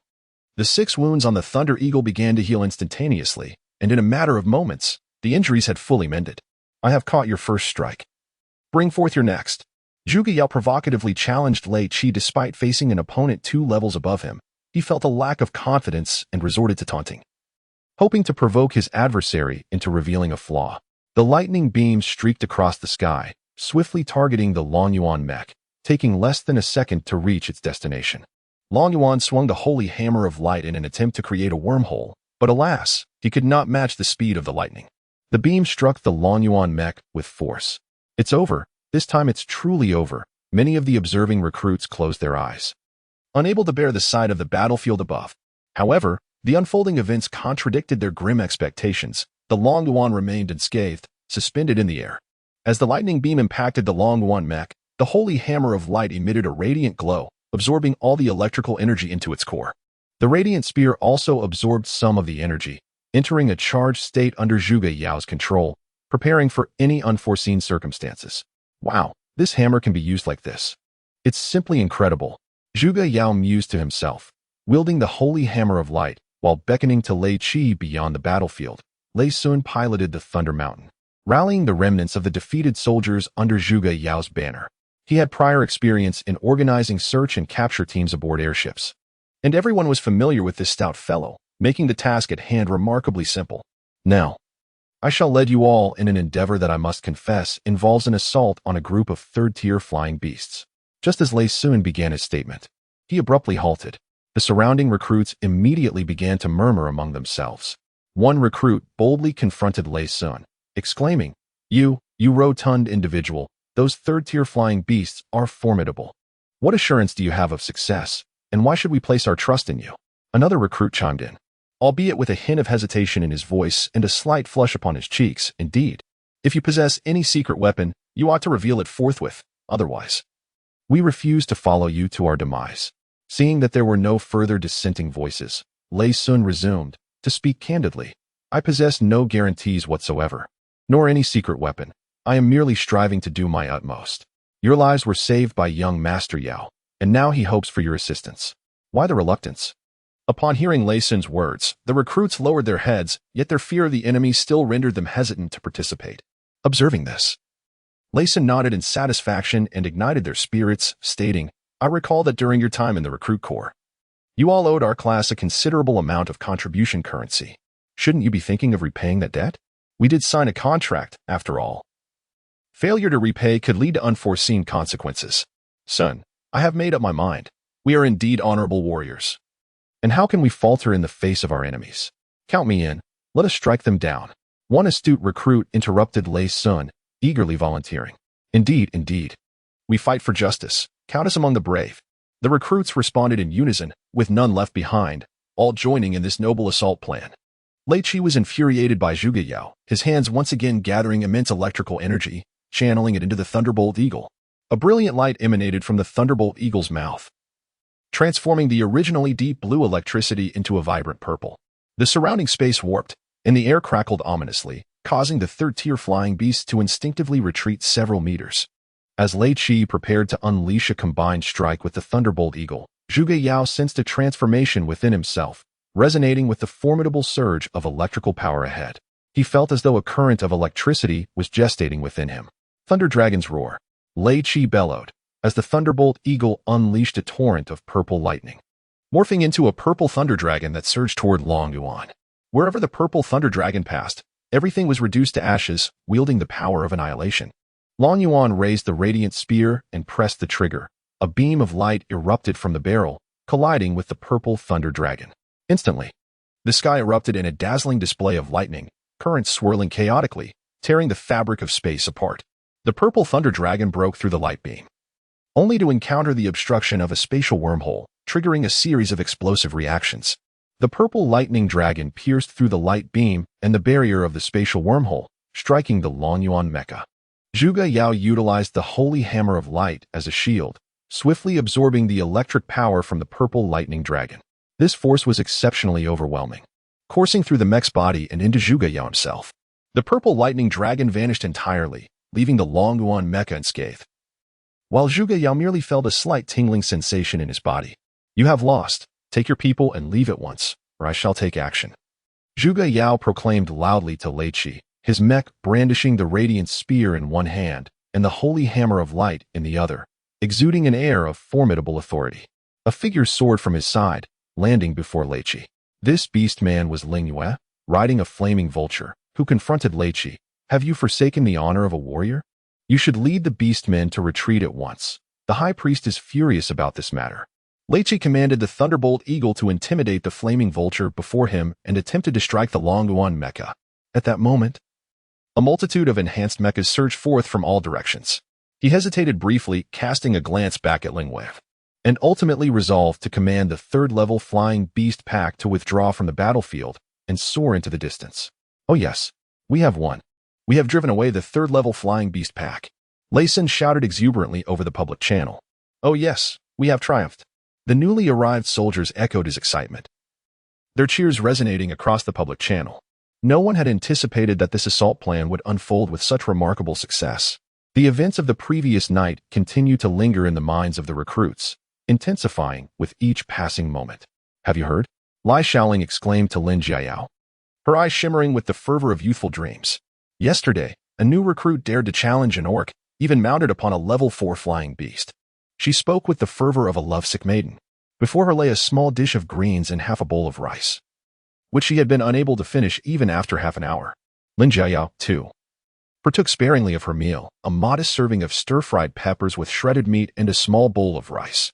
With each delicate bite, she listened to Lai Shaoling recount the previous day's exploits, occasionally allowing a smile to grace her lips or nodding in acknowledgement, never interjecting. Observing Lin Jiayao's demeanor, Lai Shaoling assumed her disbelief and thus intensified her embellishments. At the adjacent table, Zhuge Yao could only manage a wry smile, while Lei Xin appeared utterly captivated. Their table was comprised of 3 individuals, the third being Mimi, who was currently indulging in a hearty feast. "Recent incidents involving beast hordes attacking recruit squads have been on the rise. You must take this matter seriously," declared the captain of the Evil Dragon Brigade before terminating the Tencent video call. The dining hall of the airship was bustling with patrons, as it was peak meal time, with personnel from nearly every department present. Suddenly, a heavy thud resonated from a corner of the hall. The diners turned to witness a tray crashing to the floor. Food scattered everywhere. One recruit clutched his throat, collapsing to the ground and thrashing in distress. Another recruit, seated beside him, hurried over to assess the situation, his expression a portrait of concern. Upon witnessing an individual collapsed on the ground, Lin Jiayao reacted with remarkable swiftness, almost simultaneously with Zhuge Yao. As they approached the fallen recruit, observing Lin Jiayao's arrival, Zhuge Yao refrained from intervening, recognizing that it would be unwise to overshadow a qualified physician. As he watched Lin Jiayao's adept movements, she expertly assisted the recruit to his feet, continuously patting his back. In no time, the recruit expelled a considerable amount, yet his condition showed no signs of improvement. Could it be food poisoning? Lai Shaoling inquired of Lin Jiayao. Having acquired some medical knowledge herself and occasionally assuming the role of a volunteer medic within the Evil Dragon Corps. You're merely a recruit. Best remain silent and stay where it's comfortable, Lai Shaoling retorted dismissively to Zhuge Yao, having clearly observed that the recruit collapsed after consuming the cafeteria's food. Shaoling, enough with the chatter.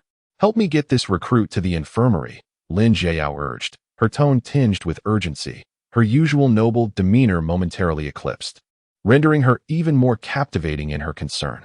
Feeling a twinge of irritation from Lin Jiayao's words, Lai Shaoling turned away, feigning ignorance. Zhuge Yao quickly stepped forward, hoisting the recruit onto his back and sprinting towards the infirmary.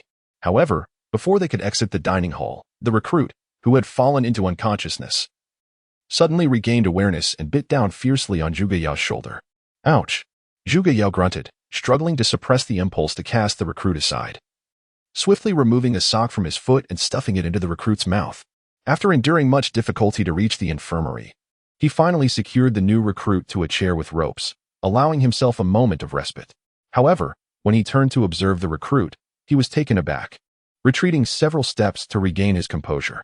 The recruit's eyes were bloodshot, veins bulged prominently from his neck, and his fingernails had grown long and sharp. A continuous, unsettling moan emanated from his mouth, creating an aura of fear both visually and audibly. Zhuge Yao retrieved a brick from Lin Jiayao's drawer and swiftly rendered the recruit unconscious with a decisive blow. He then procured a small knife and, with a gentle stroke across his own arm, allowed blood to trickle forth. What are you doing? Don't be reckless. It's chaotic enough here already, Lin Jiayao exclaimed, alarmed by Zhuge Yao's actions. Noticing a slight improvement in the recruit's condition, she felt a measure of relief and hastened to open the door. Just as she swung it open, another recruit lunged in from outside, and they both tumbled to the ground.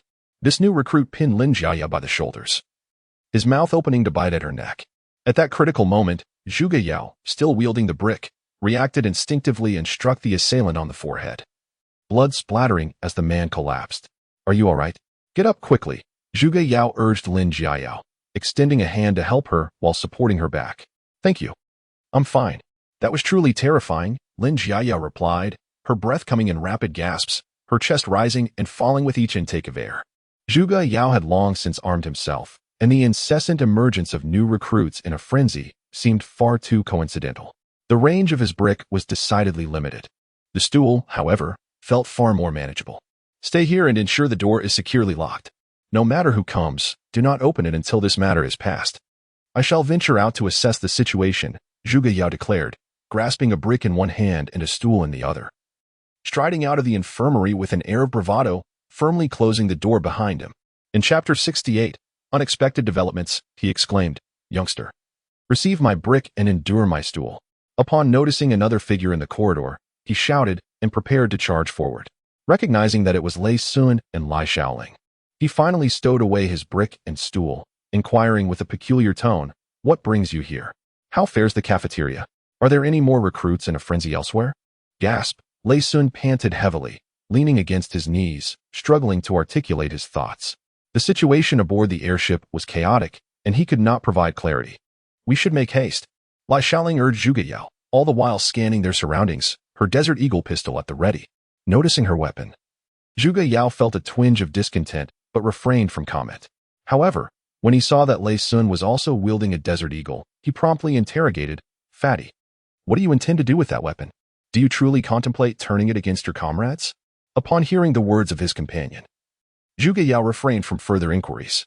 He tossed a brick into Lei Sun's hands and continued, Quickly stash away your pistol. This will serve better against these frenzied recruits. Observing the brick in his grasp, stained with remnants of blood, Lei Sun nodded hastily. He holstered his Desert Eagle handgun, weighed the brick in his hands, and a hint of a smile graced his lips. Follow me, and let us bring those rascals to their knees, Zhuge Yao declared as he strode towards the end of the passage, wielding the brick like a formidable weapon. As they advanced, they encountered no crazed recruits, which struck Zhuge Yao as peculiar. Just as he contemplated halting to investigate, the distant sound of gunfire erupted. He quickened his pace, arriving at the source of the commotion, only to be taken aback by the sight before him. An experienced soldier, adorned with 2 stripes on his shoulder, was relentlessly pulling the trigger of a laser assault rifle at a deranged recruit. Beams of laser light pierced the air, striking the recruit's body and reducing flesh to mere blood and viscera. This was not the end. Anyone daring to approach the soldier would immediately attract the wrath of his laser fire, resulting in several unfortunate casualties in mere moments. Without waiting for Zhuge Yao's command, Lei Sun sprang into action, launching the brick from his hand and rendering the soldier unconscious. The onlookers breathed a collective sigh of relief at the soldier's subjugation. However, the ordeal was far from over. The blood that pooled from the fallen soldier transformed into a thick green smoke upon contact with the air. Several soldiers stationed nearby, after inhaling the noxious green fumes, succumbed to a frenzy. The alarm within the corridor blared, the defense system detecting the emergence of a threat. Following the alert, numerous openings erupted from the walls, unleashing a multitude of ropes that ensnared the infected soldiers completely. Zhuge Yao breathed a sigh of relief. It appeared that the airship's defense system was still operational. Witnessing this, an idea sparked in his mind. If the system could be set to an active state, the current threat could be subdued. Resolute in his thoughts, Zhuge Yao beckoned to Lei Sun and said, "Let us proceed to the control room. It may prove beneficial." Lei Sun said nothing further, retrieving the brick he had discarded earlier, closely following Zhuge Yao. Lai Xiaolin, seeing the two preparing to leave, hastened her steps to join them. Having witnessed the prowess of Zhuge Yao and Lei Sun, her determination to accompany them solidified. Grabbing a kitchen knife nearby, her expression grew increasingly resolute. The distance from the dining area to the control room was considerable, and along the way, Zhuge Yao encountered several frenzied soldiers, each more ferocious and formidable than the last. Initially, he managed to subdue these foes with bricks and benches. However, as the situation escalated, they were compelled to retrieve stun batons and riot shields from the emergency kit along the corridor. Suddenly, another deranged soldier charged around a corner. Zhuge Yao swung his stun baton, striking the soldier and rendering him unconscious on the ground. Initially, I intended to forge ahead. Yet it felt as though my feet were ensnared by an unseen force. Upon lowering my gaze, I was startled to find the soldier, previously rendered unconscious, had regained consciousness. He clutched his feet with both hands, craning his neck in an attempt to bite. The control room door loomed before me, locked and emanating a cacophony of noises from within. Zhuge Yao stood before the door, his brow furrowed in concern, reminiscing about Gong Sun Yin. Had that fellow been present, he would have quietly unlocked the door. If you wish to enter the control room, I know the password. However, it is undoubtedly perilous inside, so do consider carefully. Lai Xiaoling's voice echoed in my ears. Hearing Zhuge Yao's words, Lai Xiaoling hesitated, unnerved by the continuous roars emanating from the control room. After a moment's thought, she summoned her courage, stepping beside Lei Sun, who nodded reassuringly at her. Together, they approached the grand door of the control room. After placing her fingerprint, she entered a series of passwords, and with a resounding bang, the door swung open. A soldier, entirely covered in green fur, leapt forth from the control room. Zhuge Yao, having anticipated this, swiftly delivered a kick to the soldier's abdomen, simultaneously striking with his electric baton. Lai Xiaoling was taken aback and nearly fell, but fortunately, Lei Sun caught her, preventing her from crashing to the ground. This situation had escalated significantly. Zhuge Yao muttered to himself, stroking his chest as he summoned forth his multifunctional battle armor. This exquisite armor was a treasured artifact he had stealthily extracted from his family's vault prior to enlisting. The suit of armor is typically stored within a multifunctional watch, which releases it upon detecting a threat or when summoned by the wearer. It transitions from a folded, particle-like state to a liquid form, and then envelopes the user in a protective armor. In the first volume, Chapter 69, titled Emergency Repairs, after preparing for battle, Zhuge Yao entered the control room in search of the defense system's control apparatus. Upon entering, he immediately observed 7 soldiers, their bodies covered in green fur, engaged in a fierce struggle amongst themselves. Sensing Zhuge Yao's presence, the 7 green creatures charged towards him simultaneously.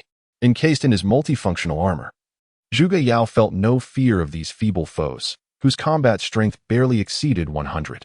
He advanced, delivering a punch to each, swiftly incapacitating them. As the green creatures attempted to bite him, their ordinary teeth and nails proved ineffective, failing to penetrate the armor and, in fact, breaking against it. While their combat prowess was lacking, care was required to avoid infection from the viruses they carried. Zhuge Yao had encountered similar adversaries in his previous life, allowing him to handle them with remarkable ease. Once the green creatures lay unconscious, Lei Sun and Lai Xiaoling entered, casting curious glances around the room. Upon witnessing the incapacitated foes, they diligently bound them securely. After neutralizing this threat, Zhuge Yao began his search for the control equipment within the control room, which was filled with an overwhelming array of devices, switches, and displays. After considerable time, he finally located the control apparatus for the defense system. The control interface of this device is remarkably simple, featuring only 3 buttons: red, green, and black. Above the buttons, a glass cover provides protection. Zhuge Yao struck the glass several times with his iron fist, yet he was unable to shatter it. After securing the green-skinned creatures, Lei Sun wobbled over and chanced upon Zhuge Yao's futile attempts to break the glass.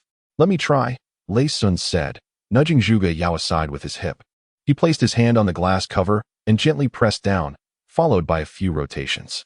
With a resounding crack, a fissure appeared in the middle of the glass cover, which then slowly opened. "You're supposed to be a scientist when faced with a problem. One should use their intellect rather than brute force," Lei Sun boasted, pride radiating from his expression. Seeing the two men engrossed in their conversation, Lai Shaoling jogged over, her curiosity piqued by the 3 buttons. "There are 3 buttons here. Which one should we press?" "Come on, tell me, fatty," she inquired. However, Lei Sun's expression soured at her question. He fidgeted awkwardly for a moment, unable to articulate a response. Lai Shaoling watched him intently, occasionally blinking as if waiting for an answer. As Lei Sun's face turned crimson from the pressure, Zhuge Yao finally pushed him aside and pressed the red button. Yet, after a lengthy pause, the defense system remained unresponsive, enveloping the control room in an atmosphere of discomfort. After a moment of contemplation, Lei Sun cautiously remarked, "Young Master Yao, perhaps you misremembered. Why is there no reaction?" Zhuge Yao examined the control device of the defense system briefly, realizing that its exterior offered no clues for determination. Thus, after maneuvering the main control computer and inputting a series of commands, the actual issue was finally identified. The power supply component of the defense system had malfunctioned. To utilize this device effectively, it was imperative to first investigate the power equipment in the power compartment. It seemed that this matter was not as straightforward as anticipated, prompting us to hasten to the power compartment to discern the underlying problems. Zhuge Yao addressed Lei Sun and Lai Shaoling, and before he could finish speaking, he took the lead and departed in a hurried manner. Lai Shaoling glanced upward at the overhead light, which continued to operate normally, and mused in bewilderment. But the light is still on. Where could the power supply be failing? It's truly perplexing. After muttering a few more phrases, she realized that Zhuge Yao and Lei Sun had already ventured far ahead, compelling her to quicken her pace to catch up. Along the way, she encountered several infected soldiers and incapacitated green-haired creatures. In her heart, she felt a sense of relief for trailing behind these 2 individuals. Otherwise, she might have met a similar fate. The power compartment was not far away. After traversing a few corridors, the trio arrived at the airship's power chamber. The power chamber within the airship was significantly larger than the other compartments, with the door ajar. Crossing the threshold revealed a densely packed array of power storage devices. Time was of the essence, as the situation grew increasingly urgent. Zhuge Yao had no choice but to take the risk of rushing inside. Fortunately, there were no green-haired creatures within, and the control panel was located near the entrance. He quickly began his search. Rows of data sets continuously fluctuated on the display screen. As Lei Sun and Lai Shaoling caught up, they gazed at the data sets, feeling a prickling sensation on their scalps and their vision becoming hazy. Meanwhile, Zhuge Yao, resembling a robot, meticulously scrutinized the erroneous data at a remarkable pace of 10 lines per second. "Found it!" exclaimed Zhuge Yao, excitement evident in his voice as he tapped the controller, bringing a column of erroneous data to the main panel. Upon glimpsing the flawed data, Lei Sun hurried into the energy storage device, swiftly disappearing from sight. Observing Lei Sun's departure, Lai Shaoling hesitated momentarily before deciding to follow. "Shaoling, take this and find Group 3, Unit 11. Just plug it in directly," Zhuge Yao called out, placing a long strip battery in front of Lai Shaoling. All the information had been reviewed, revealing 3 errors in total, and with 3 individuals present, each could tackle 1 error, thereby minimizing the required time. However, at that moment of hesitation, a swarm of green-haired creatures charged towards them.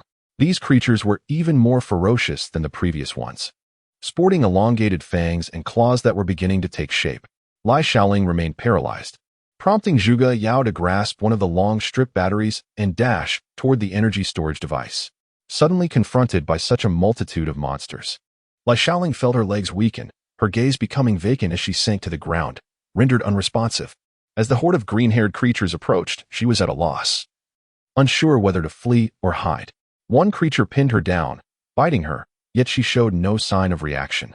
As more green-haired monsters charged forward, Lai Shaoling finally reacted, frightened to the point of screaming.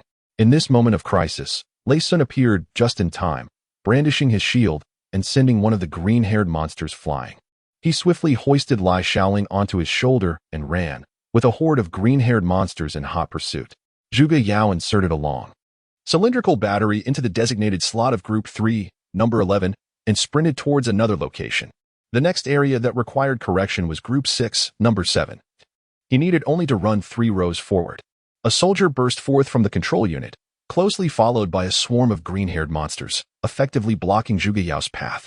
Upon closer inspection, Zhuge Yao recognized the soldier as a familiar face. A spark of joy ignited within him as he called out, "Li Xinru, hurry over there. It's much safer." After speaking, Zhuge Yao casually gestured with his left hand in a direction. Upon seeing Zhuge Yao, Li Xinru appeared somewhat embarrassed, but nodded in acknowledgement before fleeing. The mass of green-haired monsters pursued relentlessly, leaving the scene in disarray. Meanwhile, Zhang Yixing was also organizing personnel to urgently repair the weaponry. During the viral outbreak, the command room fortuitously lacked any new recruits, narrowly escaping disaster. The main door of the command room was tightly locked, effectively barring the horde of green-haired monsters from entry. Another locked occupant was Mimi, who was fervently banging against the iron door of her confinement. As she struck the door, she shouted loudly, "No, stop!" Zhang Yixing, feigning ignorance, urged an engineer beside him and inquired, "How much longer until the weapon system is repaired? If you continue to dawdle, we shall all perish here." However, the engineer attempted to respond, only to be interrupted by Zhang Yixing. "As captain, I command you to restore the weapon system within 5 minutes, or I shall execute you on the spot." Frustrated by repeated defiance, Zhang Yixing drew a handgun from his waist and pressed it firmly against the engineer's forehead. A minute swiftly elapsed, and Zhuge Yao inserted a long battery into the slot of the 6 sets of number 7. The energy device flickered with green lights and began to function normally. Almost simultaneously, the defense system within the airship shifted to an active state. The capture openings along various passages opened, launching numerous ropes that ensnared a significant portion of the green-haired monsters. The group of green-haired creatures trailing behind was suddenly bound by the ropes, allowing Lei Sun to release Lai Shaoling, who collapsed onto the floor, gasping for breath and murmuring, "Yao Xiao, well done." Zhuge Yao, equally exhausted, sat down on the floor, breathing heavily. Yet, scarcely had he settled when someone seized his ear, followed by the thunderous voice of Li Xinru ringing in his ear. "You arrogant fool, how dare you deceive me?" Li Xinru glared fiercely at Zhuge Yao and said, "Just now, I ran in the direction you pointed, only to discover that it led to a restroom, which is utterly unsafe. Let go of me. Release your grip. You are standing before me perfectly well, aren't you?" Zhuge Yao quickly begged for mercy, incessantly attempting to explain himself. Upon hearing his words, Li Xinru paused to contemplate, recognizing the validity in his reasoning, and thus relinquished her hold on his ear. Suddenly, the floor resounded with heavy thuds as an exceptionally robust werewolf approached from a distance. Mr. Zhuge Yao glanced over and was alarmed to see the creature clad in the attire of the evil Dragon Legion, leading him to form a grim suspicion. However, given the circumstances, he had no choice but to draw a handgun from his waist. The multifunctional watch on his wrist emitted an alert as it sensed the approach of the beast. Werewolf detected, combat power level 300. Victory is possible, but exercise caution. Once again summoning his multifunctional battle armor, Zhuge Yao prepared for combat, confident in his ability to subdue a werewolf. Yet, before he could make his move, Li Xinru abruptly shoved him aside, her expression a mix of confusion.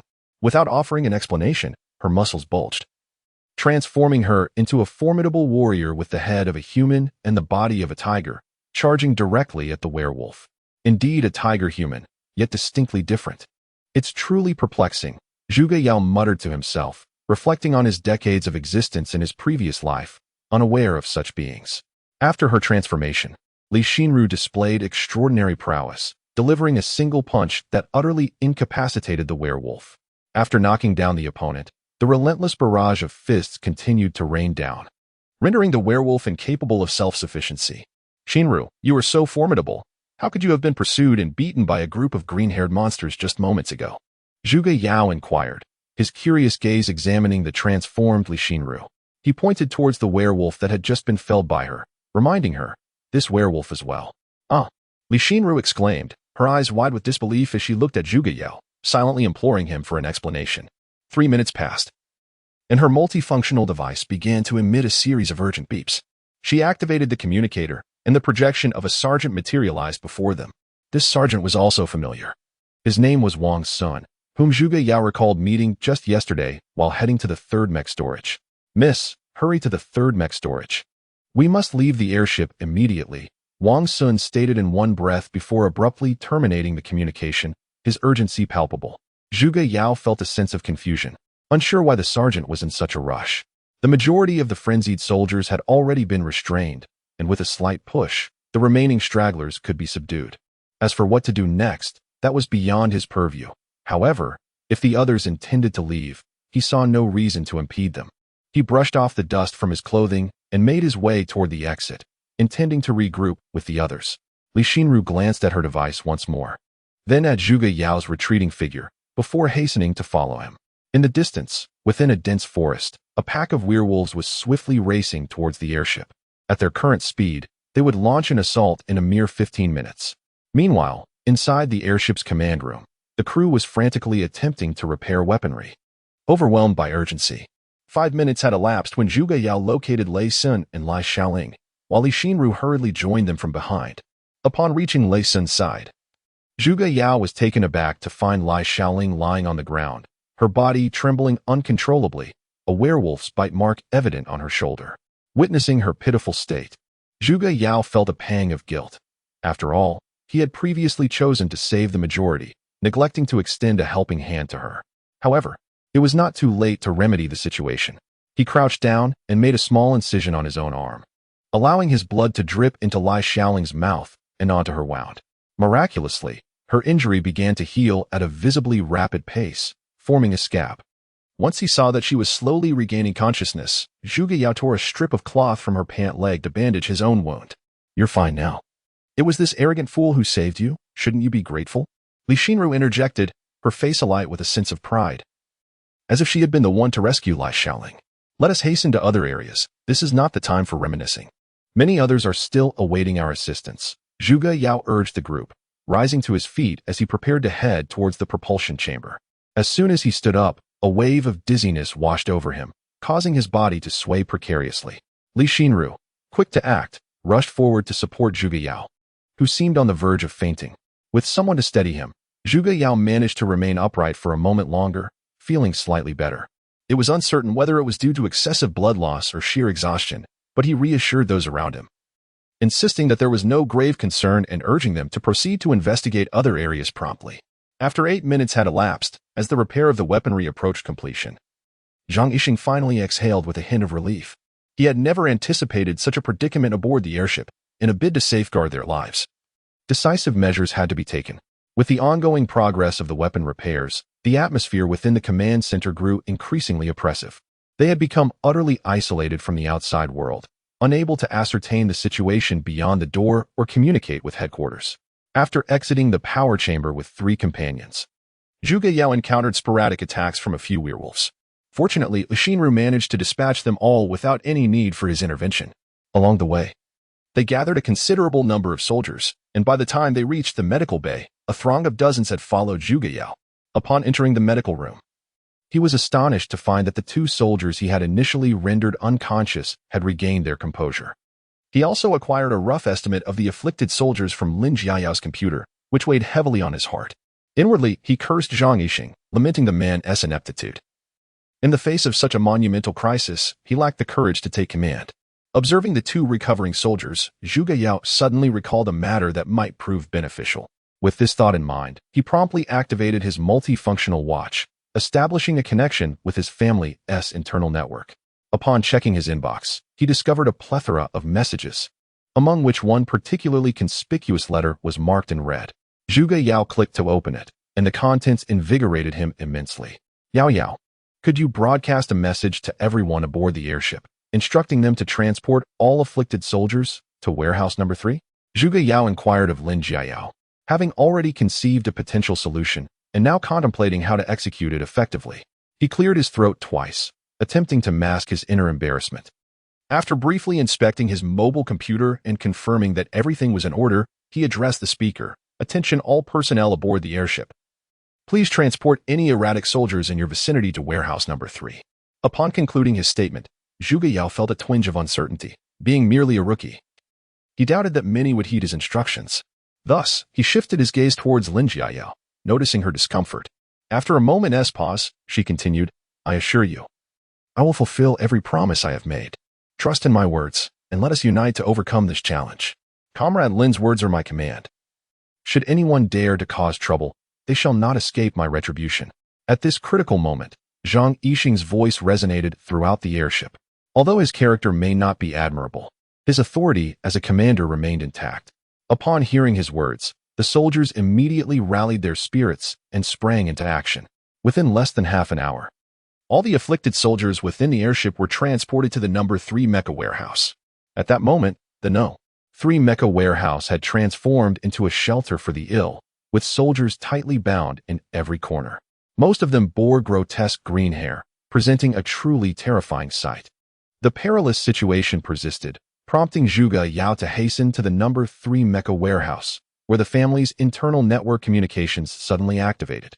He swiftly manipulated the computer to open the entrance above the warehouse, and a luxurious civilian mecha gradually descended from above, trailing a metallic box.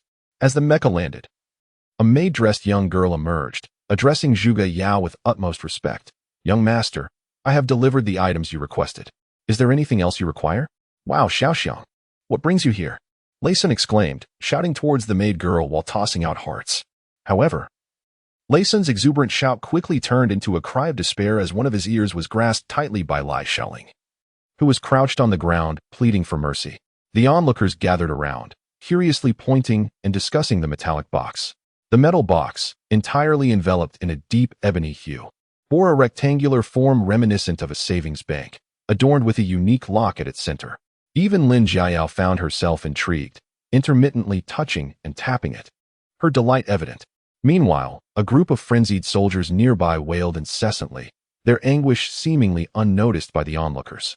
Zhuge Yao pondered the vastness of their hearts. Despite being bound, these soldiers were plagued by numerous ailments and continued to undergo relentless transformation and degradation of their original bodies. Some of the earlier afflicted soldiers had already developed fangs, and it would not be long before they transformed into genuine beastly werewolves or succumbed to the virus, the precise extent of this transformation remaining an enigma. Step back a little. I am about to commence the rescue. I ask for your cooperation. Zhuge Yao addressed the crowd as he approached the obsidian metal box, urging the onlookers to disperse. Once the flames retreated to a safer distance, he struck the dark box twice and declared, Medical Robot Number 6. I entrust the ensuing matters to you. Administer antiviral agent number 1 to the bound soldiers. As his words resonated, the ebony metal box began to morph. It transformed from a singular rectangular form into a multitude of similar shapes before ultimately reshaping into a humanoid robot. Wow, it's a robot. And it can transform as well. How incredible! Exclaimed one astonished soldier among the crowd. This is utterly astonishing. Just a moment ago, it was merely a box. How has it now become a robot? Another soldier, who was observing, exclaimed in astonishment. The medical robot skillfully wielded 10 syringes, each filled with the antiviral agent number 1. Its method of administering injections diverged completely from that of an ordinary physician, resembling a captivating acrobatic performance.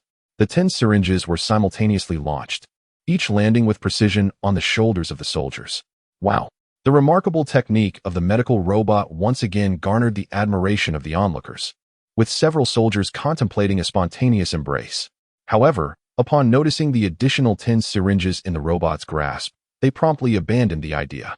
In less than 5 minutes, nearly all the infected soldiers had received the antiviral agent number 1.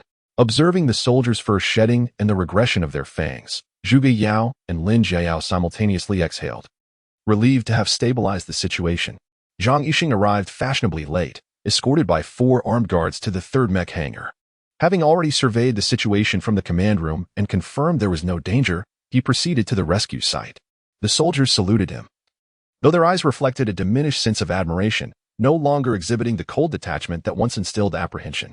Seemingly unfazed by the soldiers' gazes, Zhang Yixing, with a beaming smile, addressed Lin Jiayao, saying, Jiayao, you have done exceptionally well. On behalf of all the ship's soldiers, I extend our sincerest respect to you. Zhang Yixing originally intended to extend a simple favor, yet to his surprise, he found himself at a loss in front of Lin Jiayao. Reluctantly, he turned away and addressed Zhuge Yao, saying, "You've worked hard. Your performance has been commendable. Keep striving." Zhuge Yao, seemingly oblivious, stepped forward to examine several soldiers who had yet to recover, meticulously observing their ailments. Their conditions bore a striking resemblance to his own. Their bodies had undergone mutations, granting them extraordinary abilities, yet they also endured the agony inflicted by the virus. The antiviral agent number 1, developed by a subsidiary of the Zhuge Group, was a prototype created from the culture medium and his own antibodies. From the current observations, its efficacy appeared promising. However, for patients with more severe or altered conditions, it merely served to suppress symptoms. Once the virus developed resistance to these medications, the situation would become increasingly precarious. As Zhang Yixing noticed Zhuge Yao becoming engrossed in his work again, he felt disheartened and unwilling to display anger in front of everyone, left alongside his companion, the orangutan-like Xing'an. Once Zhang Yixing departed from the mecha hangar number 3, the atmosphere within became electrified. The crowd erupted in gratitude toward Zhuge Yao, gathering around to lift this hero into the air, chanting in unison, "Comrades, I contributed too. I want to soar as well." Lei Sun rushed over to join the festivities. Yet no matter how hard he tried, he could not push his way into the throng, relegated to the periphery, sighing in lament. Li Xinru and Lin Jiayao exchanged a knowing smile, their unspoken understanding conveying a shared admiration for Zhuge Yao. Lai Xiaolin observed the jubilant crowd, feeling an acute sense of disorientation as he remained uncertain about his own role, leaving him in a state of despondency. Within the command center of the Evil Dragon Independent Corps, a stout man with a prominent scar across his face listened intently to a report from Zhang Yixing. This scarred man possessed piercing eyes and a notably square visage. Had it not been for his corpulent frame, one might have considered him quite handsome. "Captain Li, the situation is as follows. I kindly request your assistance," Zhang Yixing remarked with a hint of resignation, faithfully recounting the events while deliberately omitting his own intentions to utilize weaponry against the frenzied soldiers. Volume 1, Chapter 73, Investigating the Traitor. News of the Evil Dragon Corps commander personally coming to receive the new recruits swiftly circulated within the airship. Upon hearing this announcement, the soldiers were infused with a newfound excitement, their previous despondency vanishing in an instant. The dissemination of this news was primarily orchestrated by Zhang Yixing. Although Zhuge Yao discerned the underlying motivations behind this maneuver, he opted for silence, acknowledging its correctness. Despite his aversion to Zhang Yixing, he could not deny that many of his actions were remarkably astute. Yet, a lack of emotional depth rendered Zhuge Yao uncomfortable, leaving a lingering unease once the FAA was pierced. As the airship ascended once more, the plan for a werewolf attack was declared a failure. Wang Sun watched as the airship ascended from the ground, often exhaling a sigh of relief. "Uncle Wang, you can finally rest easy now," Li Xinru remarked to Wang Sun, holding a glass of red wine while admiring the splendid view outside the window. Yes. I understand," Li Xinru replied dismissively, her mind preoccupied with the image of that arrogant figure, her thoughts swiftly soaring into the clouds. Sighing deeply, Wang Sun recognized that Li Xinru was not receptive to his concerns. He exited the room, locking the door behind him. The night had deepened, and most of the soldiers had succumbed to slumber, except for the medical ward, which still glowed with a few lights. Zhuge Yao was immersed in a nutrient solution, while Lei Sun and Lai Xiaoling engaged in a card game. Lin Jiayao was diligently jotting down notes in her notebook. "Buddy, do you think there's something peculiar about the events of these past few days?" Lai Xiaoling inquired of the stout fellow, her expression contemplative, exuding an intriguing charm. Lei Sun, utterly mesmerized, could only nod in agreement, at a loss for words. Lai Xiaoling, accustomed to this demeanor from him, playfully tugged at his ear and gave it a firm pull. "Ouch!" Lei Sun yelped, his demeanor, movements, and expression returning to normal.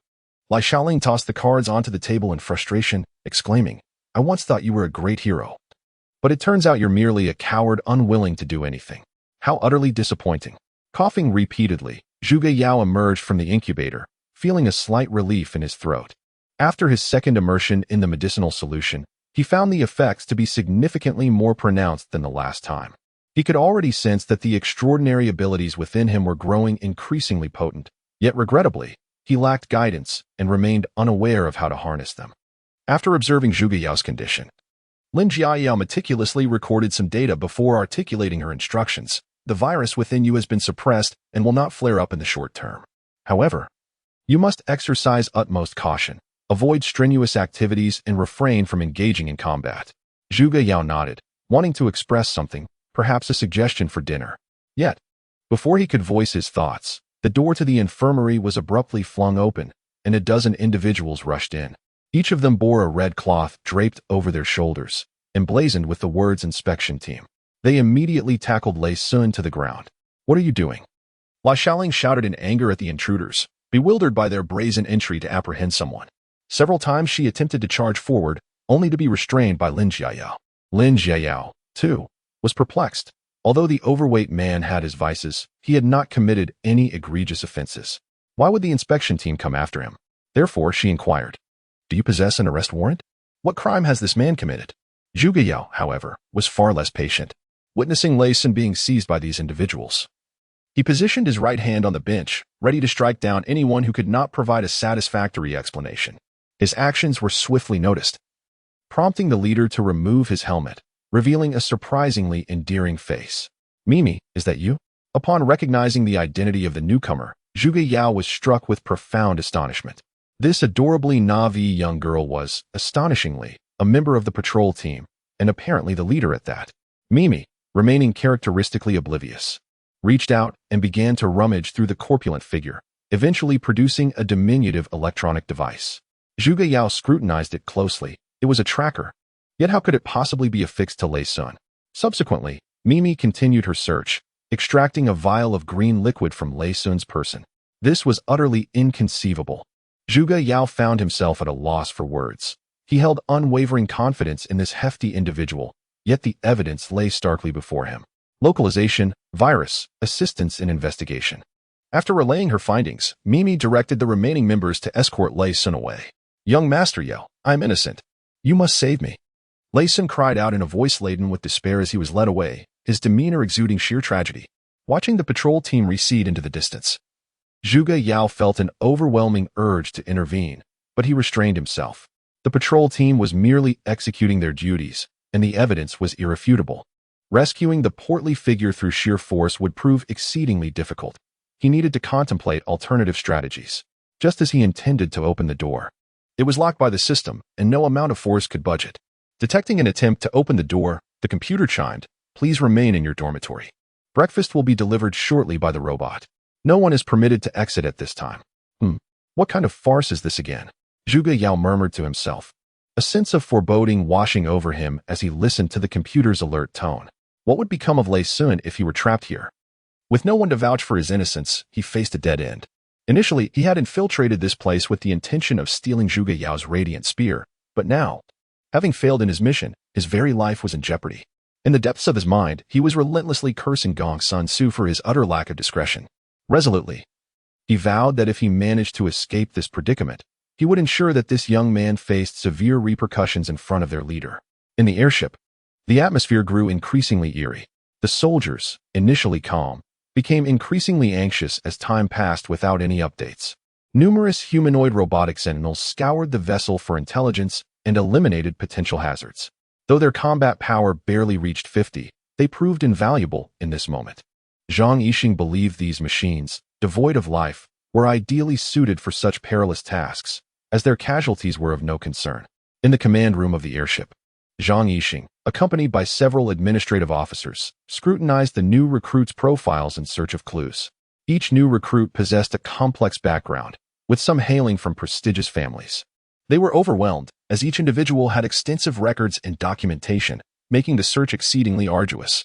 The computer was unable to assist in this endeavor, having already conducted a review that yielded no results. In the interrogation room of the spacecraft, Mimi was relentlessly beating Lei Sun and 5 other recruits. Lei Sun's face was bruised and battered, and the incessant chatter he was known for had been silenced. The other 5 recruits fared no better, all unwilling to admit their roles as traitors in this matter. Typically, such admissions were unnecessary, as they bore similar evidence against them. They could simply be executed without ceremony. However, to uncover the mastermind behind this treachery, it was imperative to identify the true traitor among the 6. Mimi had no desire to wrongfully accuse an innocent, but was compelled to act according to her superior's orders.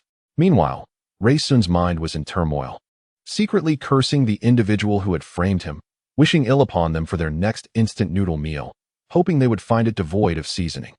In the kitchen of the spacecraft, several domestic cooking robots were methodically preparing a variety of exquisite dishes. The food they produced was not only beautifully crafted but also plentiful. The cooks who had previously been in charge of the culinary tasks were now confined to their quarters, leaving the robots to manage the cooking. Their culinary skills were exceptional, as the instructions within the robots' databases had been programmed by these very chefs, ensuring that the meals prepared by the robots would not deviate significantly from their own standards.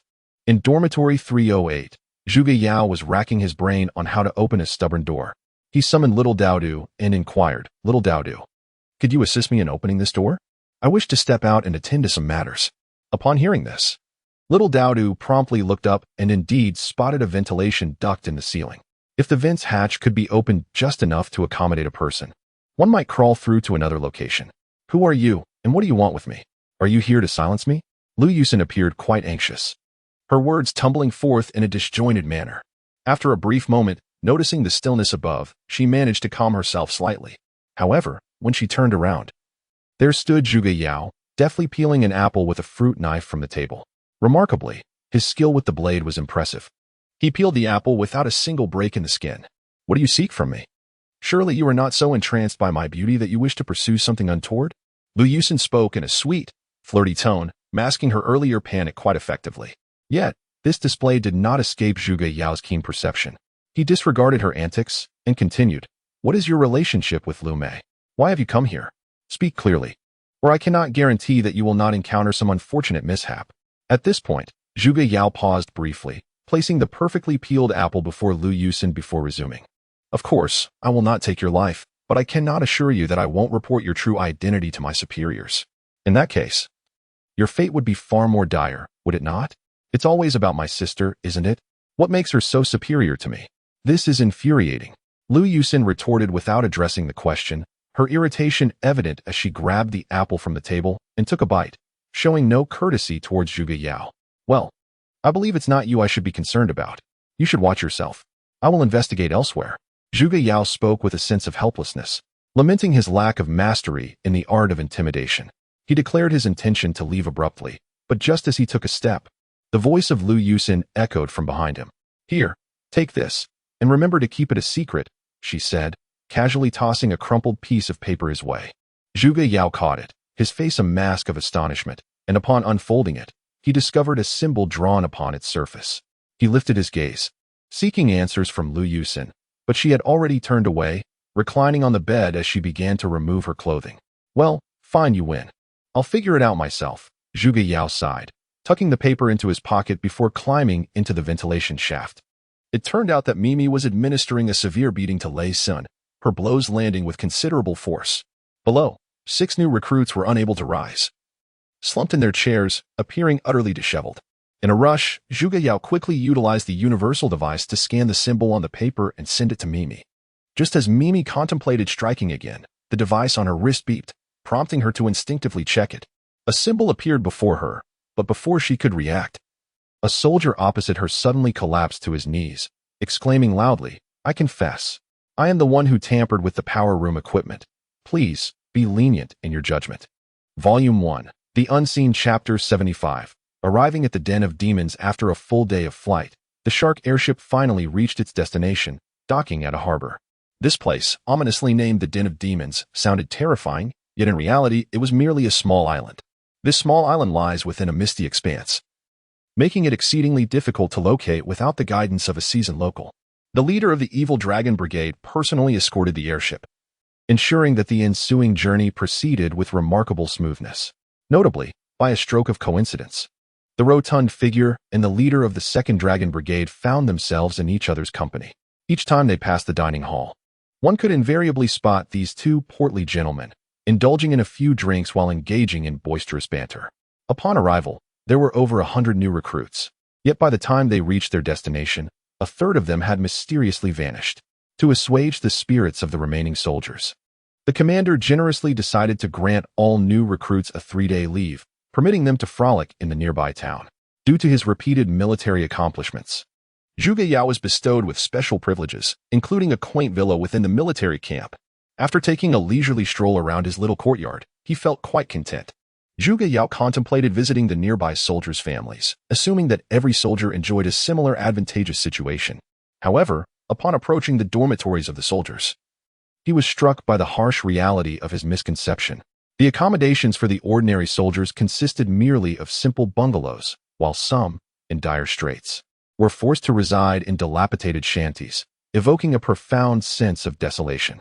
Furthermore, Zhuge Yao stumbled upon an even stranger sight. A row of opulent mansions stood nearby, all utterly vacant. Furrowing his brow in confusion, he pondered aloud, if these homes are uninhabited, why not allow the soldiers to move in, thereby alleviating their suffering? Upon hearing this, Lei Sun felt a bitter smile form within him, yet he dared not conceal the truth. According to the laws of the empire, these estates belonged to the local nobility, and they were currently under the ownership of Zhang Haozi. After a brief pause, Lei Sun continued, Zhang Haozi is a relative of the current Minister of Finance, and he possesses commendable combat capabilities, making him a formidable opponent.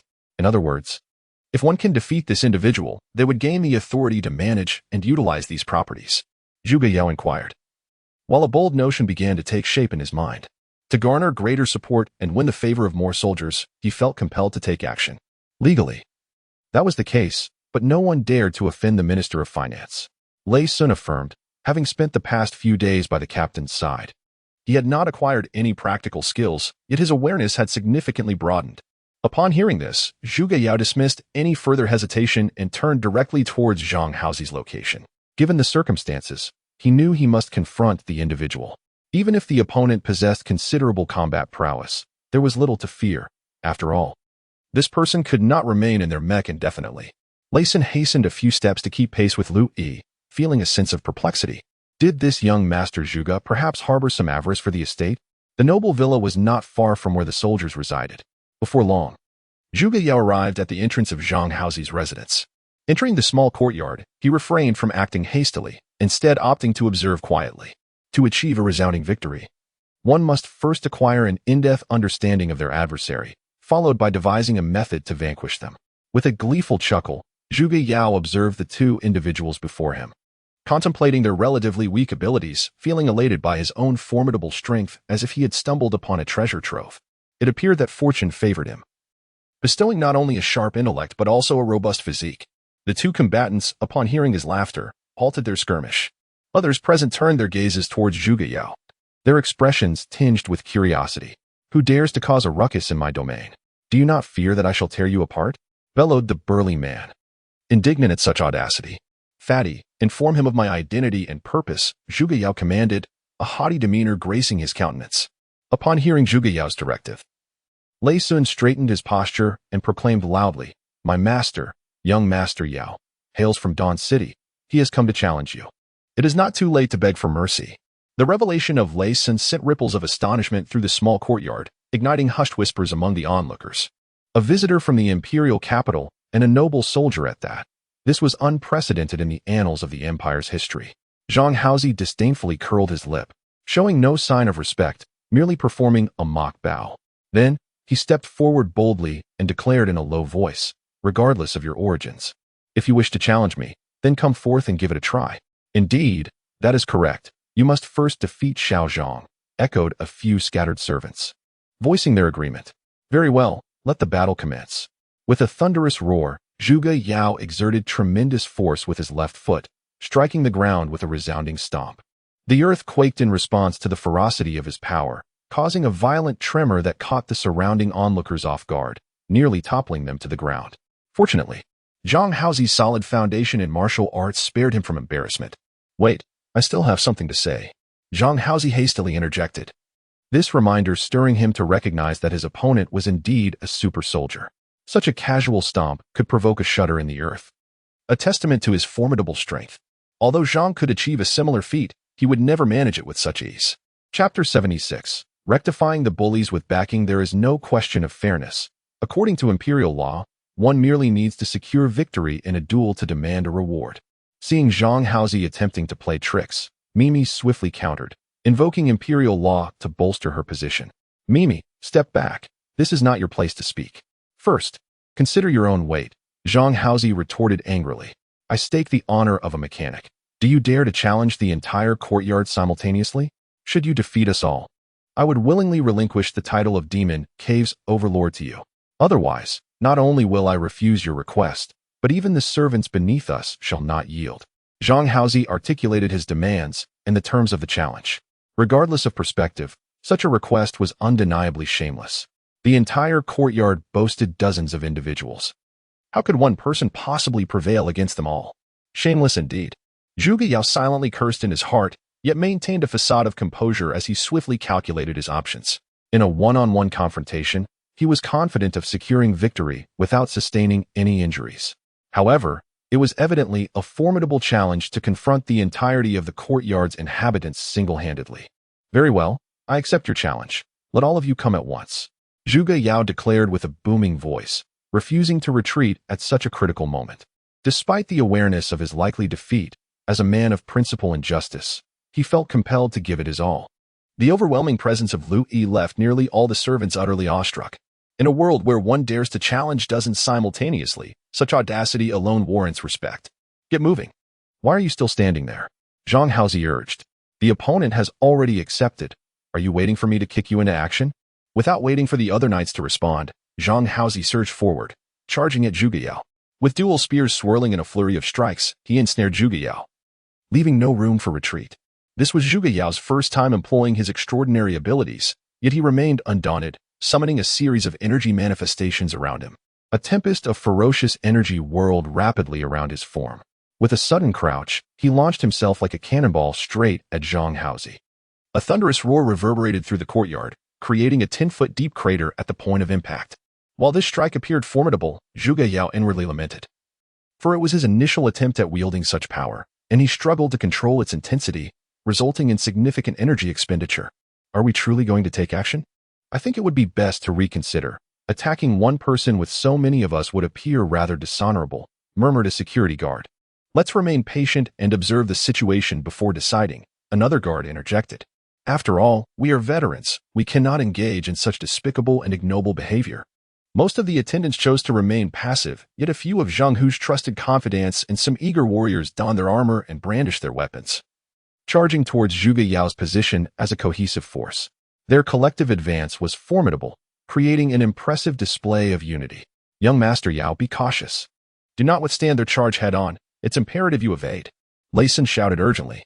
Though a couple of fighters may seem insignificant on their own when they charge together, the resulting damage can be devastating. Zhuge Yao had learned numerous strategies in his previous life for countering such coordinated assaults, with the most effective being to shoot or create obstacles. Harnessing his newfound strength, he merely stomped the ground, causing a multitude of rocks to erupt unexpectedly. The assailants, caught off guard, collided with the sudden formation and tumbled to the ground en masse. This singular maneuver incapacitated a large number of them, leaving the onlookers astounded. So, this is another application of my abilities, Mimi thought to herself, reflecting on how she had never considered such tactics before. Next time I face a group attack, I shall not hesitate to unleash a stampede. Meanwhile, from behind, Zhuge Yao drew a laser sword and swiftly struck down towards Zhang Haozi's neck. The speed of his attack astonishingly rapid. Zhang Haozi was caught off guard, completely unprepared for the assailant lurking behind him, wielding such a formidable weapon. One would assume that with a weapon as long as a laser sword, he would have noticed it if it had been positioned behind him. However, contemplating this now as futile. The laser sword was already perilously close to his vital points, and death seemed imminent. In an unexpected turn, Zhuge Yao abruptly halted the advance of the laser sword and delivered a powerful kick to Zhang Haozi's abdomen, propelling him 3 meters away. The sheer force of the blow sent Zhang Haozi tumbling across the ground several times before he finally managed to regain his footing. Who else? Come at me all at once. Let us engage in a thrilling battle, Zhuge Yao exclaimed with exhilaration, reveling in the intoxicating rush of adrenaline. His fervor appeared to ignite a similar fervor among his servants, who, inspired by Lu Yi's passionate spirit, rushed into the fray, eager to prove their mettle against their opponents. The throng gathered here numbered over 100, moving as a formidable wave. Young Master Yao, impressive. Show us your skills, Mimi shouted, swept up in the excitement of the melee, completely neglecting her position. Although Zhuge Yao possessed both armor and extraordinary abilities, managing to contend with such a multitude proved to be quite a challenge. After an arduous struggle, he ultimately felled a significant number of adversaries, laying the groundwork for victory. He could sense that his servants were not exerting their full potential. Rather, they seemed to be engaging in a friendly sparring match. Regardless, Zhuge Yao triumphed single-handedly over the hundreds who represented the aristocracy of the evil ghost cave. Humph. Zhang Haozi grunted menacingly, turning away and departing the villa with a few loyal subordinates. In the small courtyard, a jubilant uproar erupted as the servants welcomed a new master, a soldier whose presence embodied a sense of justice. Upon assuming control of the Zaibei Villa district, Zhuge Yao promptly issued a significant announcement, declaring the opening of the garden and inviting both soldiers and servants to reside there. This news detonated among the soldiers like a deep-sea bomb, eliciting astonishment and joy. They erupted into cheers once more, embracing each other, some even moved to tears by the overwhelming happiness.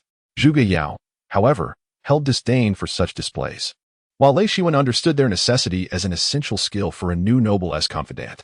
The moment the employer hinted at any sentiment, it became imperative to rally support from the people. Under Lei Shiwen's encouragement, the servants expressed immense gratitude towards Zhuge Yao. After a lively commotion among the servants, the courtyard gradually settled back into its usual order. "Ah, by the way, Mimi, what brings you here?" Zhuge Yao inquired, already sensing he might know the answer. Just as Mimi began to respond, a commotion outside interrupted them, and a girl rushed in with great urgency. She was covered in wounds, her garments tattered beyond recognition. Upon closer inspection, it became evident that she was indeed a woman, though her face was obscured by dirt, rendering her features indistinguishable. "Who is the master of this place? I demand to speak with him immediately. If there is any delay, no one will bear the consequences," the girl shouted, urgency lacing her words. As if she could not afford a moment's hesitation. With a fierce expression, Lei Sun positioned himself in front of the woman and asked, "Who are you? What do you want? Do you possess a combat token?" His tone was relatively polite. Had it been Zhang Haozi in his place, a violent beating would have ensued. The calmness with which he inquired was influenced by Zhuge Yao. The individual before him, infuriated by Lei Sun's demeanor, could only stomp his feet in frustration. For he indeed lacked a combat token. Even if he had one, it would be of no use, as they were within a noble's villa. Requiring the directive of the regional clan leader, the woman, resembling a deflated balloon, collapsed onto the ground, weeping incessantly. For the first time in her life, she felt utterly helpless and profoundly disheartened. "Is it true that we are facing an assault from the beastmen? Which direction are they coming from?"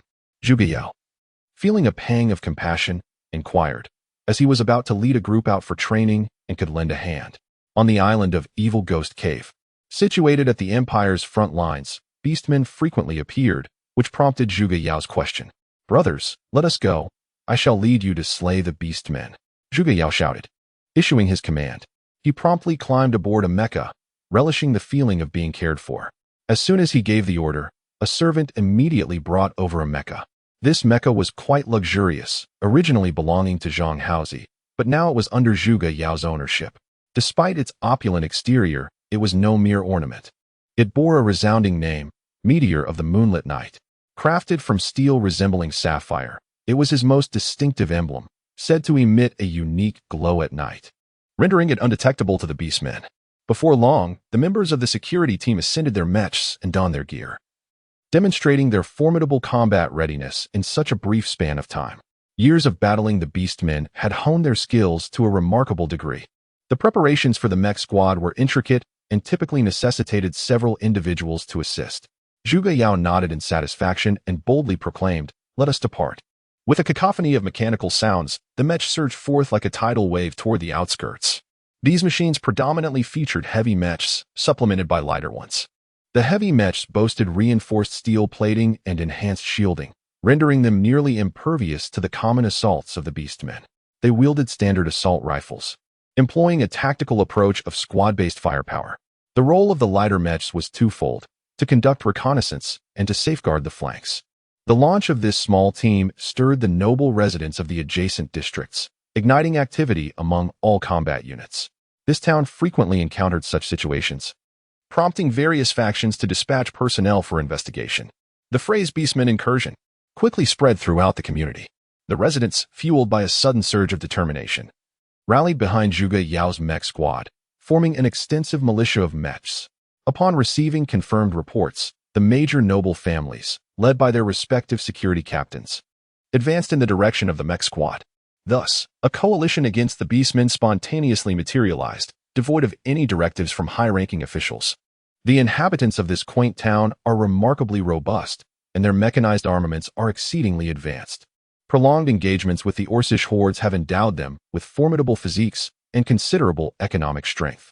From a distance, this battalion appears no different from a regular army, perhaps even more formidable than some conventional forces elsewhere. However, this impression is merely superficial.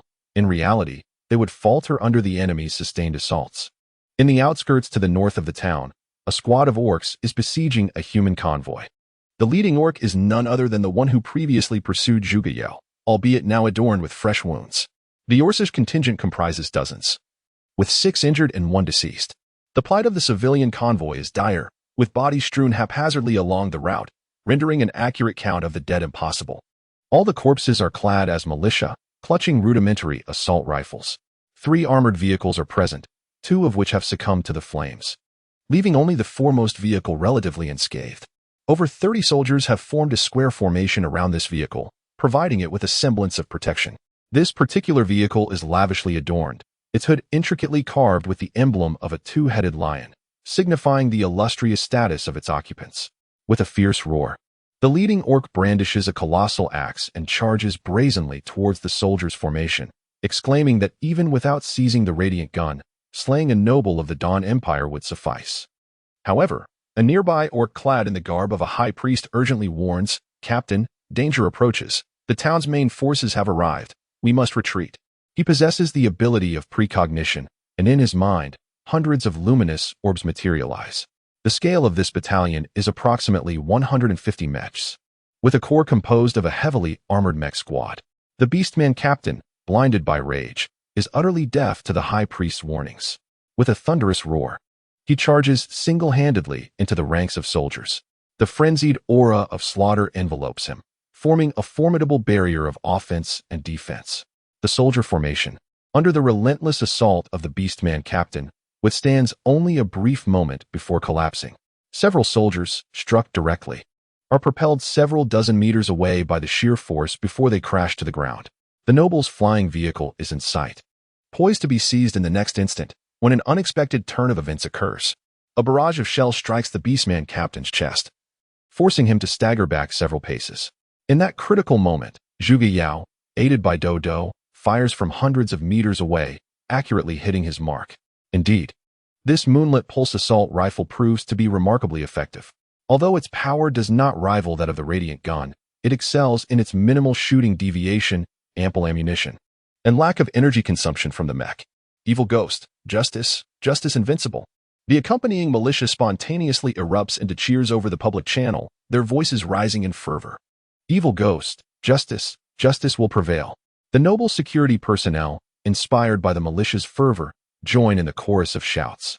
Volume 1, Chapter 78, Another Battle Awaits. Let us proceed. The great shaman of the orcs hoisted the orc captain onto his shoulder while commanding the other orcs to retreat into the heart of the dense forest. Prior to the assault on this human contingent, he had already made preparations for withdrawal, which is why he chose this location for the ambush. A dozen or so orc soldiers cast a fierce glance at the distance before hastily departing. Beside the main road lay a thick grove, perfectly suited for their escape. Their pace was swift, and in a mere moment, they vanished from sight. Although the orcs had retreated far, the opulent flying carriage could not evade its shattering fate. The primary target of the orc captain's charge had likely been this very carriage. Inside, the occupants were drenched in blood, lifeless, and beyond salvation. Strangely enough, the soldiers assigned to protect the carriage did not appear disheartened by this outcome. According to imperial law, any soldier failing to safeguard their objective would face punishment. If the target held a certain status, beheading or exile would be considered a lenient consequence. When Zhuge Yao and his men arrived, they were met with a gruesome scene of bodies strewn across the ground and a shattered luxury carriage. The emblem of the double-headed lion was still discernible on the carriage, presenting a troubling dilemma. In his recollection, the double-headed lion's symbol belonged to the Li family, potentially one of the 10 noble families of the empire, though it bore no direct connection to the imperial Li lineage. Is there any chance of saving the individuals inside the carriage? Zhuge Yao inquired of a nearby soldier.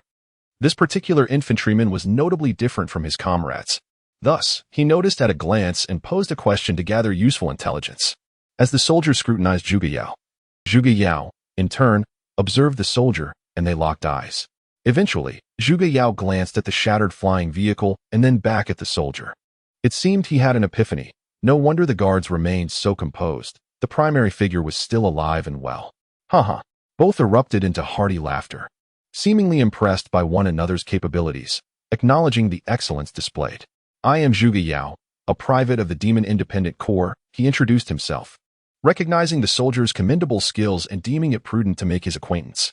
This soldier was none other than General Li Long, who oversaw the entire Eastern Archipelago. News of the general's arrival had spread a week prior. According to the tidings relayed by Lai Xiaoling, this individual had fallen out of favor with the current emperor, resulting in his relegation to this remote locale. Your Excellency, may we meet again by fate. I must now pursue the Beastmen squad. Zhuge Yao bid farewell, setting off towards the dense forest with his mech squad. However, before Zhuge Yao could lead his team away from the blood-soaked thoroughfare, a wave of terrifying energy surged forth, enveloping the entire road in an instant, akin to a tsunami. Boom, boom, boom. As a series of explosions erupted, the corpses lining the roadside released a dense mist of blood. This is bad. It is the blood poison unleashed by the Beastman's high priest. Zhuge Yao's countenance changed dramatically. Brothers, heed my command, retreat. He decisively abandoned the pursuit of the Beastmen and swiftly directed his troops to withdraw.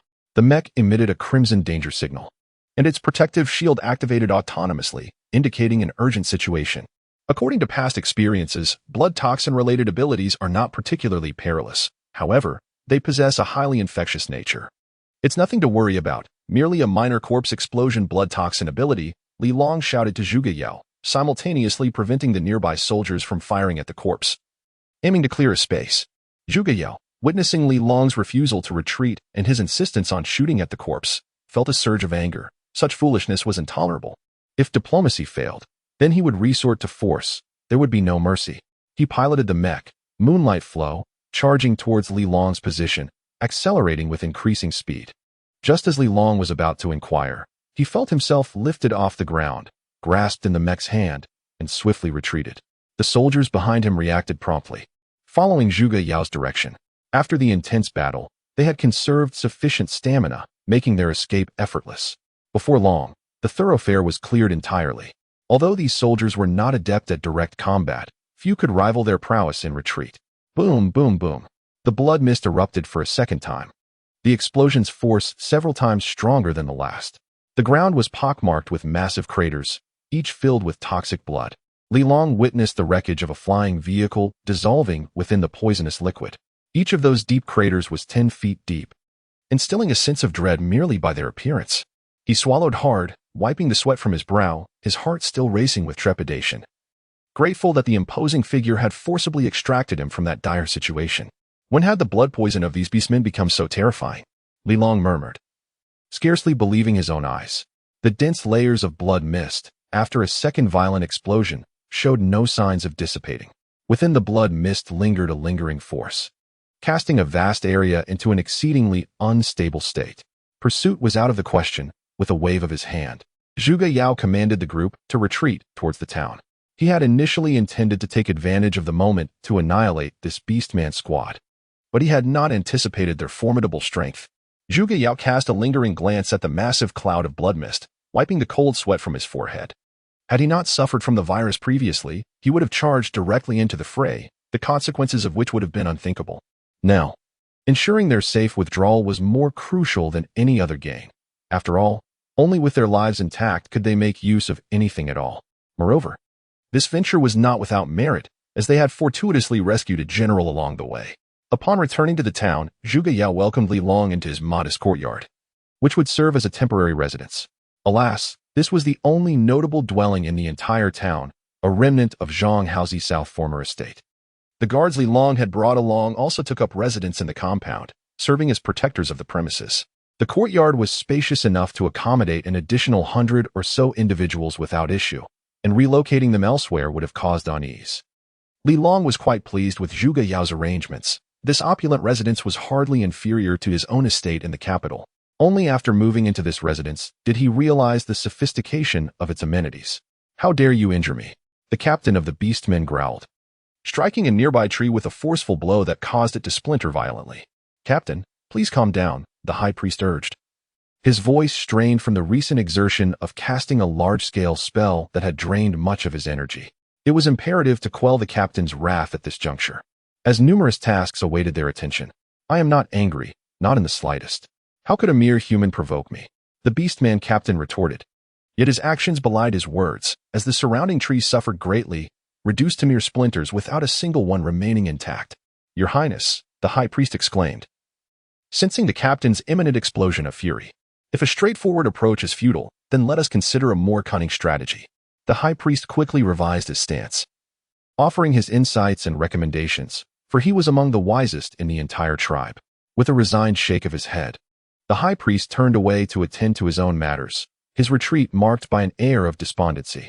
Upon returning to the military camp, Zhuge Yao realized he had neglected an important task: to assume the position of officer at the Cathedral of Light. After a day spent in various endeavors, he had completely forgotten his primary objective. One should not underestimate this role, as it held significant weight in both political and religious spheres, conferring the status of a supreme leader. Only upon accepting this position could Zhuge Yao take charge of the administrative affairs of the nearby town. He gradually came to realize that relying solely on military might could not adequately withstand the invaders' onslaught. To expand his influence, Zhuge Yao must seize this position, otherwise his situation would be perilous. Through inquiries, he discovered that the former officer was notoriously despicable and unscrupulous. If he were to recklessly accept the position, it could incite the ire of this individual, inviting a plethora of unnecessary complications. As the saying goes, it is better to offend a gentleman than to provoke a rogue. The current officer undoubtedly belonged to the latter category, securing a place on Zhuge Yao's blacklist. In the heart of the town stood an opulent architectural complex, serving as both the bishopric and the administrative district. The magnificent cathedral and the stately government hall were seamlessly interconnected by a mere 3-meter corridor. The cathedral, open to the public, bustled with visitors, its incense wafting in abundance. A few missionaries sat cross-legged on a raised platform, imparting the divine gospel to the local residents. The church's decor exuded an ethereal beauty, permeated with an artistic essence. Within its confines, one could bask in the gentle luminosity. "Blessings upon you. May I inquire, esteemed gentlemen, are you here to seek blessings or to conduct business?" A missionary, noticing the newcomers, approached with graceful strides, each movement radiating courtesy that left no room for critique. His elegant gestures flowed like water, seemingly flawless. This was an essential skill that every competent missionary should possess, with the exception of those deemed inadequate. Zhuge Yao, alas, was one such inadequate individual, a mere pretender among the faithful, the most inconspicuous of them all. However, fate played a jest upon him. He came to assume the position of the regional officer as if it were a mere child's play. Had it not been for a similar experience in a previous life, he would undoubtedly falter in this role, perhaps even face dismissal. "We are here to take over as the regional officers. Please relay the message at once." Before Zhuge Yao could utter a word, Li Long interjected, a smug smile adorning his face. Zhuge Yao felt a wave of frustration, silently lamenting, "Had I known, I would not have brought this fellow along." The directness of their transition would surely breed resentment, making future days arduous. Wait, could it be that this fellow was intentional in his actions? Very well, I shall notify them. Please, wait here for a moment. The messenger nodded and turned to stride towards the inner hall, exhibiting no hesitation. Both Zhuge Yao and Li Long had donned new attire, both outfits being the latest fashion from Dawn City, courtesy of Li Long. The messenger, upon seeing these garments, had confirmed their identities. Who would dare to so boldly don the attire of Kyoto's aristocracy in public? According to imperial law, this was a crime punishable by death, a consequence that most could scarcely endure. Before long, a gaunt middle-aged man emerged from the inner hall, cradling a box in his hands, his steps unsteady and wavering, as if he might collapse at any moment. Li Long, without a hint of courtesy, seized the wooden box from the man's grasp and handed it to Louis. Zhuge Yao distinctly observed the fleeting glint of coldness in the man's eyes as Li Long reached for the box, a chilling presence that felt almost palpable. If one's gaze could kill, Zhuge Yao firmly believed he had perished countless times. The middle-aged man before him was the current bishop, Li Shouxin. A native of the small town, he possessed a profound depth of character, maintaining a smile in the face of such disrespectful behavior. Shoshin hailed from a noble lineage, wielding considerable influence within this modest territory. His family dominated the iron or trade, controlling most of the mines in the town. Uncertain about assuming the identities of the two individuals before him, he dared not act rashly. Recently, an edict from the imperial capital compelled him to comply, leaving him to navigate each step with caution. Throughout this time, Zhuge Yao expressed his gratitude for the arduous efforts dedicated to the empire, though internally he felt resigned, realizing he had become the very person he despised. Volume 1. The Unseen, Chapter 80. Maintenance of the Eternal Lighthouse. I do not appreciate that remark, interrupted the middle-aged man, who had yet to speak, as Li Long seized the opportunity to respond, completely disregarding the dignity of the local bishop. Zhuge Yao was taken aback. Truly, a remarkable individual. Your Excellency, you are correct. Serving the Empire is indeed an honor. Li Shoshin subtly aligned himself, wearing an expression of humble deference. Brother, it's not my intention to chastise you, but ever since our parents passed, you've turned your life upside down, wandering aimlessly in those establishments, seemingly oblivious to the meaning of ambition. Li Yuan lamented, appearing burdened with grievances that had no outlet. Last winter, their parents had met with an untimely demise. Thus, the brother and sister found themselves ensnared in a series of unfortunate events. After inheriting his father's position, Li Long felt overwhelmed by the tumultuous circumstances and sought to transfer away from the capital.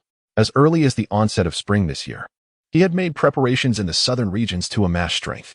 He believed that once he reached the military camp in Stormtown, matters would gradually improve. Assuming his plans unfolded as intended, I apologize for causing you worry, Li Long reassured. What a wonderful sister you are. How could I allow you to suffer? Li Yuan burst into tears, and Li Long's attempts at consolation only exacerbated her emotions. Meanwhile, a contrasting scene unfolded elsewhere. Zhuge Yao and Lei Sun strolled merrily through the streets, occasionally indulging in extravagant purchases. Behind them trailed 3 swift carriages brimming with various goods, ranging from daily necessities to weaponry. Seizing a moment of respite, Zhuge Yao pondered the safety concerns of the town. The occasional incursions by the beastmen suggested that alternative measures were necessary for the community to lead a normal life. It was said that within the town lay an eternal lighthouse, reputedly constructed in ancient times by a great sage with the labor of 3,000 men. The purpose of this edifice, lost to the mists of time, remained a mystery. However, one certainty persisted. It possessed protective qualities akin to a mechanized shield. Even if the odds were slim, Zhuge Yao resolved to explore the possibility, for idleness was not an option. Moreover, repairing the eternal lighthouse would undoubtedly broaden his horizons. In the quaint town, enhancing one's reputation is undoubtedly a commendable endeavor. Thus, Zhuge Yao resolutely embarked on a purchasing spree, acquiring a plethora of components essential for repairs and everyday necessities. He was not naive enough to believe that a mere day's effort would suffice to restore an ancient artifact. Preparations for prolonged labor were indeed imperative. Captain, this is not conducive. What are you contemplating? Would you be willing to share your thoughts with me? Lin Jiaya gently inquired of Li Bu, having just entered with a stack of documents and a vial of potion in hand. Why would I hesitate?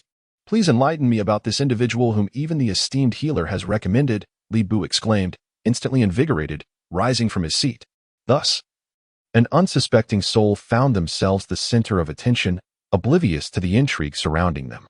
Young Master Yao, that building ahead is likely the eternal lighthouse, Lei Sun remarked, leading the way while gesturing towards the structure. Since the last incident involving his capture and subsequent interrogation, the rotund fellow had undergone a significant transformation. Although his lecherous tendencies remained unaltered, he had become more steadfast in his endeavors. Indeed, Zhuge Yao replied affirmatively, taking the lead toward the destination. The eternal lighthouse stood amidst a multitude of edifices, towering like a crane among chickens. Its lofty silhouette and architectural elegance radiated the splendor of its former glory. Allow me once more to illuminate the eternal light for you, Zhuge Yao proclaimed boldly, emboldened by his past experiences, convinced that no challenge was insurmountable. Young Master Yao, you are impressive, Lei Sun cheered, giving Zhuge Yao a thumbs up. Please refrain from being so serious, Zhuge Yao jested, playfully chiding Lei Sun. It seemed this fellow had also learned the art of flattery. The eternal lighthouse stood desolate, devoid of bustling crowds and guard sentinels. The interior architecture of this edifice was remarkably well preserved, showing no signs of decay over time. It was exquisite, a true marvel of ingenuity that commanded admiration. The architect of this lighthouse must surely have been a master craftsman. Zhuge Yao mused, having circled the eternal lighthouse and grasped its fundamental aspects. In his previous life, he had amassed considerable experience with various architectural structures. This grand lighthouse utilized mechanisms to harness geothermal energy for electricity generation. Subsequently, the electrical energy was transmitted to the tower's apex through specially designed steel embedded in the outer walls. The crimson crystal at the summit amplified this energy, releasing it after absorbing a substantial amount. Zhuge Yao boldly speculated that the primary purpose of constructing such a lighthouse was to provide energy. The light emitted from this beacon not only illuminated the night, but also replenished the energy of those with extraordinary abilities. In the first volume, Chapter 81, Maintenance of the Eternal Lighthouse 2, if the restoration of this lighthouse could be successfully accomplished, the entire town would reap the benefits, with the townsfolk being the most delighted. Earlier that morning, he had overheard a neighbor mention that many townspeople once possessed extraordinary abilities. But since the extinguishment of the Eternal Lighthouse, these individuals had gradually vanished. Early the next day, Zhuge Yao hurried to the administrative hall to convene the inaugural meeting. Regrettably, only a scant few key figures were in attendance. Those requesting leave, those on official business. Regardless, attendance at the meeting was impossible. Meanwhile, the grassroots officials arrived punctually, awaiting the commencement of proceedings. Engaging these individuals in discussion bore no practical significance. It would be more effective to directly assign tasks. They were instructed to gather manpower and notify the townsfolk regarding the maintenance of the Eternal Lighthouse. Ultimately, it was a task they must undertake themselves, truly a disheartening predicament. Zhuge Yao lamented, feeling the weight of responsibility pressing heavily upon him after departing from the administrative hall. Behind this meeting, the original master must be orchestrating mischief. Otherwise, even with tenfold courage, they would not have acted thus. Young Master Yao, you might consult General Li Long. He could potentially offer assistance, Lei Sun suggested, noticing Zhuge Yao's despondence. Yet, Zhuge Yao harbored alternative intentions, unwilling to prematurely reveal his designs. The town, abundant in iron, could achieve its objectives through conventional methods. Notably, after news of the Eternal Lighthouse's repairs circulated, an elderly blacksmith from Liyan town sought out Zhuge Yao, presenting the ancestral blueprints for the Eternal Lighthouse. After Zhuge Yao's revisions, a maintenance blueprint was unveiled to all. The restoration of the Eternal Lighthouse proceeded remarkably smoothly, completing all preparatory work in merely 3 days. Within the Wang residence, an oppressive silence enveloped the atmosphere as everyone fixated on Wang Wen. Intentionally sabotaging the restoration efforts weighs heavily on the heart, Wang Wen sighed, gently shaking his head at the assembly below. We must not become the eternal sinners of this town. We were indeed in the wrong regarding this matter. Wang Wen sighed, pondering the situation at hand. The deed was done. What should be the next course of action? Within the Eternal Lighthouse, the crowd gazed at Zhuge Yao with eager anticipation. According to the maintenance blueprint, once the final iron rod was affixed, this desolate lighthouse, abandoned for a millennium, would be reignited, heralding a new era of hope for all. Yao Zhao, representing the Dragon Clan, had come specifically to participate in the completion ceremony. Li Bu held Zhuge Yao in high regard for utilizing his leisure time to benefit the townsfolk, thus he was more than willing to lend his support. Lin Jiao had intended to attend as well, but due to an abundance of commitments that day, she had to forego the opportunity. Nevertheless, she sent Zhuge Yao an encouraging message, urging him to persevere. Yao Xiao, it's up to you now. Lei Sun was equally exhilarated, feeling honored to partake in the restoration of the Eternal Lighthouse, seizing the rare chance to showcase his virtuous side before Mimi. Zhuge Yao nodded, and under the watchful eyes of the crowd, he installed the final component into the mechanism of the tower. The onlookers were puzzled. After a prolonged moment of silence, the Eternal Lighthouse remained unresponsive, as if nothing had changed. What is going on? Is it not repaired? Lei Sun inquired, his expression one of disbelief. The crowd stood in stunned silence, looking to Zhuge Yao for an explanation. Let us wait a little longer, Zhuge Yao proclaimed, striking what he deemed a rather dashing pose. The others were skeptical, yet the truth of Zhuge Yao's words soon unfolded before them. The ruby atop the tower radiated a brilliant light, enveloping the entirety of Liyan town.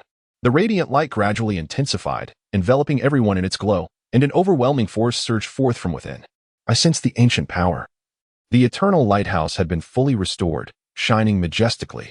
A villager exclaimed, his face alight with uncontainable excitement. Soon, cheers erupted in waves, resonating throughout the entire flame town. A millennium had passed, and the artifact of the town had once again heralded good tidings. It was foreseeable that Flame Town would flourish anew, becoming an entity that the Empire could no longer overlook. In the distance, Li Long, who was preparing to depart, halted his steps. He raised his gaze towards the direction of the Eternal Lighthouse, which appeared as a beacon, illuminating the entire Flame Town. "Brother, look, that lighthouse is so beautiful." Li Yuan shouted with exhilaration, his eyes filled with a fervent admiration for the Eternal Lighthouse. "This lad possesses some talent. He hasn't squandered it. I shall lend him my support," Li Long murmured softly, a swell of emotion rising within him as he gazed at the distant lighthouse. "What did you just say, brother?" "I didn't hear you," Li Yuan inquired, blinking his eyes innocently, exuding a charming allure. Li Long smiled gently, reaching out to ruffle Li Yuan's hair, and said, "You should stay here. I must head to the military camp in Stormtown. The journey is fraught with peril." Thus, Li Long set out alone, accompanied only by a contingent of infantry. He reflected inwardly. Often it is said that daughters do not stay behind. We too find ourselves in a similar plight. The road ahead would undoubtedly be fraught with challenges, yet Li Long was mentally prepared for what lay ahead. The Eternal Lighthouse has been successfully restored, bringing joy and excitement to the townspeople, who now exhibit a vibrant liveliness.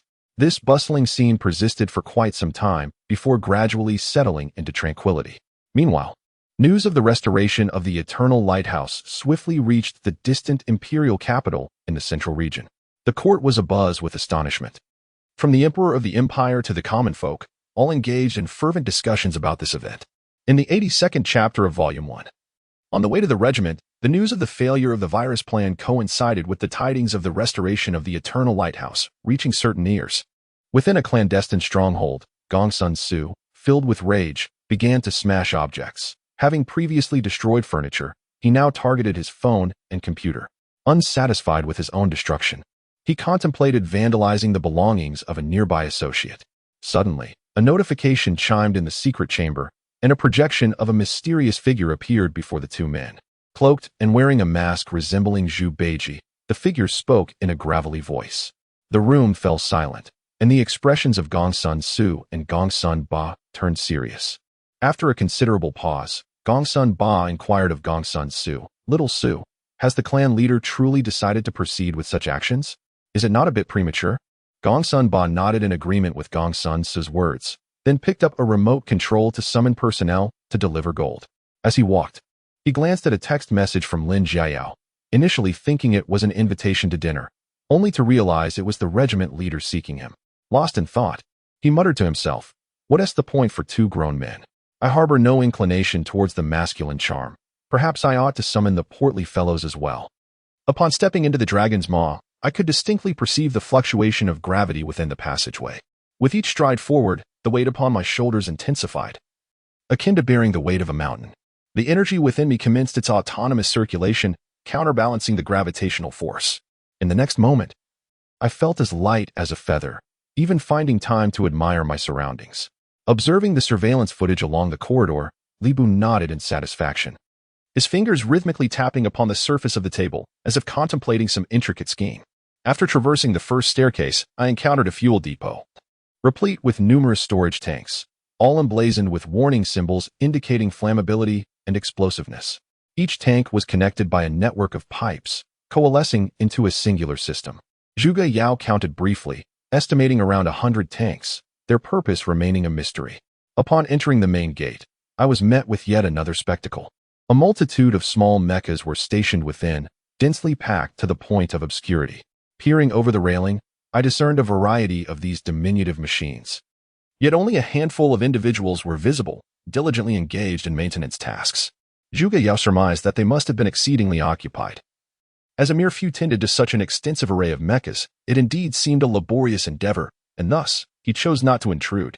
Passing through the mecha storage area, I encountered yet another staircase, which revealed itself before me. Observing intently for a moment, I noted that this staircase was markedly different from the prior two.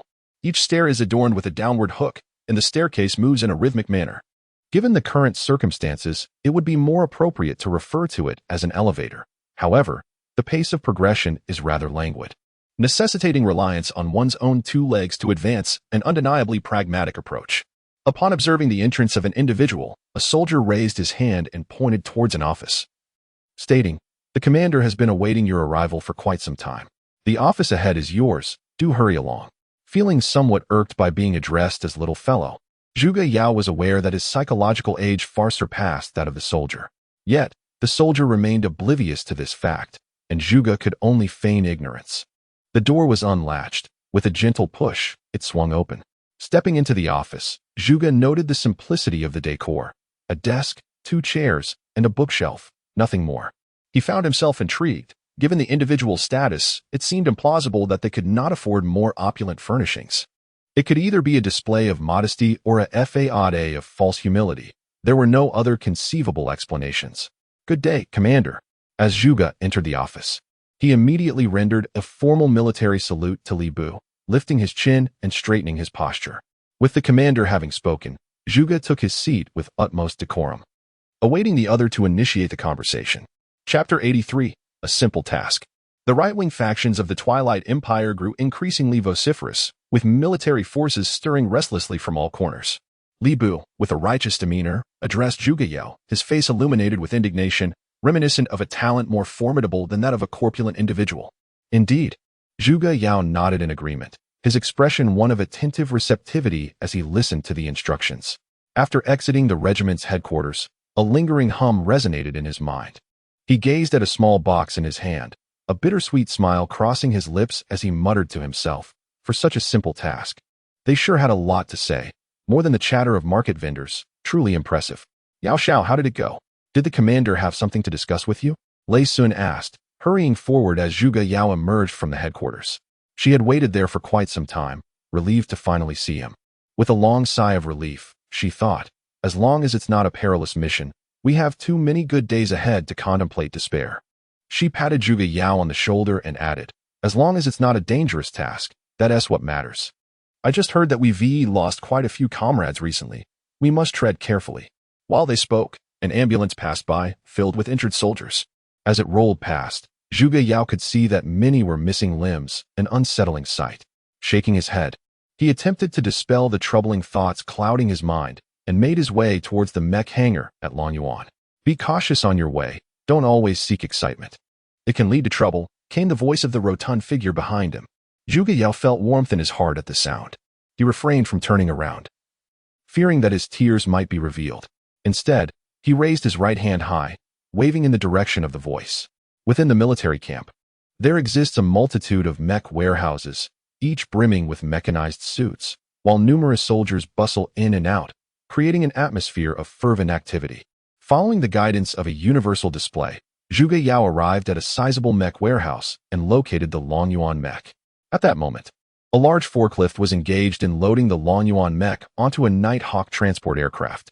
In front of this aircraft stood several individuals, none of whom Zhuge Yao recognized. As they noticed someone approaching, their expressions transformed into ones of astonishment. A lively girl clad in medical attire was the first to speak. Addressing Zhuge Yao, "Are you the new mechanic? Why are you just a rookie? Has the middle-aged chubby commander made a mistake?" Zhuge Yao, unable to comprehend her words, gestured to her, indicating his lack of understanding. Undeterred, the girl pressed on. "I see many kill marks emblazoned on your mech. As a rookie, how did you achieve that?" Still unable to grasp her meaning, Zhuge Yao cast a pleading glance towards the other individuals present. Another girl, dressed in communications attire, perceived Zhuge Yao's gaze and stepped forward. She was of average appearance and build, her tone remarkably calm. With a swift motion, she pushed the loquacious girl aside, saluted Zhuge Yao, and introduced herself. "Greetings, mechanic sir. My name is Li Qiuling, and I am the communicator for this squad." Li Qiuling pointed again at the loquacious young girl and introduced her. "This is Li Eileen, the medic of our squad. Though she tends to be quite talkative, her medical skills are exceptional, making her a prominent figure within the Dragon Brigade." Li Qiuling then introduced the other 3 members, the pilot Cheng Cheng, the fire control officer Wang Zhong, and your assistant Inyo. This is a typical 6-member team, usually assembled for covert missions.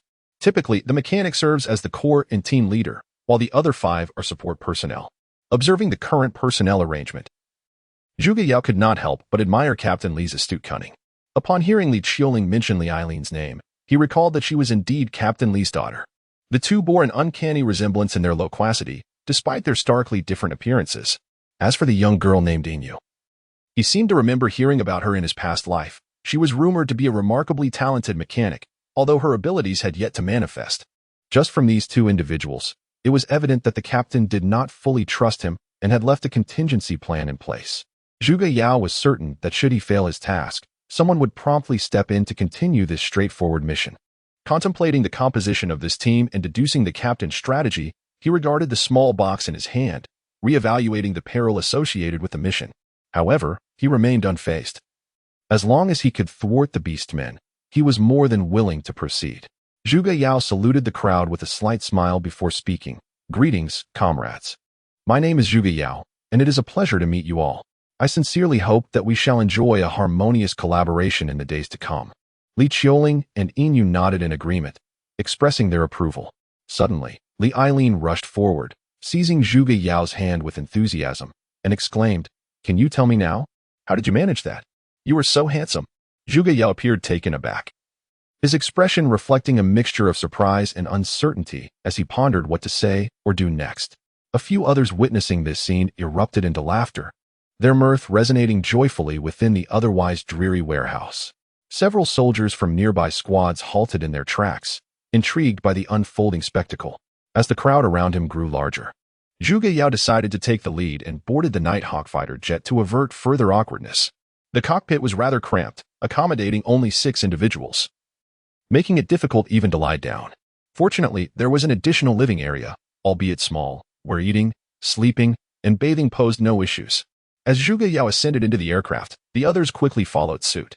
After the logistical team conducted a thorough inspection of the plane's condition, the control tower gradually withdrew, allowing the Nighthawk, under Cheng Cheng's guidance, to soar into the azure sky.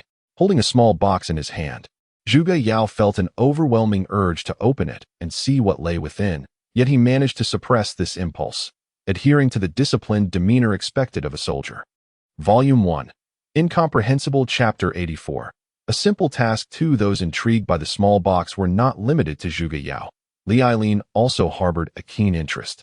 Before the young girl could approach, several luminous points appeared on the aircraft's radar display, accompanied by a series of beeping alerts. This distinctive sound seemed to possess an irresistible allure, prompting her to hasten over to witness the unfolding spectacle. The medic was indeed among the most leisurely individuals aboard the plane. The other medics in the small team were burdened with various menial tasks. Yet who would dare assign such duties to this girl? It was uncertain whether she could complete the tasks adequately, and the prospect of incurring the captain's ire only added to the dilemma. The small box was securely stored within a multifunctional watch, though the internal subspace was limited. It sufficed for housing the box. Zhuge Yao glanced at the radar, observing that the luminous points multiplied as their distance diminished. A sense of foreboding washed over him. Upon noticing the multitude of points, Li Ailin commanded, "Quickly zoom in the radar to ascertain whether those points are flying magical beasts." A projection materialized before Li Ailin, and as the radar's power intensified, the images within the projection grew increasingly distinct. A swarm of level 5 flying eagle magical beasts. Cold sweat broke out on her brow. The prospect was terrifying. Should they encounter them directly, her small team would undoubtedly face total annihilation. Zhuge Yao, upon beholding the cluster of level 5 flying magical beasts, suddenly recalled something and urgently instructed Li Qiuling, immediately shut down the radar. Immediately thereafter, he instructed Liu Ban to maneuver the aircraft into stealth mode, disengaging from high-altitude flight and plunging into the clouds for concealment. Upon hearing Zhuge Yao's suggestion, Li Yao found herself at a loss. Glancing back at Zhuge Yao and then at Li Ailin, prompted by Zhuge Yao's warning, Cheng Cheng swiftly piloted the Nighthawk fighter jet, descending from its lofty altitude into the shrouded embrace of the clouds. The sudden alteration in direction and altitude caused the aircraft to tremble violently, and Li Ailin lost her balance, tumbling onto the deck with a thud. "What are you doing? They are merely a swarm of flying beasts. The Nighthawk possesses stealth capabilities. They are utterly unaware of our presence." Li Ailin shouted at Zhuge Yao in a fit of exasperation, her eyes brimming with tears, one hand tenderly rubbing her backside, her expression epitomizing despair. Within the projection, the leading 5th-level flying beast suddenly lifted its head, gazing toward the position of the Nighthawk. This time, without further prompting from Zhuge Yao, Li Yao promptly deactivated the radar and deftly severed its power supply. Unfortunately, she was a moment too late. That fifth-level flying beast flapped its wings a few times before abruptly veering toward the Nighthawk's location. Behind it, a throng of fifth-level flying beasts followed closely, surging forth like a relentless tide. It's over. This is certainly the end. Li Eileen slumped helplessly to the ground, murmuring to herself. In her mind, she silently calculated the distance between the swarm of flying beasts and the Nighthawk, waiting for the moment when the two would inevitably converge. Zhuge Yao swiftly pulled the control stick, causing the aircraft to descend at a 60-degree angle, simultaneously shutting down all power systems and electrical devices. Even after losing propulsion, the plane maintained its original descent trajectory, drawing perilously close to a swarm of flying beasts. With the power systems disengaged, the interior of the aircraft succumbed to darkness, and all aboard held their breath. In silence, Zhuge Yao calculated the relative distance between the flying beasts and the Nighthawk fighter jet. Estimating that the beasts had drifted far enough away, he reactivated the propulsion and electrical systems while fiercely yanking the control stick. The aircraft skimmed the ocean's surface, sending up splashes before soaring back into the clouds. Oh yes, the crew erupted in jubilant cheers, each one feeling the thrill of having narrowly escaped disaster. Fortune appeared to favor them today. The thick cloud cover over the sea concealed their flight from the enemy. Zhuge Yao spoke softly to his companions, raising his left hand to wipe the cold sweat from his brow. His palm was drenched, and only after regaining his composure did he realize that his clothes were already soaked through. Following this ordeal, the 5 others on board developed an inexplicable fondness for Zhuge Yao. Li Eileen took the initiative to apologize and even suggested that she would assist him in bathing. A proposal met with a firm refusal from Zhuge Yao. Nevertheless, he ultimately yielded to her insistence, reluctantly agreeing to let her wash a piece of his clothing.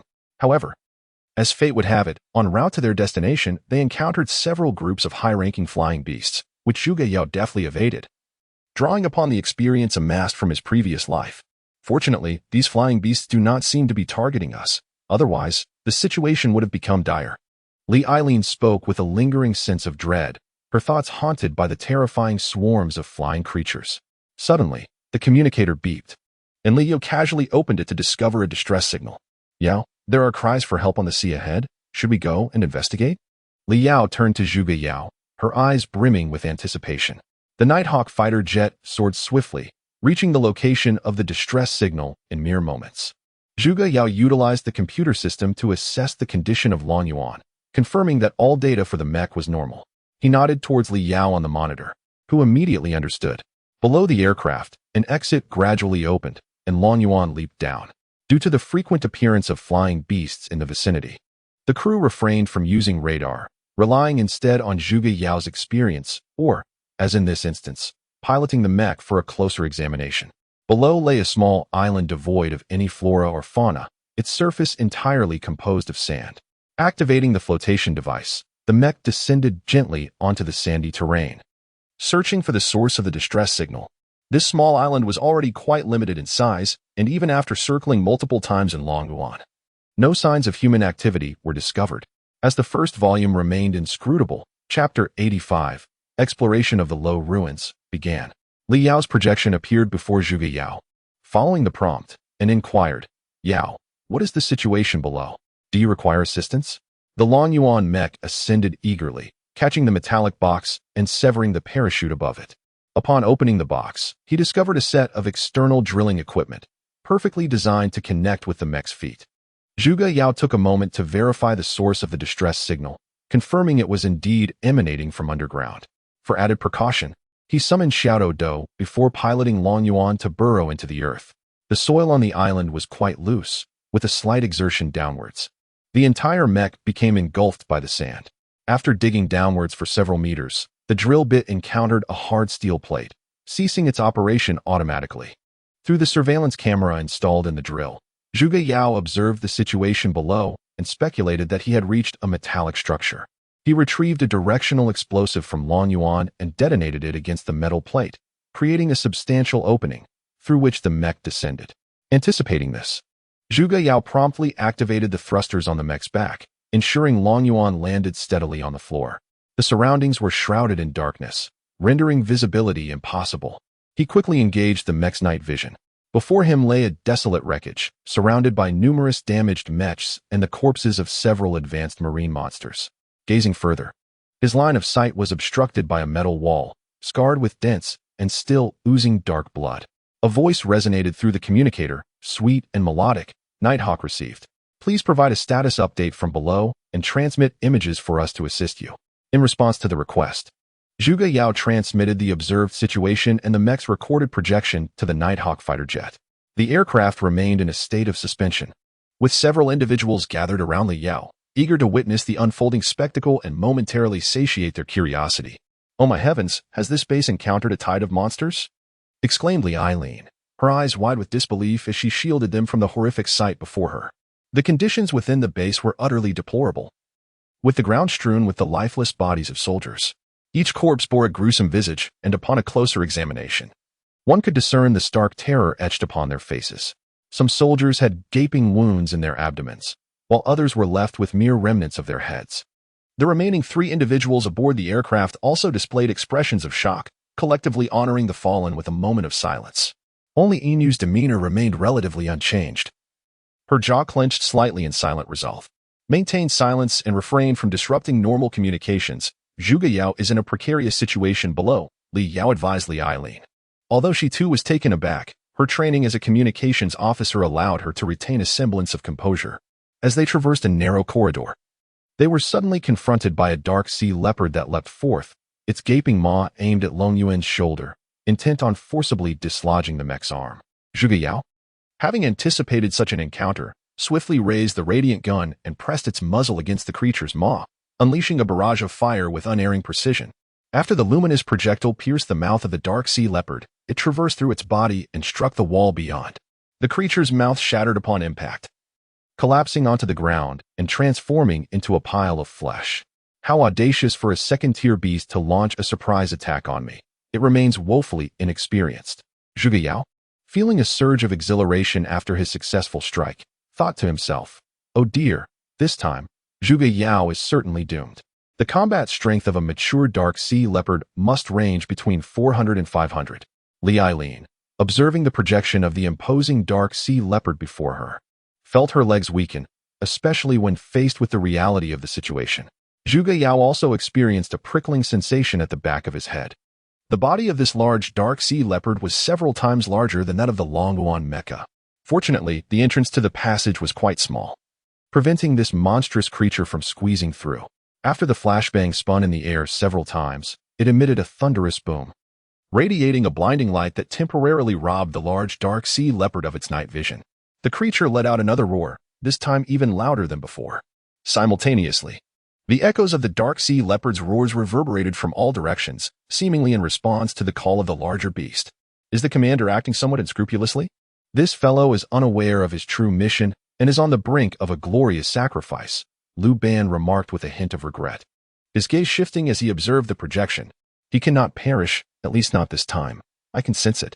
The rhythm of his heart is steady, akin to that of a battle-hardened warrior. Inyu, with rare audacity, interjected, her hands pulsating with white energy, evidently a wielder of extraordinary powers. In the first volume, I could not decipher the truth. Chapter 86, Exploration of the Low Ruins 2. Is this lad truly so formidable? Li Aileen inquired with a hint of skepticism, observing the panicked retreat of Zhuge Yao, whose face was etched with misfortune. Zhuge Yao piloted the Lin Yuan mecha, swiftly traversing the passage until he arrived at an immense warehouse. Before him stood rows of pristine mechas, their presence in such desolation strikingly incongruous. Within the warehouse lay 6 passageways, and Zhuge Yao, tracing the distress signal, darted into the second corridor. The peculiar occurrences of the day were overwhelming, leaving little room for contemplation. As Lin Yuan surged forward, the intensity of the distress signal grew ever stronger. Just as he was on the verge of exiting the passage, 3 dark sea seals obstructed his path, compelling Lin Yuan to halt and prepare for battle. The roars of beasts behind him grew increasingly near, suggesting a horde of monsters would soon confront him. Uncertain of the efficacy of this maneuver, he resolved to test it on them today. With that, Zhuge Yao retrieved the holy hammer of light from the storage compartment of the Lin Yuan mecha, brandishing it vigorously in the air. The 3 dark sea seals, driven by a fierce desire to attack, had already begun to charge, closing in on the mecha. Suddenly, the space before the Lin Yuan mecha distorted, revealing 3 wormholes. The 3 dark sea beasts, propelled by an uncontrollable momentum, plunged headlong into the wormhole. When they next emerged, the wormhole opened above a small island, violently ejecting the creatures from a height of over 100 meters. They crashed into the sandy soil, transforming into a puddle of flesh and leaving behind 3 substantial craters. The plan, much like the initial conception, revealed the extraordinary transporting capability of the Holy Hammer's wormhole, successfully relocating the beasts to another realm.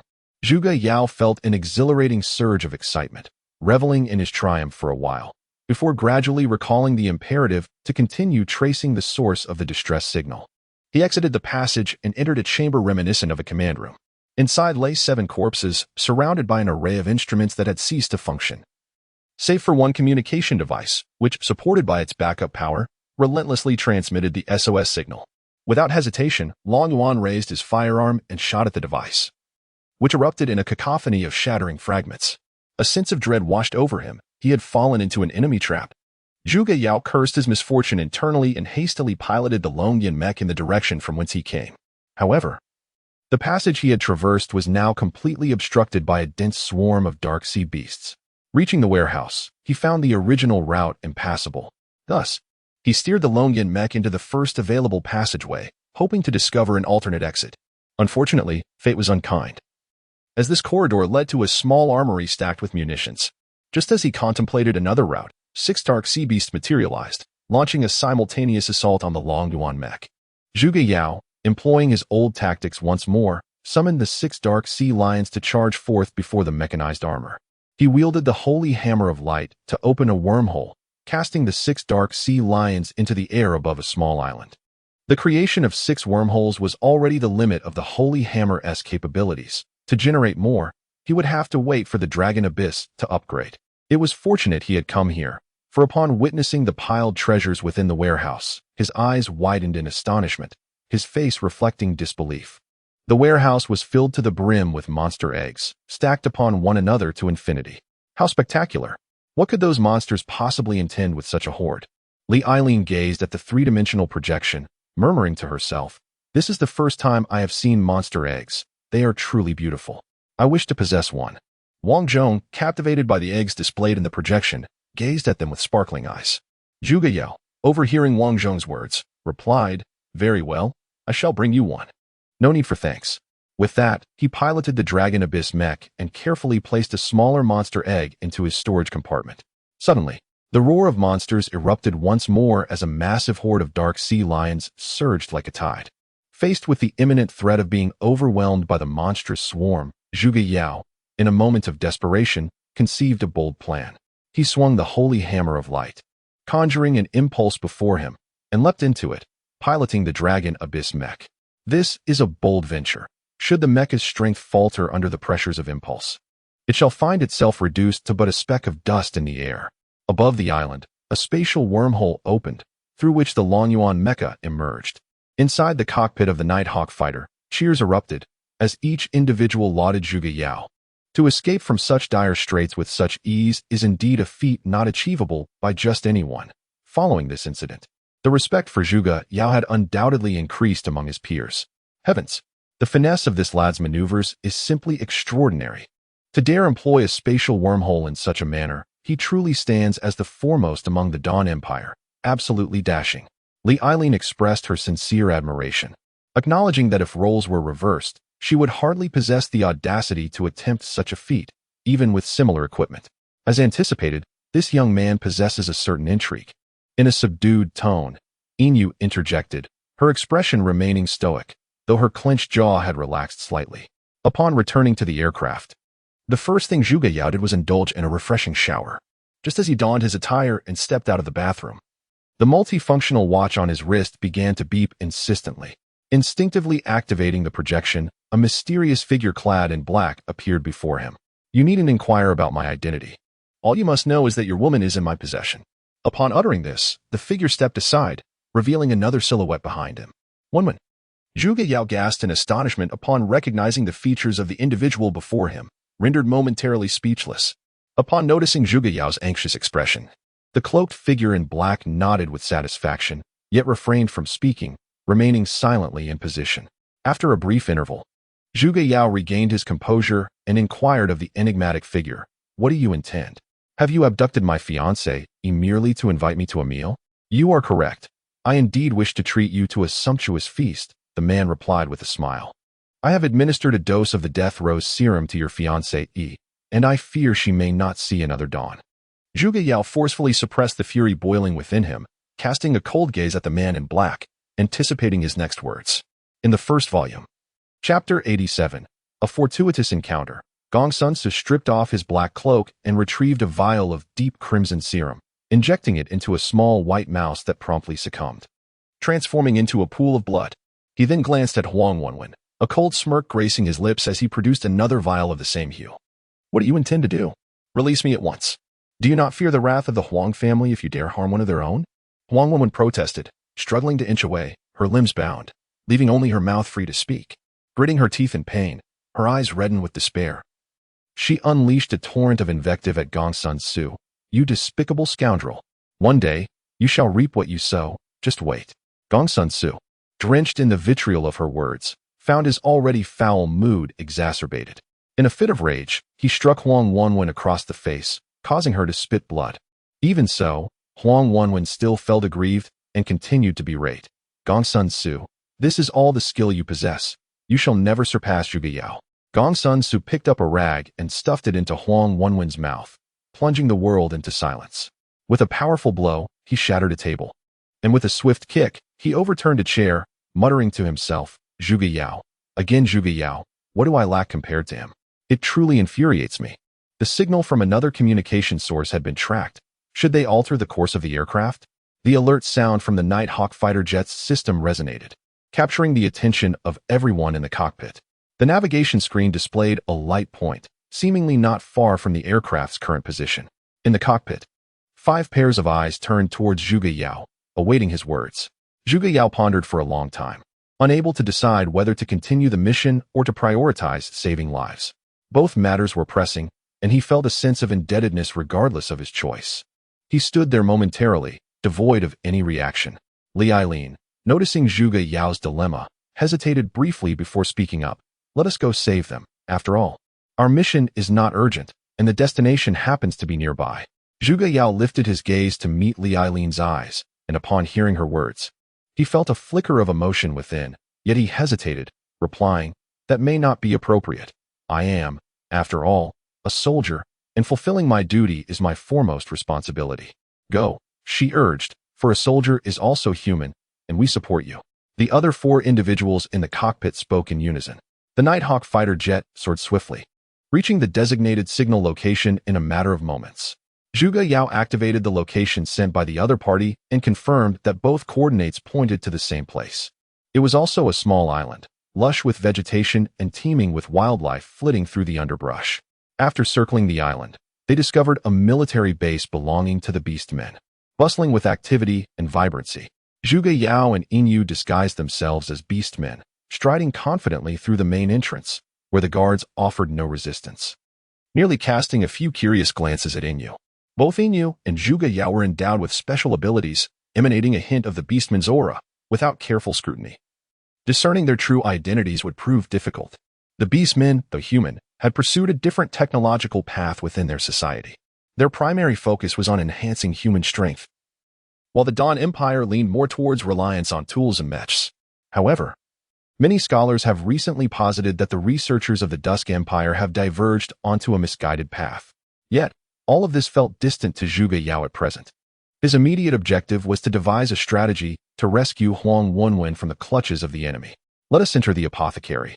I have an inexplicable feeling, as if something is beckoning me from the shadows." Zhuge Yao gestured towards the herbal shop, addressing Yin. The latter nodded in agreement, and Zhuge Yao stepped forward into the establishment with an air of nonchalance. Upon entering the apothecary, one is greeted by a spacious hall adorned with numerous wooden shelves, each brimming with a diverse array of mystical herbs and elixirs, many of which Zhuge Yao had encountered in his previous life. "The King of Heaven covers the earth tiger," Yin abruptly interjected. "The pagoda pacifies the river demon," the apothecary's proprietor remarked as he approached the two from behind the counter.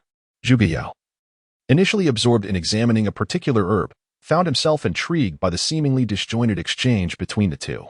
The bright moonlight before my bed, Inyu continued, addressing the shopkeeper with evident delight in her gaze. Is it frost upon the ground? Upon uttering this phrase, the shopkeeper's expression transformed into a welcoming smile as he drew near. Ah, are they exchanging coded signals? Or perhaps? Zhuge Yao pondered silently as he observed the two.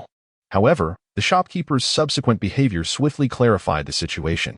It was still midday, with ample time before darkness fell. Yet the proprietor had already hung the closed sign on the door, firmly securing the entrance to the shop. At last, you have arrived. I was beginning to fear that I would have to change locations and that you would struggle to find me. It appears I was overly anxious. Have you brought what I requested? Please, present it to me without delay. Time waits for no one, the shopkeeper urged, his face awash with urgency as he addressed Zhuge Yao and Inyu. Zhuge Yao retrieved a small box from the subspace of his multifunctional watch.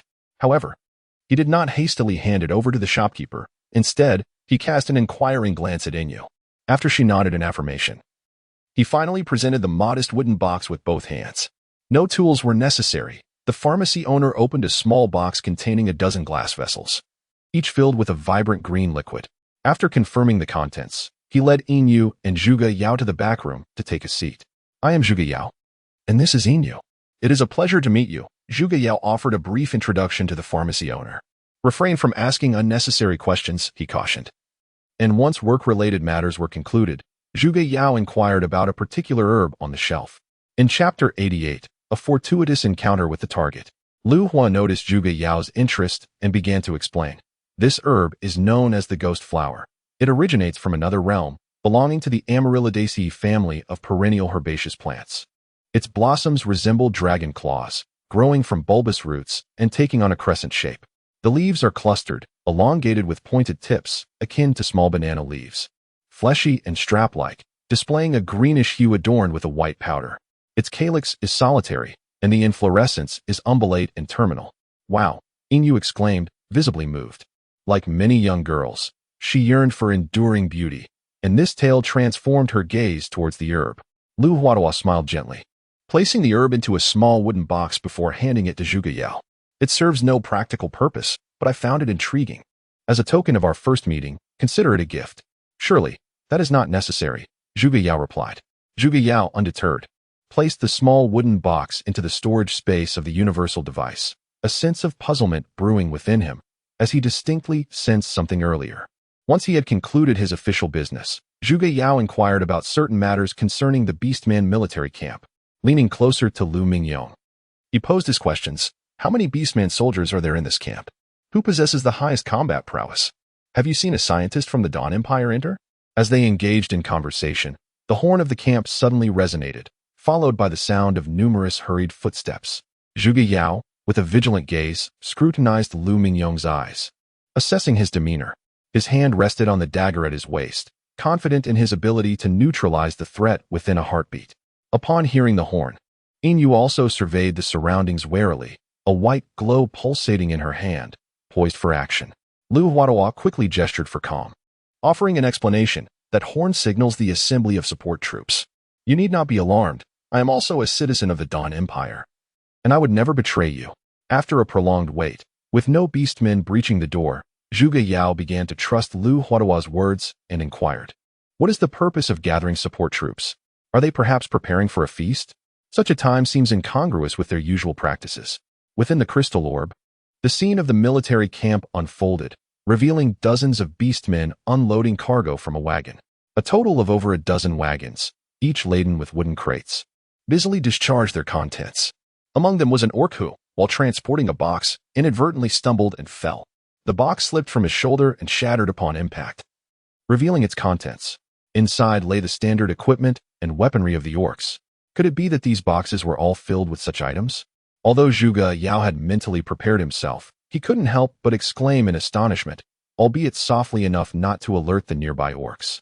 Yet, it wasn't merely equipment and weapons. There were also healing potions and dried meats, among other supplies. Lu Huadaw, feeling unsatisfied, added with a grave expression that further darkened his countenance.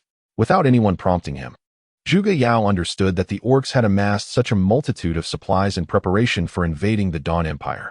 In his previous life, he had found it perplexing why the Empire was so easily overwhelmed in the early stages. Now, He had uncovered one of the reasons: inadequate preparations for war. With troops scattered and insufficient mechs and energy reserves, Lu Huatua took a moment to catch his breath and, with a tone of earnest concern, said, "I am now entrusting this intelligence to you, hoping you will pass it on to the appropriate individuals to sound the alarm for the people within the empire." Nodding solemnly, Zhuge Yao secured the intelligence dossier in his hands without needing to peruse it. He could surmise its contents. Just then, beside him, Inu pointed excitedly at a crystal ball and exclaimed, "Yao, come quickly and see. Is this the person you were looking for?" Upon hearing this, Zhuge Yao hurriedly took a few steps forward to examine the crystal ball intently. Indeed, as Inu had foretold, a multitude of horse-drawn carriages emerged from the military camp, where two beastmen were forcefully escorting a woman, stealthily making their way towards one of the carriages from a secluded corner. Though her face was shrouded in a black veil, Zhuge Yao immediately recognized her figure as Huang Wenwen, the very person he sought to rescue. Volume 1, Unseen, Chapter 89. Implementing Plan B. They're about to relocate. What shall we do now? Should we still attempt to ambush this military camp? Inu, observing Zhuge Yao's expression, discerned that this woman was indeed the target of their rescue, and thus inquired urgently. Beep, beep. The multifunctional watch on Zhuge Yao's wrist emitted a sound, prompting him to glance down at the caller ID, revealing that it was Liao attempting to contact him. He pressed the answer button, and Liao's holographic image materialized before him. Liao appeared visibly anxious. Upon realizing that Zhuge Yao had finally answered, she quickly spoke. "This is grave news. I just spotted a 6th-level beastman passing by. It won't be long before our Nighthawk fighter jets and their location are discovered." Prompted by their warning, Zhuge Yao became aware of a formidable beastman gradually approaching the military camp. He refrained from using his abilities to probe further, fearing that he might be detected, which would spell disaster. "All right, we shall proceed at once. Please exercise caution as well," Zhuge Yao instructed Liao before severing the communication and nodding to Inu. Witnessing their intent to leave, Lu Huatua hastily lifted a wooden plank beneath the table, revealing an entrance beneath. He pointed towards the entrance and then spoke. "This is the secret passage leading outside the military camp. It may be safer for you to leave through here." The 6th-level magical beast, the Tiger Man, Lin, accompanied by a legion of beast men, passed by the camp, suddenly reminded of his sworn brother. He ordered his troops to halt and took a few personal guards to pay a visit. His face, once adorned with a smile, fell as he approached the camp, sensing an unseen force scrutinizing him. Though the moment was fleeting, he could unmistakably feel the murderous intent embedded within that power, causing his expression to darken instantly. Coincidentally, Gongsun Su and Gongsun Ba, leading a troop of beastmen, emerged from the camp with several heavily laden carts. Despite their masks and black cloaks, the aura they exuded was distinctly different from that of the beastmen.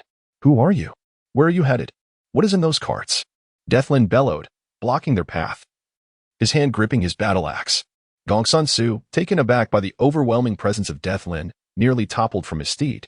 It was only by transforming into his demonic form that he managed to regain his composure and scrutinize the newcomers. Unfortunately for his companion, Xiaoba, his horse was frightened to death, and he himself was struck by a wave of energy, causing him to spit blood. Just as tensions escalated, a beastman leopard emerged from the military camp to prevent the impending conflict. Deathsong first saluted Lin and said, "Brother, these individuals are esteemed guests of the Empire. There must be some misunderstanding. Cease your incessant grievances in my presence. Heed this counsel, for it aligns with the wishes of His Highness the Prince. Humph.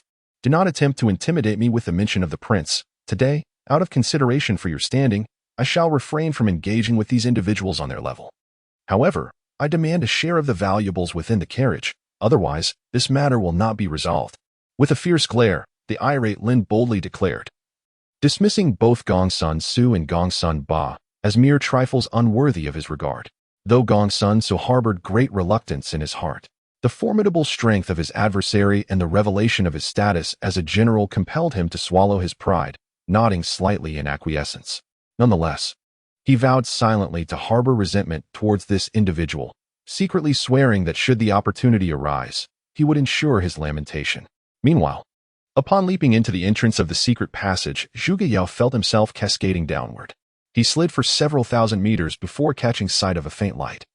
In the next instant, he was propelled upward by inertia, only to crash heavily into a lake.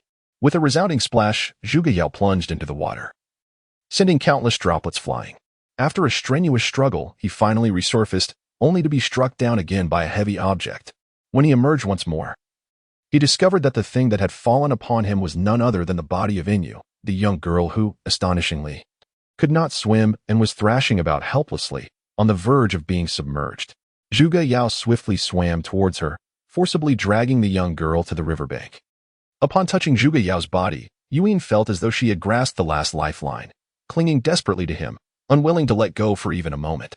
She reflected inwardly that it was fortunate her swimming skills were commendable, otherwise, the two of them might have perished together in the water, becoming the first mechanics to die in the river, potentially facing ridicule for a millennium. "Hey, it's all right now. You should hurry and get off me," Zhuge Yao remarked, his tone laden with exasperation. At his reminder, Yuan finally realized her predicament and promptly released her grip, landing unceremoniously on the ground with a yelp. Whether from pain or embarrassment was unclear. Yuan possessed an exquisite figure, and as her clothes clung to her from the river's embrace, her petite curves and shapely form became apparent. Her cheeks flushed crimson, she turned away, unable to meet Zhuge Yao's gaze. In truth, Zhuge Yao had not given it much thought. His eyes were clear and devoid of any lascivious intent. Having lived over a century in his previous life, he was hardly inexperienced with women and felt no particular interest in this young girl. Though he held such thoughts, Yuan's perspective was vastly different.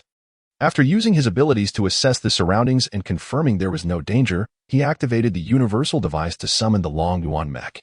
Shortly thereafter, the Lin Yuan mech materialized before him, accompanied by a Nighthawk fighter jet. Upon witnessing Zhuge Yao and Yuan emerge safely from the military camp, Li Ailin leaped with joy. While the others aboard the aircraft breathed a collective sigh of relief, feeling that Zhuge Yao's fortune had not been entirely lacking. Volume 1. Unseen Developments, Chapter 90. The implementation of Plan B, the emergence of the Death Lin, and the shifting of Gongsun Su thwarted Zhuge Yao's clandestine plan to rescue individuals, leaving it in utter disarray. In desperation, alternative strategies had to be considered, whether it be contacting allies or finding a suitable location for an ambush.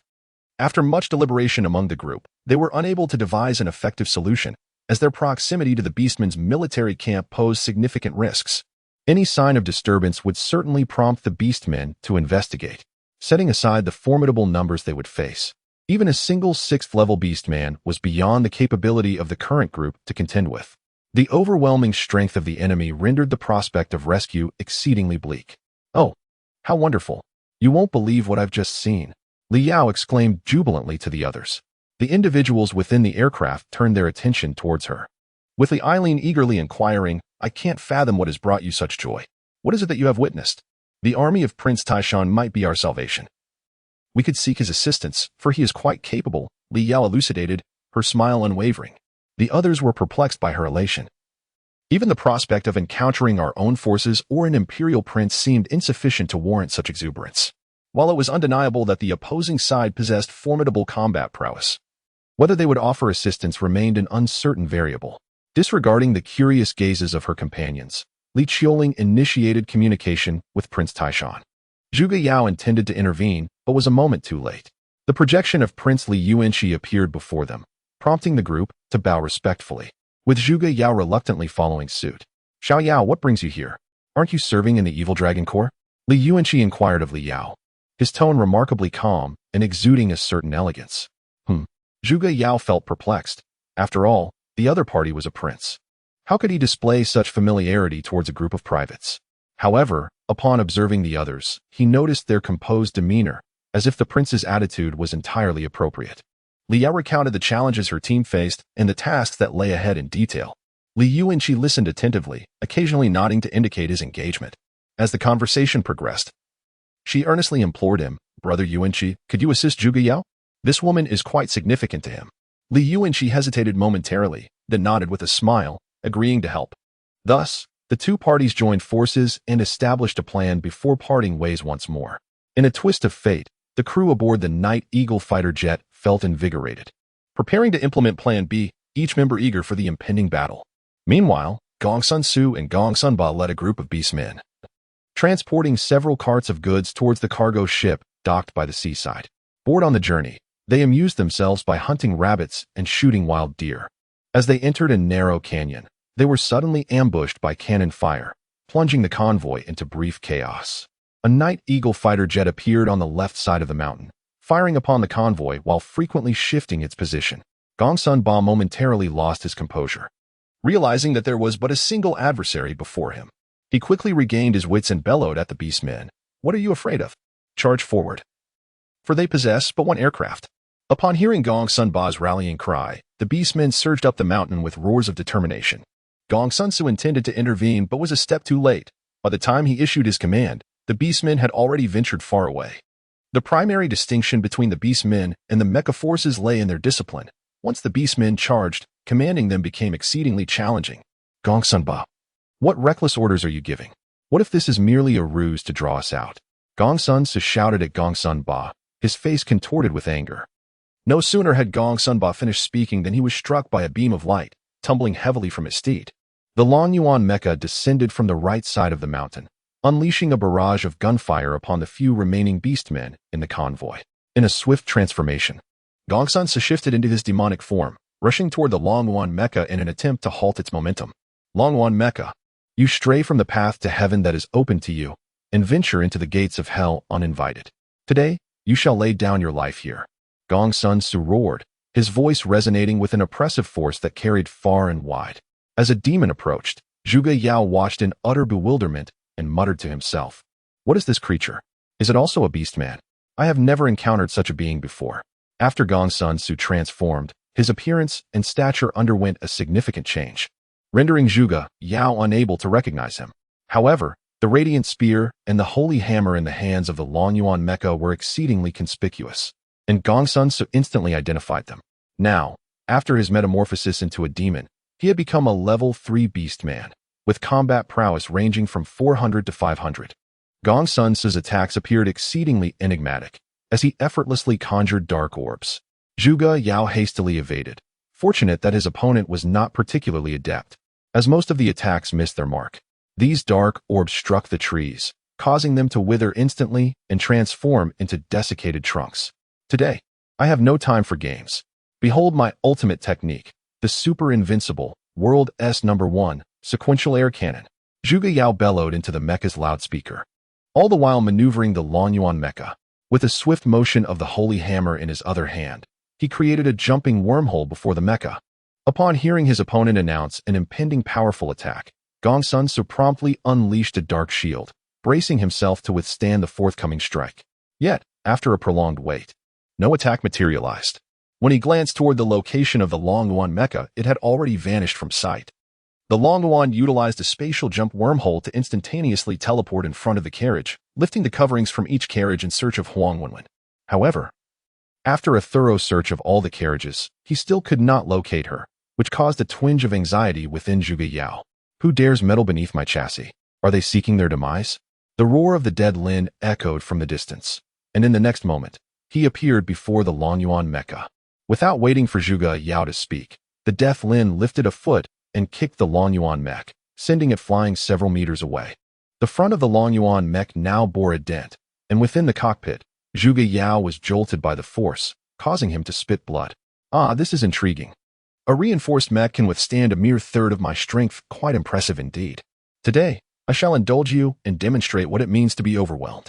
Seeing that the Lin Yuan mech had not crumbled under his assault, Death Lin's playful spirit ignited, and he stepped forward in pursuit.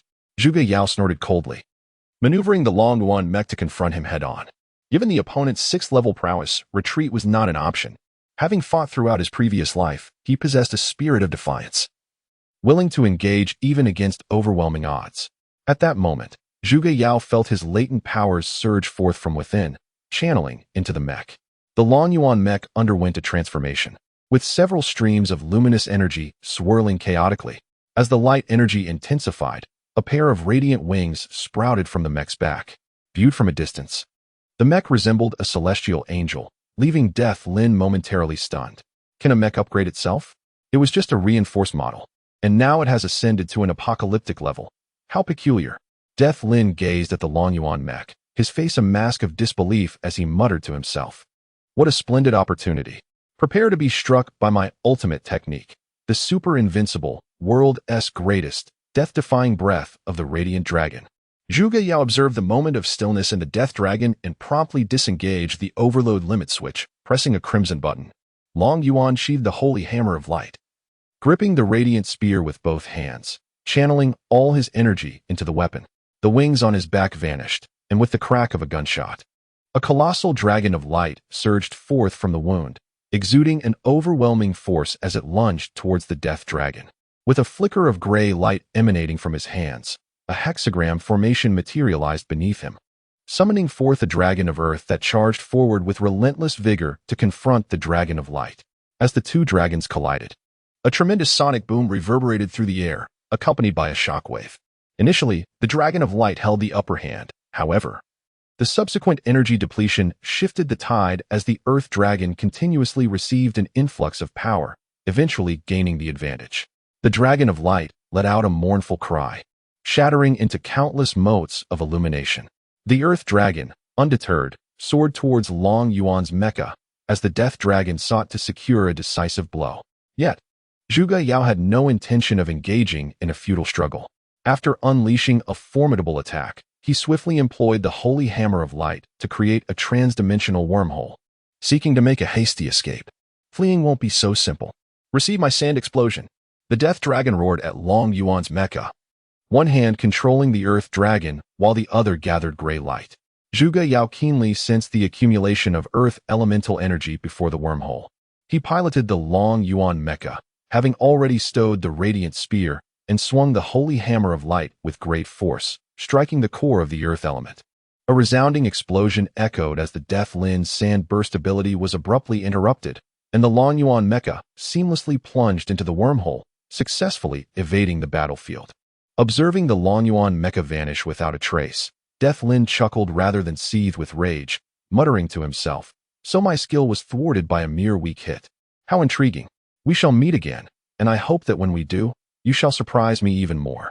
Having narrowly escaped with his life, Zhuge Yao hastily began to inspect the condition of the Lin Yuan mecha. The energy of the radiant spear was depleted, and the holy hammer of light suffered significant damage, leaving the mecha's integrity in a precarious state, with only 20% of its power reserves remaining. He wiped the cold sweat from his brow, feeling a sense of relief that his adversary had not unleashed their full strength. Confirming that the Lin Yuan mecha was still operational, Zhuge Yao activated the mecha's communication system to send a request to the Night Eagle fighter, but after several attempts met with silence.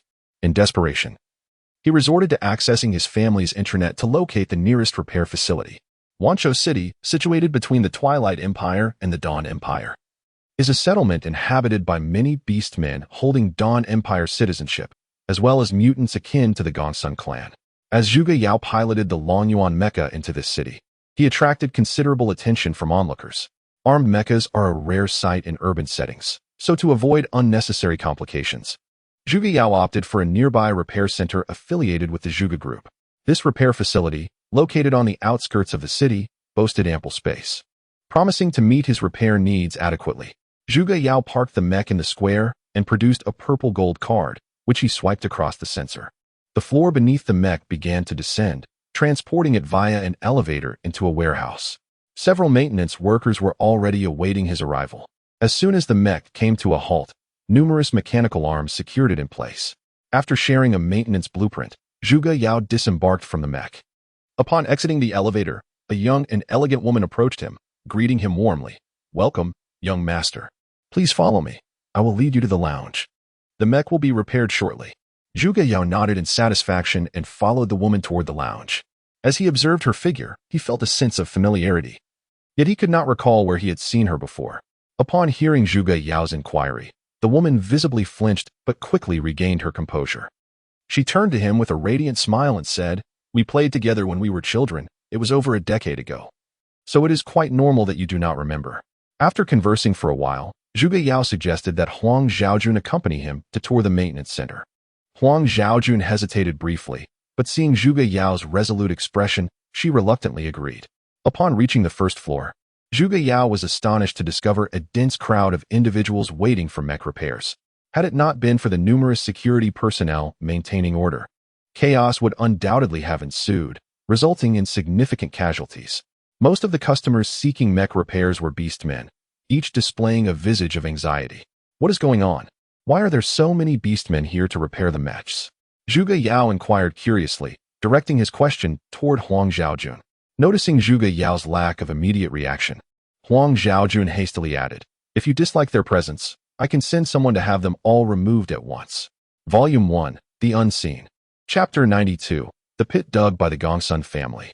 Zhuge Yao waved his hand dismissively at Feng Yu, offering a slight smile before speaking. "No need for that. I harbor no grievances toward you. I merely find it rather peculiar that so many beastmen wish to depart. It's a mystery to me." Huang Zhaojun exhaled in relief, acknowledging Zhuge Yao's words with a nod. She too found it strange. Why would they choose to leave when their lives here were devoid of oppression, discrimination, and exorbitant taxes? In the square of the repair center, Gongsun Yu, the current head of the Gongsun family, was engaged in conversation with a mysterious figure inside a luxurious vehicle. Observing the bustling repair center, Gongsun Yu remarked with a sly grin, "Your strategy is quite ruthless. It resolves the immediate issue while allowing you to later pin the blame on the Zhuge family. Truly, a twofold advantage." As the plan unfolded smoothly, the flying car departed the square, fading into the twilight. Watching their figures retreat from her vantage on the top floor, Zhuge Wushuang drew the curtains. One hand cradled a glass of wine while the other tapped rhythmically on the computer before her, murmuring to herself, "Let the chaos ensue. May the Zhuge family be utterly annihilated. That would bring me great delight." Knock, knock. The door to the chairman's office was rapped upon. Zhuge Wushuang glanced at the surveillance monitor by the entrance and, upon recognizing her assistant, spoke, "Yingying, please come in." Hearing her permission, Zhang Yingying entered, bowed respectfully, and then said, "Young Master Yao has arrived at the store, Mississippi. Would you like to go see him? It has been quite some time since you last met." Upon hearing that Zhuge Yao was at the store, Zhuge Wushuang immediately set down her wine glass and dashed out of the office, her face alight with joy. Observing the chairman's exuberant leaps, Zhang Yingying shook her head in resignation and hurried to catch up. As Zhuge Yao passed by a beastman, a vivid image from his past surged into his mind, the fall of the 10,000 Beast City. It was this very beastman who, piloting a mech, had planted the flag of the Twilight Empire atop the city hall. In that moment, Zhuge Yao felt an overwhelming urge to confront and eliminate this foe. Yet reason cautioned him against such impulsive action. The event had yet to transpire. Should he act now, what would his actions signify? With a sudden, unrestrained impulse, Zhuge Yao delivered a powerful punch, sending the beastman crashing to the ground, utterly incapacitated before he could react. Despite knowing this was ill-advised, he succumbed to the urge. The surrounding beastmen turned their attention toward him, their eyes glinting with menace. Paying them no heed, Zhuge Yao bellowed at the security personnel nearby, "Security, apprehend this scoundrel." "What are you all doing? There's a thief here, and you're just standing by." The security guards were momentarily stunned, unsure of how to proceed. The other beastmen were equally bewildered, perplexed by the unfolding events. "You lot seem unwilling to do your jobs. Apprehend this individual at once, along with his companions," came the authoritative voice of Zhuge Wushuang from a distance, imbued with undeniable conviction. Upon hearing the chairman's command, the guards rushed forward, swiftly apprehending the beastman and his associates. The beastmen, transforming into their leopard forms, attempted to resist, but were overwhelmingly subdued by the sheer number of security personnel. Those surrounding them, seeing their kin in distress, felt compelled to intervene on their behalf. Zhuge Wushuang let out a cold snort, summoning his portable mech, which he forcefully brought down upon the steel floor, creating a substantial indentation. Most beastmen, witnessing this display, began to reconsider their stance, yet a few remained undeterred, eager to confront Zhuge Wushuang. Recognizing the precariousness of the situation, Zhuge Yao shouted to the beastmen, "Any of you who dare to cause a disturbance will forfeit your mech maintenance privileges. Test me if you doubt my words." Realizing the gravity of the situation, Huang Zhaojun reluctantly stepped forward, declaring, "I hereby announce, in accordance with imperial law, the confiscation of the thief's mech to compensate for the losses incurred by the maintenance center. Furthermore, in the name of the maintenance center, I issue a public notice to blacklist this beastman and his associates from the Maintenance Association." Upon the utterance of those words, nearly all the denizens of the Warcraft realm dispersed in a hurry, fearing any association with the thieving scoundrel. "Little Yao Yao, you've come. Why didn't you inform your sister?" exclaimed Zhuge Wushuang, rushing over to envelop Zhuge Yao in a warm embrace, her face nuzzling against his cheek in playful affection. In the midst of a crowd, Zhuge Wushuang exhibited no restraint, akin to a little girl who has just discovered a cherished Barbie doll. Zhuge Yao, however, found himself somewhat overwhelmed. His silence was a deliberate choice to avoid being bullied, and indeed, this felt like a form of bullying, especially considering the mechanical armor that adorned his sister. Zhuge Wushuang attempted to persuade Zhuge Yao to join her in the office for a glass of red wine, but he steadfastly refused, asserting that military duties compelled him to depart immediately. The mechanical body was fundamentally repaired, and the power supply was fully charged. However, the energy for the radiant gun could not be replenished, and the holy hammer remained irreparable. Unable to sway Zhuge Yao, Zhuge Wushuang resigned herself to bid farewell. Just before he left, Zhuge Yao placed a USB drive into her hand, lowering his voice as he implored, "Sister, I have a request. Please install one of the systems contained within this drive onto the mechs of every Warcraft denizen." As she watched the silhouette of the Lin Yuan mech fade into the distance, Zhuge Wushuang tightened her grip on the USB drive, murmuring to herself, "I am so sorry, Yao. This time, your sister cannot assist you. The Dusk Empire is beginning to evacuate its citizens. This place will soon transform into a battlefield, and I cannot afford to provoke them." After leaving the battlefield, the occupants of the Nighthawk fighter jet fell into a profound silence. They never anticipated that Prince Taishan would betray them and release the Death Lin.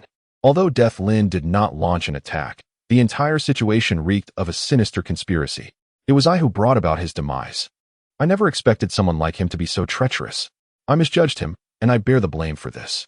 Liao spoke as she walked, her voice growing increasingly hoarse.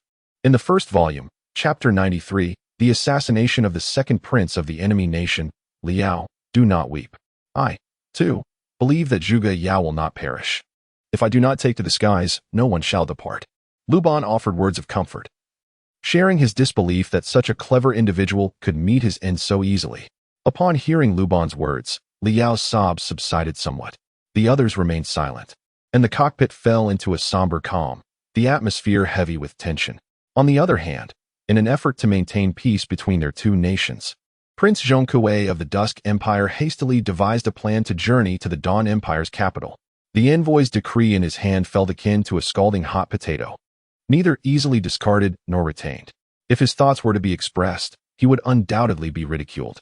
What others coveted as a prized envoy's decree had transformed into a burdensome liability in his possession. Were it not for certain peculiar reasons, he would have swiftly abandoned this diplomatic mission. Though he desired to withdraw, there was one who dreamt of it daily, Prince Lin Yuan from the Dawn Empire. After receiving news from a mysterious source, he hastily assembled a mechanized army and rushed to the border, only to receive intelligence midway that the Holy Hammer of Light and the Spear of Radiant Light had appeared nearby. Lin Yuan, renowned for his martial prowess, lacked an intellectual acumen and struggled to devise an effective strategy. After much deliberation, he resolved to lay an ambush along the way to seize the Holy Hammer of Light and the Lance of Radiance. Unexpectedly, he encountered an acquaintance, Li Qiuling. Yet, fortune smiled upon him once more, as he soon stumbled upon his intended target. The army under Lin Yuan's command was exceptionally well equipped with advanced mechanized gear and had undergone rigorous training. He was confident in his ability to vanquish any foe, including 6th-level beastmen, provided he did not cross paths with the elite forces of the Twilight Empire. However, Lin Yuan was not the only one seeking the envoy's decree. Another contender was the crown prince of the reigning Twilight Empire, who intended to dispatch a force for assassination. Unfortunately for him, his luck did not match that of Lin Yuan, as he found himself facing the advancing Dragon Knight Legion near the Empire's borders. A significant number of troops had been deployed to fortify the frontier, rendering the Crown Prince's available forces rather inadequate. Yet, he could not afford to neglect the matter of the envoy's decree and thus sought assistance from friends within the guild. Among these allies were the illustrious He Jianke, known for his agile strides, and Li Wenlong, famed for his swift cavalry. Both figures were legendary within the guild, capable of stirring the entire continent with their mere presence. Unbeknownst to Zhang Kuei and his companions, after a brief period of preparation, they set forth on the road to the Dawn Imperial capital. Aide had previously suggested that traveling by water would be a safer alternative. However, Zhang Kuei dismissed this proposal, considering the considerable increase in distance it would entail. The border had long been under the control of the Twilight Empire, and a direct road had been established between the two locations. Utilizing this straight path for travel not only minimizes the time required, but also offers a relatively safe passage. The contingent led by Zhang Kuei is undeniably remarkable. A team exceeding 100 individuals is seldom witnessed at the border. This assembly is composed of 3 segments: the guard troops brought by Zhang Kuei from the imperial capital, predominantly consisting of third-tier beast soldiers, the household retainers accompanying the advisors, mainly comprising second-tier beast men, and the Tianjin mercenary corps led by Ling Hucheng, whose composition is notably intricate, with a diverse array of weaponry and equipment. It is quite intriguing that such a large group has convened solely to escort a single item. Those unaware might easily assume they are marching towards a border assembly. News of the Dragon Knight Legion's advance towards the border has spread throughout the entire Dusk Empire, conveyed by itinerant merchants. The enemy's approach is fierce, having assaulted 3 towns within a mere 3 days. Had the Empire not reacted swiftly, this number could have escalated further. Aware of the gravity of the situation, Zhang Kuei has prepared 3 horse-drawn carriages to mislead potential adversaries. In truth, the special envoy's decree is not concealed within these carriages but rather secured in a wooden box, which he personally carries using a spatial ring. Upon witnessing this arrangement, Ling Hucheng's expression darkens with concern, yet he is at a loss for an effective solution. He silently prays, hoping that they encounter no formidable opponents on their journey. Clearly, his prayers have borne partial fruit, as they have not encountered any strong foes. Instead, they have encountered a vast enemy army. The air is suddenly filled with the thunderous cries of battle, as numerous mechs emerge from the underbrush on either side of the road. This group of apocalyptic-class mechs is exceptionally well-equipped and remarkably swift, arriving on the main road in mere moments. The majority of them are heavy armored mechs, wielding standard magnetic blades, and employing combat techniques that follow a singular approach. Enemy attack. Ling Hucheng shouted urgently, the first to react, directing the mercenary team to confront the approaching adversaries.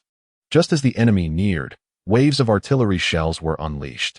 Ling Hucheng commanded the mercenaries to erect an energy barrier, attempting to fend off the relentless onslaught of projectiles, yet it proved insufficient to effectively halt the enemy's charge. Gritting his teeth in frustration, he realized the enemy's timing was impeccably executed. These individuals, however one might perceive them, bore no resemblance to common highway robbers. Yet the stark reality remained. When confronted by brigands, the only recourse is to eliminate them.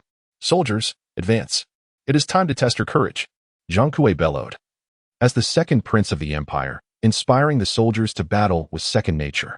Under Zhang Kuei's encouragement, the guards' morale surged dramatically, roaring as they launched a counter-assault against the enemy. Brandishing their spears, they collectively executed a thrusting maneuver, fearlessly charging into the ranks of the enemy mechs. The 2 armies collided, igniting an exceptionally brutal close-quarters combat. Both sides were well-equipped and thoroughly trained, leading to an intensely fierce conflict. The torrent of soldiers converged at a single point, splattering blood in all directions.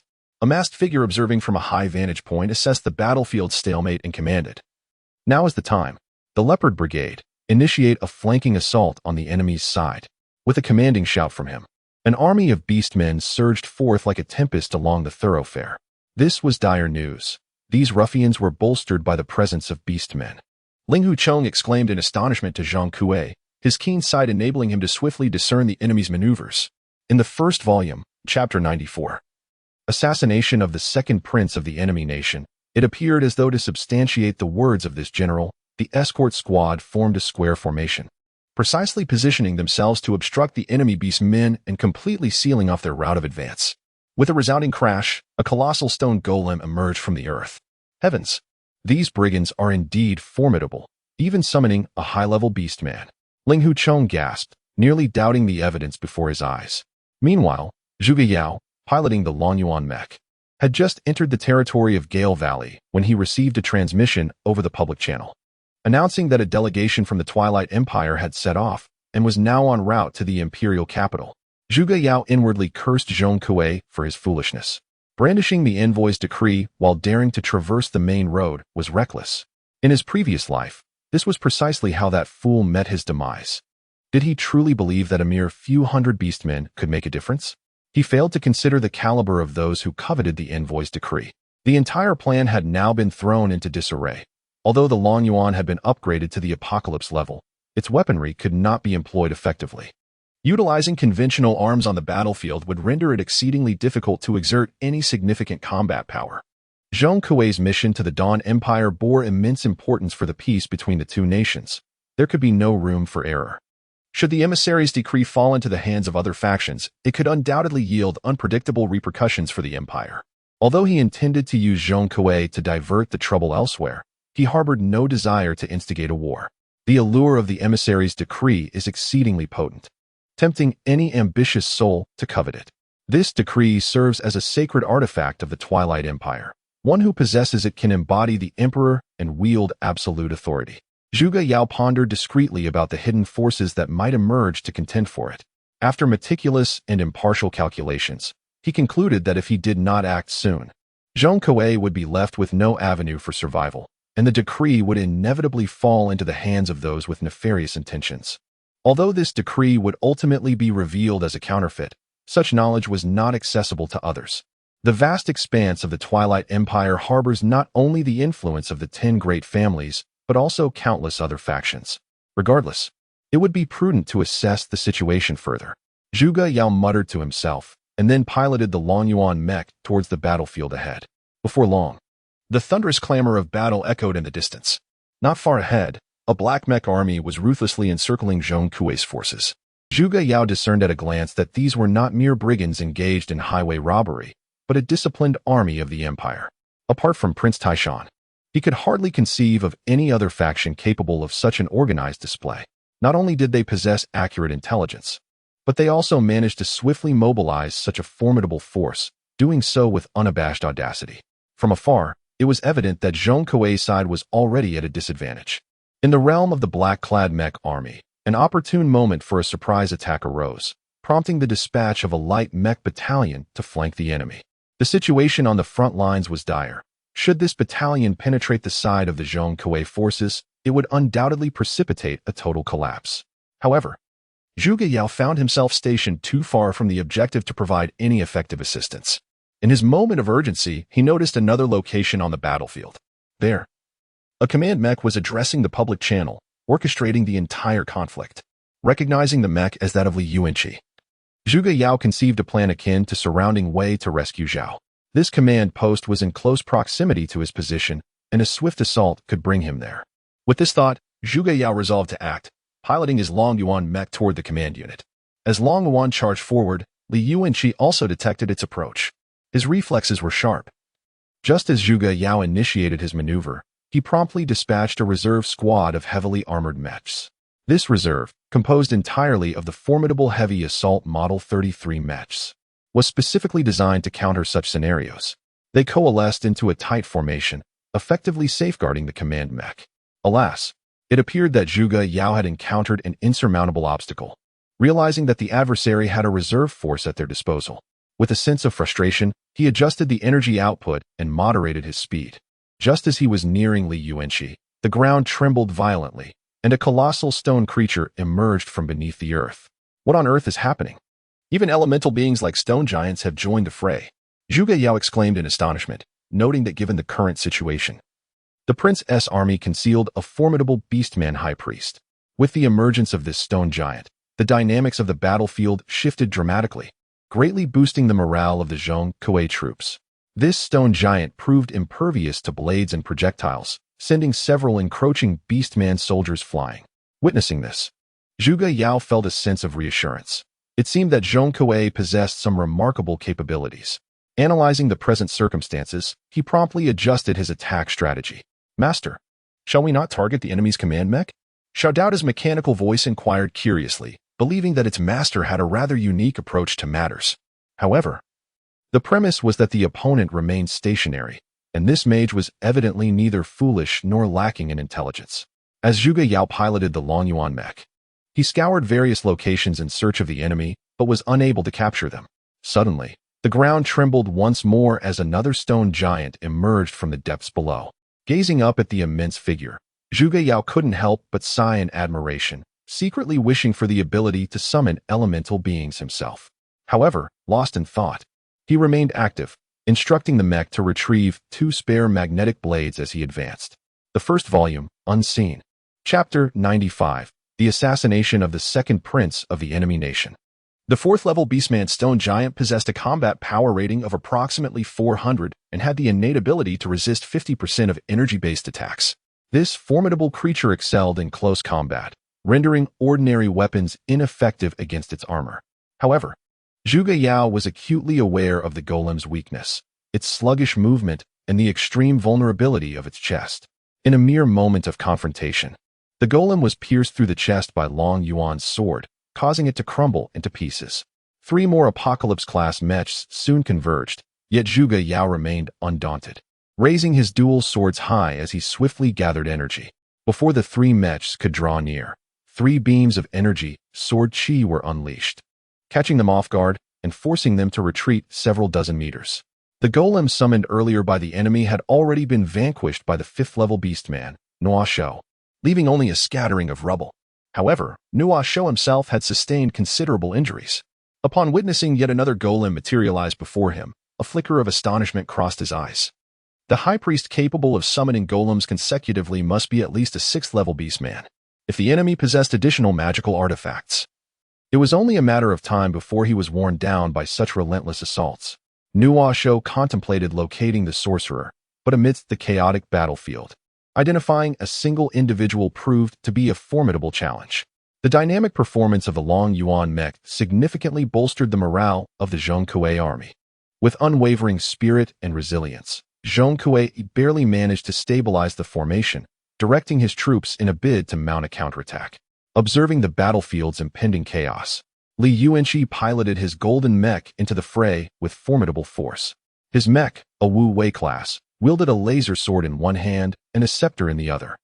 Any beastman daring to obstruct his path was swiftly dispatched, unable to withstand even a single strike. As the golden mech absorbed the surrounding energy, it manifested the ethereal form of a golden warrior. Zhuge Yao was compelled to pilot the Lin Yuan mech, retreating from the battlefield to evade the onslaught. Faced with such formidable adversaries, he found himself bereft of the strength to resist. Battle Soul Manifestation. Level 5 Combat Class Battle Soul. Extremely perilous. Please evacuate the battlefield immediately. The alert from Xiaodudu echoed within the cockpit. However, the golden mech's target was Zhong Kuei, and witnessing its relentless advance made even a seasoned veteran like Zhuge Yao feel an unsettling trepidation. He was torn within, contemplating whether to rush in to save the individual. Intervening could lead to his demise, yet failing to act would surely mean Zhong Kuei's end. Zhong Kuei had also taken note of the golden Wu Wei class mech, which swiftly transformed into a lion man, exuding an overwhelming energy pressure that demonstrated the prowess of a level 5 beastman. As the golden entity charged towards him, he displayed no fear, roaring defiantly before boldly engaging the foe. Zhuge Yao let out a sigh of relief. Fortunately, the second prince of the Twilight Empire possessed enough strength to avoid being dispatched on the spot. This reprieve allowed him to postpone a decision in the face of such a dire dilemma, which was indeed quite distressing. Simultaneously, he glumly observed a masked level 6 beastman suddenly join the fray. This beastman boasted even greater combat prowess and directed a more intense aura of malice towards Zhong Kuei's side. Each strike he unleashed carried the weight of numerous lives. Under the onslaught of his battle axe, no opponent stood a chance. Even when faced with the simultaneous assault of 3 beastmen, he dispatched them effortlessly with a single blow. The intentions of this level 6 beastman were unmistakable: to eliminate Zhong Kuei, the second prince of the Twilight Empire, showing no mercy even when slaying his own kind. He charged recklessly at Zhong Kuei, bearing an immense force that caused the ground beneath to tremble. Unable to withstand the impact, Zhong Kuei was hurled several meters away, crashing directly into a stone. Multiple wounds erupted on his body, and the stone shattered into dust. After a brief convulsion, he collapsed to the ground. The 6th-level masked beastman, having felled the second prince Zhong Kuei, turned and vanished from the battlefield without a trace. Upon witnessing Zhong Kuei's fall, the golden mech surged forward, eager to deliver a finishing blow and seek the special envoy's token. However, before it could draw near, the Lin Yuan mech preemptively arrived before Zhong Kuei, seizing his body and fleeing. I must take this risk, after all. He is the second prince of a rival nation and cannot perish within the borders of the Dawn Empire, Zhuge Yao reassured himself, piloting the Lin Yuan mech as all 4 thrusters ignited, preparing for a swift escape. Lin Yuan, seeing the Lin Yuan mech, erupted in fury, roaring, "You brat! You're still alive and have come to thwart my grand scheme. If you wish to flee with him, first receive my blade and descend into oblivion." With the enhancement of his battle spirit, the golden mech accelerated with remarkable speed, appearing in an instant behind Lin Yuan. Zhuge Yao did not need to glance at the mech's sensors to sense the encroaching enemy. His hand rested on the overload activation button, ready to make a final stand. Undeterred, Zhuge Yao harnessed the momentum of his adversary, swiftly retreating. As the golden mech attempted to pursue, it was met with a barrage of artillery fire. As a Nighthawk fighter jet entered the fray and provided refuge for the Lin Yuan mech, a stone giant, drawn by the presence of the fighter jet, let out a thunderous roar towards the heavens before hurling a massive boulder at the Nighthawk fighter. In a swift motion, the golden mech unsheathed its sword, unleashing an energy wave that shattered the colossal stone into fragments. Through the encrypted communication channel, Lin Yuan bellowed fiercely, declaring that no one was permitted to lay a hand on the Nighthawk. To do so would invite his wrath.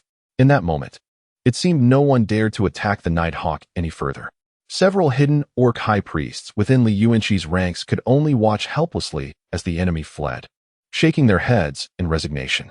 That was close. Thank goodness you all arrived just in time. Otherwise, I would have been finished, Zhuge Yao remarked as he entered the cockpit, his tone remaining remarkably calm. Upon seeing Zhuge Yao, Li Ailin's face lit up with a radiant smile, her excitement causing her to leap towards him. Zhuge Yao caught her in his arms, silently relieved by his own strength, lest he should stumble. He patted Li Ailin on the back and said, "It seems you've had a good day. You've gained quite a bit of weight." "I'm pleased," Li Ailin replied nonchalantly, clinging to Zhuge Yao and refusing to let go. Laughter filled the cockpit as the others joined in, particularly Li Yao, whose eyes nearly squinted shut from joy. Once the group calmed down, they shared their respective experiences. And it was only then that Zhuge Yao realized he owed Li Yao a debt of gratitude. Had she not insisted on continuing the search, the Nighthawk would not have graced the battlefield, and not only would the rescue have been uncertain, but his own life might have been at stake. Until now, Zhuge Yao had come to realize that the others also had their own assignments, delivering boxes, searching for distress signals, and assisting the second prince of the enemy nation. By a stroke of coincidence, he had successfully accomplished all of these tasks. In Chapter 96 of the first volume, the pressure from the 5 prominent families mounts as the signs of the Twilight Empire's invasion of the Dawn Empire become increasingly evident. Yet, on the side of the Dawn Empire, it seems they are still unprepared. Zhuge Yao gazed up at the sky, scrutinizing the clouds that resembled ferocious beasts, clawing and gnashing their teeth at him. He was acutely aware that this day would inevitably arrive. Despite all his efforts, he had merely postponed its arrival by a month. Suddenly, he clenched his fists tightly, as if he were seizing those mythical creatures in his grasp, his fingers tightening inexorably. The nails dug into his palms, yet he paid it no mind. The airfield was eerily tranquil, soldiers clustered in small groups, either gambling or huddled in corners, lost in slumber. Zhuge Yao descended from the sky with a resounding thud, startling those nearby. They initially mistook his arrival for that of an officer and sprang to their feet, feigning industriousness. However, upon recognizing him, they quickly reverted to their previous demeanor, devoid of any tension befitting the eve of battle. The individuals aboard the Nighthawk fighter jet were left speechless by Zhuge Yao's bizarre actions. Such a high leap, was he truly intent on causing trouble again? Their suspicions were not unfounded. Zhuge Yao was indeed eager to stir up chaos, and the sight of these slothful soldiers ignited a fire of indignation within him. Not only did he intend to intimidate these individuals, but he also sought to impart a lesson, serving as a stark reminder. After creating such a considerable commotion, a few ill-advised souls approached, seeking trouble. Before they could even draw their weapons, Zhuge Yao took the initiative, unleashing a flurry of strikes that left these soldiers wailing in distress. Moments later, he found himself seated atop the bodies of these soldiers, inquiring, "Do you still dare to challenge me?" Upon hearing their responses, Zhuge Yao's fury intensified, and he unleashed another round of punches and kicks upon them. When the enforcement team finally arrived, he remarked, "Do you dare to provoke me again? Have you lost your will to live?" Leading the charge was Mimi, who, without asking any questions, ordered her men to apprehend these troublemakers. One soldier, unwilling to accept his fate, defiantly claimed, "Mimi, you've got the wrong people. We are the victims here." Ignoring his protests, Mimi retorted, "Silence. You will pay for your actions," as she unleashed a barrage of strikes that were even more ferocious than Zhuge Yao's. She had long harbored disdain for these ruffians, but had yet to find an opportunity to act. Now that the chance had presented itself, she seized it without hesitation, settling both old scores and new. Witnessing this spectacle, the remaining soldiers became acutely alert in their duties, fearing the wrath of such a formidable mechanic. It was only then that Zhuge Yao nodded in satisfaction and proceeded to find Li Bu to report on their mission. Li Bu, feeling exasperated, lamented his desire to confront someone, yet the adversary had fled too swiftly for him to make a move. Before him lay 5 gold medals, each representing a prominent family, all vying for control over the Dragon Society. He was, of course, unwilling. The army belonged to the Empire, and no one should covet it. Knock, knock. Zhuge Yao rapped on the door of the captain's office, but received no response. After a moment's contemplation, he pushed the door open. "Captain, I have a mission to report," Zhuge Yao announced, taking a seat before Li Bu, waving his hand animatedly before Li Bu's face to capture his attention. He shielded his head with one hand, casting a look of exasperation at Li Bu, awaiting his response. Internally, he bristled at the indignity of being lectured by someone whose psychological age was decades younger than his own. "Captain, a grave situation has arisen. You must come and see at once," a soldier exclaimed, rushing into the room in a state of disarray. Li Bu shot the young soldier a glare before inquiring, "What is the panic?" "With me here, the sky 1T fall. Now, what is the matter that has you in such a tizzy?" A sinister grin spread across Li Bu's face as he turned his gaze to Zhuge Yao, adding with ill intent, "Little brother, you performed admirably last time. I shall surely commend you to our superiors. This matter is now entrusted to you. Employ whatever means necessary to quell these individuals."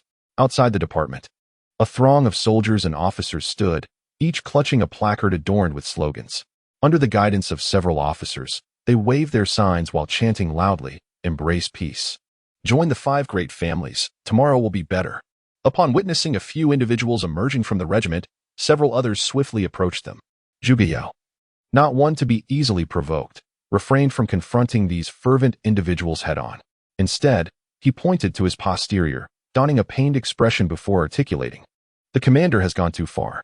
I merely requested his consent to your proposal, and he responded by kicking me. This is utterly excessive."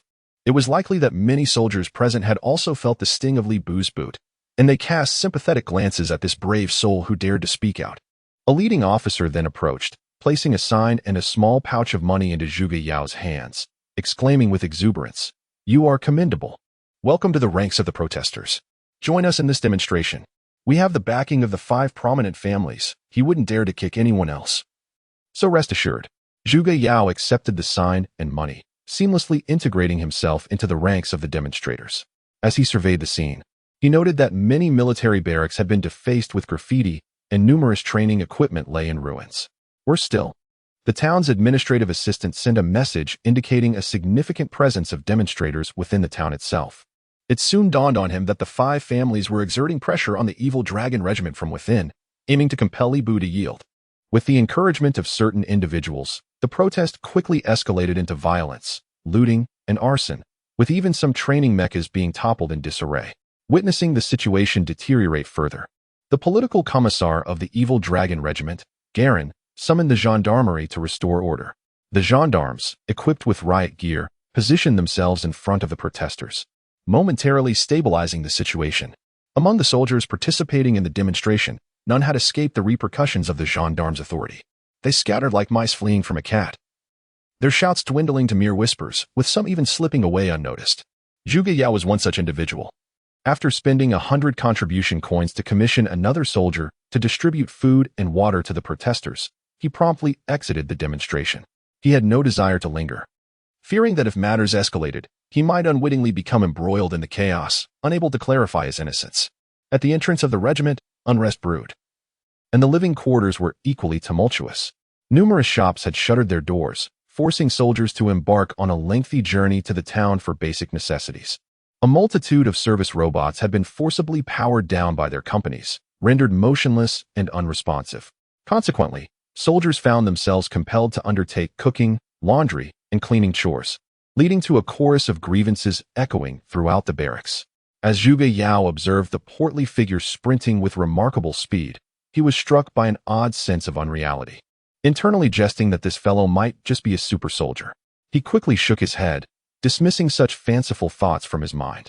Finally, Lin Yuan managed to catch up to Zhuge Yao, leaning heavily on his knees, gasping for breath. Witnessing Lin Yuan's urgency, Zhuge Yao felt a twinge of unease and hastily inquired, "What is the matter? What has happened?" Lin Yuan struggled to straighten himself, his words tumbling out in a rush. "It's a significant matter, something dire. Get to the point." Zhuge Yao, with a solemn expression, cautioned as he extended a hand to support Lei Sun, gently soothing his back. The 5 prominent families had launched an offensive against the Zhuge group, acquiring a substantial number of our subsidiaries, seemingly intent on bringing our conglomerate to its knees. Lei Sun finally revealed the news he had gathered to Zhuge Yao. He had anticipated that upon hearing such alarming tidings, Zhuge Yao would be devastated or perhaps erupt in furious outrage. He had prepared for every conceivable reaction. However, to his astonishment, Zhuge Yao smiled, a peculiar smile that sent a chill down Lei Sun's spine. "Ah, I thought it was something significant. Let them come. My elder brother will teach them how to conduct business properly," Zhuge Yao remarked nonchalantly, casting a dismissive glance at Lei Sun as he tugged at the latter's collar. Heading toward the dormitory, "Young Master Yao, do you have another ingenious plan up your sleeve?" Lei Sun inquired with evident delight.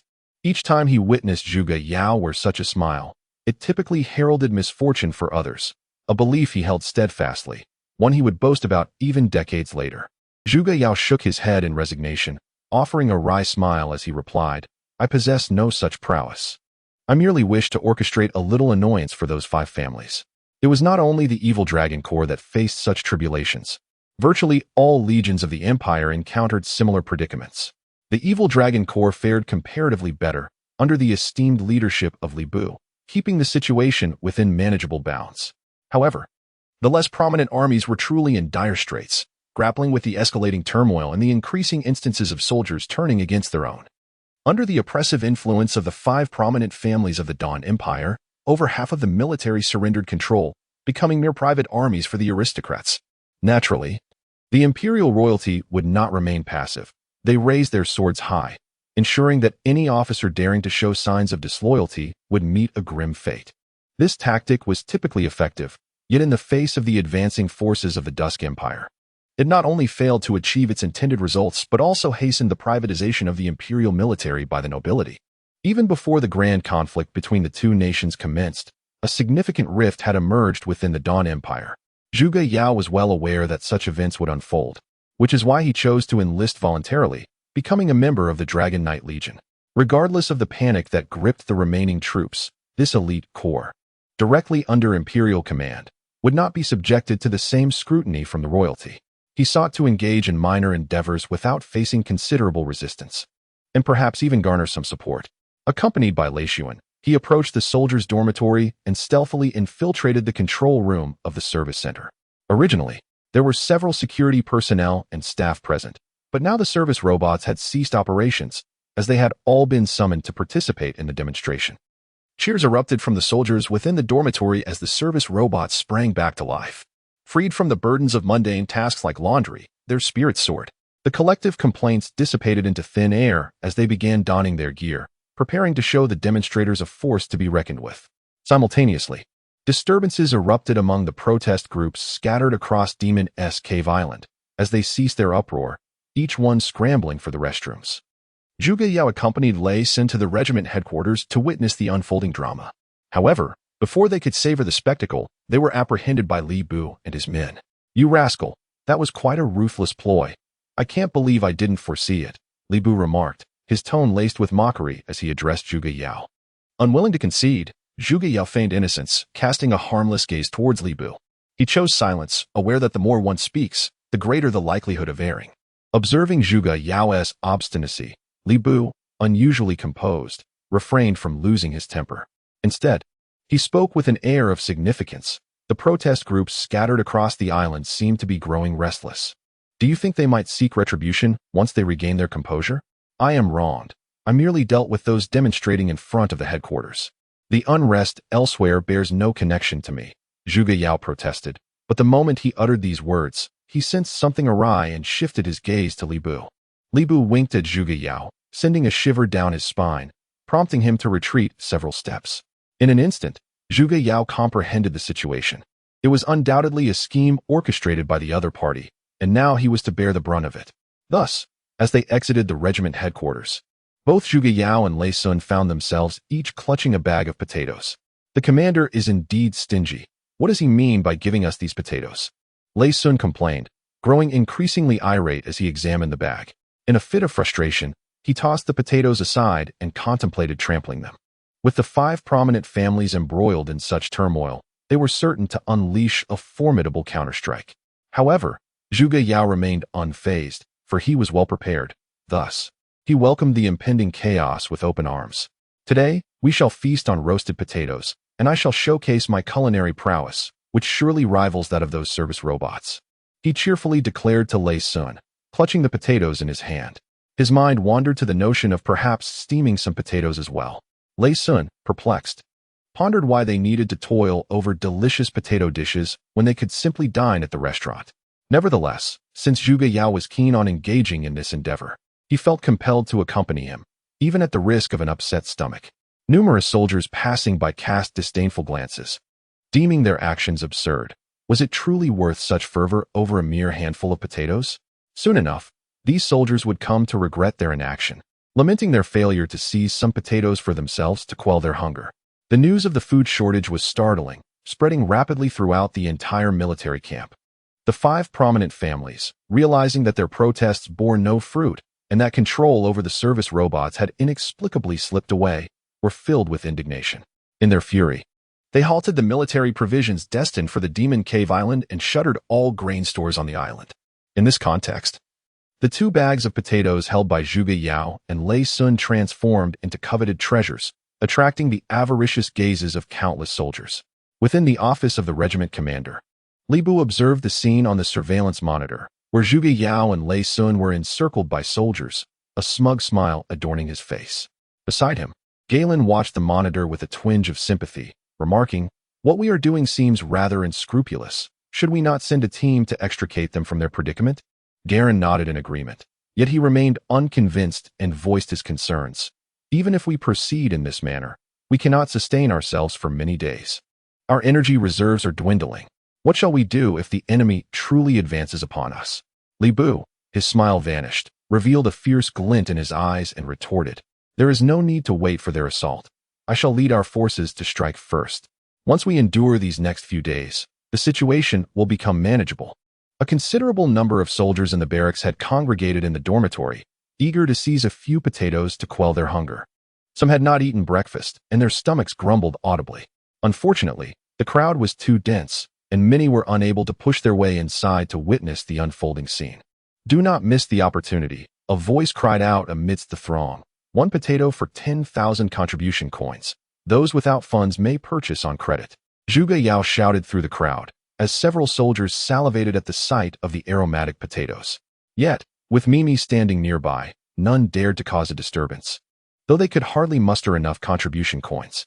"Yao, might you consider lowering the price? I possess only 8,000 contribution coins," one soldier implored, his tone dripping with desperation as he observed Mimi devouring her share, intensifying his own hunger. The communication capabilities of the Dawn Empire were remarkably robust. News of the grain shortages afflicting various legions swiftly spread throughout the realm. The citizens of the Dawn Empire gradually came to realize that a catastrophic disaster was looming over them. They began to frantically stockpile supplies, with many abandoning their urban jobs to flee to the countryside in hopes of evading the impending calamity. This further complicates the imperial court's procurement of military provisions. In order to prevent the entire imperial army from rebelling, they can only prioritize supplying the royal military regiments, with the Dragon Knights being one of them and the Evil Dragon Legion standing out as the foremost. Early this morning, Li Daji personally escorted a batch of supplies to the island of the evil spirits, initially intending to seek out the quartermaster. She was forcibly taken to the barracks by Lei Sun. At first, she contemplated refusing and even detaining Lei Sun, but upon learning that it was Zhuge Yao's directive, she changed her mind. The supplies Li Daji brought consisted entirely of potatoes, for which the royal family had not hesitated to employ force to procure. Just a few days ago, when delivering these provisions to the other regiments, she was met with disdain. Today, however, things took a different turn. A soldier, gritting his teeth, pressed his handprint onto Zhuge Yao's golden card and received a bag of potatoes. After taking a bite of the roasted potato, he patted his stomach contentedly and scampered away. Potatoes acquired for 10,000 contribution coins could hardly be anything less than delectable. They deserved to be savored. This exemplifies the psychological shift. Witnessing this fervent scene, Li Daji found herself unsettled, refusing a gift and showing disdain, insisting that a hefty contribution was necessary for enjoyment. She could not comprehend it. Sitting before the monitors, Li Bu and Galen were equally perplexed. Observing the soldiers' jubilant expressions, Li Bu muttered to himself, "Is this really acceptable? You are, after all, the administrative chief of a small town. Can't you be a bit more generous? Are we really not going to provide complimentary meals thrice a day for our regiment in the future?" As the crowd dispersed, Li Daji fixed her gaze upon Zhuge Yao, inquiring with an air of profound significance. "Your dealings in the illicit trade of military provisions could have warranted your trial before a military court. However, should you divulge your forthcoming intentions, I shall feign ignorance of this matter." In the gentle evening breeze, which danced lightly around her, lifting the hem of Li Daji's dress before departing, she continued to regard Zhuge Yao intently. "You have long been aware that the 5 great families would stir unrest, and you anticipated the Dragon Brigade's impending food crisis. Thus, you relinquished your identities as a scientist and the noble scion to willingly join the Dragon Knights. Now, I seek to understand but one thing. What is it that you desire?" Zhuge Yao dismissively waved his hand, donning a visage of innocent mirth, and turned to walk away. Lin Yuan, casting several lingering glances at Li Daji, reluctantly averted his gaze and followed Zhuge Yao. Observing his retreating figure, Li Daji smiled, a tear escaping the corner of her eye as she murmured to herself, "So you do remember the kindness I bestowed upon you. Thank you." Amidst the turmoil, as hunger loomed, internal strife plagued the empire even before the enemy could breach its gates. Some military factions, deprived of supplies, sought assistance from local governments. When denied, they resorted to violence, igniting flames of conflict across the land. The royal family struck against the 5 great families, freezing substantial assets and seizing numerous enterprises. Yet, the core figures of the 5 families eluded capture, exacerbating the situation. Within a villa nestled in a small town, Zhuge Yao reclined upon a soft bed, perusing the cascade of news reports. Upon witnessing the escape of the 5 prominent families, he dialed the number of D. Rengia and transmitted several coordinates. According to the memories of his past life, the members of the 5 families did not flee from the Dawn Empire. Rather, they concealed themselves, biding their time until the forces of the Dusk Empire arrived, at which point they would submit and serve as subordinates. Zhuge Yao held a profound disdain for such individuals, which prompted him to contemplate a cunning scheme to eliminate them. Let the old D take care of it. In Dawn City, D. Rengia was overwhelmed with chaos. The ongoing turmoil had escalated to such an extent that the rural grain supplies could no longer reach the city, leaving its inhabitants on the brink of starvation. Fortunately, the royal family had promptly opened the granaries, which provided a semblance of stability for the capital. Yet, the looming question remained: what should be done next? Suddenly, D. Rengia's versatile device chimed, and though he initially paid it no heed, his attention was instantly captured upon glimpsing the mention of the 5 families. Eagerly, he opened the message and was pleasantly surprised to discover that a mysterious individual had provided him with the precise locations of the leaders of the 5 families. Regardless of the authenticity of this lead, D. Rengia deemed it necessary to investigate further. His keen instinct for intelligence suggested that this clue was remarkably reliable. Perhaps it could lead to a resolution and even address the pressing issue of food shortages for the entire empire. For over a millennium, the 5 families had exerted control over the grain supply, and had it not been for this recent upheaval, the imperial court would have remained oblivious to the grave danger this posed to the empire. In the western outskirts of Dawn City, the heads of the 5 families had congregated, engaged in a clandestine discussion. Wang Qinhux, Zhang Ida, Liu Bei, Ma Teng, and Xiao Duong, the 5 prominent figures, basked in their triumph, each cradling a glass of fine wine, accompanied by enchanting ladies. The military, those foolish brutes, obstinately refused to relinquish their power. It was time they were shown a lesson. With control over a significant portion of the empire's military, we need not fear any retribution from the royal family. Wang Qinhux spoke with a sense of pride, for his family's companies specialized in grain production, dominating the empire's supply and orchestrating the current grain crisis. Indeed, Old Wang's strategy was astute. Even mayors from various cities sought negotiations with our associates. Zhang Ida, equally elated, noted that his family's enterprise primarily handled the transportation of bulk commodities, with grain comprising a substantial share and serving as a key player in the ongoing famine. The remaining 3 families echoed their congratulations, filling the villa with jubilant chatter. Suddenly, a thunderous explosion shattered the harmonious atmosphere, leaving the 5 patriarchs in stunned silence. A swarm of anti-terror operatives surrounded the villa, while the guards within engaged fiercely with these unexpected adversaries. Chaos erupted as they were caught off guard, surrendering in disarray. Sensing the peril, the 5 clan leaders hastily rallied their subordinates and scattered in flight. "Well done, brothers. Charge with me," Renja shouted to the anti-terror fighters behind him. Leading the charge into the villa, a multitude of operatives followed closely in his wake, surging into the villa. Within the villa, only a few scattered individuals remained, valiantly resisting, while the rest had either surrendered or been slain. Wang Qingtiger and Zhang Ida were particularly unfortunate, directly encountering Renjia, who apprehended them on the spot.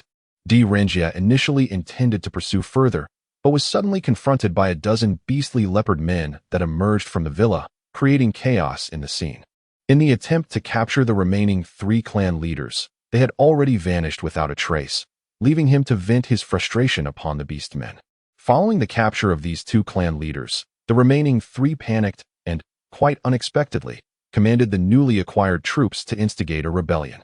The royal family mobilized 3 divisions to quell the unrest, resulting in fierce clashes on the outskirts of Dawn City. As for the outcome, Zhuge Yao did not need to witness it to foresee the likely scenario. He retracted the satellite projection and severed the family's internal network, preparing to undertake certain actions within the town to guard against the impending forces of the Twilight Empire. Suddenly, a fireball erupted beside the villa, igniting numerous structures. Zhuge Yao sprinted a few steps to the entrance, and upon looking up, he spotted a Tier 3 flying beast soaring overhead. Without delay, he activated the universal electric device to summon the Lin Yuan Mecha, muttering to himself, "What a surprise, it arrived so swiftly." A Tier 3 beastly leopard man descended from the sky, landing directly before Zhuge Yao. Before the creature could react, Zhuge Yao seized the initiative, delivering a powerful punch to the beast's face. The leopard man, unable to withstand the force, was propelled backward and crashed violently against the wall, shattering it upon impact. The Lin Yuan Mecha surged forth, and Zhuge Yao leapt into action, swiftly driving the machine to land a decisive blow upon the fallen leopard man, achieving a fatal victory. The synergy between man and machine unfolded seamlessly, leaving the beastmen of Warcraft utterly unprepared for their demise. The sky was filled with a myriad of flying beasts, their projections appearing densely before Zhuge Yao, evoking a long-forgotten sensation. Each aerial creature carried several beastmen, who relentlessly parachuted into the town, wreaking havoc upon various structures. Before Lin Yuan, the ground fissured, and an abyssal demon emerged from below. Similar occurrences were transpiring elsewhere, often with even greater severity. In the first volume, the enemy's formidable invasion unfolded. The entire island of the Demon's Nest was engulfed in combat, with the Dragon Legion's airfield witnessing an escalation to a fever pitch. Thanks to Zhuge Yao's foresight, the soldiers at the airfield were well prepared. Before the swarm of flying beasts could approach, they were met with a barrage of cannon fire. Deprived of their initial advantage, the aerial creatures were left to endure the onslaught passively, their numerical superiority rendered ineffective. In contrast, other locations were not so fortunate, caught completely off guard. The enemy's arrival was so sudden, akin to divine intervention, that there was no time for response. Many of the defending soldiers perished, still clutching several cards in their hands. The Death Lizard had arrived, a level 6 beastman, leading the leopard army at the forefront. His speed of advance was such that few soldiers could impede him. His singular objective was to locate the command center of the Second Dragon Legion. The rows of apocalyptic-class mechs formed an iron wall that could not withstand even a single strike from his frenzied assault. The soldiers were thrown into disarray, scattering in all directions, unable to muster any semblance of combat effectiveness in the face of the advancing death horde. Along the way, several ammunition depots ignited into roaring flames under the onslaught of the beastly leopard men.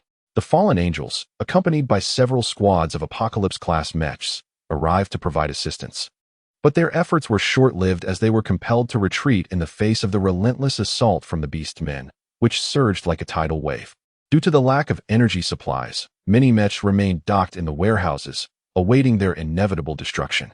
Armed with laser rifles, the soldiers, bolstered by the indomitable will of the members of the evil Dragon Corps, fought valiantly against the superhuman leopard men. The Beastman army of the Twilight Empire engulfed the entire Demon Cave Island like a tsunami. The situation in the town was equally grim, with vast swathes of buildings engulfed in fierce flames. Zhuge Yao piloted the Lin Yuan mech, darting left and right, dispatching dozens of leopard men in mere minutes. His remarkable performance quickly attracted the attention of even more formidable beasts and beastmen. Sensing a large gathering of beastmen approaching, little Daodu's warning echoed, urging immediate retreat. Zhuge Yao cast a glance at the distant swirling dust and smoke, his brow furrowed in concern. Gritting his teeth, he deployed several smoke bombs beneath the mech before reluctantly withdrawing. Just as he had made his escape, the spot he had vacated was consumed by a raging inferno. Had he delayed even a moment longer, the consequences would have been dire. In the distance, the sounds of fierce explosions indicated that a battle was underway between someone and the leopard men. The battlefield projection swiftly materialized before Zhuge Yao, revealing a level 4 beastman. The leopard man, leading a cadre of level 3 beastmen in a relentless assault on the militia mech squad of the small town. Death Song. What an astonishing coincidence to encounter him here, Zhuge Yao exclaimed in astonishment. Just days prior, during a mission, he had crossed paths with this foe, and now fate had conspired to bring them face to face again. It was indeed a case of enemies meeting, with heightened animosity. As Zhuge Yao fixated on Death Song, the latter also took notice of Lin Yuan, equally taken aback. Recently, he had heard from his brother Dai Lin, about this intriguing individual within the evil dragon brigade. Brother Dai Lin had specifically instructed him that upon encountering this mech, he should not employ lethal force and merely signal for him to come. A barrage of cannon fire erupted, accurately tearing apart several beastman leopards. The attention of these beastmen immediately shifted, abandoning their pursuit of the militia mechs to charge towards Zhuge Yao. With a cold smirk, he piloted the Lin Yuan mech, retrieving the high-frequency magnetic blade from its weapon compartment. You dare provoke me? You seek your own demise, Death Song bellowed, his hands glowing with a verdant light as he surged forward to meet the oncoming assault. Warning, warning. The enemy density ahead is overwhelming. The system assesses this as extremely dangerous. Please withdraw your attack command immediately. The voice of Little Bean echoed once more, now tinged with urgency. Death Song, you fool. I'm merely here to rescue a few people. Is it necessary to clash with you? Zhuge Yao muttered to himself, disregarding Death Song's insults and swiftly leading the militia mechs to retreat from the battlefield. The lament of the lost purpose reverberated, unleashing wrath upon the surrounding dwellings, shattering every brick into countless fragments with countless blades. The beastly leopards, following closely, bore the brunt of this ire, suffering numerous blows. The battle within the town raged on fiercely, the citizens' fervor for resistance outmatched only by the soldiers of the malevolent dragon faction. Bailey Shoshin led several squads of militia equipped with enhanced mechs, resolutely defending the eternal lighthouse, unwilling to retreat even a single step. A multitude of beasts and beastmen completely encircled this stronghold, with werewolves occasionally charging into the militia's mech formation for combat. Although Bailey Shoshin's mech piloting skills were rather mediocre, he compensated with precision strikes, and the destructive power of his weaponry was formidable. Whenever a werewolf dared to approach, the only greeting it received was a demolition grenade. The Eternal Lighthouse boasted an energy barrier that repelled lower-tier beasts and beastmen, while higher-tier adversaries became prime targets for snipers. The High Priest has arrived. Brothers, clear the way. Those inside are doomed. Several werewolves shouted in unison, prompting the encircling ranks to swiftly create a passage. With their cries, the earth trembled, and from the depths emerged 3 colossal stone golems surrounding the Eternal Lighthouse. After a simultaneous roar towards the heavens, these titanic beings commenced a furious assault on the energy barrier. The commotion soon captured Zhuge Yao's attention, who stealthily approached with the militia, striving to remain undetected by the enemy. Thus, they activated the stealth mode on their mechs. Although such concealment proved futile amidst the chaos of battle, it was better than being exposed. Commander, look swiftly. There lies the formidable team of Bailey Shoshin. A notably astute militiaman sent a message to Zhuge Yao, simultaneously reporting his discovery. Zhuge Yao had long been aware of this unique mech. Upon hearing the militiaman's words, he suddenly realized that the opposing party was the former commander of the town. Brothers, open fire simultaneously to support our comrades ahead. Remember to switch positions once you finish. Zhuge Yao declared over the public channel before maneuvering his Lin Yuan mech to engage the advancing horde of beasts. In the first volume, Chapter 101, the enemy forces launched a vigorous invasion. With the assistance of Xiao Dodo, Zhuge Yao's marksmanship appeared almost divine. Each laser shot he fired felled an enemy beastman, swiftly drawing the attention of the adversaries. The militiamen, too, piloted their mechs to bombard the horde, albeit with less precision. Fortunately, the beastmen were densely packed at that moment, allowing even blind shots to find their mark. The massive army besieging the Eternal Lighthouse, under the command of a level 4 beastman wolf, divided half of its forces to assault Zhuge Yao's team. After losing so many beastmen, a significant breach appeared in their encirclement. Seizing the moment, Zhuge Yao sent a signal to Bai Li Shouxin, urging a swift retreat. However, the latter seemed inexplicably unresponsive, neither answering the communication nor exhibiting any signs of withdrawal. Shouxin must have lost his mind. No one can assist him now.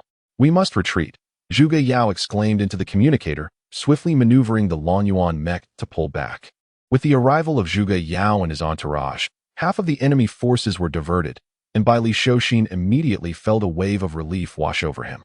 Glancing at the reinforcements, he recognized Lin Yuan and some militia mechs among them. At that moment, his communicator buzzed, revealing that it was Zhuge Yao attempting to reach him. He couldn't even be bothered to connect the call, choosing instead to disregard it entirely. I must hold this lighthouse. It is the hope of the town, and I cannot allow it to fall into the hands of the beastmen, Bai Li Shouxin murmured to himself, his gaze growing increasingly resolute. Seizing the opportunity presented by the enemy's split forces, he led a contingent of militia mechs into a counteroffensive against the foe. Indeed, Bai Li Shouxin's battlefield intuition was formidable. The encircling beastmen soldiers were taken by surprise, suffering substantial losses as dozens of wolf soldiers fell in an instant. Brothers, follow me. Tear these vile creatures apart, and a reward of 1,000 gold coins awaits after the battle, roared the beastman wolf, Lin Yuan, rallying his wolf soldiers before charging towards Bai Li Shouxin. His speed was remarkable, akin to a streak of blue light as he collided with the mech piloted by Bai Li Shouxin. The light gray mech did not absorb the impact directly, but instead utilized the force to leap back. Before Bai Li Shouxin could react, another level 4 beastman wolf, crackling with lightning, surged forward. Just as it seemed Bai Li Shouxin was on the verge of defeat, Lin Yuan suddenly burst forth, forcefully intercepting Lin Yuan's charge. With a resounding crash, a shockwave radiated outward from the point of their collision. Zhuge Yao, what brings you here? I do not require your assistance, Bai Li Shouxin shouted urgently into the public channel, his voice resonating with a sense of desperation. Zhuge Yao, however, paid him no heed, directing his focus instead towards Lin Yuan and her brother, as well as several stone golems. The enemy's numbers were overwhelming, and he dared not allow himself even a moment's distraction. A single misstep could spell disaster. The sky inexplicably darkened, and Zhuge Yao looked up. Despite having witnessed grand spectacles in his previous life, he was still taken aback, his complexion paling. Shrouding the sunlight was a colossal palace, moving at a sluggish pace yet possessing formidable offensive capabilities. 5 towers adorned the palace, each capable of unleashing terrifying beams of destructive energy. A multitude of flying magical beasts erupted from within the palace, swarming out like locusts, their numbers too vast to count. Several Apocalypse-class mechs from the Dragon Legion ascended into the sky to bombard the palace, but their artillery could scarcely penetrate even the palace's outer energy barrier. From within the palace, a beam of annihilation was released, instantly reducing the mechs to mere dust, which cascaded down from the sky like snowflakes. The energy of this destructive beam remained potent. After obliterating the mechs, it struck the energy barrier of the Eternal Lighthouse.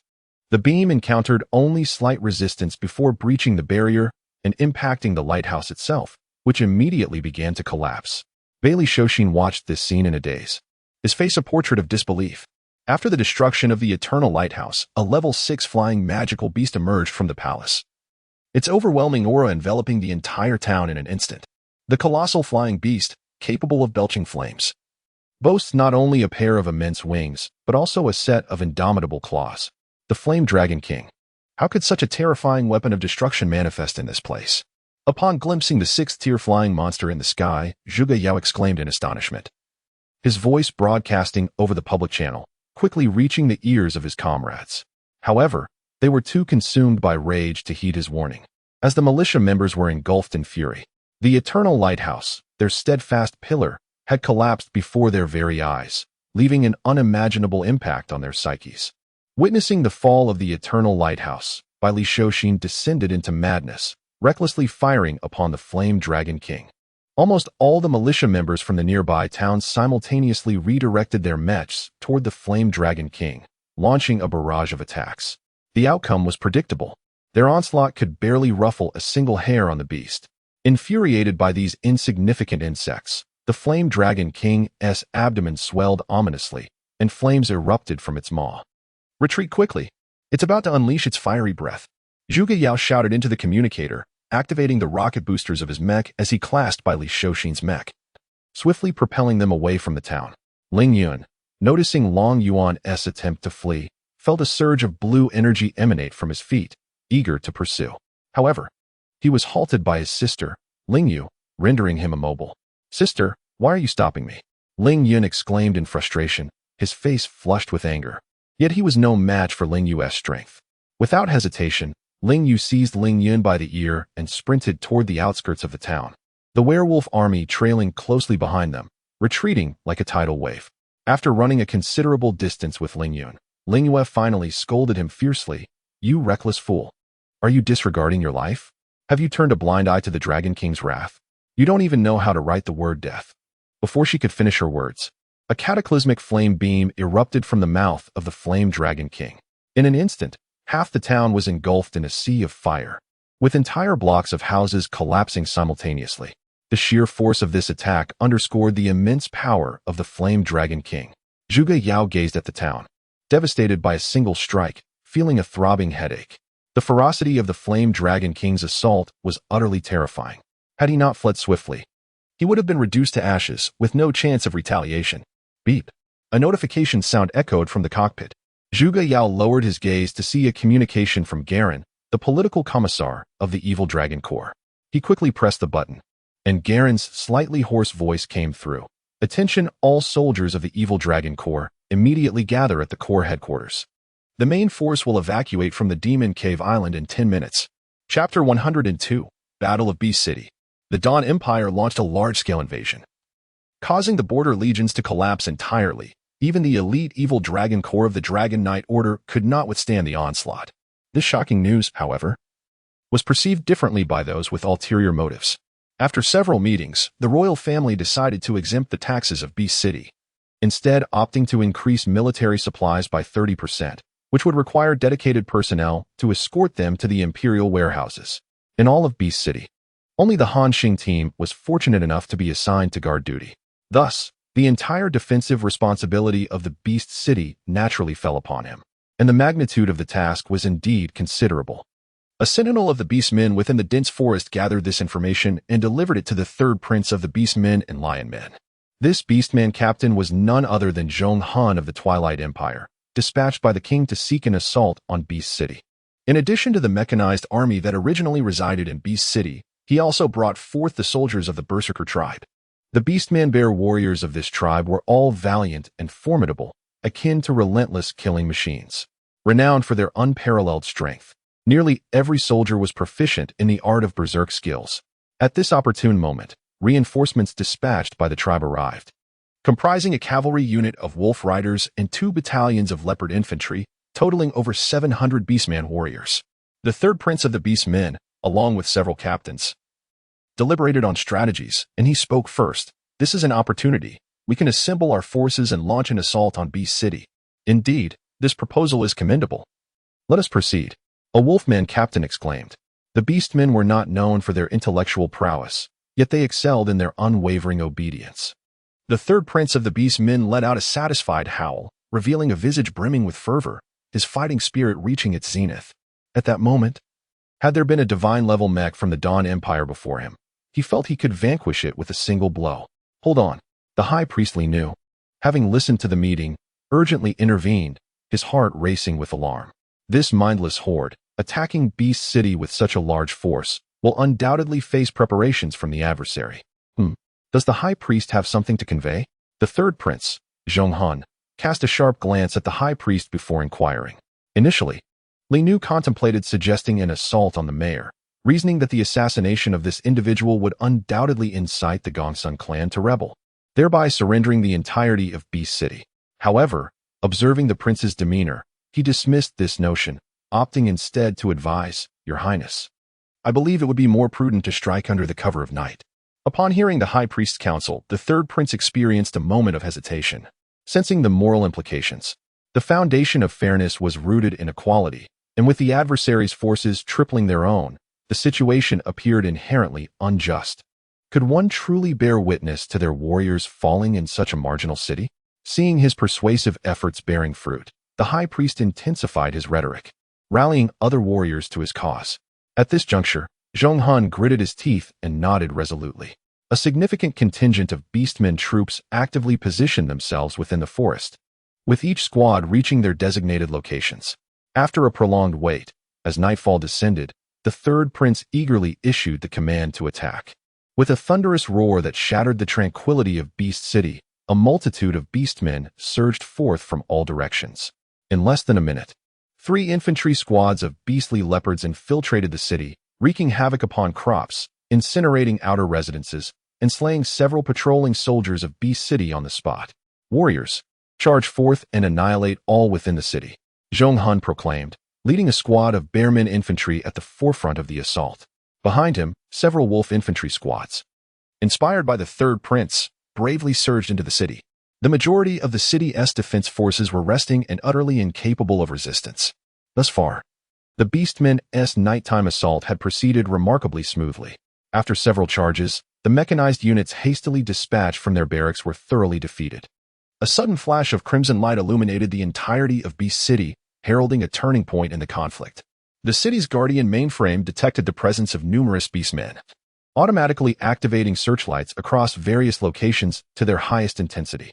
All beastmen units assaulting the city were laid bare to the sight of the city's defensive weaponry. With nowhere to hide. Thud, thud, thud. Han Xing hastily sounded the alarm, signaling an enemy attack to prepare the remaining forces for battle. "How? Soldiers, slay them!"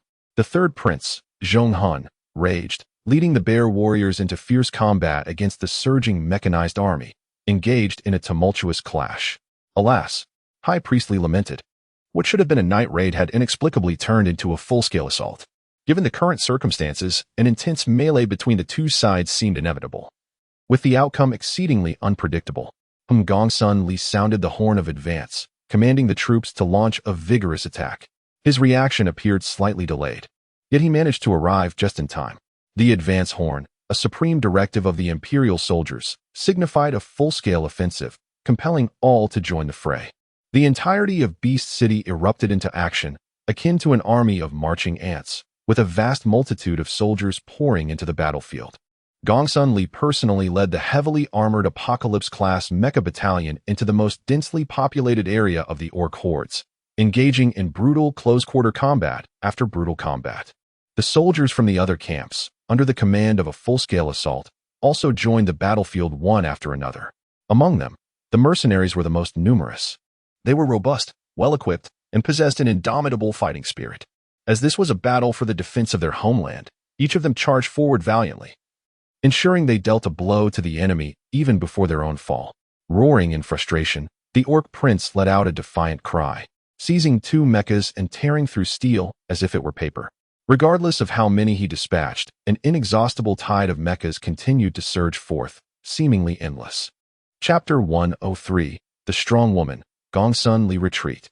Zhong Han, not blinded by rage, recognized the dire situation and led his warriors in a forced breakthrough. Due to a misjudgment of troop strength, the orcs' nocturnal assault ended in a devastating failure. Under Gongsun Li's leadership, the Beast City secured a hard-fought victory due to their overwhelming numbers. As the enemy began to withdraw in an orderly fashion, Han Xing sought to pursue them, only to be obstructed by Gongsun Li's mecha. "Do not pursue. Relay my orders. The entire battalion must secure the battlefield," Gongsun Li commanded Han Xing sternly. The enemy's retreat was too orderly, suggesting the presence of ambushes lying in wait. A reckless pursuit could not only result in heavy losses, but also risk a comprehensive counterattack from the enemy. Han Xing redirected his mecha, leading his battalion to relay Gongsun Li's directives. The enemy's sudden appearance had completely caught Gongsun Li off guard. as she had never anticipated such a formidable orc force would materialize so abruptly. She specifically arranged for Han Xing to undertake the patrol task, precisely to address situations like tonight's. It seems one cannot underestimate this group. Reinforcement of defensive measures is imperative. Gong Sun Li muttered to herself as she piloted her mech towards the mayor's office. In this urban defense battle, 23 Beastmen warriors were slain and 60 others were injured, including a Beastman captain and a squad leader. Various weapons and equipment, totaling over 20 sets, were seized, along with numerous other items. The casualties on our side included 15 soldiers, 20 mercenaries, and 31 civilians, with approximately 300 injuries reported. 60 fields were devastated, and 10 factories were incinerated, resulting in significant economic loss. Despite the victory for Wanshou City, the toll on our side exceeded that of the enemy by more than double. After compiling these statistics, Gong Sun Li promptly convened a meeting to discuss post-battle relief efforts and subsequent fortification plans. Regrettably, the key figures of the Gongsun family had yet to arrive for the meeting. Thus, she had no choice but to summon Zhuge Wushuang forcibly. Damn it! These mindless fools. The enemy has barely retreated, and they immediately start squabbling among themselves. Gong Sun Li thundered, slamming her palm forcefully on the table in front of everyone. Typically, she would turn a blind eye to their disruptions. But such matters could not be taken lightly. Below, a group of individuals showed no outward reaction, yet secretly reveled in the discord. Without the support of these key figures, accomplishing any initiative would be exceedingly challenging, unless one had their own faction. To all those who were absent from the meeting, I issue a final ultimatum. Should any similar incidents occur again, immediate suspension and investigation will ensue. Gong Sun Li asserted, lamenting the lack of competent individuals under her command. Otherwise, all will be dismissed, and a new cadre of proactive personnel will be appointed. Sister Wu Shuang, I hereby formally appoint you as the Chief Administrative Officer of Wanshou City, responsible for all matters, great and small, within the city, and you shall have the authority to appoint the officials beneath you. Gong Sun Li continued her orders. For Zhuge Wushuang was not only her dear sister, but also had a grievance with the Gongsun family. She did not expect this unconventional girl to achieve any notable accomplishments. Rather, it was merely to cultivate an image of being able to utilize talent. No one anticipated that this seemingly ordinary leader possessed extraordinary capabilities. She was, after all, the eldest daughter of the Zhuge family, a chairperson of a corporate conglomerate, and a formidable engineer. However, those are discussions for another time. Presently, she was merely conscripted by Gong Sun Li. Zhuge Wushuang smiled wryly and nodded. The individuals within the room gasped in astonishment. By establishing a new administrative department, Gong Sun Li had effectively undermined the authority of other key figures. This clever maneuver was executed with remarkable finesse and boldness. Simultaneously, she had offended all prominent members of the Gongsun family, demonstrating a lack of courage to undertake significant endeavors, yet she dared to act so recklessly. It was evident that Gong Sun Li had retained some reservations, refraining from outright dismissal of those individuals' positions. The meeting is adjourned. Gong Sun Li granted no opportunity for dissent, hastily declaring the meeting concluded. The administrative meeting had just concluded when a military conference was promptly convened to discuss the fortification of Lian Town. Military commanders of all ranks arrived punctually, with not a single individual absent. Gong Sun Li, exhibiting formidable prowess, displayed exceptional performance during this home defense battle. Had her reactions not been slightly delayed, many believed she could have severed the enemy's retreat. With the backing of the imperial royal family, dissent was quelled, and compliance became the order of the day.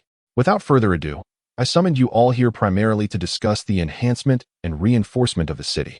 I would like each of you to share your thoughts and suggestions. Gong Sun Li inquired directly. Han Xing was at a loss for words, while others exchanged glances. They were adept at leading troops into battle, yet when it came to the matter of strengthening the city, they had little to offer. Gong Sun Li anticipated this scenario. Her inquiry was merely symbolic, allowing her to express her own ideas. I propose that we construct a steel wall around the city to withstand enemy assaults. The recent defense of Wanshou City has illustrated the city's inadequate defensive capabilities, Gong Sun Li articulated slowly. Although Han Xing was not particularly skilled in this area, his keen intellect quickly revealed the proposal's shortcomings. He responded, "This idea has merit, but its execution may pose significant challenges. While we can utilize soldiers for manpower, gathering sufficient steel is beyond our reach. and the area requiring fortification is too expansive to complete in a short time. Gongsun Li believed that with Zhuge Wushuang at her disposal, creating a multitude of suitable steel plates was merely a matter of a few words. Therefore, she possessed a certain confidence in all her endeavors, displaying a much stronger resolve than others.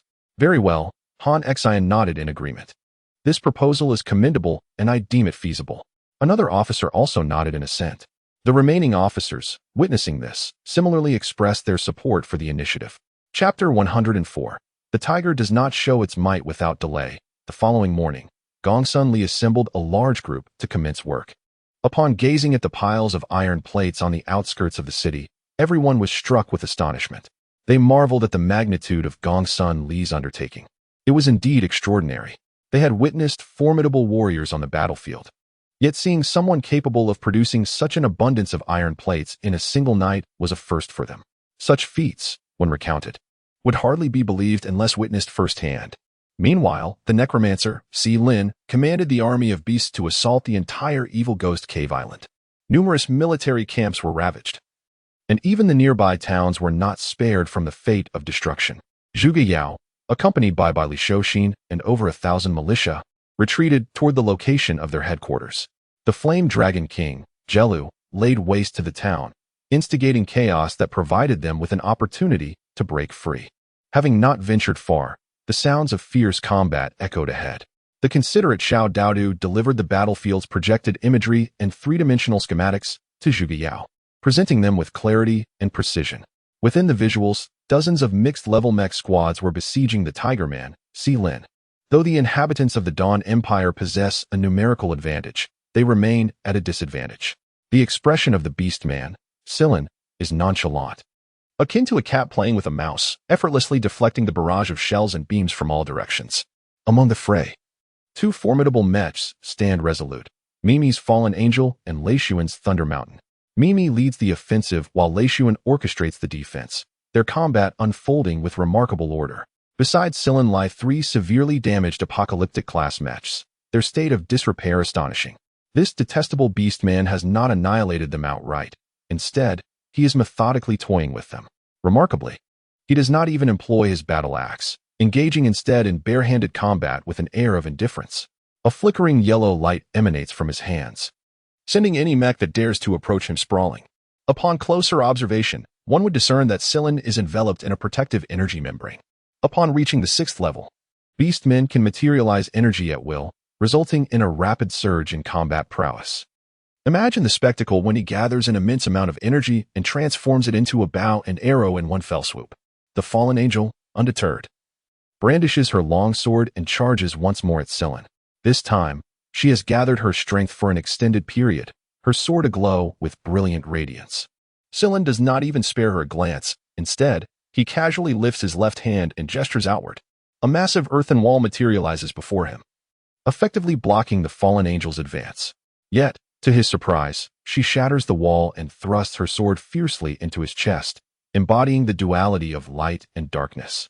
In astonishment, Lin exclaimed, simultaneously raising his other hand to conjure a colossal hand from the air, forcefully sending the Fallen Angel flying with a single strike.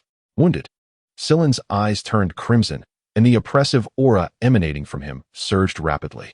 The ground trembled around him, causing many mechs to stagger, some even toppling to the earth. Die, die, die. Lin roared at the pursuing angel, drawing forth his battle axe from behind, unleashing a flurry of blood-red crescent-shaped energy waves. The Fallen Angel, having just breached Lin's defenses, was now significantly weakened, her energy nearly depleted. Should she be struck by the sanguine crescents, her demise would be inevitable, a death from which she could not return. However, Leishuan would not permit Lin an easy victory. Piloting the Thunder Mountain, he raised both hands with the tower shield, standing protectively before the Fallen Angel. Though this mech was merely of the Apocalypse class, its defensive capabilities were formidable. The numerous blood-red crescents collided with the tower shield, causing not even a ripple. Seeing his attack thwarted, Lin's fury intensified, the sanguine glow from his hands expanding. His body resembled a black hole, endlessly drawing in the surrounding energy, all converging at a single point. With a piercing sound, Lin unleashed a blood-red beam of destructive energy from his hands, carving a deep trench into the land it traversed. You must leave. Mimi urgently urged Lin Yuan, her voice tinged with desperation, a first for her. Lin Yuan, observing the approaching crimson beam of destruction, smiled faintly and replied, I will not abandon a woman in peril, even in death. That is not my style. At the moment they were conversing, the crimson death ray struck the tower shield of Thunder Mountain, splashing a myriad of blood-red glimmers. The tower shield of Thunder Mountain barely managed to withstand the onslaught before being melted away by the searing heat of the blood-colored destructive light. Fatty! Zhuge Yao shouted into the public channel, unable to restrain the pent-up fury that had long been simmering within him. Long Yuan soared into the air, drawing forth two magnetic blades that streaked down like meteors towards the deathly Lin. The sunlight was blinding, and he raised his hand to shield his eyes, allowing only a narrow slit for vision. There it was, the uniquely formidable mech. This assault appeared to be even more ferocious than the last. He felt as though the approaching foe was not merely an angel-grade mech, but a battle-hardened warrior. Zhuge Yao assumed Lin Yuan had perished, having lost his sanity, as he piloted the apocalypse-grade Long Yuan to engage the 6th-level beastman, the deathly Lin, with reckless abandon. The members of the Evil Dragon Corps cast approving glances at this warrior. The townsfolk militia were astonished, their expressions somber as they mourned the officer's reckless display. Noticing that the deathly Lin had not released its energy, and seizing the moment, Zhuge Yao raised his hand to shield against the sun once more. With his left magnetic blade, he struck the raised arm of the deathly Lin, piercing through the yellow energy shield and inflicting a minor wound. The deathly Lin recoiled in pain, instinctively attempting to deflect with its battle axe. Yet, as it moved its arm, the magnetic blade in Long Yuan's right hand descended with precision. The blade struck the chest of the deathly Lin, emitting a screeching sound as it breached the yellow energy shield once again, carving another small wound. The onlookers were left utterly astonished. Could a mere pilot operating an Apocalypse-class mech truly inflict harm upon a level 6 beast man? Was this a mere illusion? Mimi was taken aback, searching for the right words, but only managing to widen her eyes in disbelief. Yao, you have concealed your prowess remarkably well. After following you for over a decade, I never realized you were this formidable. Lin Yuan, equally astounded, felt as if his jaw might drop to the ground. In this moment of confrontation, the deaf Lin, despite sustaining injuries, exhibited no anger. Instead, it forcefully suppressed the energy within it, allowing the level 6 energy reaction to gradually diminish to level 3 before finally ceasing. Little one, you have indeed made significant progress. I shall entertain you further today, the deaf Lin said with a wicked grin, its hands glowing with a yellow luminescence as it slowly approached Long Yuan. You audacious creature, I possess enough years to be your elder, Zhuge Yao bellowed, his fury escalating as he thought to himself. At last, you have come to engage. I shall no longer need to feign submission. Under Zhuge Yao's command, Long Yuan took the initiative, its 2 rocket boosters emitting a powerful blast that propelled the mech forward with great force. Long Yuan vanished as swiftly as a bullet, leaving a multitude of afterimages in its wake. In an instant, it reappeared before the death Lin, wielding the magnetic blade with unrelenting ferocity, slashing downward once more. Faced with such aggression, the death Lin had no choice but to intercept with its hand. However, this time it was well prepared. Its arm enveloped in a sphere of yellow energy. It grasped the incoming magnetic blade as if donning a glove, effectively neutralizing the downward strike. As the formidable death Lin unleashed his power, Long Yuan executed a mechanical kick aimed directly at his opponent's head. Zhuge Yao, having discerned death Lin's intent to shatter his weapon, offered no opportunity for his adversary. A blow to the head would be disastrous. Thus, death Lin relinquished his magnetic blade to free his hands for a combat technique. Almost instantaneously, his body erupted with a surge of energy, forcibly propelling Long Yuan away. Haha, commendable combat skills. Let us see if you can withstand my next move, the 9-layered waves of the wild sands. Death Lin cackled, channeling energy into the earth, driving it towards Long Yuan. The once even terrain, under Death Lin's manipulation, rose in tumultuous waves reminiscent of a raging sea. The sand surged like a pack of oceanic wolves, sealing off all escape routes for Long Yuan, with each wave rising higher than the last. Child's play, Zhuge Yao scoffed, disdainfully curling his lip. Rather than evade, he boldly stepped onto the surging sands, riding the wild waves as if he were surfing, experiencing the thrill with ease. What? Is this even possible? Baili Shoshin exclaimed, astonished at the sight of Long Yuan navigating the massive waves of sand, his eyes wide in disbelief. Think this is the end. Prepare for my next assault, the giant shark of the sand dunes. Death Lin once again infused energy into the ground beneath him, this time doubling the output from before. Within the tumultuous waves of sand, a shark formed from the very earth surged forth, its gaping maw intent on devouring Long Yuan whole. At that moment, the Dragon Soul chip installed within Long Yuan's body activated, calculating the shark's weakness in a mere second. The oral cavity serves as a vulnerability. Should one strike the energy core, this earthen shark will disassemble on its own. The alert from Xiao Daodu resonated within the cockpit. Acknowledged. Zhuge Yao's fingers danced swiftly across the keyboard, correcting the attack deviation in but a single second. The earthen shark, with its gaping maw, attempted to engulf Long Yuan entirely. Long Yuan reacted, unleashing the magnetic blade horizontally, delivering a precise strike to the energy core of the earthen shark. Onlookers outside held their breath in trepidation. Although Lin had suppressed his energy to a level 3 potency, the purity of his energy remained strikingly high, with a storage capacity exceeding that of Long Yuan by several multiples. As the earthen shark clamped its jaws around Long Yuan, a unique mech ascended into the sky. This pristine white mech, armed with a bow and quiver, immediately unleashed a barrage of cover fire towards Lin.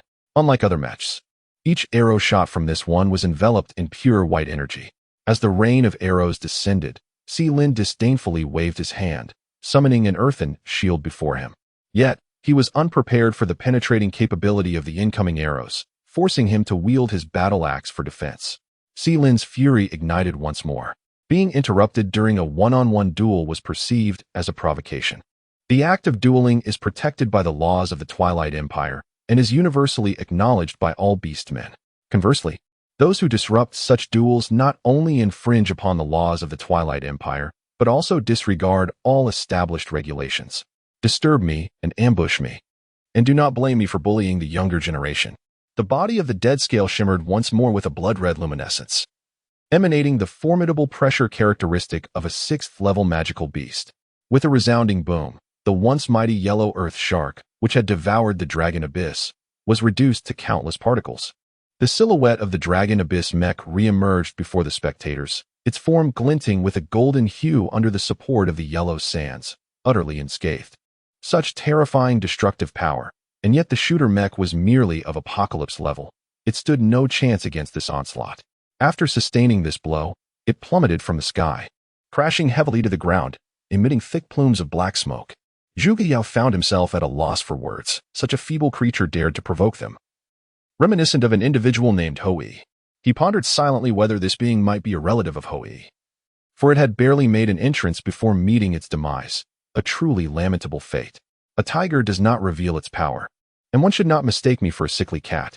Truly, the audacity of these insignificant ants is astonishing.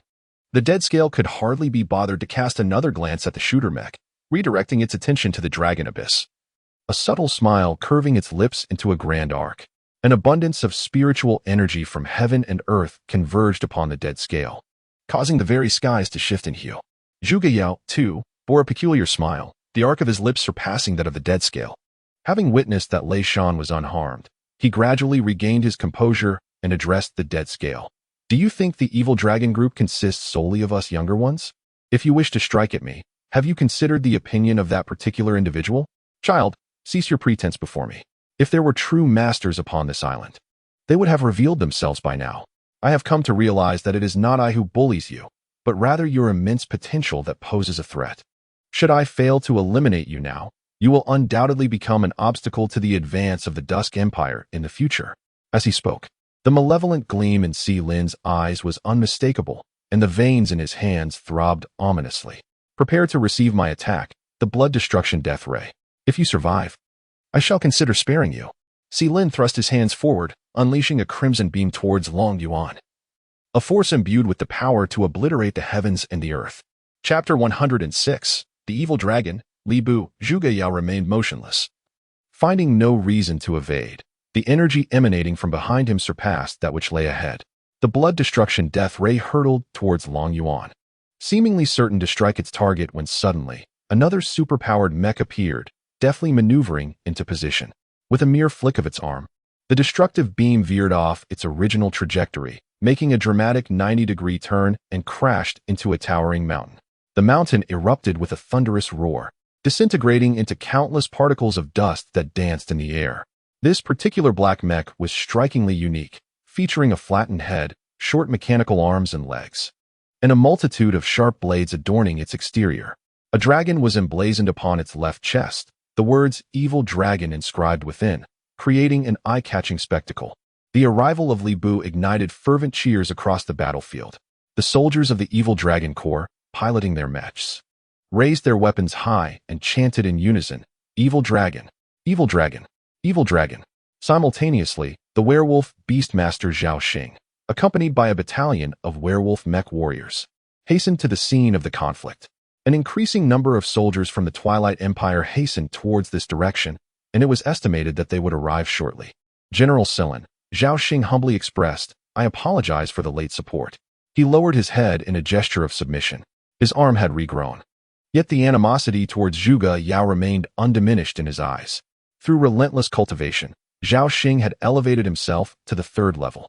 Such rapid advancement was solely driven by his profound hatred for Zhuge Yao. Silin observed the pack of wolfmen piloting mechas behind Zhao Xing, a smile of gratification gracing his lips.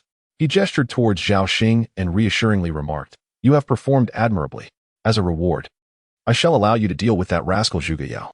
Upon finishing his words, blood-red and golden light flickered simultaneously in Silin's eyes.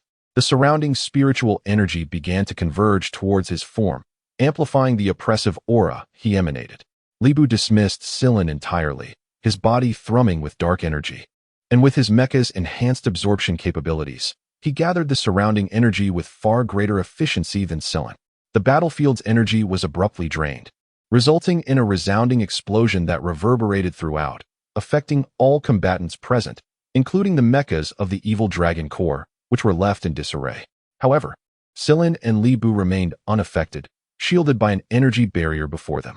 Li Bu, arriving later yet swiftly, wielded his laser greatsword, launching it towards Silin like a crescent moon. The Death Lin, refusing to be outdone, wielded his battle axe with a force that seemed capable of toppling mountains. Charging towards Li Bu, amidst the chaos of the explosion, Zhuge Yao remained unscathed, positioned with remarkable precision. The location of Lin Yuan was fortuitously behind the ferocious dragon, which absorbed most of the explosive shockwave. "Death Lin, your adversary is me," he shouted defiantly at Death Lin, propelling Lin Yuan swiftly towards him. The collision between Li Bu and Death Lin generated a powerful shockwave, sending both combatants reeling backwards. Lin Yuan, exhibiting remarkable speed, soon found itself behind Death Lin. Its magnetic blades aimed directly at his vulnerable lower back. Feeling a chill on his back, Death Lin was compelled to unleash his inner energy, forcefully propelling Lin Yuan away once more. He observed as Lin Yuan struggled to stabilize itself after being sent flying several meters, and bellowed, "You insolent brat. How did you achieve such incredible speed?" Zhuge Yao, too weary to respond, internally scoffed at the thought of revealing that he had ridden the wave of the dragon's force. However, just as he reveled in his brief triumph, an alarm blared within the cockpit, and before he could comprehend the situation, he felt the mech begin to plummet. He hastily recalibrated to restore balance, just in time to prevent Lin Yuan from crashing to the ground. At that moment, Lin Yuan hovered perilously close to the earth, merely a meter above, and any delay could have resulted in catastrophic consequences. Upon reviewing the battle footage later, he was astonished to discover that the hand which had struck him belonged to none other than Li Bu. Shortly thereafter, Li Bu sent a voice message, stating, "You insolent brat, get out of my way. This level of battle is beyond your capability to involve yourself in." Zhuge Yao, in a state of resignation, waved his hand and piloted the Lin Yuan mecha towards the Thunder Mountain of Leishuan. With energy reserves dwindling, utilizing what remained seemed more prudent. He had no intention of engaging in a head-on confrontation with the Death Lin, and now the task could be entrusted to Li Bu. A resonant dragon roar echoed in the air. Turning towards the source of the sound, he beheld the Flame Dragon King, Jelu, soaring forth, immediately followed by a wave of searing flames rushing towards him. "Fall back," he commanded, urging the town's militia and all members of the Evil Dragon Corps to retreat to the headquarters. Zhuge Yao's voice boomed across the public channel, and upon hearing his call, the militia withdrew like a receding tide towards the base of the Evil Dragon Corps. The soldiers of the Evil Dragon Corps, however, acted as if they were oblivious, continuing their barrage against the Flame Dragon King. Their attacks, though numerous, failed to penetrate the mystical barriers surrounding the Flame Dragon King. In a guttural tone, Jello unleashed a torrent of fiery rain from the heavens, raining down upon the soldiers of the Evil Dragon Corps with overwhelming force. Numerous mechas of the Evil Dragon Corps were obliterated in this fiery deluge, and the anguished cries of the soldiers echoed across the battlefield. Immediately retreat to headquarters. Those who dare defy military orders shall face disciplinary action. The voice of Garen, the political commissar of the Evil Dragon Corps, resonated through the public channel, albeit belatedly. A wave of disbelief swept through the ranks as the soldiers struggled to comprehend his words. Zhuge Yao, anticipating such reactions, seized the moment to shout into the public channel once more. Those who do not retreat will pay with their fortunes. No, I mean, those who do not leave will owe contribution coins. With a cacophony, the soldiers of the Evil Dragon Corps, upon hearing those words, hastily retreated to their headquarters, each one racing faster than the last. Was there anyone present who did not owe Zhuge Yao a debt of 10,000 contribution coins? Garen observed the scene through the surveillance monitor, feeling an indescribable discomfort welling within him. Soldiers who would dare defy military orders for the sake of their spirit were now faltering due to mere contribution coins. As he watched the tide of retreating soldiers from the Evil Dragon Corps, Li Daji sent a communication request to Zhuge Yao. You were aware this would happen, weren't you? The moment the connection was established, Li Daji inquired of Zhuge Yao. What did you say? The signal is poor. I cannot hear you clearly, Zhuge Yao replied, deliberately severing the communication with Li Daji. The stream of retreating figures was extensive, requiring at least 5 minutes for all to pass. However, the enemy would not afford them such luxury. Lin Yuan and Lin Yuan, accompanied by the werewolf army, arrived to launch a frenzied pursuit, coordinating with Zhao Xing's werewolf mecha brigade. Mimi led a squadron of apocalypse-level mechs to engage the enemy in a valiant yet arduous defense. Zhuge Yao smiled faintly and, against the flow of retreating soldiers, bravely charged forward. Along his path, he encountered Lei Sun, whose mech was in disarray, lacking even a tower shield. Let us go together, don't hesitate. Zhuge Yao encouraged Lei Sun, tossing him one of his magnetic blades. Lei Sun, piloting the Thunder Mountain, caught the weapon Zhuge Yao had thrown. Watching the retreating figure of Lin Yuan disappear into the distance, he gritted his teeth and pursued, shouting, when men die, birds soar to the heavens. Those who live shall endure for eternity. Beastman, your esteemed lord has arrived. Before Zhao Xing could react, Lin Yuan swung the magnetic blade, delivering a sweeping strike. He hastily raised his sword to block, but found the opponent's attack to be exceedingly unpredictable. The magnetic blade glided down his long sword and cleaved into Zhao Xing's shoulder, severing his arm once more. Ah!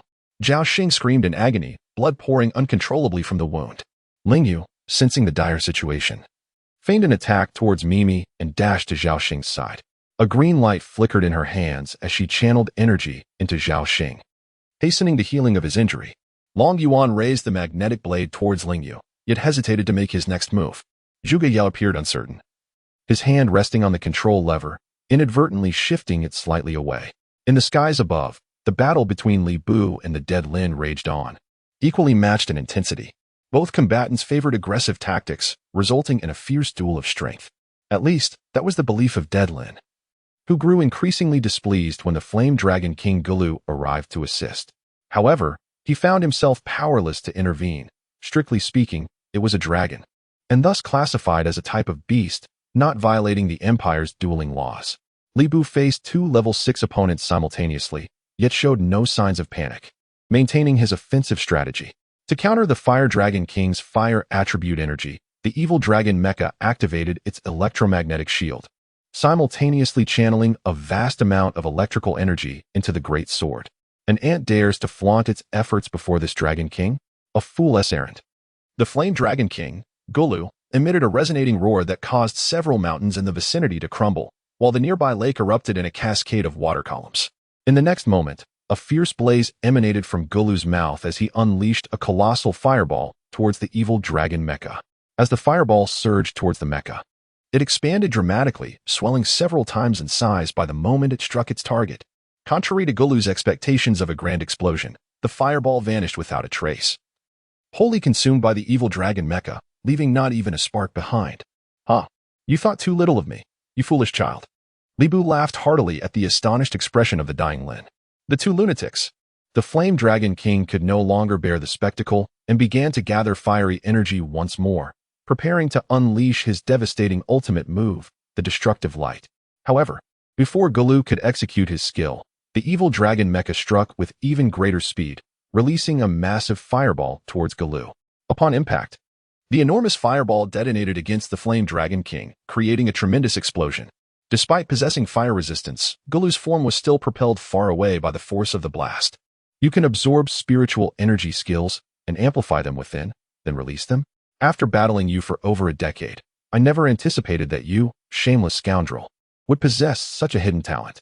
The dying Lin gazed at the flying Flame Dragon King with immense satisfaction and spoke amiably to Li Bu. He retrieved a pill from his bosom and swallowed it in a single gulp. As the elixir coursed through his body, the spiritual energy expended during the recent battle was instantly restored to its full capacity. Li Bu, witnessing this turn of events, felt an overwhelming sense of foreboding. Yet he hesitated to retreat hastily. Captain, all members have retreated to the headquarters. You should make a swift exit. Are you planning to linger here? Zhuge Yao's voice echoed from the cockpit of the Dragon of Death.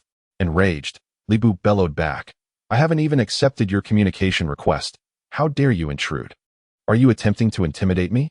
However, before he could finish his tirade, a realization struck him. Since the soldiers had retreated, perhaps he should do the same. Why linger in this predicament? With that thought, Li Bu no longer hesitated. He piloted the Dragon of Death, turning to soar into the headquarters of the Dragon Brigade. Both the Deathlin and the Fire Dragon King attempted to pursue him, but were soon left utterly astonished by the scene that unfolded before them. As Li Bu entered the headquarters building, it began to unfurl its wings and ascend into the sky. Once the transformation was complete, they beheld a colossal steel dragon before them. This dragon bore a resemblance to the Fire Dragon King, yet it was distinctly different. Not only was this steel dragon enormous, but its agility in flight was beyond imagination. It was truly a magnificent sight, rivaling even the grandeur of our Sky City. Lin Yuan murmured as he gazed up from the ground. At that moment, the Sky City of the Twilight Empire also made its appearance on the battlefield. Two colossal entities loomed, nearly obscuring half of the sky, casting the realm below into a shroud of darkness. As the Sky City materialized upon the battlefield, it immediately unleashed 5 beams of destructive energy towards the Iron Dragon.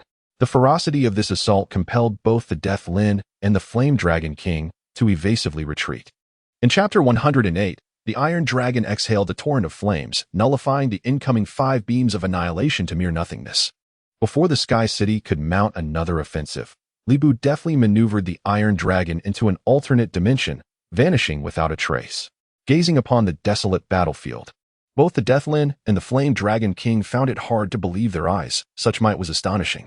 Meanwhile, a squad of beastmen approached to scout the situation, retreating only upon discovering the presence of a formidable army for protection. This faction of beastmen remained undeterred, persistently seeking opportunities. They divided into numerous smaller squads, circling the periphery of the city in search of vulnerabilities, but their efforts yielded no success. Within the city, chaos reigned as rumors proliferated, inciting a substantial number of citizens. These Navii townsfolk were led to believe that their adversaries had been vanquished and would not return. Armed with weapons, they ventured to the outskirts, demanding the dismantling of the iron barriers under the pretext of obstructing travel. Gongsun Li observed the raucous townspeople below, realizing that someone was orchestrating this turmoil from behind the scenes.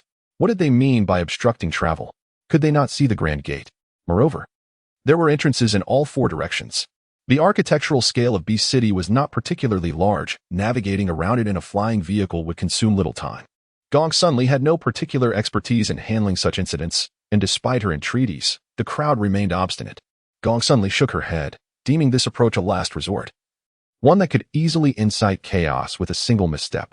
After a moment as contemplation following the suggestion, she again dismissed it. The feasibility of this plan was notably low. It was evident that this group had been incited, with each individual displaying considerable radicalism. Capturing a few individuals would not resolve the issue, and it was hardly practical to deploy troops to detain everyone. Suddenly, a soldier rushed in, breathless. Han Xing raised his hand to halt the soldier, inquiring, "Do you not see Mayor Gongsun Li present? Speak swiftly of your urgent matter." The soldier looked up at Gongsun Li and, upon receiving her nod of approval, reported, "I respectfully inform you, esteemed officials, that Lord Zhuge Wushuang requests an audience, claiming to have pressing matters to discuss." Gong Sun Li's eyes brightened, given the circumstances. Her arrival surely indicated a promising solution. She hastily instructed Han Xing, quickly, summon her to enter. Han Xing acknowledged her command and turned to proceed to welcome Zhuge Wushuang. But before he could take a step, Gong Sun Li called him back. Confused, he turned around, seeking clarification in her gaze. I shall accompany you to greet her. Gong Sun Li insisted, wishing to personally extend her welcome. Such individuals who offer timely assistance are indeed rare. Moreover, this act would project her image of humility and respect for talent, laying the groundwork for future recruitment.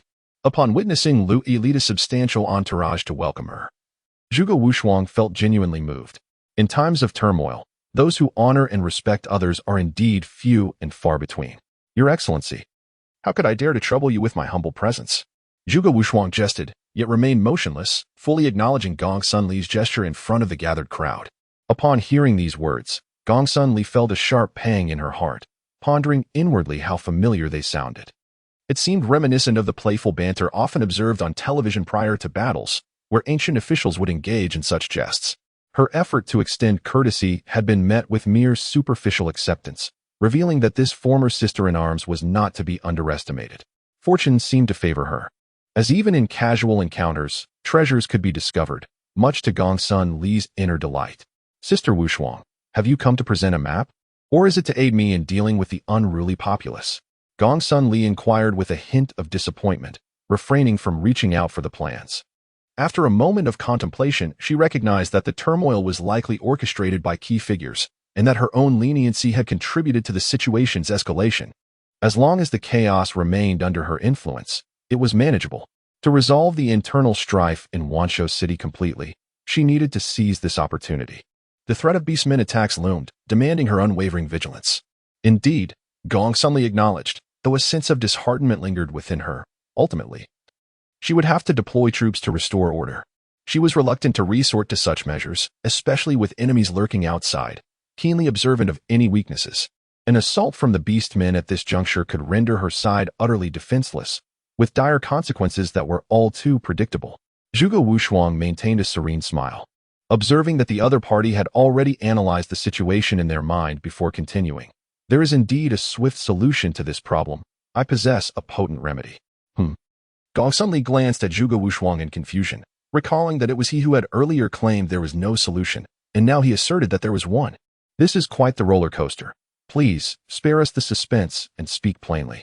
Since those outside demand the dismantling of the iron wall, the mayor should simply acquiesce to their wishes. Zhuge Wushuang articulated his approach while keenly observing Gong Sun Li's reaction. Yes, please, continue. Upon hearing this, Gong Sun Li felt a flicker of hope. It was a matter of lateral thinking. It was akin to a theory proposed by an expert on television, suggesting that if a direct approach fails to resolve an issue, perhaps a different perspective might yield simplicity. On the surface, it appeared that after the removal of the iron wall, Wanshou City would be vulnerable to enemy attacks. This was indeed the reality, which emboldened the crowd outside, as they were convinced we would not dare to dismantle it. Zhuge Wushuang slowly articulated his viewpoints and unique insights. Gong Sun Li nodded, finding these perspectives aligned closely with her own thoughts. Han Xing and Gong Sun Liang, along with others, were left bewildered by the complexity of the situation. Given the circumstances, we shall indeed dismantle the iron wall, and in doing so, we might also lure the monstrous army from outside into our midst. At this juncture, Zhuge Wushuang deliberately paused. Chapter 109. Closing the gate to beat the dog. The diagram I have brought is a schematic of a laser cannon formation, aptly named the laser bagua array.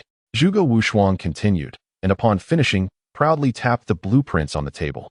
Gong Sun Li, filled with excitement, stood up and inquired, "Do you mean to lay this laser bagua formation within the beast market, lying in wait for the enemy to enter?"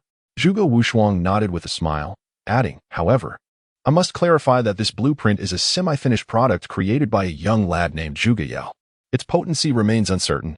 Observing Gong Sun Li's elation, she felt assured that the latter would indeed proceed with the plan. After contemplating, Gong Sun Li deemed the approach highly feasible and promptly issued her command. "Relay my orders to dismantle all the iron walls without delay." Upon hearing her directive, Han Xing was momentarily taken aback. Why would they need to tear down the newly constructed iron walls? While this action could resolve some issues, it would render the soldiers' efforts futile. Han Xing hesitated. It was not that he was unwilling to execute the command, but the repercussions of such an order were significant. As a mere commander of a small army, he could hardly bear the consequences and felt compelled to seek Gongsun Li's reaffirmation. I command you to go, and I shall shoulder any ensuing issues alone, Gongsun Li replied, her patience wearing thin. It's merely a futile endeavor. If necessary, I can always distribute additional rewards. Han Xing nodded and turned to carry out the orders. Wait. Zhuge Wushuang urgently called out to Han Xing, then turned to Gongsun Li with an innocent smile. Sister Wushuang, let us inscribe our plans simultaneously and unveil them together. Gongsun Li proposed that it seemed reminiscent of the strategies employed by Zhuge Liang and Zhou Yu during the famed Battle of Red Cliffs in the Three Kingdoms. She yearned to experience the charm of a sagacious leader and simultaneously enhance her own image as a wise figure. Thus, the two took up their pens and distilled their strategies into a single character, inscribing it delicately in the palm of their hands. When they unveiled their writings to one another, it came as no surprise that both had inscribed the character for Guan. Once Gongsun Li had solidified her plan, she promptly set it into motion, her efficiency astonishing all. A message swiftly spread throughout the city, declaring that, under duress, Gongsun Li had acquiesced to the citizens' demands and reluctantly agreed to dismantle the iron walls. This sensational news invigorated the agitated citizens, who were taken aback by Gongsun Li's willingness to concede to such audacity. Dismantle it, hurry, shouted one of Gongsun Yu's agents to the oblivious citizens, rallying dozens of followers to proceed with the demolition of the iron walls of the beast market. Thousands of citizens promptly joined the fray. It was evident to the discerning observer that these unruly citizens were predominantly members of organized factions, all hailing from the same clan, the Gongsun family of the beast market. Despite Gongsun Li's affiliation with the Gongsun lineage, she was not in league with the clan's head, Gongsun Yu. In a bizarre turn of events, an intact iron wall was completely dismantled by these thoughtless individuals. Their original intention was merely to vex Gongsun Li into compelling concessions from her family. Yet they inadvertently stirred an uncontrollable situation. Without the protection of this iron wall, what if the beastmen outside seize this opportunity to launch another attack? In such a scenario, would I not become the greatest villain of Beast City? Who would be most delighted by the dismantling of the iron wall? Certainly not Gongsun Li, but rather the beast men who have long lurked at the periphery of the city, finally presented with such an opportunity.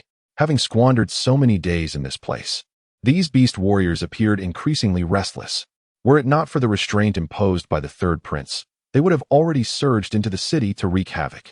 After the lessons learned from their previous defeat, Zhonghan has dispatched several battalions of bear warriors from the empire. To ensure their safety, he included 2 5th-level Mondo behemoths as the main fighting force.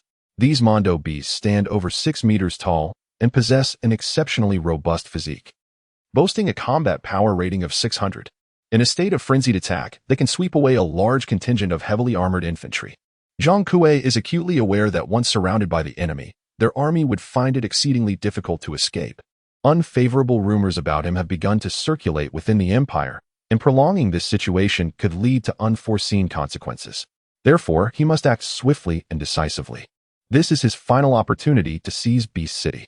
This time, he has set aside any thoughts of brute force and readily accepted the High Priest's strategy. He commanded 4 battalions, 3 feigned attacks on the city barracks while the 4th launched a surprise assault on the administrative center, aiming to eliminate Mayor Gongsun Li and seize control of the city in the shortest possible time. A multitude of leopard warriors charged fervently into the city, and before the battle had even commenced, they had already unleashed their berserk skills. The speed of the assault surged dramatically, resembling a flurry of meteors racing across the sky. Amidst the chaos, some unruly citizens were preoccupied with dismantling the iron barriers, oblivious to the imminent danger until the enemy was upon them. What followed was a merciless slaughter at the hands of the leopard warriors, devoid of any suspense. On another towering building, Gongsun Li retracted her telescope, the same one passed down through generations. Observing the influx of leopard and bear warriors into the city, a genuine smile graced both her and Zhuge Wushuang's faces. They had long set up a laser bagua array within the city, merely awaiting the arrival of these monstrous beings to ensnare them. Zhonghan, unaware of the lurking peril, led a group of warriors toward the city center. After incapacitating a large group of citizens who were dismantling the iron walls, they advanced as if in a desolate realm, swiftly reaching the core area of Beast City, where governance lay just ahead. Oh, "We've fallen into a trap," Zheng Hun exclaimed. As a surge of potent energy struck him upon nearing the location, revealing an array of laser cannons surrounding them. With a sharp sound, the monstrous beings were enveloped in a blue light and vanished in an instant. How peculiar, Gong suddenly pondered, noting that the laser bagua array within the town had not been activated. How could this group of beastmen have suddenly disappeared? This defied all logic.